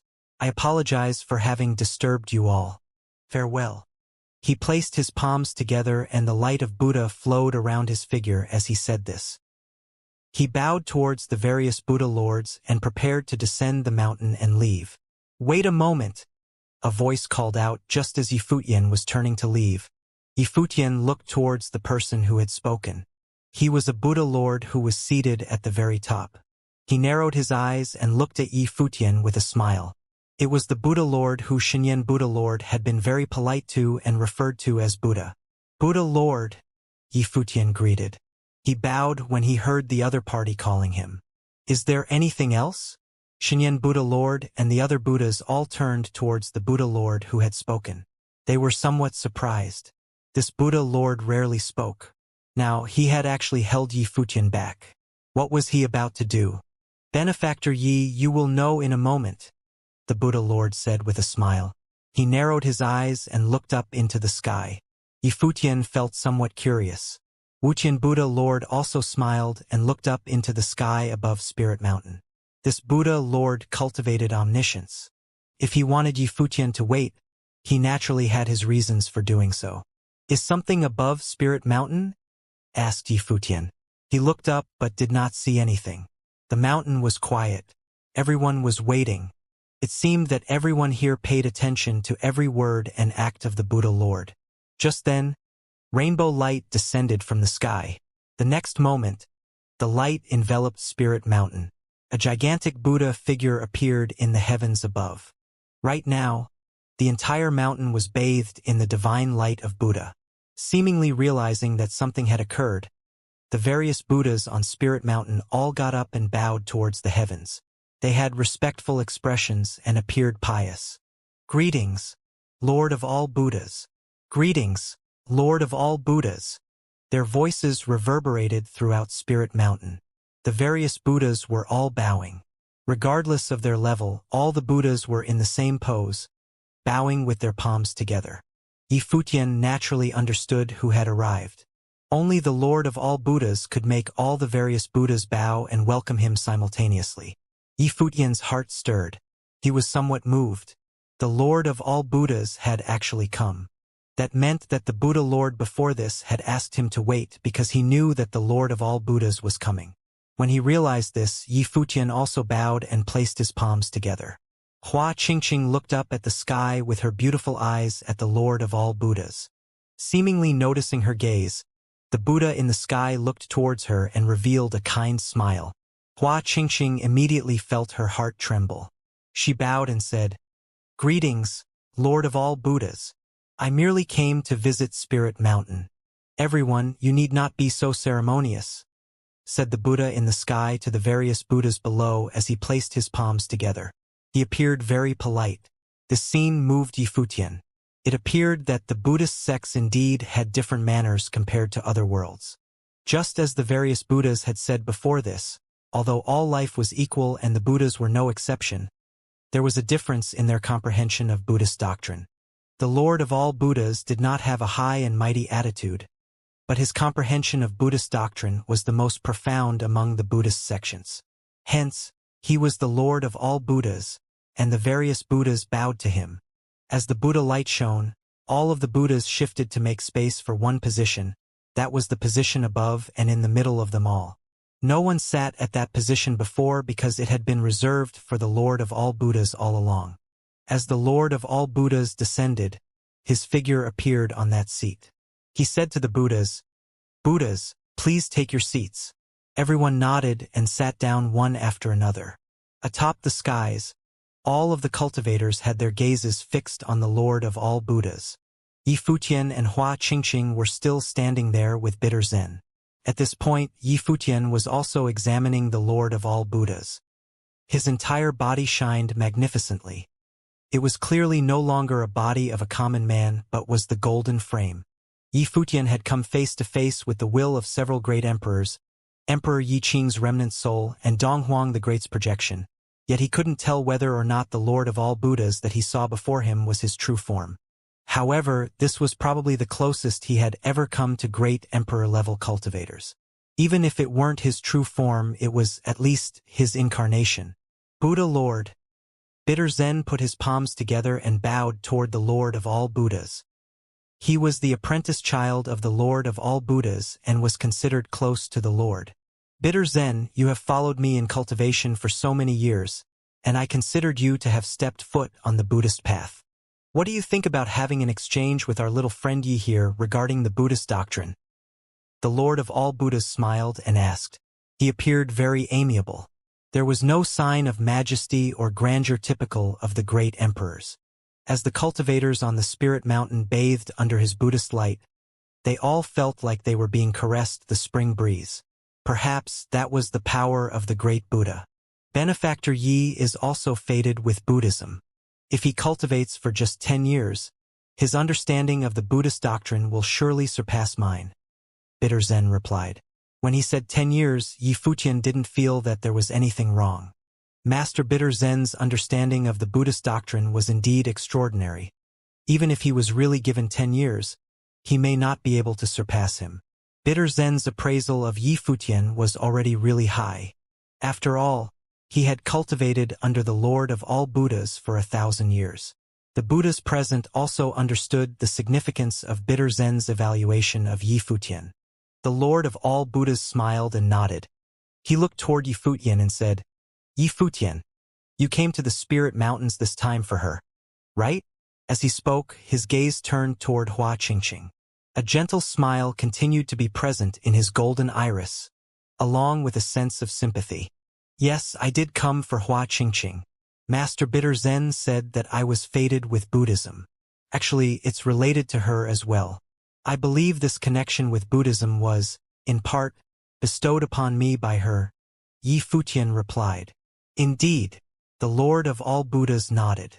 A fate connected to Buddhism is a fate connected to the Buddha. Thus, being related to Hua Qingqing was Yi Futian's fated connection to Buddhism in itself. When the Lord of all Buddhas looked toward Hua Qingqing, Buddha light instantly started shining upon her. This light was gentle, and as it illuminated Hua Qingqing, it made her appear even more holy. It even seemed like the light of the Buddha started to emanate from her as her entire body shone magnificently. It was akin to the light of a lamp. Her body levitated into the air and came before the Lord of all Buddhas. The Lord reached out and placed his hand on her head. Instantly, a cylindrical light screen encircled Hua Qingqing. It was as though she was a female Buddha. All entities have spirits. In the past, even I didn't expect that you would awaken intelligence. Ancient Buddha Qingdang, you've accompanied me in cultivation for many years, so I gifted you an opportunity in the cycle of life and death, allowing you to reincarnate. That's why you have your current life. Now, have you recalled your memories? The Lord of all Buddhas said with a smile as he retracted his hand. Hua Qingqing put her palms together. A spot of light appeared between her brows.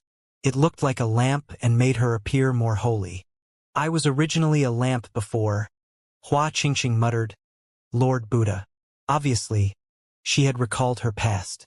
The Lord of all Buddhas smiled and nodded slightly. Hua Qingqing turned and looked toward Yi Futian. Her eyes were exceedingly clear and pure. Now that she had recalled her past life, it made sense that she favored the ancient Buddha Qingdang because this had been her destiny all along. She was the ancient Buddha Qingdang in her past life. She was a lamp before the Buddha, and she had accompanied the ancient Buddha in his cultivation. Greetings, great Buddha. Bitter Zen bowed and paid his respects to Hua Qingqing. He put his palms together, and his expression was very solemn. He appeared exceptionally respectful. Greetings, great Buddha. Quite a number of Buddhist cultivators bowed to Hua Qingqing, with the exception of a few Buddha Lord-level cultivators who had seen an incredible number of years in cultivation. While Hua Qingqing was young, it was only her age in her current life. Back when she cultivated alongside the Lord of all Buddhas, she had experienced a nearly indefinite period of time, living for longer than even bitter Zen. After being by the Lord for such an incredibly long time, she could be truly said to have accompanied the Buddha Lord in cultivation. As such, even bitter Zen honored her by calling her Great Buddha. Among the Buddhas present there, most were considered her juniors. Shinyan Buddha Lord and others who were hostile toward Yifutian were all startled. Of course they knew about the Buddhist lamp of the Lord of all Buddhas. But Hua Qingqing, she was the reincarnation of the Lord's Buddhist lamp? Back then, the Qingdeng accompanied the Lord of all Buddhas through his cultivation journey. As eons passed by, Qingdeng listened to countless years of Buddhist sutra and eventually gained intelligence. So, the Lord of all Buddhas used his supreme command of the Buddhist doctrine to help this Buddhist lamp reincarnate as a human. This story was passed down in the Buddhism world all along, but no one expected that Yifutian, who came to the Spirit Mountains today to consult about the Buddhist doctrine, had actually come for the Buddhist lamp. If that was the case, then they knew that within the world of Buddhism, it would be extremely difficult for them to target Yifutian. Hua Qingqing bowed toward the Buddhas as well and said, "Greetings, Buddhas." Yifutian smiled too as he saw this scene. When Hua Jiu first mentioned this to him, he was in shock and disbelief as well. Hua Qingqing was actually the lamp before the Buddha, so it was no wonder she was able to protect Jiu and prevent her spiritual soul from being obliterated. Now that he was able to send Hua Qingqing back to the Spirit Mountain to return under the Buddha Lord for cultivation, this whole saga had been brought to a satisfactory conclusion. In that case, I have completed my mission, Yifutian smiled as he said. With the Buddha Lord's care, of course he wouldn't have to worry about Hua Qingqing anymore. Even across the entire world, there probably wasn't a single person capable of hurting her now. Hua Qingqing looked toward Yifutian with a gentle smile. Then, the Buddha Lord spoke. Perhaps it's too early to say that. Yifutian was a little taken aback by what the Lord of all Buddhas said. He asked, "Please enlighten me." She had reincarnated for cultivation, and so she lives a different life now. She hasn't concluded all of her fated connections with the mortal world, so she won't be able to take refuge in Buddhism. The time hasn't arrived. The Lord of all Buddhas said with a smile. Yifutian was startled. Did he mean to let Hua Qingqing continue to mature in the common world and then cultivate there? Hua Qingqing, what do you think? The Lord of all Buddhas asked her.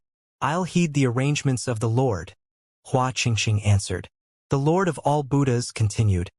I've helped you recall your memories from your past life this time.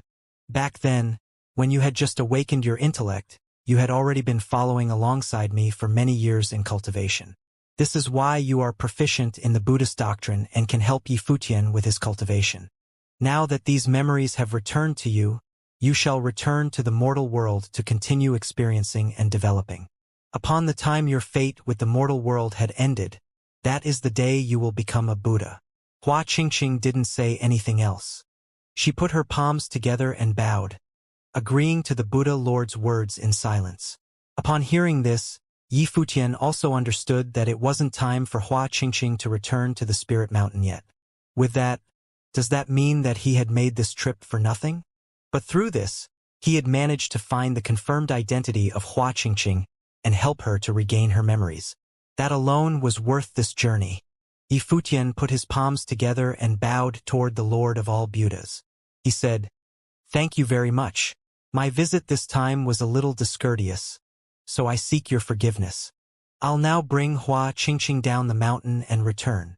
"No hurry," the Lord smiled and replied. "Yifutian, the Buddha of Destiny already said that you have been fated with Buddhism. It was an arduous journey to come to the Spirit Mountains and send Hua Qingqing back to restore her memories. Of course, the Buddha will not let you return empty-handed." Yifutian was a little astounded. Shinyan Buddha Lord's expression revealed some agitation. Was the Lord of all Buddhas going to do the same thing as he did to Donghuang the Great and pass on the Buddhist doctrine to Yifutian? A smile spread across Hua Qingqing's face. Not only did they manage to eliminate the dangers of this trip, but they had even turned mishap into opportunity. I see. This is the Buddha of destiny. Yi Futian looked at the Lord of all Buddhas, who had his eyes narrowed. He guessed that this Buddha Lord must be an ancient Buddha who had cultivated omniscience, mysterious and unfathomable. He wondered whether the Buddha Lord could actually get a glimpse of his destiny. At his level, even if he couldn't see everything, he could at least see a fraction of it. The Lord of all Buddhas' gaze also landed on the Buddha of destiny as he asked, "Great Buddha, which Buddhist superpower do you think is suitable for Yi Futian to practice? Besides Hua Qingqing, Benefactor Ye's fated connection with Buddhism could also be a tinge related to Wutian Buddha Lord." The Buddha of Destiny's eyes narrowed as he smiled. Wutian Buddha Lord previously helped Yi Futian to defuse some dangers and let his student Yumu stay by Yi Futian's side. "Indeed," the Buddha Lord said. "If that's the case, then we shall teach celerity." Wutian Buddha Lord, what do you think? "I'll heed the Buddha Lord's arrangements." Wutian Buddha Lord smiled and said. He did, in fact, have good intentions toward Yi Futian. Yi Futian was someone blessed by the heavens. If celerity were passed down to him, it would also benefit the promulgating of the Buddhist doctrine. "Yi Futian, are you willing?" The Lord of all Buddhas looked toward Yi Futian and asked. He wanted to impart celerity to Yi Futian, one of the 6 superpowers of Buddhism. Celerity was also known as teletransportation or willful travel. Cultivated at the highest level, it would allow the user to appear anywhere in the world at will. This was the ultimate cultivation in space and teleportation. Before this, the Buddha Lord asked the Buddha of Destiny whether there were deeper meanings to this. With the powers of the Lord of all Buddhas and the Buddha of Destiny, rather than the glimpse of his future that they could catch, could it be that they were imparting to him celerity to help him safeguard his life? Of course, regardless of the reason, cultivating one of the 6 Buddhist superpowers was an enormous opportunity in itself. I am humbled. Throughout this trip to Spirit Mountain, I have already learned a significant number of Buddhist doctrines. Now, the Buddha Lord is willing to impart me one of the 6 Buddhist superpowers. I'm truly grateful. Yi Futian bowed down in gratitude. The Lord of all Buddhas nodded. As for the teaching of celerity, we'll have to trouble Wutian Buddha Lord. Is that all right? Wutian Buddha Lord bowed as well. Glad to be of service. Thank you very much, Wutian Buddha Lord. Yi Futian bowed toward Wutian Buddha Lord as well. This trip to the Buddhist world in the Western Heaven wasn't a smooth journey. They had encountered many setbacks and hindrances, were chased by cultivators wanting to kill them, and they had seen the destruction of the divine frame. Even at Spirit Mountain of the Western Heaven, there were still many great Buddhas who were hostile toward him. But the end result was still very satisfactory to him. Those like Lord of all Buddhas, Wutian Buddha Lord, Buddha of Destiny, and Master Bitter Zen were all very respectable Buddhist cultivators. Of course, Yi Futian wouldn't dwell on whether the Lord of all Buddhas had some ulterior motives in doing this. The Lord of all Buddhas was a great emperor-level cultivator. At this level, there was no need to cover up anything toward someone like Yi Futian, so naturally, the Buddha Lord would just do as he wished. All right, I have disturbed you, Buddhas. Feel free to continue. I shall now take my leave, the Lord of all Buddhas said. As his voice sounded, Buddhist light erupted, and his golden frame gradually turned into a phantom. His body just disappeared into thin air. Before the Buddhas could even react, he had already left. But the Buddhas weren't surprised. It was incredibly rare for the Lord of all Buddhas to show himself. He only appeared on Spirit Mountain because of Yi Futian and Hua Qingqing. Moreover, this wasn't his true form in the first place. After the Lord of all Buddhas left, the Buddhas were all left with different thoughts. Benefactor Yi and Benefactor Hua should stay on Spirit Mountain and attend the All Buddhas Fest. It's about to come to an end anyway, Tianyin Buddha Lord said with a smile. Several other Buddhas nodded in agreement. Hua Qingqing was the lamp of the Buddha Lord, and since Yi Futian had sent her to the Spirit Mountain, there was nothing wrong with her attending the All Buddhas Fest. Congratulations to Benefactor Yi, Yainyan Arhat said with a smile. Yi Futian nodded and thanked him. Yumu, who was standing on the side, also nodded to Yifutian to pay respects. Yifutian put his palms together and returned the greeting. Tianyin Arhit then smiled and said, "Please take a seat, ye benefactor." "Thank you very much." Yifutian wasn't too reserved and walked to the position beside Tianyin Arhit. Hua Qingqing wanted to follow him, but Wutian Buddha Lord said, "Great Buddha once accompanied the Lord of all Buddhas in cultivation, so please sit here instead." Hua Qingqing hesitated for a bit, but when she saw Yifutian nodding at her, she didn't think too much about it. She went to the highest heaven and sat in the seat beside Wutian Buddha Lord. "Congratulations to benefactor Yi." Tongchan Arhit also looked toward Yifutian and spoke with a smile on his face. Yifutian looked at him a little alarmed. He controlled his inner thoughts and didn't overthink so the others wouldn't read his thoughts. The All Buddhas Fest continued, but everyone now had their own agendas and thoughts, and the atmosphere wasn't quite there. As the 10,000th year of the All Buddhas calendar arrived, Buddhist light that spanned thousands of miles shrouded the entire Spirit Mountain. This day, many Buddhist cultivators set off from Spirit Mountains and headed toward the Western Heaven to promulgate the Buddhist doctrine. The entire Western Heaven was lit up with liveliness on this spectacular occasion.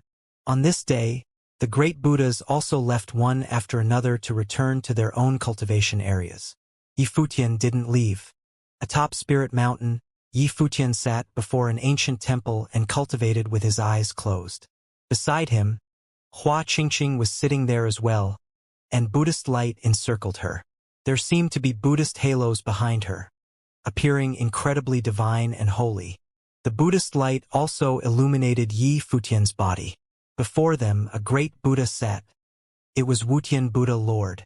He was passing his teachings to Yifutian just now, imparting to him one of the 6 Buddhist superpowers, celerity. After a while, Yifutian opened his eyes. He put his palms together toward Wutian Buddha Lord and said, "Thank you, Buddha Lord, for your teachings. How are you feeling?" Wutian Buddha Lord asked. "The Buddhist doctrine has no ending, and celerity isn't something that I can learn and understand overnight. I'm afraid I will need to go through a long period of perceptive cultivation. At the same time, I will need to coordinate it with other Buddhist doctrines to stand a chance of mastering it." Yifutian replied, "I see you already understand."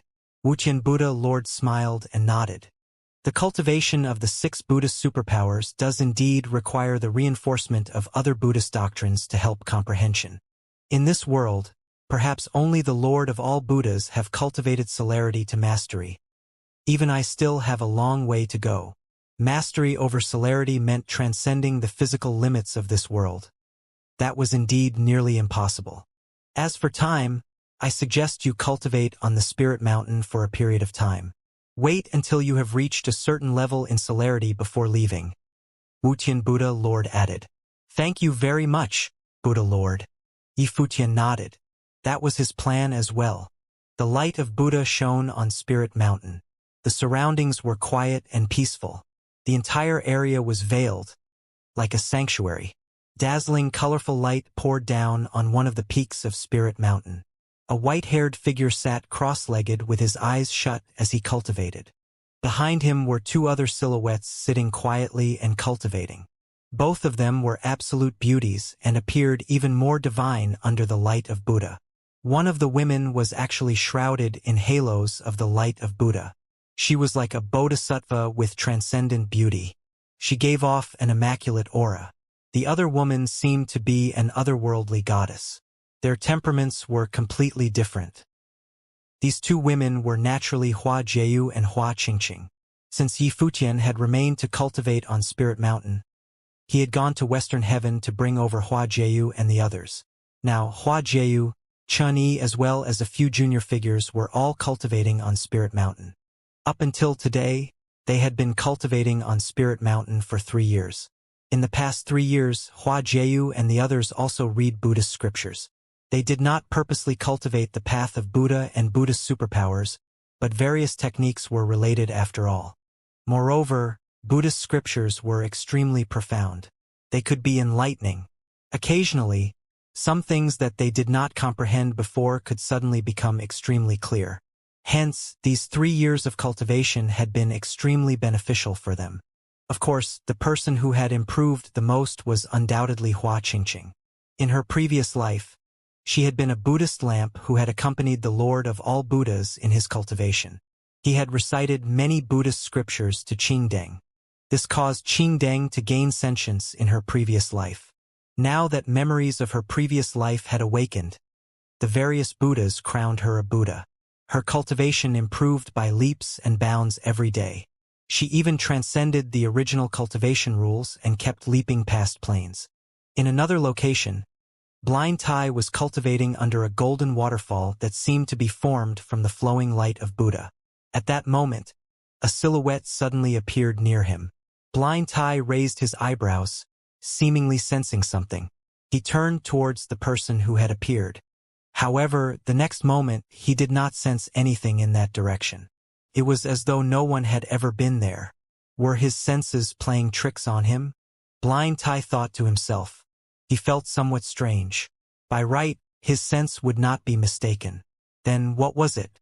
In another location, below a pagoda, a few silhouettes were sitting there cultivating. Around them were quite a few Buddhas. These figures were rather young, but their temperaments were astounding. They were Fang Xiyuan and the youths. Just then, a silhouette appeared behind them. The four of them did not sense the figure at all. They were still immersed in their own cultivation. Very quickly, the figure vanished again, as though it had never been there. On the ancient golden peak, an illusory figure appeared where Yi Futian sat. It was his own illusory figure. Right then, his illusory figure merged back with his original body as he quietly sat there. It was as though he had never left the place and had always been sitting there cultivating. In the surrounding space, one could not even detect any changes in the power of the great path of space. Hua Qingqing, who was seated behind Yi Futian, cast him a glance. Her gaze revealed a faint smile. Right then, Yi Futian also opened his eyes. He gazed down at the scenery below Spirit Mountain and mumbled, "As expected, this celerity superpower is miraculous. I can use it to go about without leaving any traces. Even those with cultivation not weaker than my own have difficulty sensing my presence. If I were to attack them, I would certainly catch them off guard. It is somewhat terrifying to think about it." Hua Qingqing said, "All 6 Buddhist superpowers are all miraculous. When you reach a higher cultivation plane, your celerity will become even more powerful. When that happens, you can go anywhere you want in the world. The heavens and earth will no longer bind you." "Where did you go just now?" Hua Jiu asked curiously. In their eyes, Yi Futian had only disappeared for an instant before returning to his spot. It was as though he had never left. However, they naturally knew that Yi Futian was cultivating celerity and had gone somewhere in that instant. "I went to many places," replied Yi Futian as he turned around and looked at Hua Jiu and Hua Qingqing. Hua Jiu's beautiful eyes revealed a look of surprise. Yi Futian had already gone to many places in that instant? Such speed was considered terrifying. Even if one cultivated the great path of space, it was impossible to pull off such a feat right then. A figure suddenly appeared where they were. It was Yumu. Yumu similarly cultivated celerity and could come and go without a trace. Without any signs of the power of the great path of space, he had immediately appeared here. "Master," greeted Yi Futian as he got up and bowed slightly. "Benefactor Yi," replied Yumu as he returned the gesture. "I have something to inform you.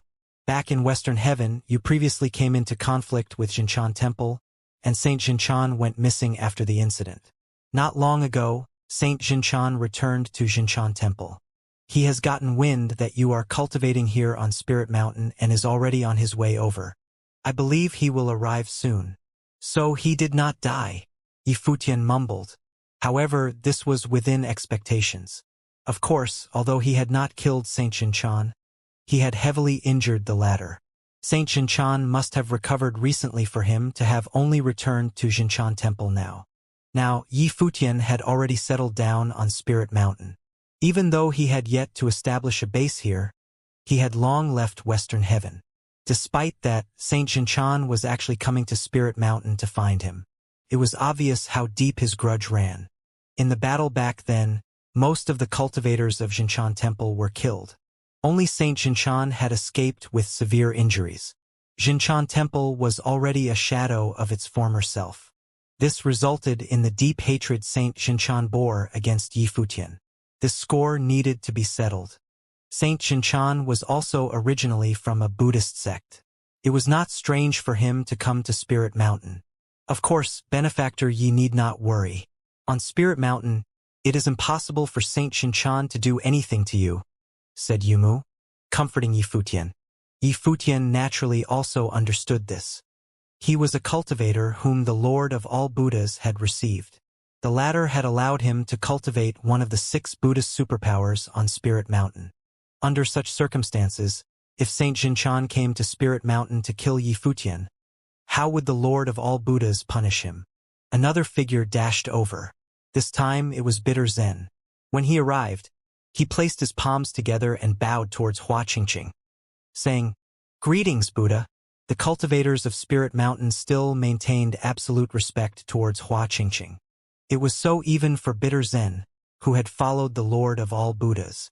Hua Qingqing was the Buddhist lamp accompanying the Lord of all Buddhas in his cultivation for countless eons. "Greetings, Master Bitter Zen," responded Hua Qingqing as she returned the gesture. Yi Futian similarly greeted him. Bitter Zen looked towards Yi Futian and said, "Saint Xianxia is already making his way across the ocean. He will arrive at Spirit Mountain soon. However, benefactor Yi may cultivate in peace. On Spirit Mountain, nothing will happen to you." "Many thanks, Master," thanked Yi Futian politely. Master Bitter Zen must have come to put his mind at ease. Even Saint Xianxia could not do as he pleased on Spirit Mountain. Many Buddhas suddenly appeared on Spirit Mountain. In Western Heaven, Spirit Mountain was the center for those who sought the path of Buddha. Each Buddha had their own cultivation courts, and not all of them cultivated on Spirit Mountain. However, the cultivation courts of the various Buddhas were connected with Spirit Mountain and could easily access the latter. Of course, this was a privilege granted only to Buddhas of very high standing. This time, the various Buddhas came over because they had caught wind of some news. Saint Xianxia was alive and had returned to Xianxia Temple. Now, he was heading over to Spirit Mountain to settle the score with Yi Futian. Based on the news they received, back during the battle when Saint Xianxia led his forces to take down Yi Futian, his forces had been destroyed. The cultivators of Xianxia Temple had all fallen, and only Saint Xianxia had escaped. However, he was also gravely injured. He had not appeared in public for several years until he recently returned to Xianxia Temple. They speculated that, until now, Saint Xianxia's injuries had yet to fully recover. There would certainly still be some lingering ailments. However, no one would be able to sit still when such grievances had been committed against them. Hence, many Buddhas had come to Spirit Mountain beforehand. They wanted to see how this grudge would end. Yi Futian's group was also waiting there. Not long after, there was a disturbance on Spirit Mountain. Saint Xianxia had arrived. On the ancient golden peak, Yi Futian could sense many powerful auras landing on him. It was apparent that the various Buddhas were watching him.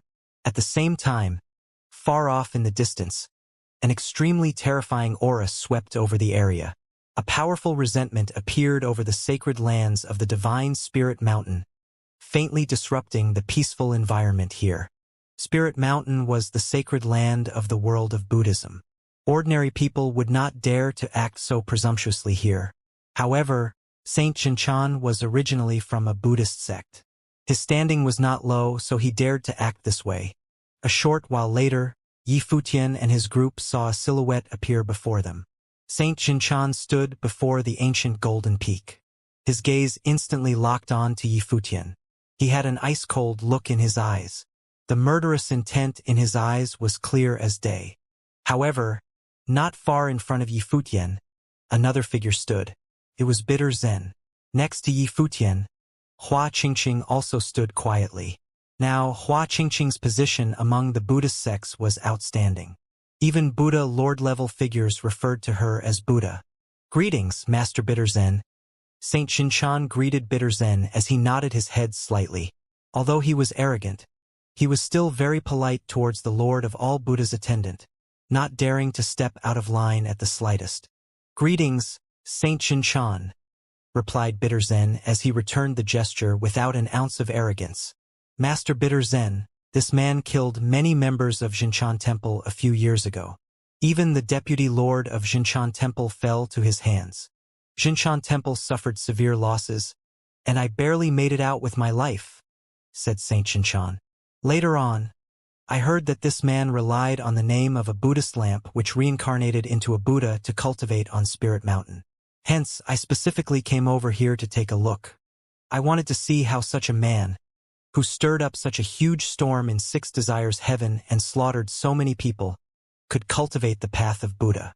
Saint Xianxia, quell your anger, said Bitter Zen as he placed his palms together and bowed towards Saint Xianxia. What occurred back then was all because of cause and effect.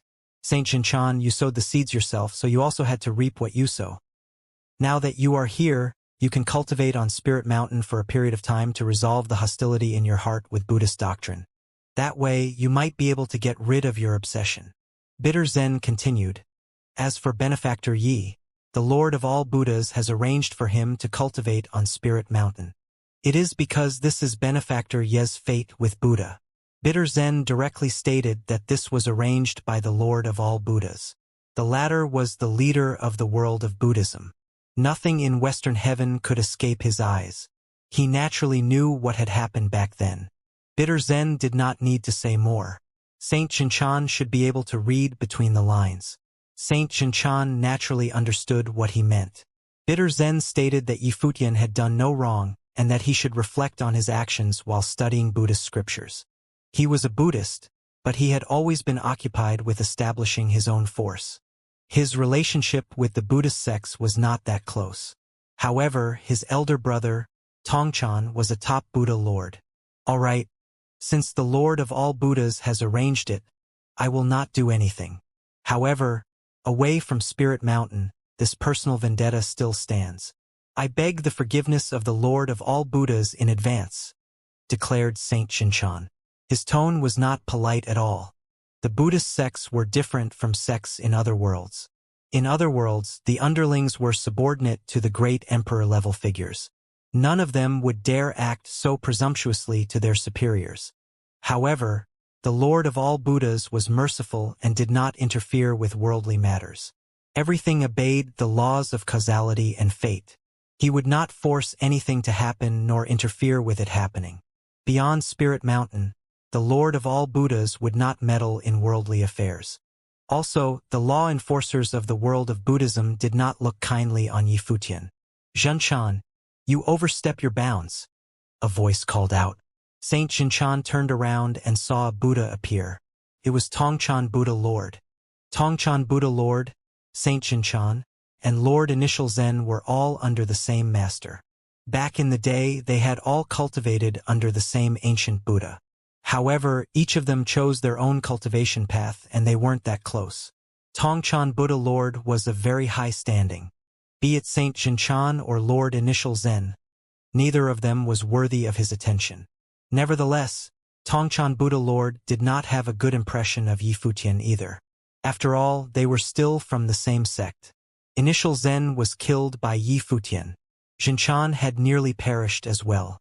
Forgive me, elder brother, said Saint Xianxia as he bowed towards Tongchan Buddha Lord. He appeared extremely polite. They did not seem like ordinary brothers.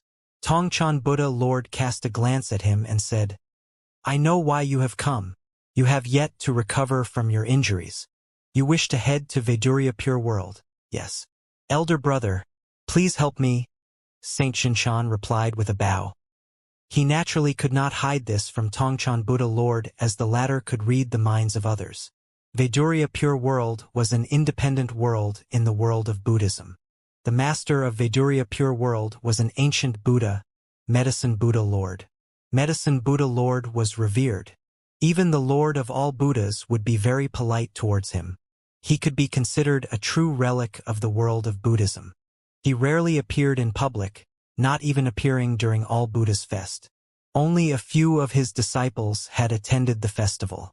Although Saint Xianxia's cultivation was powerful and his position in the world of Buddhism was high, Veduria Pure World was still not a place that he could visit as he pleased.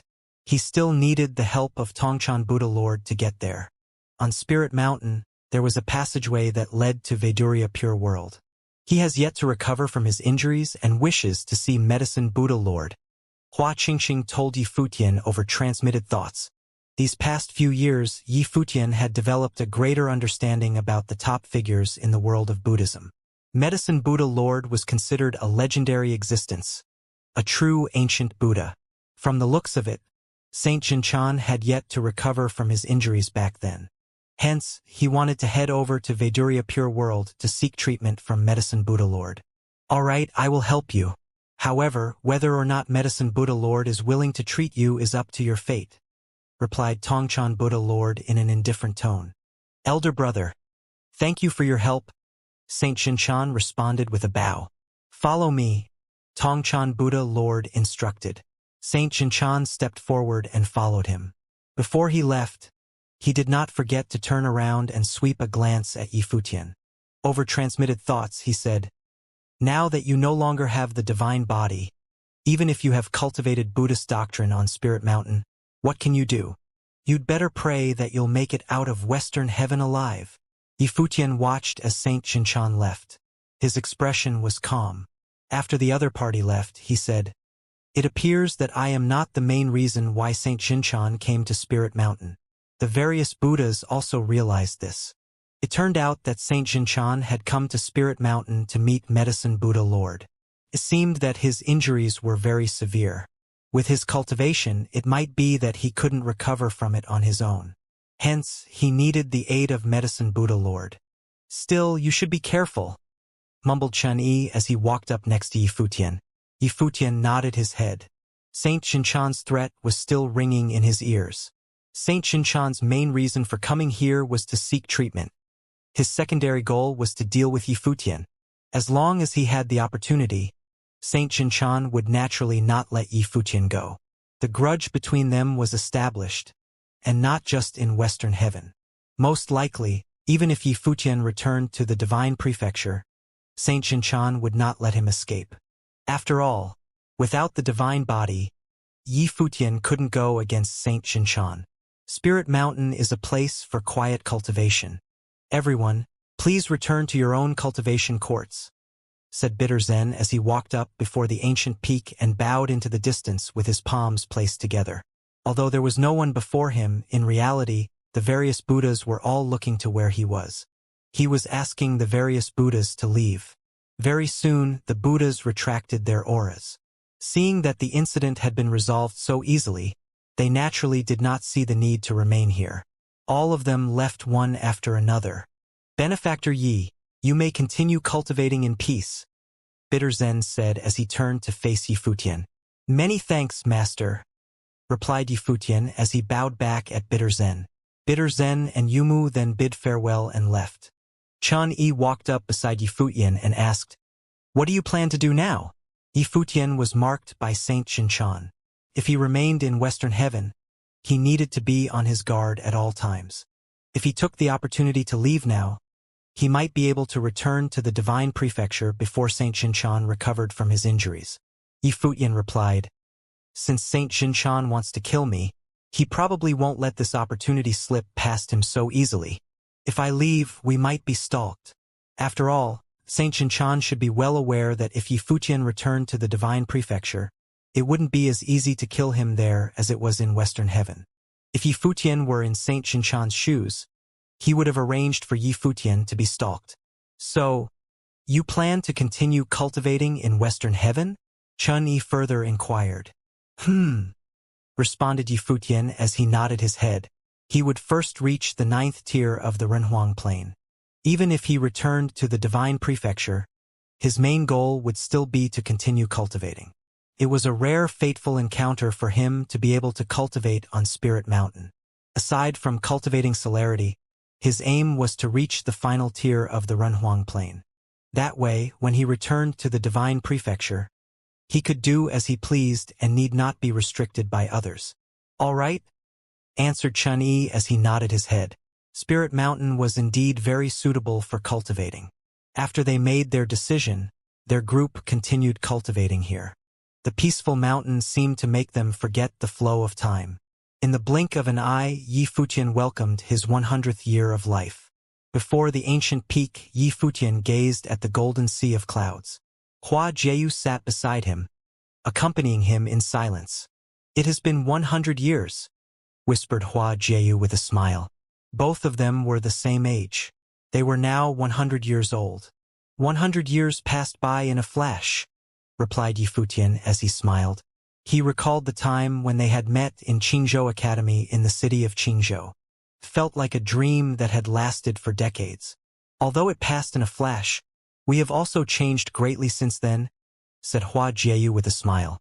The times they spent during their youth in the city of Qingzhou were so happy. Everything had changed since then.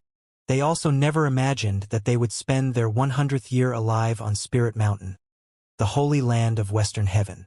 "Although we have changed, in the end, we are still together," said Yi Futian in a gentle tone as he hugged Hua Jieyu. Ever since they knew each other, they had been apart longer than they had been together. Fortunately, they were still a couple. They would remain together forever. Responded Hua Jieyu as she nodded her head gently. She leaned into Yi Futian's embrace and closed her eyes. She did not move, seemingly quietly falling asleep. After looking at his lover in his embrace, Yi Futian gazed out to the golden sea of clouds. It was as beautiful as a dream. During his first 100 years of cultivation, he had pursued the peak of the Renhuang Plain. For the next 100 years, he would aim for the peak of cultivation. He also closed his eyes and enjoyed the peace and quiet of the moment. In the distance, Hua Qingqing's beautiful gaze revealed a faint smile as she watched this peaceful scene. She turned around and did not disturb them. She then saw Fang Xiyuan and the others peeping. When they saw Hua Qingqing smiling at them, they quickly scurried away. No one disturbed Yi Futian and Hua Jieyu from enjoying their time together. They watched as the two of them enjoyed this peace that was hard to come by. The golden sea of clouds shone with the light of Buddha. The clouds kept shifting. Waves of rainbow light shone down on Yi Futian and Hua Jieyu. The scene was like a painting. It was a peaceful sight to behold. This scene lasted for a long while. They seemed detached from the world around them. No matter how the golden clouds shifted, they did not move at all. They seemed to have entered a state of meditative consciousness. A few days later, Hua Qingqing, Chen Yi, and the others looked at the two of them from afar. Someone asked in a low voice, "What's going on?" "They are one with nature. They merge with the heavens and the earth," Hua Qingqing explained softly. This is what happens when someone enters the state of meditative consciousness. When a cultivator enters into the state, it's easier for them to achieve enlightenment.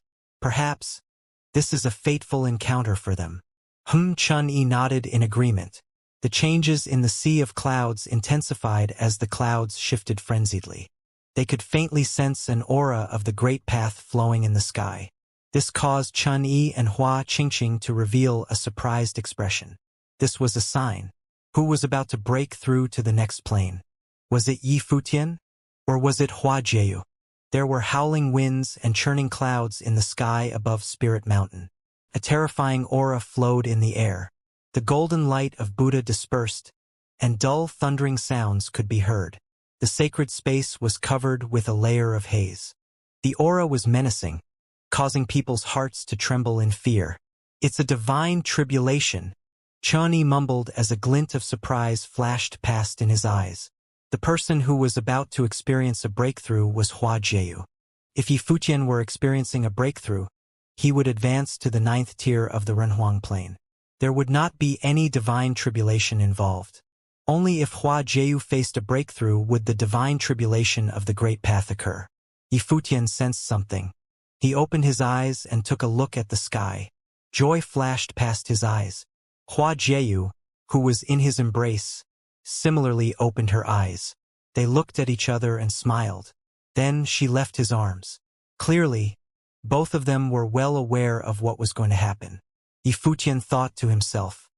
He did not expect Jieyu to be the first of them to experience the divine tribulation of the Great Path. However, after recalling Hua Jieyu's experience and fateful encounters, he felt that her advancement was natural. Hua Jieyu had a deeper understanding of the teachings of the great emperor compared to him. Back when she returned to his side in the divine prefecture, she was already at the peak of the Renhuang plain. Hua Jieyu stepped forward and marched towards the sea of clouds. "Be careful," reminded Yifutian softly. He had witnessed how Emperor Shi experienced his divine tribulation. The process was perilous. Hua Jieyu smiled and nodded her head. She seemed unworried about it. Chun Yi and Hua Qingqing approached them. Blind Tai, Fang Xiyuan, and the rest joined them too. All of them watched as Hua Jieyu walked towards the sea of clouds. Countless people exhausted their lives wanting to experience the divine tribulation and advance to the next level. Yet they couldn't achieve their goal. Who would have thought that Hua Jieyu had actually managed to do so after having an enlightenment? "Why haven't you broken through to the next plane?" Chun Yi asked Yifutian. "Right? Even Masteress is undergoing the divine tribulation of the Great Path. Yet Master has yet to advance to the next plane," said Fang Xiyuan with a smile. He was teasing his master. Yifutian revealed a pondering look. Before this, when he was in the state of meditative consciousness, he felt that he had entered into a miraculous realm. With his current ability, he should be able to break through to the next plane. However, he seemed to encounter some hindrance that prohibited him from doing so. Up until now, he had yet to get to the bottom of this problem. However, right now, Yifutian was not in the mood to think about breaking through to the next plane. He was somewhat worried. Although Hua Jieyu undergoing a tribulation was a good thing, in a sense, doing so was not truly breaking through to the next plane. The current heavenly law did not allow Renhuangs with flawless great paths to continue advancing. Hence, the tribulation of law descended upon them when they attempted to do so. It was extremely dangerous. Conversely, when cultivators without flawless great paths advanced, that was considered truly breaking through to the next plane. They merged with the heavenly law and were even called fake emperors. Yet, in reality, they were far inferior to great emperors. Great emperor-level figures were existences akin to deities in ancient times. Fake emperors could not compare to them. Ordinary fake emperors would have difficulty defeating even a 9th-tier Renhuang with a flawless great path. Back when the original realm went through the crisis, many 9th-tier Renhuangs descended from the divine prefecture. Figures from the original realm at the level of Lord Taishan could not hold a candle to them. The gap between their levels of power was apparent. Yifutian had witnessed Emperor Shi undergoing his tribulation on Turtle Deity Island. Even with Emperor Shi's ability back then, it was difficult for him to withstand the power of the tribulation, especially the Sword of Law which appeared at the end. Emperor Shi was nearly killed by the Sword of Law.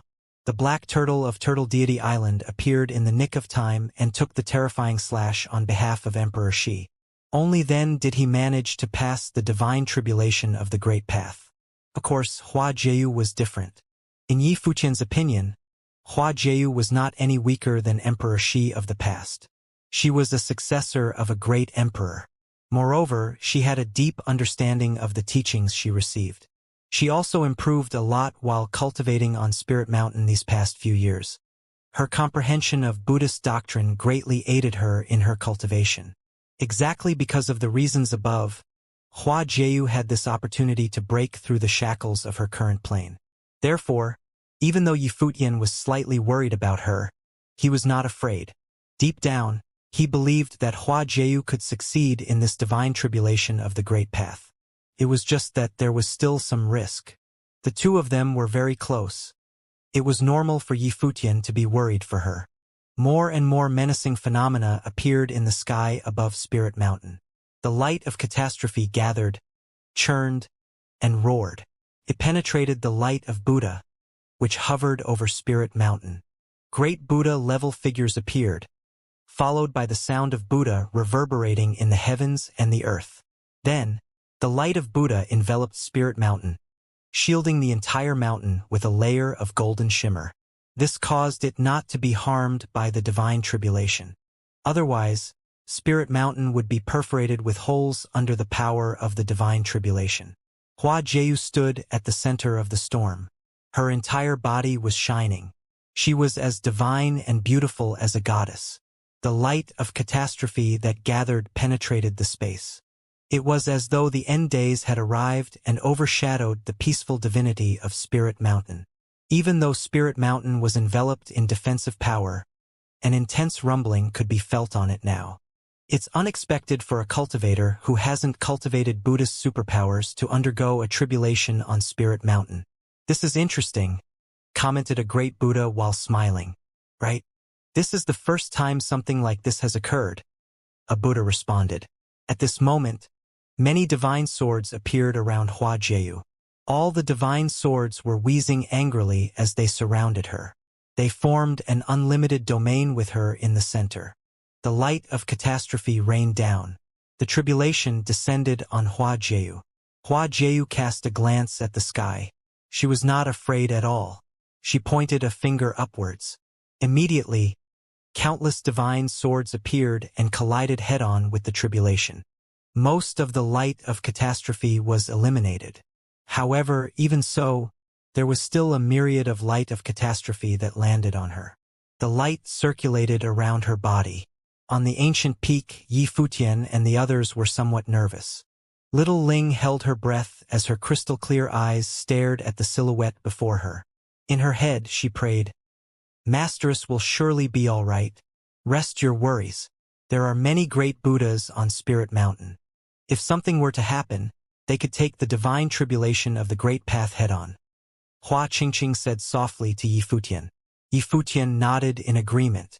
Even though the tribulation was powerful, it was a form of power after all. True top existences could intervene in the power of the tribulation. However, if the situation escalated to that point, Hua Jieyu's cultivation would be affected too. Yi Futian naturally wouldn't want to see that happen. In the sky above, the light of catastrophe stretched for tens of thousands of miles. The horrifying phenomenon caused people's hearts to tremble. Even at his current level, Yi Futian still felt somewhat terrified by it. He believed that if this tribulation were targeted at him, he would feel threatened too. One could imagine the intensity of the attack Hua Jieyu was withstanding now.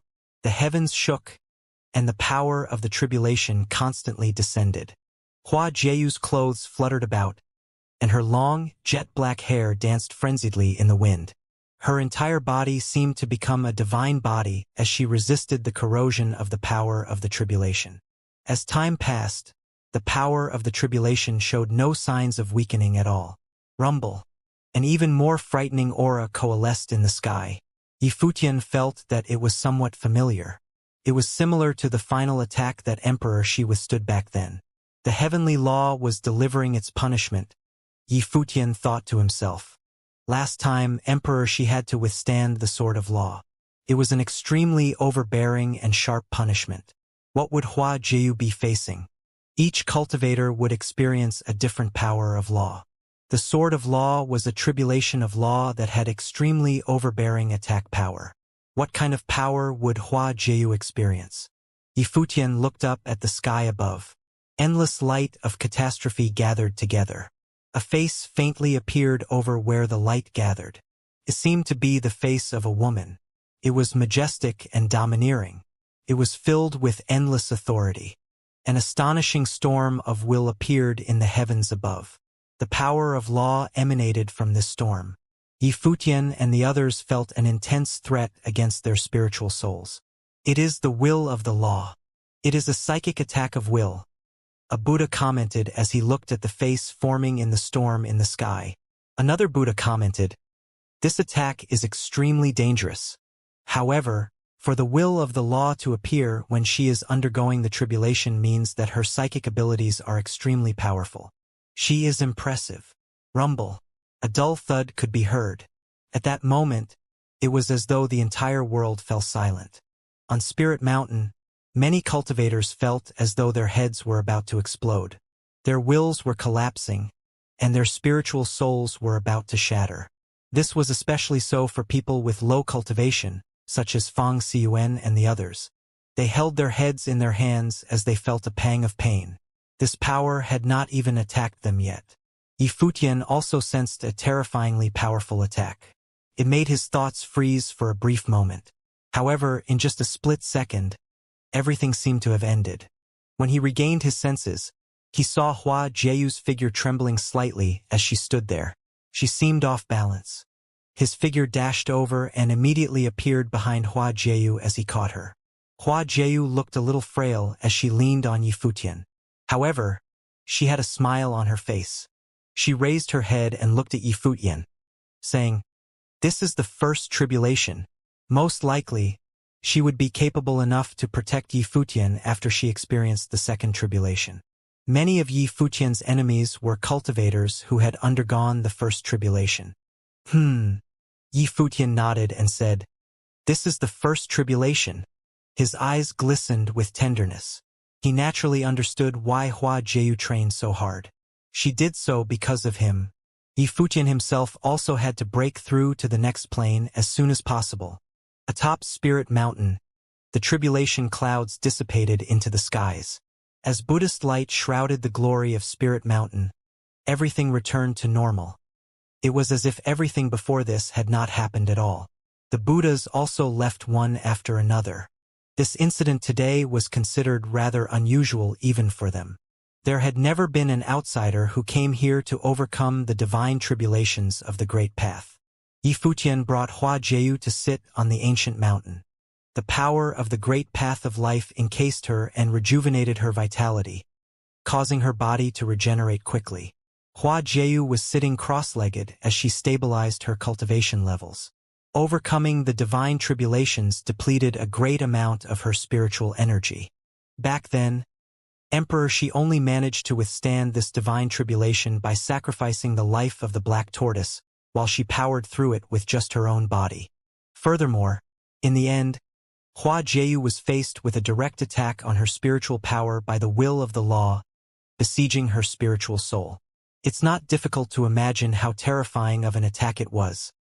It was even more dangerous than the sword of law. As Blind Tai and Chun Yi left quietly, Fang Xiyuan and the others left as well. No one wanted to disturb Yi Futian and Hua Jieyu's cultivation.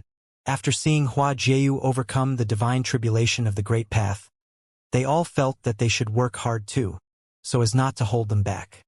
Other than them, the golden-winged giant Peng Bird was also cultivating earnestly. Although he was once the student of Great Elder Ma Yin, he'd never had the chance to cultivate at Spirit Mountain.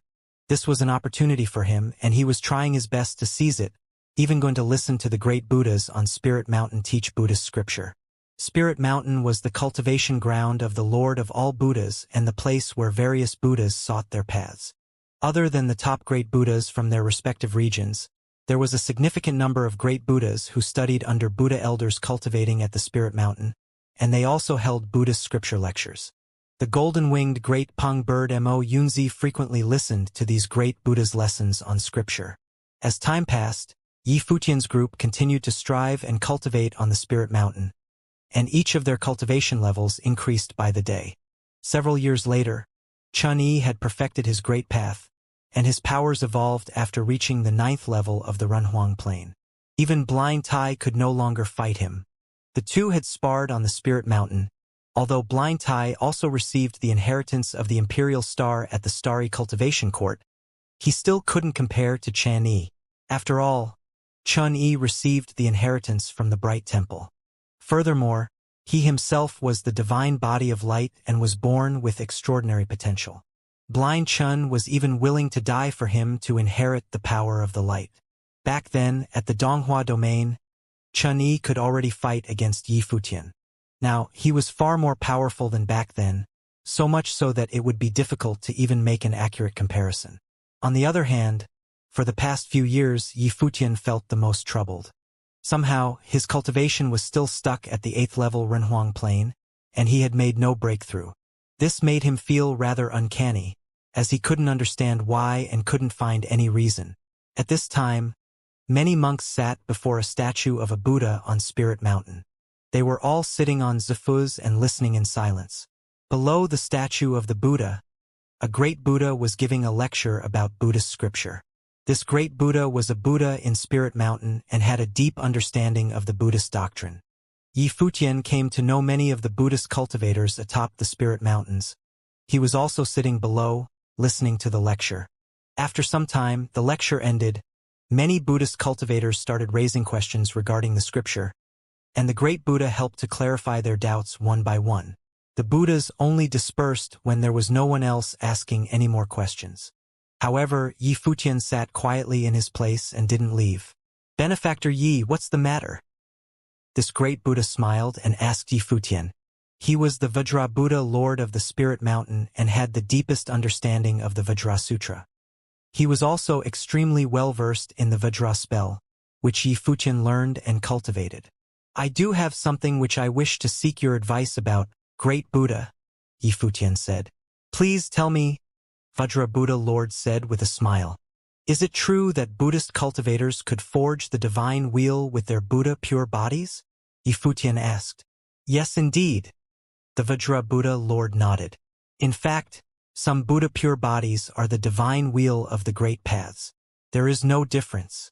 The strength of their Buddha pure bodies is the strength of their divine wheels. The level of their Buddha pure bodies would be the level of their divine wheels, and by extension the plane of cultivation of the Buddhist cultivator?" Yi Futian said. Vajra Buddha Lord nodded. He couldn't quite understand what Yi Futian was trying to ask. "Are there any Buddhist cultivators who have cultivated their Buddha pure bodies to the 9th plane of the Buddhist path, but their actual cultivation planes lagged behind?" Yi Futian continued asking. Vajra Buddha Lord answered, "No, you are a cultivator yourself, so of course you understand that the level of one's divine wheel of the great path is equivalent to his cultivation plane.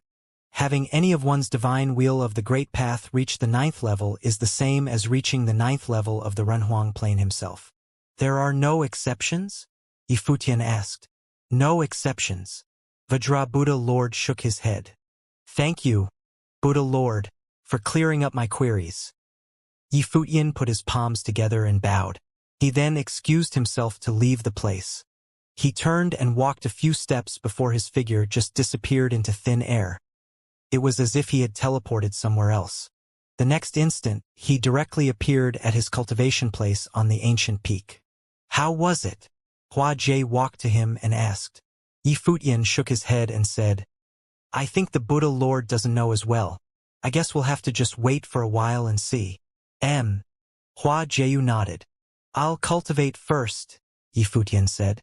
Then, he closed his eyes and sat cross-legged while his consciousness sank into the Life Palace.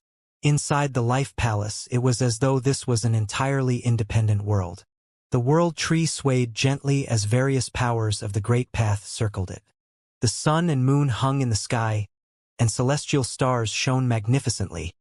It looked like a real world. The projection of Yi Futian's consciousness sat before the divine tree. With just a thought, powers of the Great Path started to conjure and materialize, turning into a divine wheel of the Great Path. Once the divine wheel of divine elephant appeared, an immense aura of the Great Path started to emanate from it. Then the Guqin divine will appeared as well, while enormous Buddha pure bodies of the Buddhist path materialized behind him. The auras of all of these great paths were tremendously powerful. All of them had reached the 9th level. After cultivating on the Spirit Mountains for many years, he completed his great paths and continuously augmented his great path divine wheels. Now, all of these divine wheels had entered the 9th level one after another, so he should have entered the 9th level Renhuang plane as well. Yet, he had not sensed a breakthrough at all and continued to stay at the 8th level.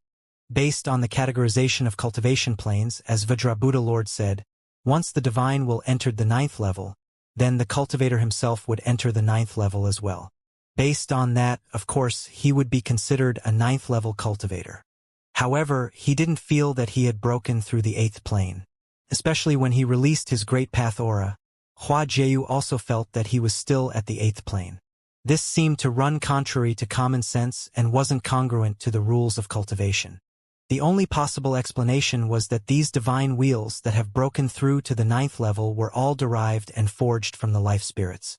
And these life spirits are essentially nothingness in the first place and could only appear by relying on the world tree. Only the world tree could be truly considered his natal spirit. In some sense, it could even be regarded as the only one. So, could his cultivation level be related to that?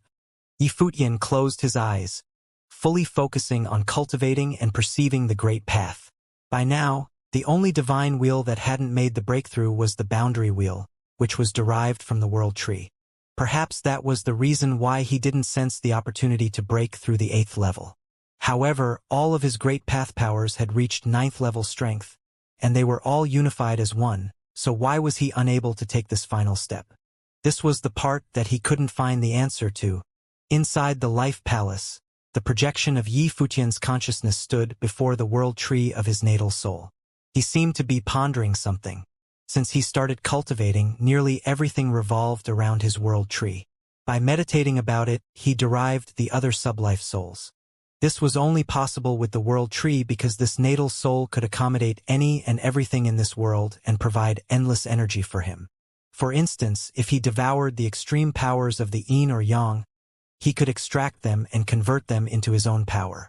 The world tree absorbed all powers in the world, but it also reciprocated Yi Futian with the purest of great path powers. Looking back, without the world tree of his natal soul, none of the other things could have existed. This world tree was a divine tree, and all other life souls and great path powers were the fruits born on this divine tree. Perhaps that was the reason why, even though his other great paths were all nearing perfection and had reached the 9th level, he still wasn't able to actually break through the 8th level. The root cause of all this was because his world tree hadn't evolved to perfection yet. So, what should he do to take this next step and let the world tree transform in order to break through the shackles of his cultivation level? In Yi Futian's impression, he had cultivated for many years. Today, he was more than 100 years old, but this was only the second time that he actually met a bottleneck in his road of cultivation. And this time, it could be a crucial hurdle deciding the rest of his fate. If he couldn't step over it, his road of cultivation could stop here. Actually, Yi Futian was considered rather lucky. There were so many phenomenal individuals from past to present. Every single one of them met all kinds of hindrances and setbacks on their roads of cultivation. On the other hand, Yi Futian's cultivation journey could definitely be said to be smooth sailing. Hua Jieyu was able to make the breakthrough in cultivation before him. However, Hua Jieyu was reborn after death and was lucky to be alive. In some sense, she was no longer the Hua Jieyu from before. She was imbued with the attributes of the Empress and fused with countless incarnations before becoming the person she was today. But Yi Futian was different, as he was still himself in the purest way possible. As the world tree swayed gently, auras of the great paths in various colors flowed around it. Each color seemed to represent a different great path power. Gangjin, Yin, Yang, Life, Lightning, etc. Various great paths, all nearing perfection. They circled the world tree and caused the tree to rustle. It was as though that was its eternal state. Yi Futian pondered, but after much time, he still couldn't fully fathom it. Several months had passed since he sat down. Atop the ancient peak, Yi Futian once again entered the state of meditative consciousness. When he woke up, he appeared extraordinarily tranquil. As the Buddhist light shone on him and the breeze brushed past him, Yi Futian reached out his hand. It was as though he could touch the powers existing throughout the world. The higher the cultivation level, the more one could sense that everything in this world could be used. Yi Futian pointed toward the sky and started to carve characters into thin air. His strokes were carved directly into the void, clear as they could be. These characters contained the power of the path. Below the ancient peak, Blind Tai raised his head slightly to face toward the sky. He could sense the powerful will of the path. From afar, Fang Xiuan and the others also raised their heads in that direction. And he said, "Is that character carved by Master? It looks like Master's cultivation level had already reached the 9th level. But why didn't he sense the breakthrough?" Hua Jieyu and Hua Qingqing walked to the back of Yi Futian. Yi Futian stared into that character.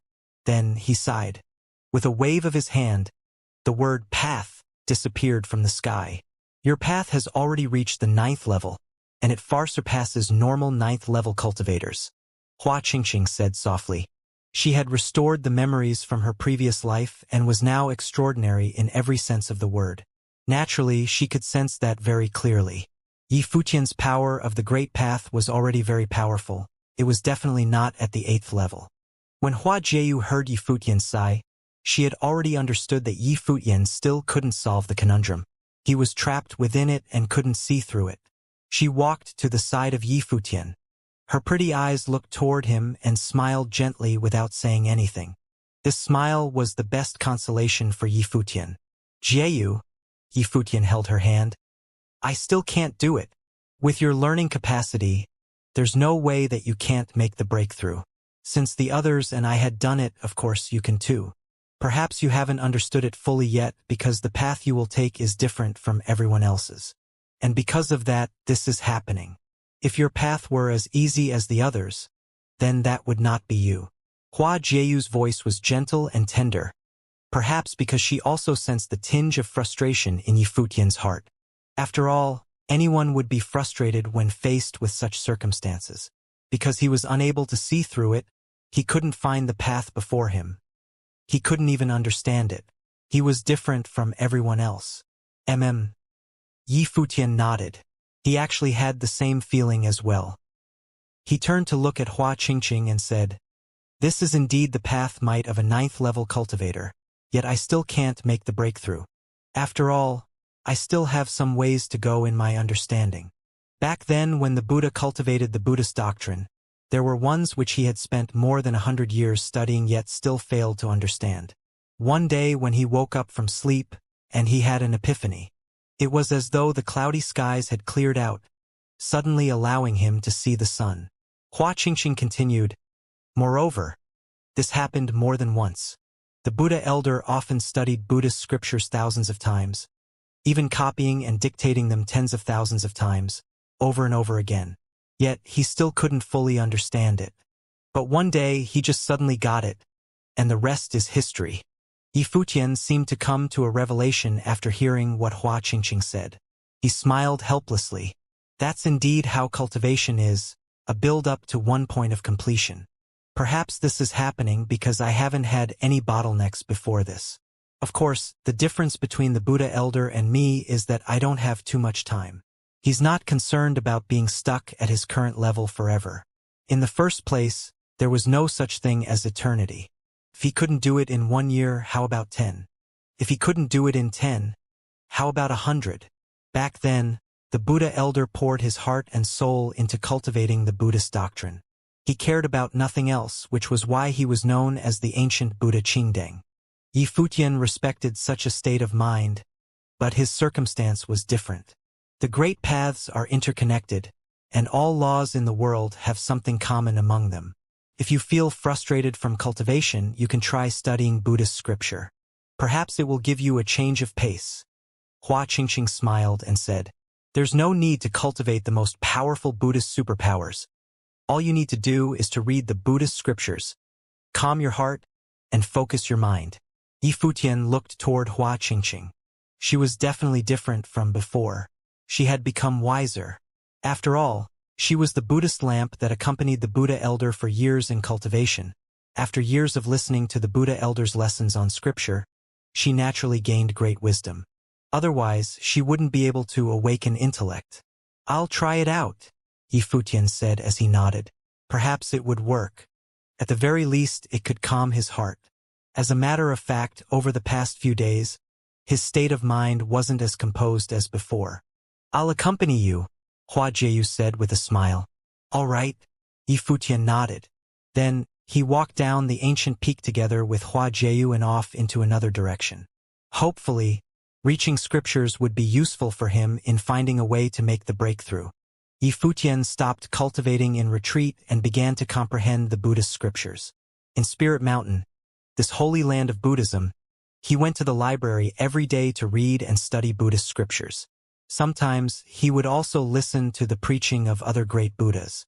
He didn't even obsess about cultivation anymore and didn't deliberately cling onto the goal of breaking the realm.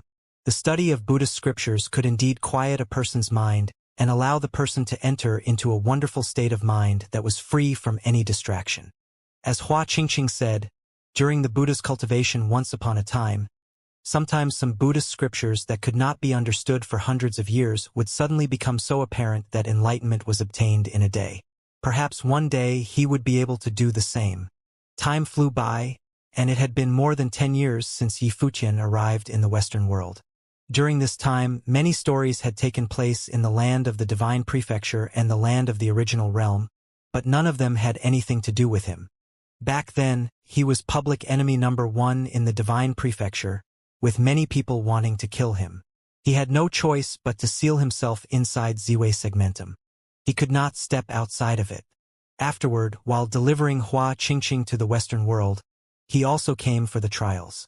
No matter what happened in the outside world, the Ziwei Segmentum remained the same, becoming a world contained within itself. It had almost cut off all contact with the outside world. This was also a strategy to protect itself in times of turmoil. Here, he was devoted to cultivating and aimed to improve himself as quickly as possible. If he could not elevate his cultivation level, there would be no point for him to return, as he would still be unable to move around at will. Also, there would be nothing but dead ends for him, just the same as before. Dong Huang the Great had personally intervened, and the teacher had negotiated for his safety. Since Dong Huang the Great did not personally pursue the matter with him, it was precisely for this reason that the teacher would have no way to interfere in the future. Now, everything was dependent on himself. On this day, Yi Futian was reading the scriptures in the library. He was focused and studied in earnest.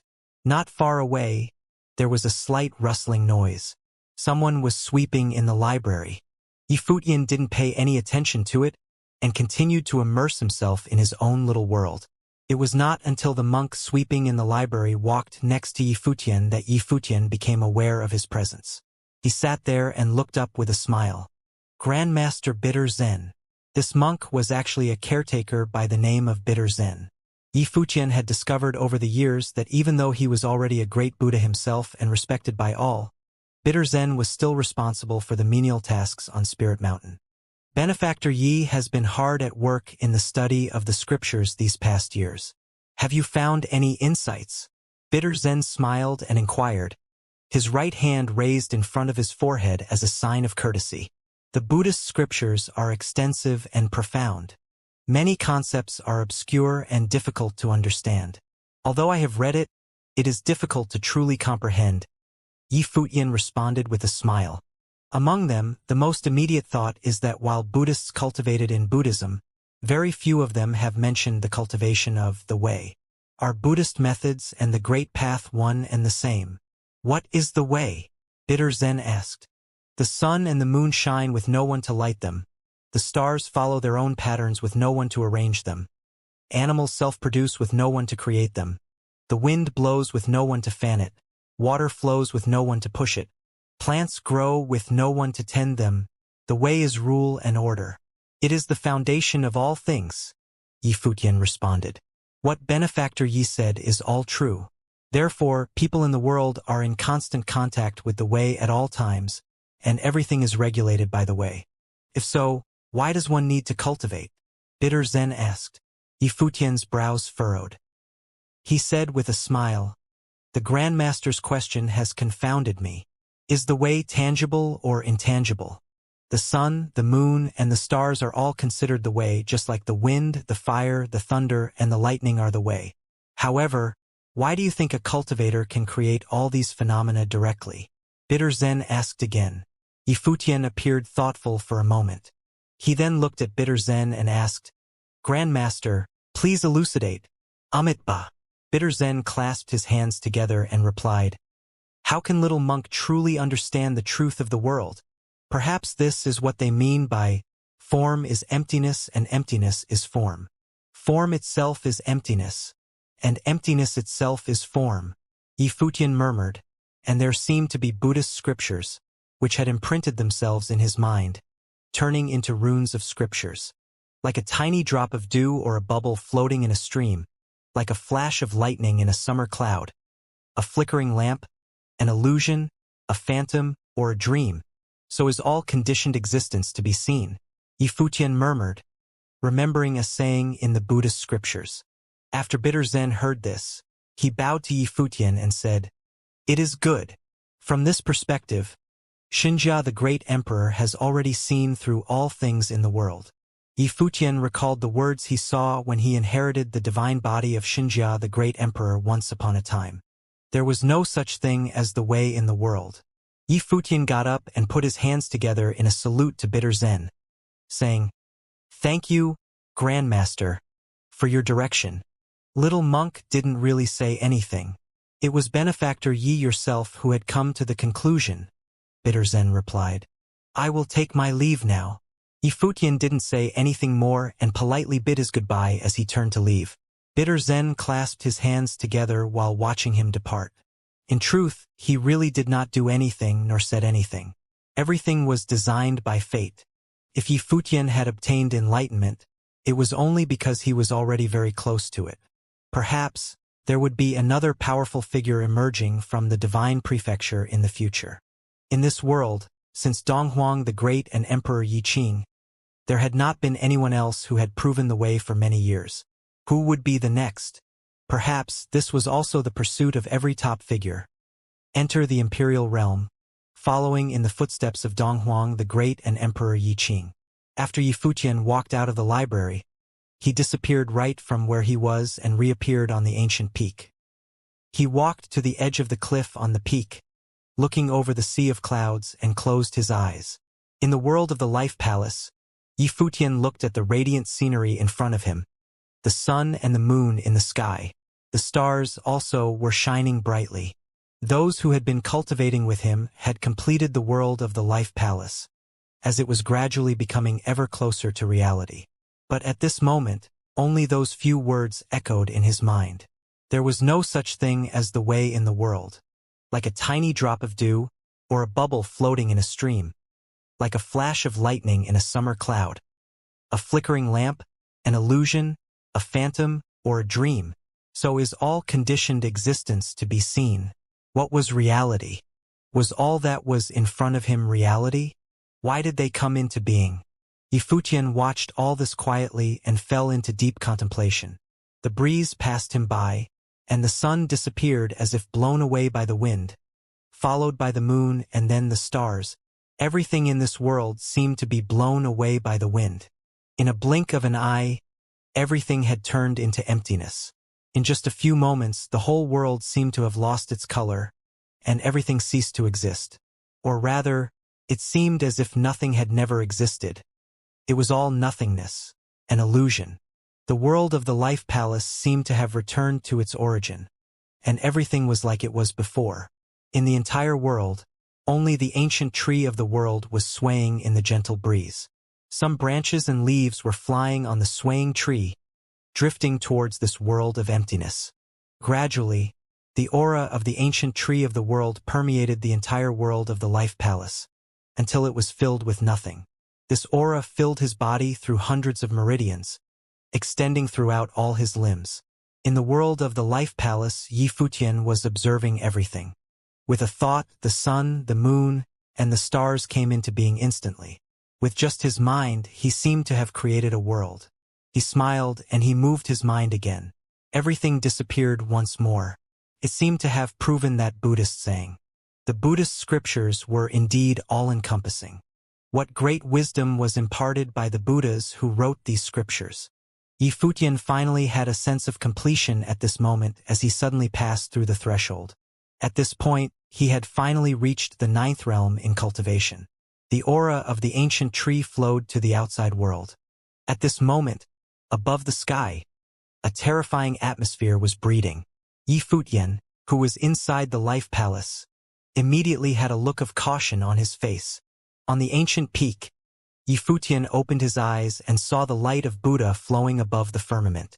He could perceive that a horrible aura was currently brewing. No! Yi Futian immediately retracted his aura with a thought. In an instant, there was no aura leaking from him, and he was just like any other ordinary person. No sense of the way could be perceived from him at all. At this moment, Yi Futian seemed to be someone who had no cultivation whatsoever. At the same time, that terrifying aura that was brewing above the firmament disappeared as well. It manifested in a flash and dissipated just as quickly. It was as if it had never existed before. What's going on? There was a voice from above Spirit Mountain, apparently sensed by other cultivators. At this time, a great Buddha asked, and his voice resounded throughout Spirit Mountain. I don't know. Just now, There seemed to be an aura of tribulation, but it disappeared in an instant. Why is that? A great Buddha replied, somewhat puzzled. Why did that aura only appear for an instant? Was it tribulation? Many great Buddhas released their consciousness and seemed to appear in another place in an instant. Did any of the Buddhas know what happened? Is it someone with powerful Buddhist cultivation here at Spirit Mountain? I don't know, but no one new came, another Buddha responded. They had all felt the aura at that instant, but no one paid any attention to Yifutian. Even if they did, they would never know that the aura was produced on account of him. After all, that aura was not from Yifutian but the sky above. Perhaps we need to consult the Buddha lords, another Buddha suggested. Perhaps someone on the level of Buddha lords would know a little more than they did. However, after that suggestion was made, no Buddha lords on the Spirit Mountain said anything, which puzzled them. Exactly what had happened. But no one associated the event with Yifutian. After all, his cultivation was only Renhuang in the 8th realm. Even at Renhuang in the 8th realm, a breakthrough of the realm would only be at the 9th realm, stepping into the realm of peak Renhuang, and would in no way have any connection with that terrifying aura. In fact, at this time, Yifutian, who was on top of the ancient peak, also had a strange look on his face. Was that aura the aura of tribulation? The moment he broke through the realm, he clearly perceived it, and it was an aura that was beyond frightening. It was definitely not any lesser than the divine tribulations that Jeyu and Emperor she had experienced previously. Wouldn't this mean that he had ushered in the divine tribulation of the Great Path when he only had the breakthrough the 8th realm, just as he was entering into the 9th realm? If so, this worked against the ironclad rule in cultivation and did not conform to the rules of cultivation. Of course, everything that had ever happened to him was always a little strange. Before, he couldn't break through no matter what he did. But now, with a simple epiphany, he had attracted the divine tribulation. When he retracted his aura, he could no longer perceive the divine tribulation, for it had disappeared again. Cultivators had to go through 3 tribulations when breaking the shackles of Renhuang. Only after the baptism of all 3 divine tribulations could they prove the supremacy of the way, thus achieving the realm of the great emperor. Only then could they be conferred with the title of deity. The existence of tribulation was because the rules of heaven and earth did not allow it. Therefore, the appearance of the divine tribulation was so that the order of the Great Path would execute those who broke through the realm. If this were the case, then the divine tribulation he had attracted when he broke through the 9th realm would mean that he was no longer permitted by the heavenly path as it currently stood, and that he was going to be sanctioned by the order of the Great Path. In other words, he was not allowed to step into the 9th realm as it currently stood. Was it for this reason that he had not been able to break through before? What was the reason for all this? How did he offend the heavens? And there was another very crucial question. If he were to survive this divine tribulation of the Great Path, what realm would he be in? It seemed that he would be embarking on a completely different path from other cultivators. Which path was his path? All of this was yet unknown. He had no idea how strong the divine tribulation would be or what realm he would be in after surviving the divine tribulation of the Great Path. Perhaps he would only know after he had an exchange with other cultivators. Shoo! Yifutian let out a long breath and glanced at the light of Buddha above the firmament. A quiet smile appeared in his clear eyes. In any case, he had finally taken this step and passed through the bottleneck. Although he would go on to a different path, he had a feeling that this path would be extraordinary. Both Hua Qingqing and Hua Jeyu had arrived. The other Buddhist cultivators on the Spirit Mountain did not make the associations with Yifutian. Still, Hua Jeyu and Hua Qingqing had accompanied Yifutian in his cultivation, and they knew Yifutian's situation the best. Therefore, as soon as they sensed that aura, they rushed over immediately. Watching Yifutian standing there, it was as if he was one with the world around him, without any fluctuations of aura on his person. He appeared just like any other ordinary person, yet he was part of the scenery before them. It was completely natural. Then they knew that Yifutian might have broken through the realm because he was now different again. You broke through? Hua Jeyu asked Yifutian via voice transmission. Yes, I did. Yifutian smiled while looking at Hua Jeyu. He responded using voice transmission. not using direct communication. Yi Futian had restrained himself without attracting the divine tribulation because he did not want other cultivators on the Spirit Mountain to detect that his cultivation was, in any way, unusual. After all, many Buddhist cultivators in Buddhist sect were hostile towards him. Therefore, it was far better to be a little more cautious to avoid appearing overly shocking or out of the ordinary. He did not know if there were other precedents in the history of attracting the divine tribulation of the Great Path while breaking through to the 9th realm from the 8th.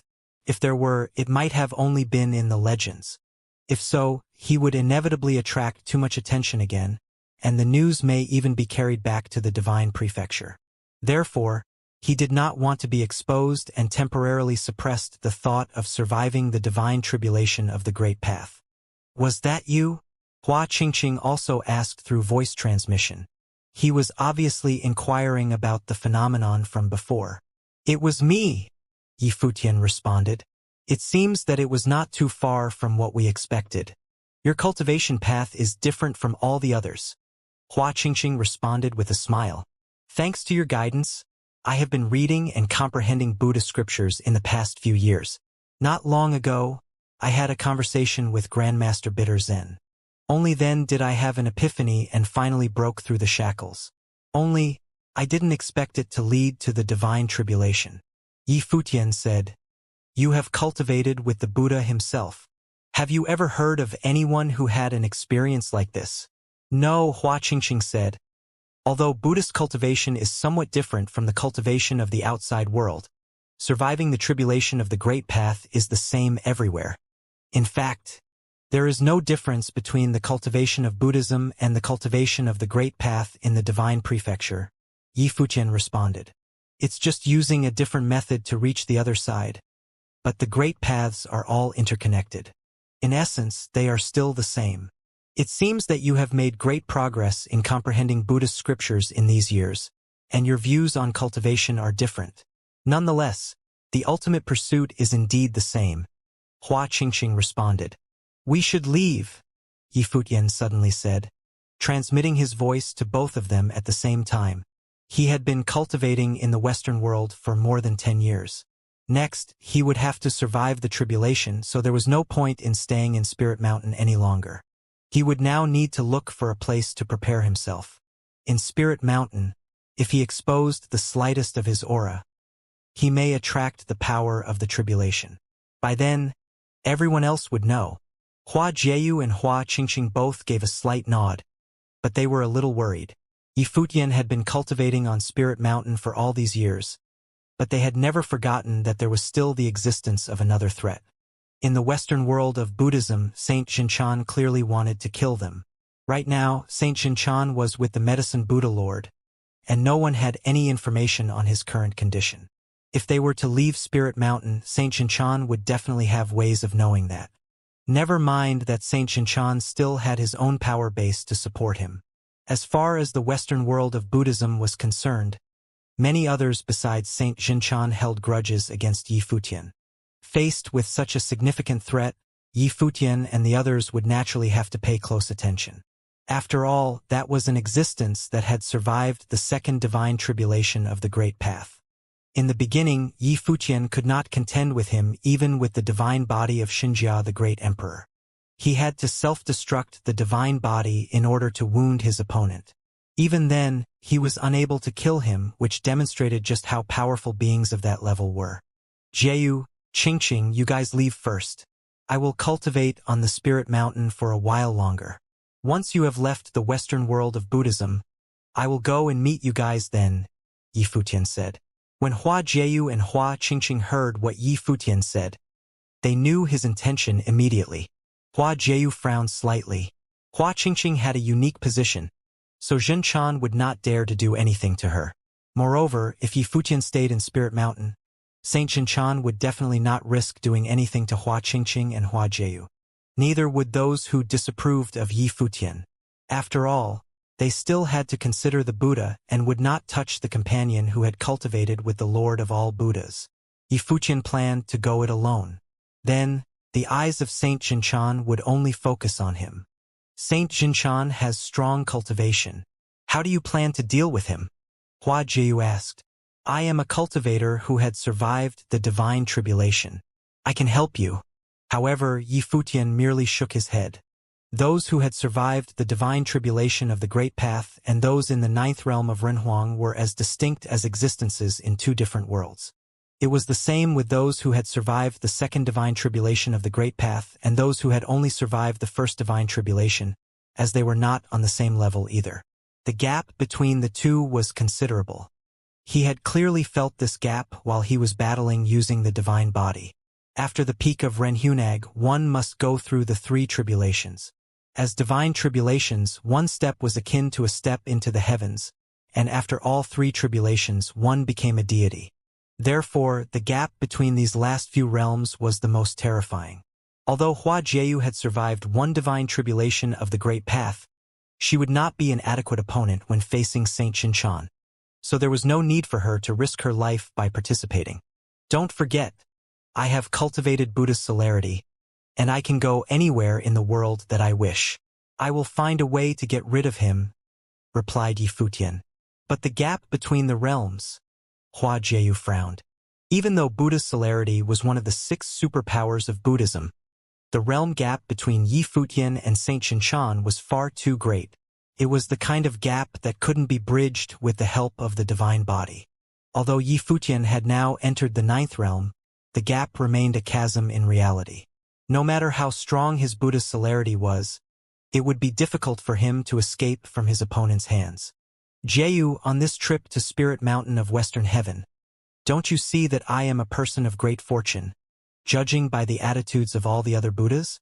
Moreover, Buddha's celerity, one of the 6 superpowers of Buddhism, had been passed on to me by the Buddha himself, which must have its own significance. The Buddhist superpowers allow one to see into the past and the future. Perhaps the Buddha had foreseen some things that will happen in the future. There is no need for you to worry, Yi Futian replied to Hua Jieyu. Hua Jieyu thought about it carefully and found that what Yi Futian said was reasonable enough. From all of Yi Futian's adventures on Spirit Mountain over the years, one could tell that his fate was definitely extraordinary. However, she still felt uneasy. Go in peace now. I will go and find you again. If it can't be resolved, I will return to Spirit Mountain directly. Yi Futian continued to persuade her, as he also glanced at Hua Qingqing.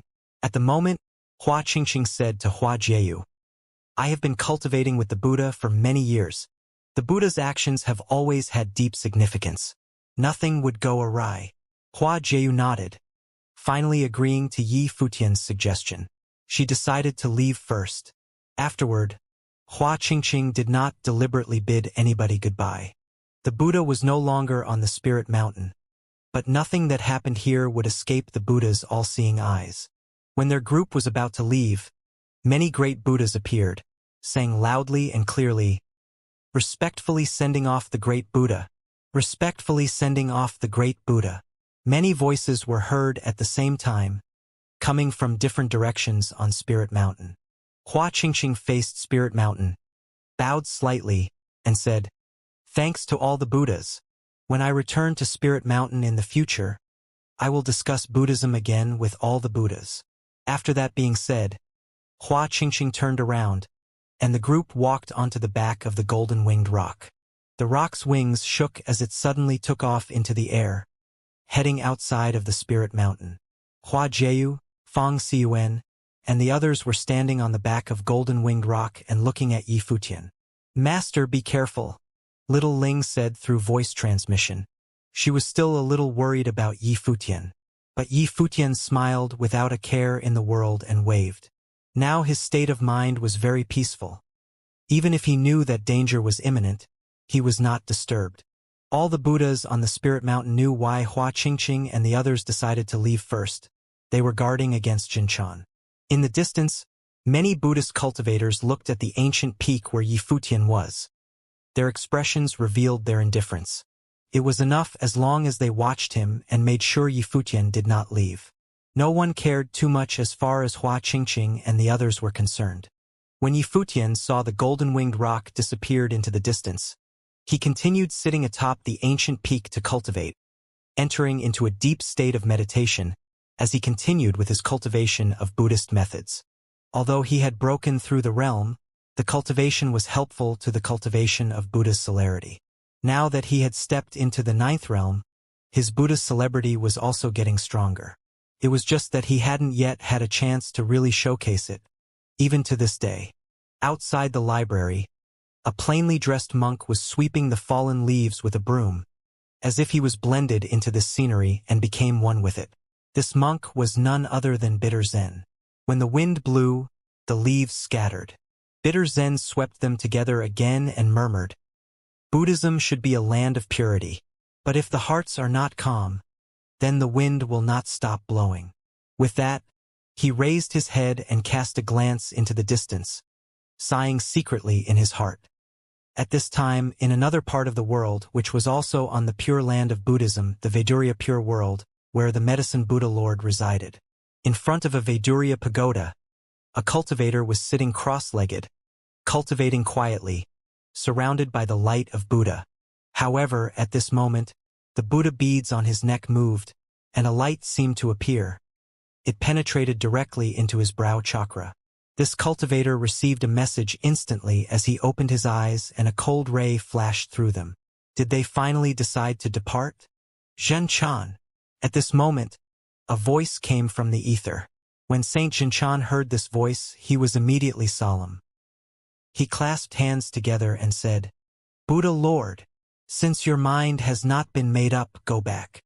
That ethereal voice was heard again, which stunned Saint Xianxia.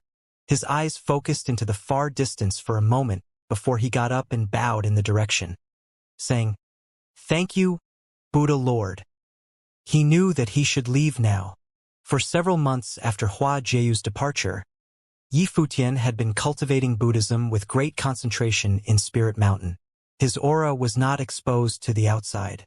He was quietly comprehending the Buddhist scriptures. He seemed to be a natural member of Buddhism. In addition to reading and studying Buddhist scriptures, he also sat in on lectures given by various Buddha lords, completely integrating into the community of Buddhist cultivation in Spirit Mountain. He even forged good relationships with many of the Buddhist cultivators there. Sometimes they would sit together and exchange Buddhist teachings. In short, he was living a very productive life, not at all like someone who was on the run. Saint Xianxia was also on the Spirit Mountain. He stayed at Spirit Mountain ever since he got back from the Vaidurya pure world. He was also cultivating on an ancient peak, watching Yi Futian closely. Everyone on Spirit Mountain knew the grudge between these two, so Saint Xianxia dared not do anything to Yi Futian while they were still on Spirit Mountain. He had not had any exchanges with Yi Futian ever since he returned from Vaidurya pure world. But this was precisely the kind of quietude that was even more terrifying. Anyone else other than Yi Futian would probably have trouble eating and sleeping. But Yi Futian himself didn't seem to be bothered. Both of them appeared to be in some very strange impasse, eerily quiet, and neither was affected by the other in the slightest. But everyone on Spirit Mountain knew very well that things were not as harmonious as they appeared. On this day, Yi Futian was listening to a Buddha Lord lecturing at his place of cultivation with other Buddhist cultivators. After the lecture, as usual, there were Buddhist cultivators who asked questions, while others gave thanks and bid farewell. "Many thanks to the Buddha Lord." Yi Futian bowed, his hands together, and paid his respect to the Buddha Lord in a seated position. However, as soon as his voice faded, he disappeared from where he was, stunning all the Buddhist cultivators. At this juncture, Yi Futian had been cultivating on Spirit Mountain much more than just a day or two. He had been here for a prolonged period of time, and his habits were well known to other cultivators. Every time he listened to a lecture, he would give thanks, then get up and walk away slowly. Disappearing right off the bat was not a very polite exit. Even that Lord Buddha glanced at the place where Yi Futian was sitting just to make sure. When he saw the empty space, he smiled and put his hands together. Buddha's blessings on benefactor Yi. Obviously, they were all aware that something interesting had happened. The cultivation of Buddha's celerity is truly peculiar. There is no aura, as the disappearance is instantaneous, invisible, undetectable, and completely without warning. Some Buddhist cultivators whispered amongst themselves. No matter how they expanded their consciousness, They could no longer find Yifutian anywhere on the Spirit Mountain. Saint Xianxia, who was cultivating, suddenly opened his eyes.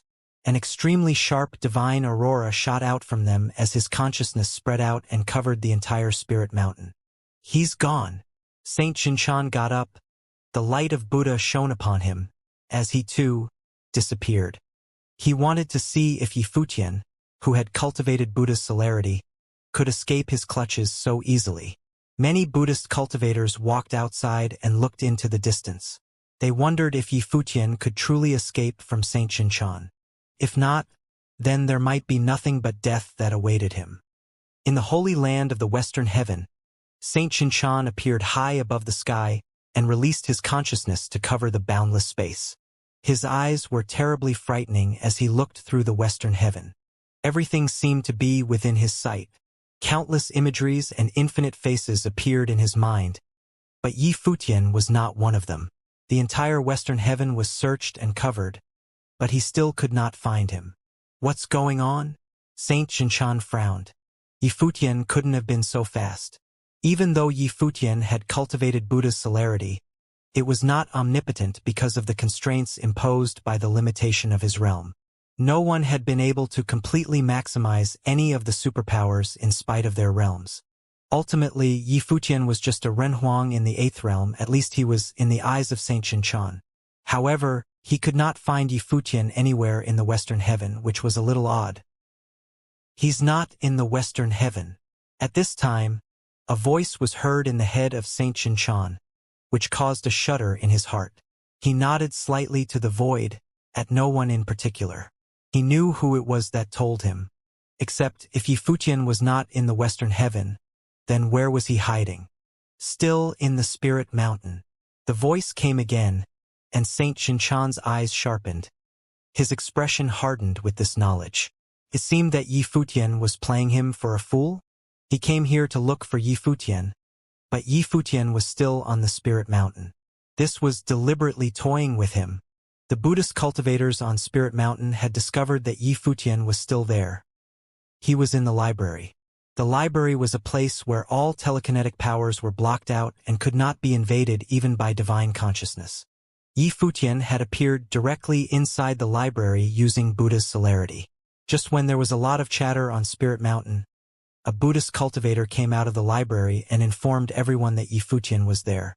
Even the Buddha Lord, who was lecturing on the scriptures, laughed when he heard that. Even he was fooled by Yifutian.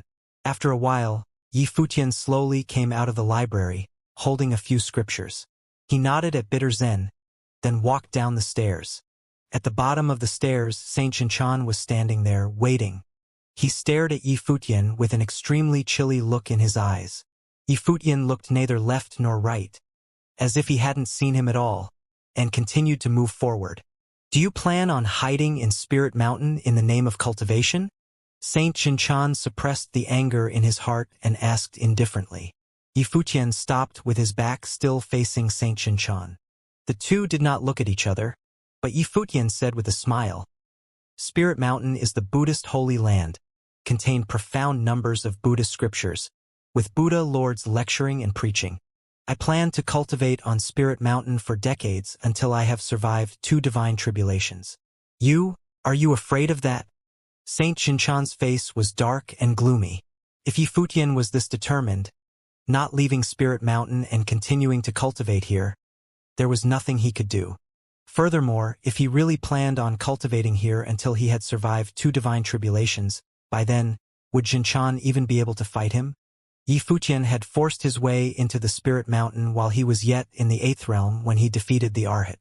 In the end, it was Grandmaster Bitter Zen who intervened and intercepted Yifutian. And at the time of that battle, Yifutian had only cultivated Buddhism less than 100 days. Yifutian started moving forward again, saying, It was you who wouldn't let go and brought on everything that happened later. I had to destroy the divine body to protect myself. I only escaped after suffering heavy injuries. Remember, it was you who owed me, not the other way around. He didn't look at Saint Xianxia once. The other wanted to kill him. It appeared that Xianxia was the victim, but what really happened back then? Yifutian was, in fact, the one who was forced into desperation by Saint Xianxia. An item as precious as the divine body of Xianxia the great emperor had to be destroyed because of his determination in hunting Yifutian. Yifutian himself almost died. Now Saint Xianxia was the hunter, and Yifutian the prey. This was only because Xianxia was stronger. If the situation were reversed, then it would be Yifutian who was hunting Saint Xianxia instead. Saint Xianxia didn't bother to say another word. In a flash, he was gone. He had returned to where he was before. Yifutian's words had no effect and did not cause him to let down his guard. On the contrary, from this day forward, he kept even closer tabs on Yifutian. His murderous intent was even stronger, and the desire to kill was more fervent than before. He must kill Yifutian at all cost. After that, Yifutian often used Buddha's celerity all over Spirit Mountain, appeared in the library from time to time in this manner, so that Xianxia had to investigate every time. Later, there were several other Buddhist cultivators who were in the habit of reading and studying Buddhist scriptures in the library. Yifutian understood what was going on, but he didn't care. After a few months, Tianyin Buddha Lord came to Spirit Mountain and saw that Xinyan Buddha Lord was also around and invited him for a game of chess. Xinyan Buddha Lord did not refuse and played chess with Tianyin Buddha Lord. In a blink of an eye, a few days had passed. On this day, Yifutian appeared in the library again. As usual, he was reading the scriptures on the first floor. At this time, Bitter Zen had found those Buddhist cultivators in the library and asked them to help with cleaning up the library. Since these cultivators had gotten to know Bitter Zen rather well, and on account that he had asked for their help personally, they felt they could not refuse. Therefore, they followed Bitter Zen around to clean up the library. After they finished cleaning, they discovered that Yifutian was no longer inside the library, and vaguely sensed something was not quite right. As usual, they instilled a telekinesis force into a jade slip. Saint Xianxia, who was cultivating on Spirit Mountain, received the news in an instant. His divine consciousness covered all of Spirit Mountain, but he could not find any trace of Yifutian. "When did he leave?" he asked. "I don't know. Grandmaster Bitter Zen had asked me to help clean up the library," the voice answered. Saint Xianxia looked exceedingly apathetic.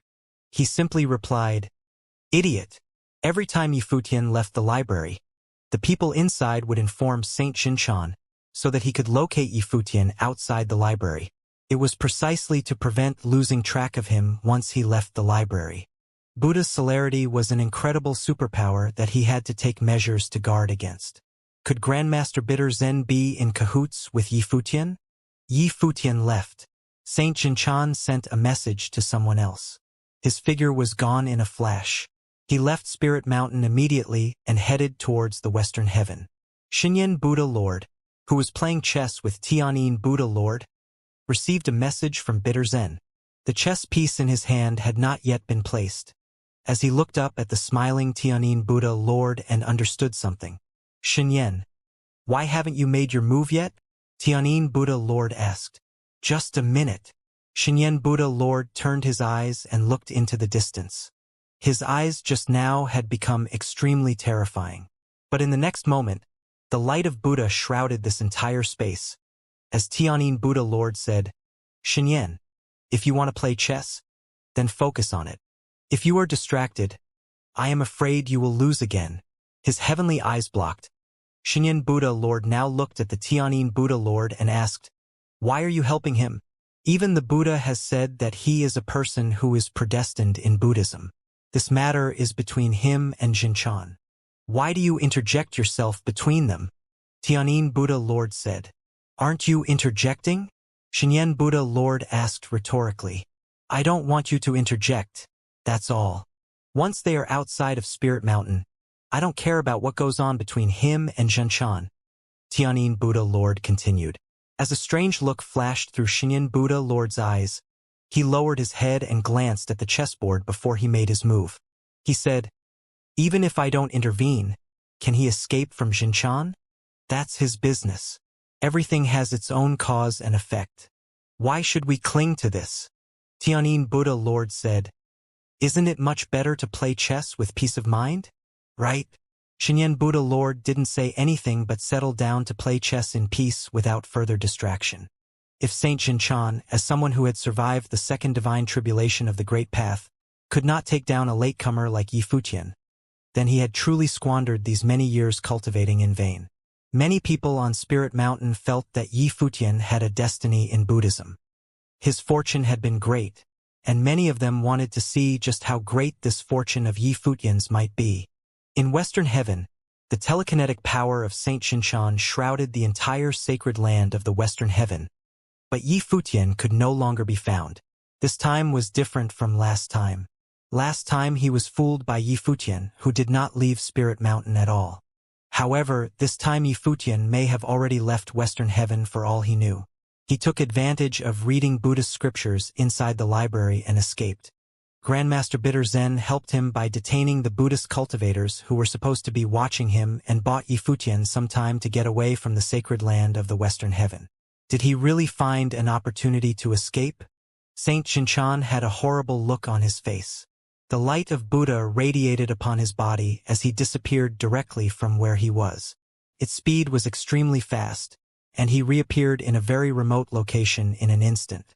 Western Heaven was a holy land of the Western world, claimed to be the highest heaven in the Western world of Buddhism. In fact, its territory was not so vast. The center of this world of Buddhism could only be reached after crossing the Golden Sea of Clouds. It was so far away that it could not be reached by anyone who was not powerful, as this was the ultimate holy land. But compared to other worlds in the world of Buddhism, the Western Heaven was like an infinite and stalwart ancient city of Buddhism. This was the reason why Yi Futian was able to leave the Western Heaven in such a short time. At this time, he appeared in other worlds and was walking on the ground. Between thoughts, he disappeared from where he was only to reappear in another city. After another step, he disappeared without a trace again, moving on to yet another city. In some places, some passers-by were stunned when they saw him disappear into thin air and thought that they were mistaken. Some even began to doubt their own cultivation. It was impossible for cultivators to see anything by mistake. Still, that disappearing figure clearly had not released any aura, and there was no fluctuation in the power of the space great path. But Yi Futian didn't consider any of that. In each step, he reached a different city. One second he was on the streets of an ancient city, and the next he might appear in a wasteland. Yet, in another moment he might find himself at sea again. The sceneries were constantly changing, and even Yi Futian himself had no idea where he was. The characteristic of Buddha's celerity was that there was no fixed law to abide, and one could do exactly as one wished. Following Yi Futian, Saint Xianxia was doing the same thing. His divine consciousness was covering the boundless and infinite space, searching for any trace of Yi Futian. However, because he was a step behind, he never found him, as if the other had disappeared into thin air. Saint Xianxia was in a foul mood. After waiting and guarding for so long, did he really allow Yi Futian to escape because of such a small oversight? Where will he go? Saint Xianxia wondered in his heart and considered all the possibilities in his head. Other than tracking him, he must also forecast where Yi Futian was heading to increase the likelihood of finding him. Leave the Western world of Buddhism, go out of the realm, and return to the divine prefecture. A thought appeared in Saint Xianxia's mind. Then, with the light of Buddha shining, he continued moving forward. He couldn't believe that Yi Futian's celerity would be faster. There was such a significant gap in realm between the two of them. Even one of the 6 superpowers of Buddhism could not possibly bridge such a wide gap. Saint Xianxia moved towards a certain direction but could find no trace of Yi Futian along the way. How difficult was it to find someone who one had no idea where he went? Especially when this was someone who's an expert in Buddha's celerity. No doubt, this whole exercise was like looking for a needle in a haystack. Yi Futian did not stop for a moment. Though he seemed to be walking, raising a foot on the bluestone street, and when that foot fell he was on a mountain peak, facing the sun. When he raised his foot again he was in a snowy field, with a flurry of snow everywhere. He passed through many different heavens and countless cities in the Western world of Buddhism. On this day he seemed to have arrived in 6 Desires Heaven once again. Walking in 6 Desires Heaven now, He didn't seem to be in such a hurry. After so many days, he reckoned he should have already gotten rid of Saint Xianxia by now, and the other couldn't find him. Clearly, Yi Futian understood that all of this was only possible with the help of Grandmaster Bitter Zen and the cleverness of Buddha's celerity. In Six Desires Heaven, a domain of path destruction lay across the sky, covering an endless area. Yi Futian appeared below this domain of path destruction and raised his head to look up. There were many cultivators up there, trying to comprehend the power within this domain of path destruction. However, Yi Futian knew that they wouldn't be able to comprehend anything. This was the domain created by the explosion of Xianxia, the great emperor's divine body. Yi Futian sighed secretly in his heart. That was the divine body, destroyed like this all because of the continued persecution of Saint Xianxia. After a brief reflection, Yi Futian continued to move on. He took a step and disappeared right away. Somewhere high above the firmament, Yi Futian's aura unleashed, and the sky above changed suddenly. A terrifying atmosphere of tribulation gathered and brewing. In the area above Six Desires Heaven, the great path roared, and tribulation was gestating. After fleeing for so long, Yi Futian finally wanted to respond to the tribulation. He had long had this thought even when he was still on Spirit Mountain, but he had not tried it until now. This was something he had been thinking about for a long time. At this time, Yi Futian was wrapped up in the will of the great path, as if he was in nothingness. Countless cultivators in Six Desires Heaven looked up at the sky, and their hearts were greatly horrified. Was someone experiencing divine tribulation in Six Desires Heaven? After the storm that ripped apart Six Desires Heaven once upon a time, the palace lord of the Six Desires Heavenly Palace perished, and there were very few cultivators in Six Desires Heaven who were qualified to experience divine tribulation. Now, was someone about to? This aura of tribulation was terrifying. Above the firmament, there was a rainbow light of catastrophe from the great path, and a powerful will of rule descended, locking onto Yi Futian physically. What is this? Yi Futian's heart palpitated. He had seen divine tribulation twice before, once with Emperor Shi and once with Jeyu. However, the tribulation that he saw at the moment was different from the previous two. This was a colorful divine tribulation. It's a different elemental order of the great path, Yi Futian secretly exclaimed in his heart. However, in his perception, this aura was so frightening that he seemed to have been locked in by the heavenly path, and that aura seemed to aim to kill him. He had only broken through from the 8th realm to the 9th realm. Why was the power of his divine tribulation so terrifying? Yi Futian stepped into the void, disappeared from the place he was before.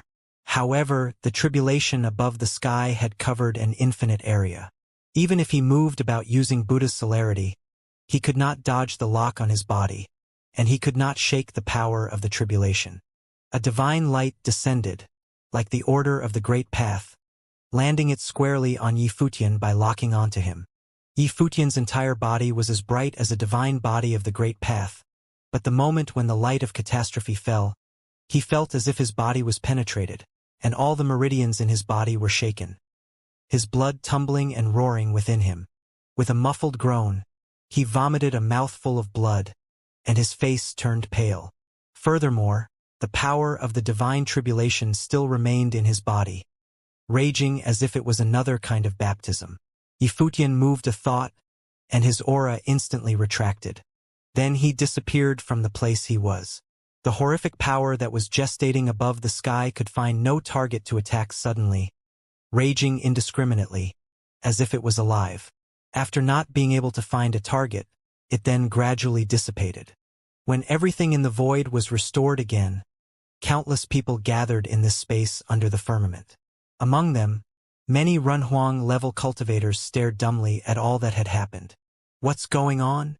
someone asked, puzzled, and didn't understand what was happening. Just now, was that some top cultivator experiencing divine tribulation? However, how could there be anyone who experienced the divine tribulation in this manner? Everything disappeared before it was completed.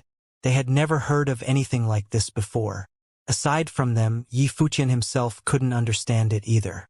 Not only was his realm different from everyone else when he experienced the tribulation, but the manner in which he was experiencing was also exceedingly peculiar. Furthermore, the power of divine tribulation terrified him. At this time, he had only experienced the tribulation once and was already injured by it. However, his physique was extremely tyrannical, tempered by the divine body of Xianxia, the great emperor. Even so, he was wounded, and all of his internal organs were severely injured. He was sure that the divine tribulations encountered by Emperor Shi and Hua Jieyu were not so powerful as this. His current realm strength would only be that much stronger than Emperor Shi and Hua Jieyu when they had experienced their share of the tribulation. This was enough to demonstrate the awesome power of divine tribulation. Although he was injured, he did not dither. Buddha's celerity had allowed him to cross the void at will. In this way, no one would know that he was experiencing the divine tribulation, and no one would associate it with him. After he got far away from the place where he had experienced the tribulation, Yifutian found a place to cultivate and recover the trauma caused by the tribulation. He would continue with his journey once he had recovered. On this day, in Yema Heaven, something had occurred, similar to what had happened at Six Desires Heaven. There was a mysterious cultivator experiencing divine tribulation, but still just that one time, and then the mysterious cultivator disappeared without a trace. What was even more strange was that the same thing happened in different areas every once in a while, causing growing concern. Countless people were talking and speculating about this mysterious person in tribulation, and surmised that it ought to be the same person in all these instances. However, why would anyone experience the divine tribulation in such a weird way? Moreover, all at different locations. Could divine tribulation be happening based on chosen time and place? What kind of a cultivator was that? They could have never known that Yifutian himself was very puzzled as well. The power of the divine tribulation was too strong, and he could only slowly adjusting and digesting. Otherwise, if he allowed a complete divine tribulation to come down upon him, he was not sure whether he could bear it at all. At this time in Six Desires Heaven, inside the domain of path obliteration, was a person sitting cross-legged. He was clad in all white and with a head of white hair. It was Yifutian. And above the firmament, the incomparable rainbow divine tribulation was gathering, and it was incredibly terrifying. Obviously, it was Yifutian who had brought on the divine tribulation. Yifutian had been experiencing the tribulation for several months by this time, repeating the tribulation again and again, adapting to its power. At the same time, he was constantly tempering his own body, making himself stronger each time. At this point, he was in a very delicate state. He had already survived most of the tribulation, and more than once. However, he had not completed the divine tribulation in its truest sense. This time, he had made the final preparation and was ready to take on the full and complete divine tribulation, as he had now adapted to the strength of the divine tribulation. Although he had not experienced the final law of the great path, this domain of path obliteration ought to weaken the power of the divine tribulation as all paths were obliterated within this domain. He intended to use the domain of path obliteration to guard against any unforeseen events. Sitting in the middle of the domain of path obliteration, Yifutian was radiant all over, surrounded by divine light. His temperament had changed somewhat compared to before. The aura on his body was even more potent. Above the firmament, rainbow divine tribulation was converging and covering the entire city, shrouding the infinite area of the Six Desires Heaven. What they were seeing before them was enough to send all the cultivators around the domain of path obliteration fleeing, and they dared not approach any closer. The power of destruction and its aftermath were enough to kill them on the periphery and destroy everything in this domain. This is so powerful. Who is this mysterious cultivator? Run Huang, who had avoided this area, now looked beyond the firmament and saw that the power of the rainbow divine tribulation was terrifying. Even when they had gotten far away from the center of the divine tribulation, they could still feel the suppression of its divine might, and there was a terrible sense of oppression. The rainbow divine tribulation above the firmament descended and went through the domain of path obliteration. In this domain, the force of the tribulation had indeed been weakened. Then it fell on Yifutian. However, Yifutian was no longer the person he was once. He sat quietly, cross-legged, allowing the divine tribulation to baptize him without wavering in the slightest. He had already endured the brunt of the divine tribulation many times, and every time it was a repeat, so now it no longer posed a threat to him. The first time was the most ruthless, causing him to suffer serious injuries. However, his strength had been transformed so much that his power was equivalent to the level after divine tribulation. Can all this be endured? The cultivators in the distance thought to themselves. However, they saw the divine tribulation came down again and again, but there was no movement inside the domain of path obliteration. It was as if that mysterious cultivator was calmly welcoming the divine tribulation. As time went by, above the firmament, the cloud of tribulation pressing down low in the sky, creating a scene of the apocalypse. There was a terrifying storm gathering in the center of the cloud of tribulation, where there seemed to be a figure appearing. This is. Yifutian raised his head to look at the heavens through the domain of path obliteration. In the center of that destructive storm in the sky, he saw a figure, like that of a deity. When Hua Jieyu was experiencing her tribulation, Yifutian had also seen a phantom, but it was not as real as the one in front of him. Hua Jieyu was facing the tribulation of law, but at this moment, this figure in front of him seemed to be a spirit born out of the divine tribulation. It looked like a real living body, the divine tribulation personified. This, Yifutian had learned about divine tribulations before, but what was this before his eyes? It seemed not to belong to any category of law, but Yifutian did feel a very strong sense of threat. It seemed as if it could take his life. The divine tribulation would not allow him to exist in this world. Yifutian clasped his hands together, and the light of Buddha was suddenly set ablaze. He was brightly shining through the sky, as his divine body was flowing. The surrounding domain of path obliteration seemed to be affected, as the power of path obliteration converged upon his physical form. At the same time, he had cast the Akalanatha battle form, the Mavarakana battle form, and the Void battle form. At this moment, the Buddhas were all around him, and he seemed to have incarnated as a real great Buddha, so that the entire domain of path obliteration was shining with the most brilliant light of Buddha. "It's a great Buddha!" the cultivator from afar exclaimed when they saw the light of Buddha lit up inside the domain of path obliteration. Well, it is indeed a Buddhist cultivator whose method was profound. He must be a descendant of a top Buddha lord in Western Heaven. Only the descendants of the top Buddha lords in the Western Heaven would possess such talents. But this great Buddha is extremely low-key and loathes being revealed in front of the others. He came here to experience the tribulation probably because he wanted to leverage this domain of path obliteration. His tribulation is far too horrific. Many cultivators talked amongst themselves. They had all mistaken Yifutian for some great Buddha from the Western Heaven. Above the sky, the figure that appeared looked down. At a glance, he saw the light of catastrophe everywhere, penetrating the space. He pointed to the area below, firmly locking onto Yifutian's body. A straightforward light appeared between heaven and earth. The domain of path obliteration could not stop the power emitted from this finger as it penetrated through directly. The terrific attack fell on Yifutian's defense as all the Buddhas were shattered and pulverized. The battle forms began to crack, then fell apart in pieces. This finger ignored everything and hit the final defense that was the Akalanatha battle form. Boom! Yifutian's body was knocked back, and that finger penetrated his body, as well as his divine consciousness, and penetrated the domain of path obliteration. Boom! There was another loud bang. Yifutian was shot down from the domain of path obliteration to the ground instantly. Even the ground was punched through.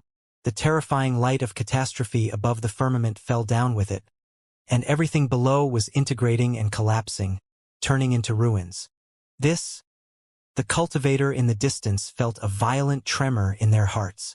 Was this world-destroying power really a tribulation that was meant to test the cultivator? This was not a test but destruction. A bona fide destruction that would not allow his continued existence. Will that great Buddha fall under the tribulation? Everyone's heart palpitated as they looked at the ground that was punched through. The destructive cloud of tribulation that hovered above the sky gradually dissipated, and the figure disappeared as well. Soon, a light appeared, and everything returned to normal, bathing under the light. Everyone felt the oppression just now had entirely disappeared in an instant.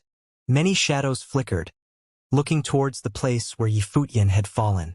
At the same time, countless divine consciousness swept over that way and penetrated into the ground. No one. Some cultivators looked quite shocked. There was no one in the ground that was punched through. The hearts of many palpitated. Could it be that that mighty great Buddha, who was experiencing the divine tribulation, had perished like this? His soul and spirit dispersed under the divine tribulation. And nothing was left of him? Under that frightening power that could destroy the world, such possibility existed. Did he perish? Someone whispered. Probably. Unfortunately, we don't even know who he was. Someone added. The power was great. It must have been a great Buddha. What a pity to perish under the tribulation. Between heaven and earth, there were sighs and exclamations. All these people were feeling sorry for the fall of a potentially powerful figure. Such a great Buddha should not perish here like this. They had never heard of, nor had they ever seen a divine tribulation such as this. A month later, many powerful cultivators came to Six Desires Heaven to investigate the matter of the divine tribulation. The cultivators from the Western world of Buddhism were also among those who came to investigate. That divine tribulation had caused a great sensation. People at this level must be the existence of genius talents in Buddhism. However, there had not been anyone at this level in the Buddhist sect who had recently experienced divine tribulation, nor had any of them perish. So, who was it exactly? Still, no one thought of Yifutian.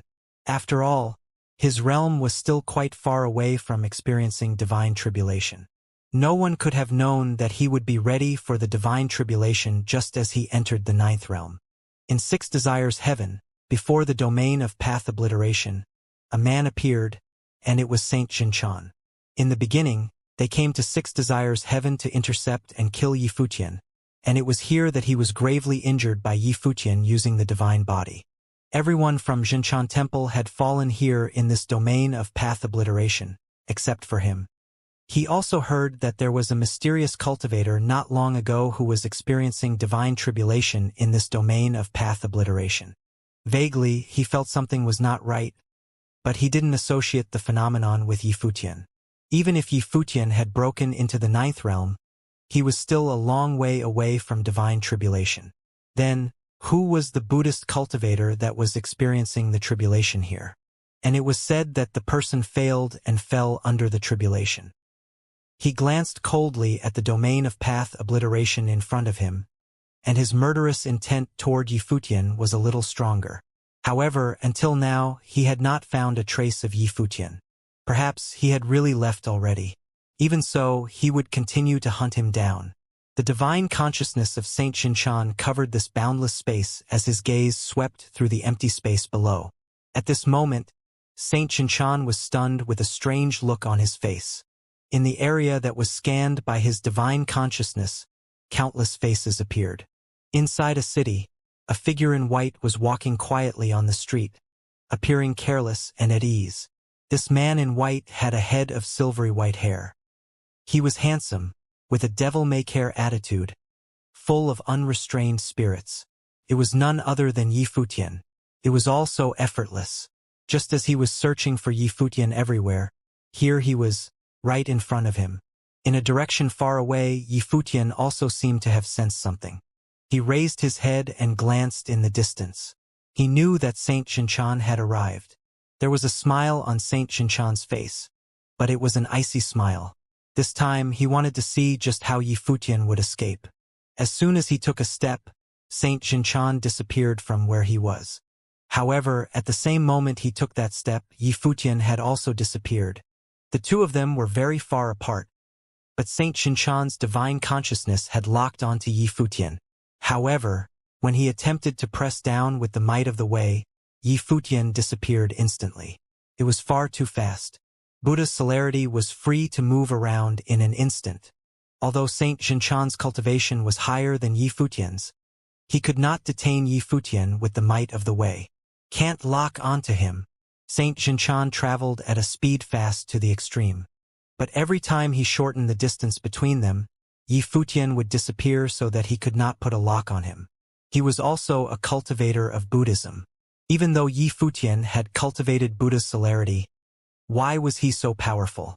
His speed was unable to close the distance between them. The two of them entangled in a mad chase, but no cultivators in Six Desires Heavens had discovered that two powerful figures were constantly moving. Yi Futian looked indifferent at the moment, merely taking one step at a time in the void, completely unpredictable. Even though he was discovered by Saint Xianxia, he didn't seem to panic. After surviving the divine tribulation last time, everyone in Six Desires Heaven thought he died under the divine tribulation and that his soul and spirit had been scattered into nothingness. In fact, the terrifying divine tribulation did cause terrible trauma to him, almost costing him his life. When he was pierced through by the tribulation, he disappeared using Buddha's celerity and ended up in a barren land in Six Desires Heaven. He passed out for a long time before gradually recovered. That time was indeed very critical. He did not expect that the final blow of the divine tribulation would be so horrific, or he would not have so quickly taken on the divine tribulation as he did. If he did not have a superpower like Buddha's celerity, he would not have gotten away. It would be a total disaster if he were impacted by the divine tribulation and passed out where he was. Many times he had been through the tribulation, he still underestimated the horror of it. However, after the baptism of the divine tribulation, he had now completed his transformation. Because of this, Yi Futian did not leave Six Desires Heaven. He would have already left if he wanted to go, and Saint Xianxia would not see him. The light of Buddha that emitted from Saint Xianxia, who was chasing Yi Futian, was frightening. With a turning of his thought, the divine might of the Great Path descended and blasted on the location where Yi Futian was, but Yi Futian had already disappeared. Saint Xianxia had no way of knowing where Yi Futian would appear in the next moment. He had tried many times to attack, but they were all useless. Buddha's celerity gave no reaction time, moving instantly in real time. But Saint Xianxia's attack needed time to set up. Although it only took a moment for the might of Wei to descend, that short moment was still no comparison to the speed of Buddha's celerity. Needless to say, this enraged Saint Xianxia greatly, but there was not much he could do except continue the chase. The two passed through cities and crossed mountain ranges and layers upon layers of heavens, from Six Desires Heaven to Yema Heaven and then on to Liberty Heaven. But Saint Xianxia was unable to catch him. However, he did not give up, still watching Yi Futian intently. It was as if he had vowed not to give up until he had killed Yi Futian. Even if that meant chasing him outside of the Western world of Buddhism, he would persist. Yi Futian was amazed that a figure at the level of Saint Xianxia could be so ruthless when he wanted to. Anyone else would have lost the patience long ago and gave up, but he was still hot on his trail. But Yi Futian didn't mind the continued pursuit and kept moving forward. After having survived the divine tribulation, Yi Futian had no idea what realm he was in right now. He had clearly just broken through into the ninth realm of Renhuang, but he had also survived the divine tribulation. So, was he now in the ninth realm of Renhuang or a cultivator who had survived divine tribulation of the Great Path? Strictly speaking and on account of realm, he had just broken through the ninth realm, so he should belong in the ninth realm of Renhuang. But because he had experienced divine tribulation at this realm, his combat effectiveness would exceed that of the Renhuang in the ninth realm. Although he had just broken through the ninth realm not long ago, Yi Futian was confident that he was invincible in the realm of Renhuang. He was confident that he could defeat top genius talents in all the worlds, even someone like Grandmaster Bitter Zen. After all, he survived the divine tribulation at the ninth realm, unless he encountered someone as strange as himself. But perhaps the world did not have another person like this. Of course, it may be that he hadn't seen everything that there was to see. Present, it seemed that he had never heard of something like that. The two continued to travel through the void without any intention of stopping. Yi Futian's silver hair was flying in the wind, as carefree as the clouds and the breeze. They passed through a sea of clouds and entered another world. This caused Saint Xianxia to show a look of concern. Yi Futian continued fleeing and had reached the colorless heaven. "How much longer can you run?" A voice came through the air and landed in Yi Futian's ears. An ordinary voice could not possibly reach Yi Futian, as the speed they were moving at was faster than the speed of sound. But Saint Xianxia used his divine consciousness to carry the voice and directly transmit it into Yi Futian's ears. Saint Xianxia, you were severely wounded by me years ago, and now you can't even catch up. You can't do a thing to me. In a few years, how do you think it will all end? Yi Futian responded, which only made Saint Xianxia look even colder. He said, "Do you think you can escape?" His realm was far higher than that of Yi Futian. Even though Yi Futian relied on Buddha's celerity to maintain the same speed as him, he would inevitably encounter some accidents after a prolonged period of chasing. He didn't think Yi Futian's ability to deal with unforeseeable accidents would be better than him. If Yi Futian made a small mistake, he would die so horribly with no place to bury his carcass. This time, he would not allow Yi Futian to escape. The two of them flickered their way through the colorless heaven. In this world, few people traveled. It seemed as if there were very few cultivators here. The colorless heaven possessed a special status in the Western world of Buddhism. It was one of the several highest heavens. The Western heaven was the place where the Buddha cultivated and was considered a holy land. The colorless heaven was the cultivation heaven used by great Buddhas whenever they were proving the way. Those Buddhist cultivators whose cultivation was not on par couldn't get to the colorless heaven. Therefore, there were not many people who cultivated in the colorless heaven. But this was in no way hindering the two major cultivators who were engaged in hot pursuit. Yi Futian was moving in front, while Saint Xianxia was chasing from behind. He dared not relax even just a little. As soon as his divine consciousness drifted off of Yi Futian, there might be a chance that he would be thrown off by Yi Futian. This chase seemed to have no end. Saint Xianxia frowned at this moment. Colorless heaven held a slightly special position in the world of Buddhism. Here, there was some hermit type of great Buddhas. If they were disturbed and interfered with, it would potentially be a little troublesome. He did not expect Yi Futian to flee to this place. At this time, both of them appeared above a boundless coast region. Above this coastal region, there was a sacred light of Buddha. As this light sprinkled all over the surface of the sea, this coastal region appeared incredibly unusual. Saint Xianxia could clearly perceive the mysterious aura that existed in this coastal region, which was very ancient. The expression on his face changed slightly as if he knew where he was. Yi Futian had actually taken him to the sacred place of Buddhism, the colorless sea. "It's your funeral." Saint Xianxia looked into the distance. In the far distance, Yi Futian was also in this colorless sea. He didn't seem to have realized just where he was. Was Yi Futian really unaware of the place? While he was at Spirit Mountain, he spent many days in the library, reading and studying Buddhist scriptures and ancient volumes to understanding everything about Buddhism. How could he not know what place was the colorless sea?